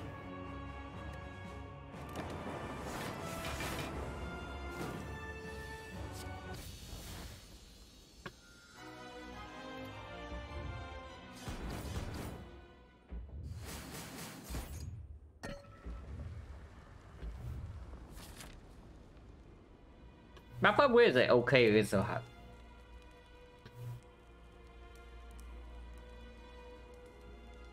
If not buffer upgrade, then there's maybe Zap, maybe Dual-Cast, just to get those out of the hand faster. But buffer against the hard definitely does allow us to do... No, with the pyramid right now, hollow into buffer doesn't make sense. So it's just like buffer and turn or what on the big hit. Not exactly right. Yeah, Dual-Cast is okay. Barrage upgrade is actually like plus... wait, Barrage upgrade with 9 slots is plus 18. Plus 18 with beam cells plus 27. What if it's just the freaking Barrage? Yeah. No, seriously. What if it's just the freaking Barrage? This is a 27 damage upgrade, and our damage in the hard fight... actually, if we noob the defrag, we should be fine in the hard fight, damage-wise. Yeah, like if we can save this potion, we should be fine. So probably just energy upgrade on these two. What does buffer upgrade actually do?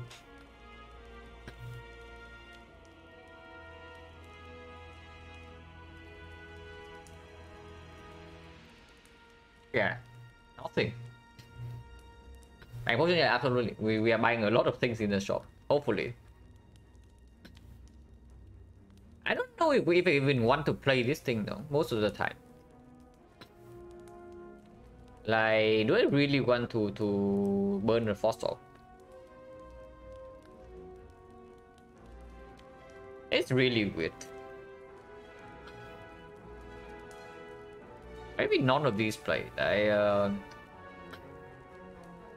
What is the electro upgrade right now? Maybe it's cool-handed. Yeah, the initial hand feel turn 1, turn 2. Do you think upgrade can still be relevant? After we fill our hand and we play the off slots, then it's not. But after we get 9 slots, we should be winning the fight. Yeah. After we get 9 slots, we should be winning the fight. So I can see this just to make the initial turn. Like for example, we draw this turn 1 or turn 2 against Spear and Shield. It makes just 1 card faster. Scheme probably overdraws though. Scheme overdraws, but I don't think this actually overdraws like that early on. And we do want to play it for our to get the Force War in play. Coda is probably good.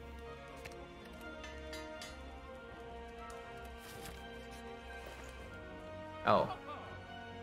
Man, they really buy the 2 capacitor and upgraded them. I bought both of these and I upgraded both of them. And now there's this crap. Well, yes, we can also take consume, but I don't know. Okay, this is clear. Hey, this is probably still good, so we buy this. Bird face earn. 1, 2, 3, 4, 5, 6. Weaker than a mango, so probably not. Unless you tell me we buy creative AI bird face earn, but we don't have enough gold. Upgrade potion just for energy upgrades in one fight is okay. That's how the toolbox is okay too. And I still want to see a potion underneath because we are definitely not buying this. And this is not super relevant. The effort is okay. How about tungsten rod?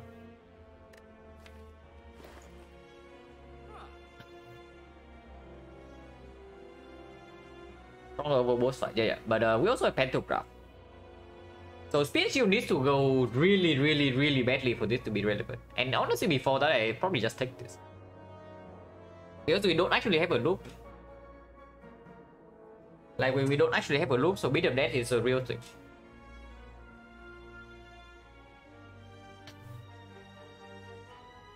And yeah, multi-hit. It's not 15 club multi-hit if we let the... No, it's not 15. If it's 15, we are freaking dead or something. But this thing actually means that first cycle we don't need to block multi-hit at all.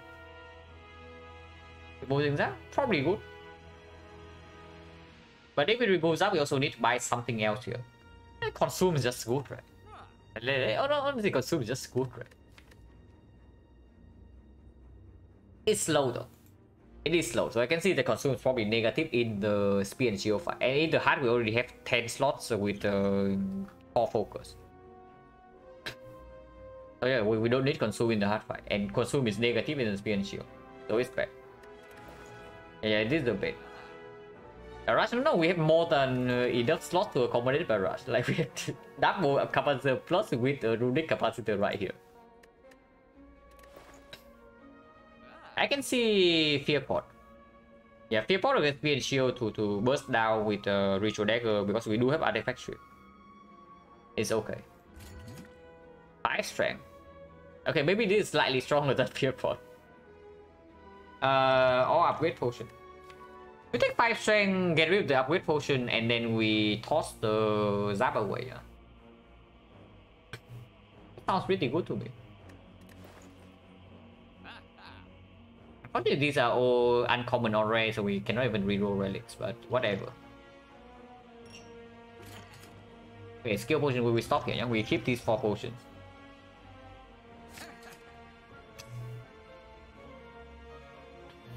Panic button is strong.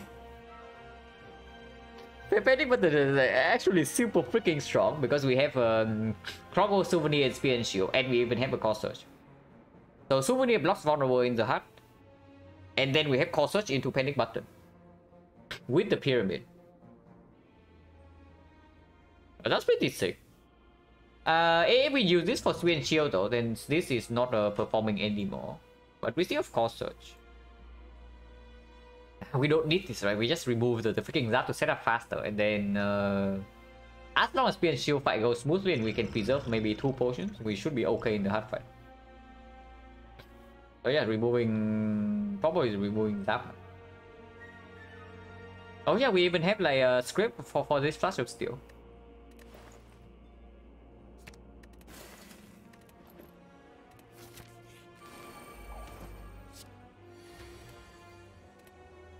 They both attack turn 1, so that is fairly rude. Ritual Dagger very far down. But we do have Pantograph and Self Repair, so we can heal for 32.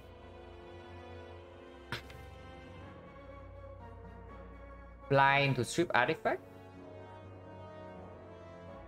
If Beam Cell is drawn together with Dagger, then we can even use Fear Pot to strip artifact to deploy Blind right now. Like we can do take the Blind, yeah. We Fear Pot this guy, we Blind, and then we hologram the Blind again, and we disperse this until next turn. Probably what we are doing.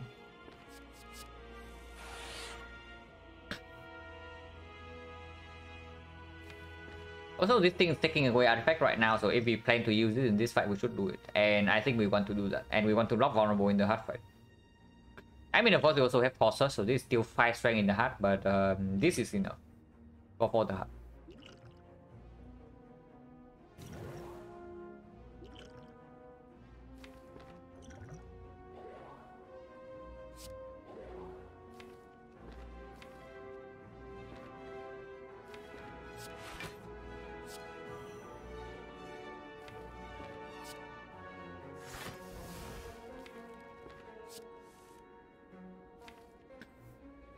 Cold Snap here because we can turn around next turn, regardless. Next turn will hurt though. And then next turn will hurt quite a lot. Maybe not that much, we do have weakness. Scraping here only draws until chill, and then we draw until these 3, which is not so good. We can scrape next turn.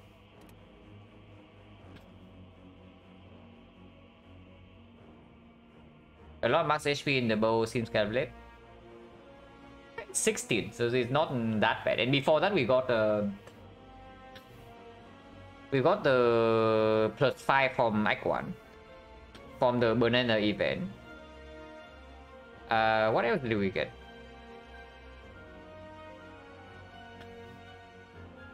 Yeah, what else did we get? Yeah, Donuts is +5, this is +10, and this is +60, just +31. The defect starts with, does defect start with 71 or what? I don't know how much defect starts with, but Silent starts on 66, so defect probably 71 sounds correct. Yeah, Silent starts at 66, so defect is definitely more. So yeah, like 71 +5 from Donuts, +10 from Pain, +16 from the bow.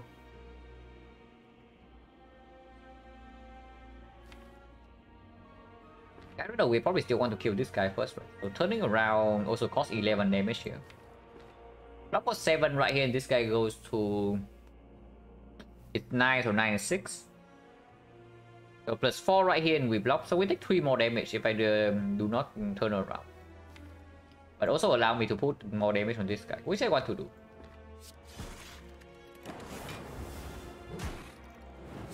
-1 focus is quite bad. It's fairly nasty actually.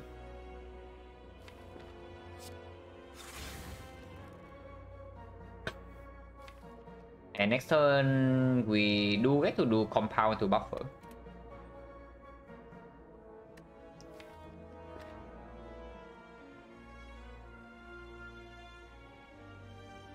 Around 36 at the moment. If possible, I want to save energy pot for the hard fight, but if it's not possible, then... Sure. We're willing to lose up to maybe 40 plus in this fight though. I think this potion is very, very important. And first cycle in the hard fight, we block vulnerable, so we are fine there.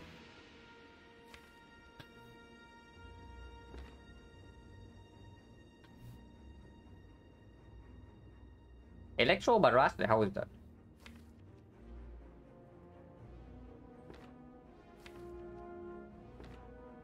Electro Barrage is 6 here plus 54. Next turn we do have Hollow into Barrage. 2 turns from now we have Hollow into Barrage.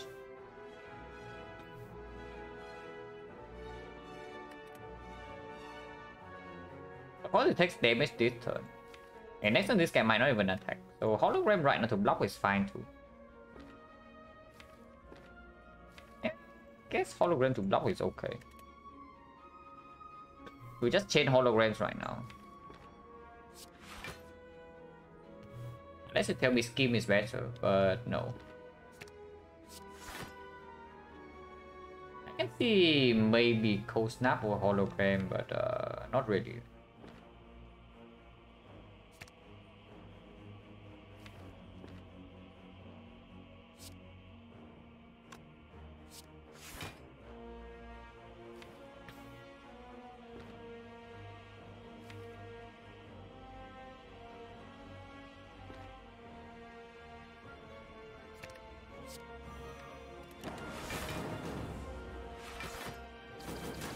Ouch. Okay. This guy doesn't attack. So next turn is burn strike.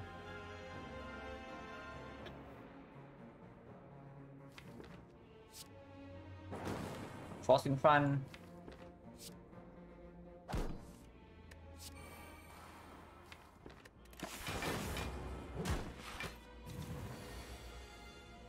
And next turn is the multi hit again. Yeah.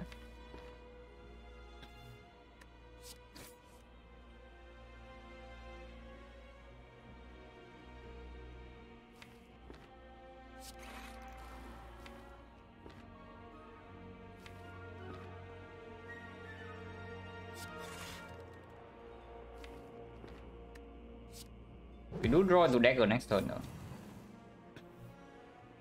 So barrage into dagger is lethal next turn. Even with this 30 block.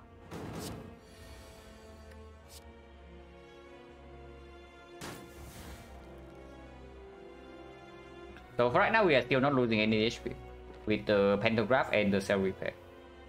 Which is great. The fight should be over now.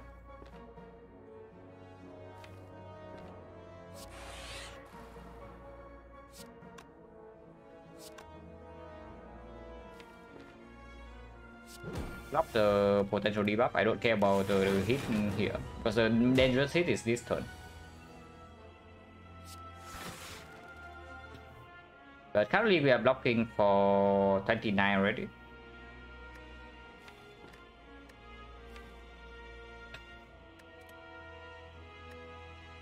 I guess we cannot block more than that though. It's at 35 here and then we will take one hit.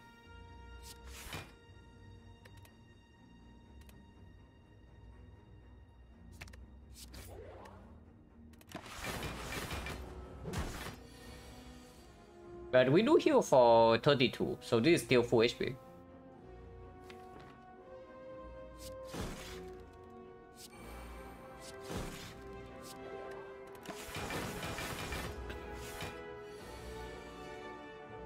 Why not do a cast if it's over? Because we are still not losing HP. Yeah, we are still full HP, so this is potentially for the next hit.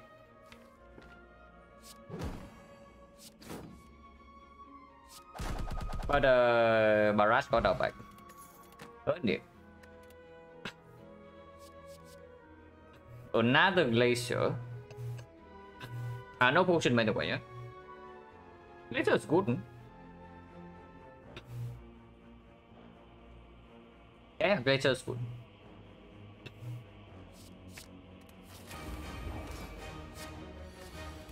Sadistic Nature, Trip Transmutation.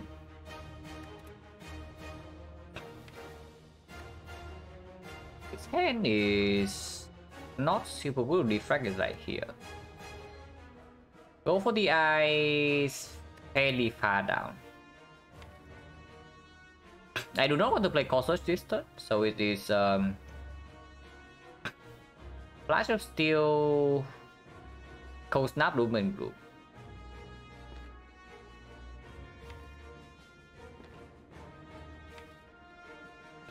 It is okay. Honestly, most of our damage in this fight is going to be physical. So Trip is definitely okay. Let's strip artifact to reapply go for the eye faster as well.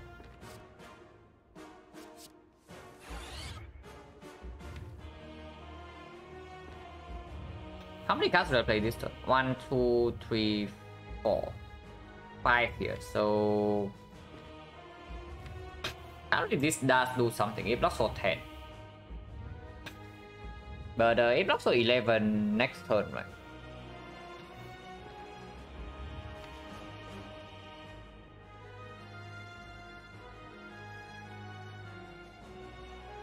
Yeah, it does.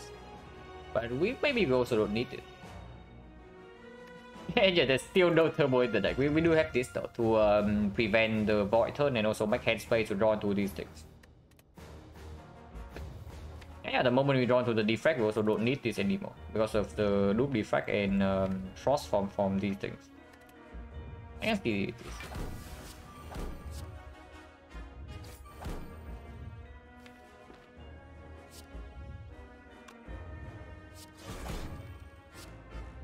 And I don't play the courses, or do I? No need for artifact after this though. Yeah, there's actually absolutely no need for artifact after this. But courses right now also doesn't really do anything. And this thing gives me a dark orb. Yeah, this thing is just doing a dark orb for compound.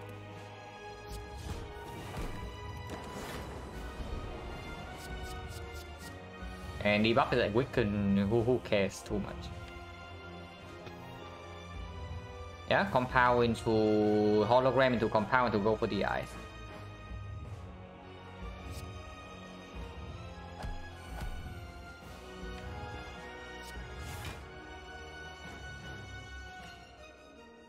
But still, I guess might be better than the thing because it does get out of the hand and we still have energy to play something else. Like the cold snap.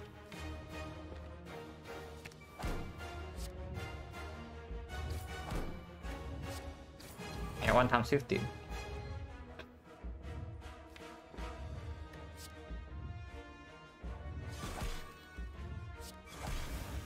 End space. Beam cell is probably better in our hand to sweep artifact. Next one is like looping defrag, yeah? And we hollow the... Go for the eyes, we have one weakness next cycle, first attack. Probably okay. I guess Beam Cell can be played now.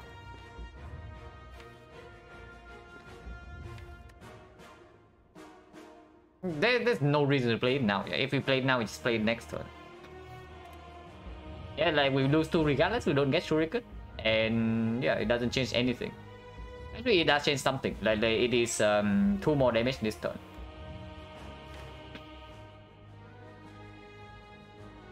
Full damage.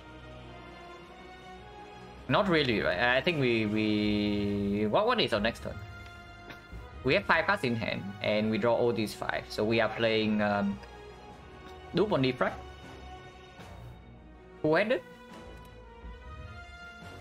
Into Recursion this thing to put Force in front. And then Capacitor or what. And then we do like Laser Hologram. Yeah, I guess playing Beam Cell right now is okay.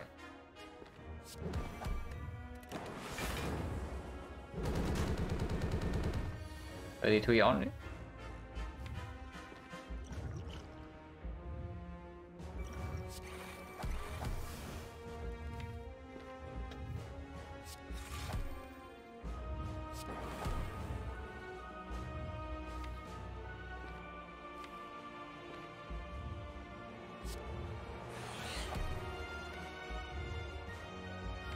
Next time we can do hollow glacier into hollow into energy potion into glacier.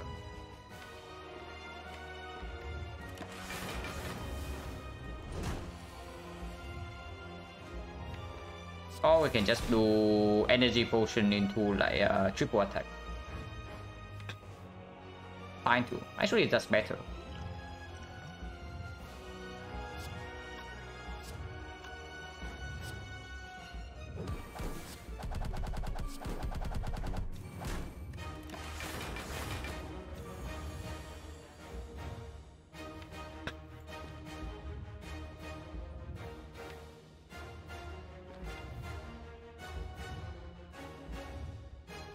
Next time we cannot hologram the glacier though because of the void draw.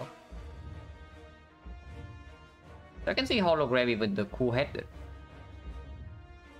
We do capacitor right now into hologram the cool-headed into cool-headed right now and draw into this. And next time we do hologram glacier full block.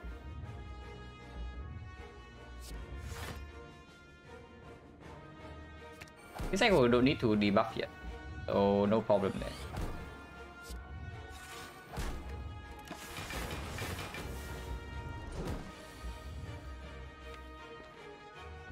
And he's getting mega clock by the way, yeah.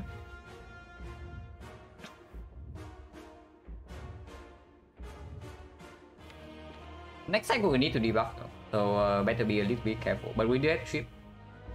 How much are we blocking here? 1, 2, 3, 4, 5, 6, 7, 8, so 48.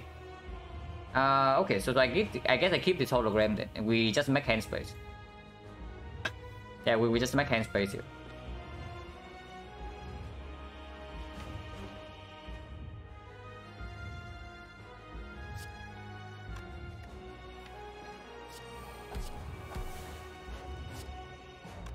This can be played later. Playing it right now is fine. Scrape this to get Glacier in the discard to hologram it later is fine too. If we scrape this, we shuffle and then draw 3. Over the ice doesn't strip artifact unless we get attacked though, so stripping 1 layer right now is fine. But hologram later for Glacier also basically full blocks, even 6 times 50. Yeah, that's no reason to. Yeah.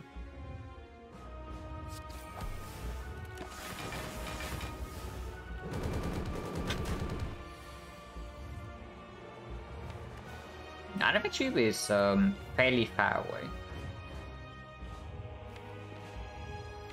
but we can script.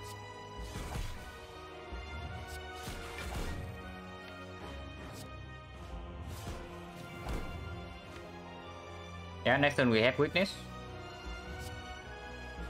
And we still preserve the Dark Orb while putting the force in front.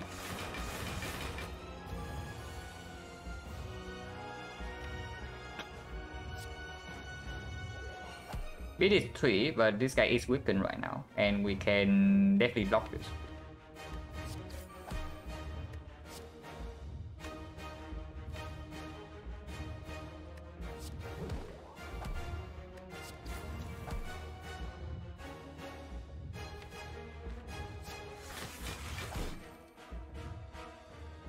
Honestly, you should just get the beam cell back. And next time we double barrage.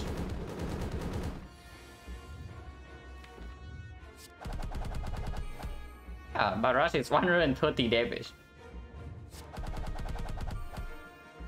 Now we hologram the barrage and we barrage next turn.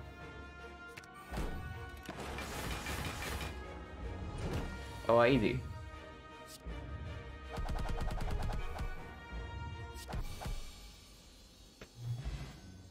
Yeah, we are completely fine on damage. It's the only thing we need to do is to get the buff on the third cycle, like the weakness on the multi-hit, and everything's fine then. So pretty nice. What is it now? It's like 10 games, yeah, 10 games and 8 win 2 loss. Okay, so we can go with quits right now on the effect and 80% secure. But okay, not really. But yeah, if I retire on the defect right now and never play the character again, then win rate on stream recorded as 80%. This runs fairly chill. Because the deck got like very strong. And basically got us to all the run and then we set potions for the hard fight. So pretty standard run. And we also have Frozen Eye. The only difficult part was I would say Act 2. After we leave Act 2, there was no actually huge threat. Maybe Awaken one, but also like got rid of the threat very quickly.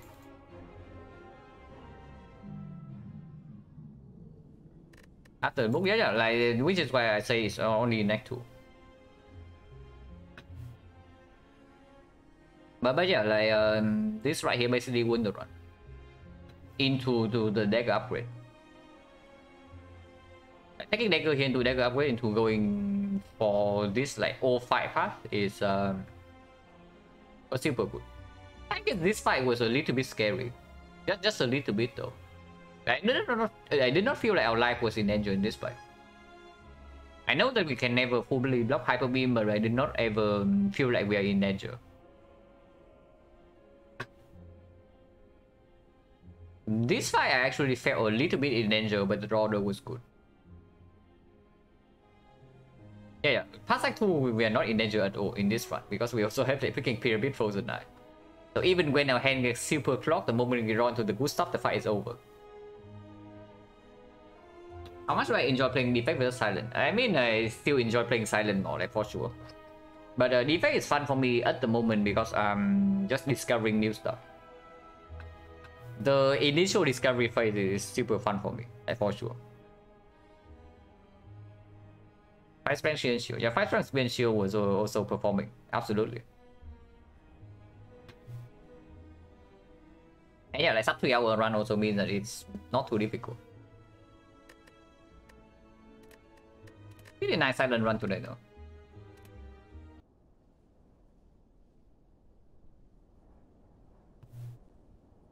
Silent run was what, like 5 hours I think? Yeah, it was 5 hours. With a pretty complicated Act 4. But that was nice. And once again, Frozen Knight. Frozen Knight OP. Oh my god, what the hell is this? Okay, 1 hour and 20 minutes. I know that I did leave this thing on when I went on a break.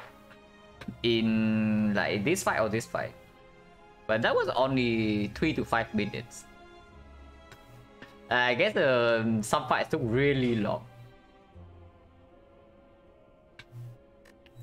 But yeah, that's it for me for today. So let's see if there's any way to rate.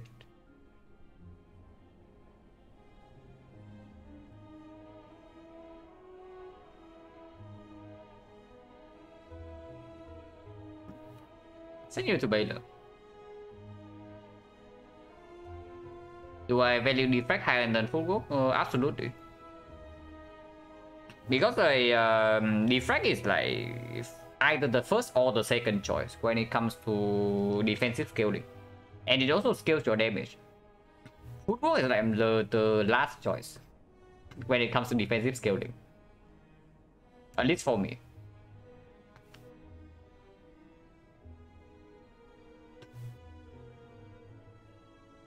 But yeah, thanks for watching guys, as always. And see you later.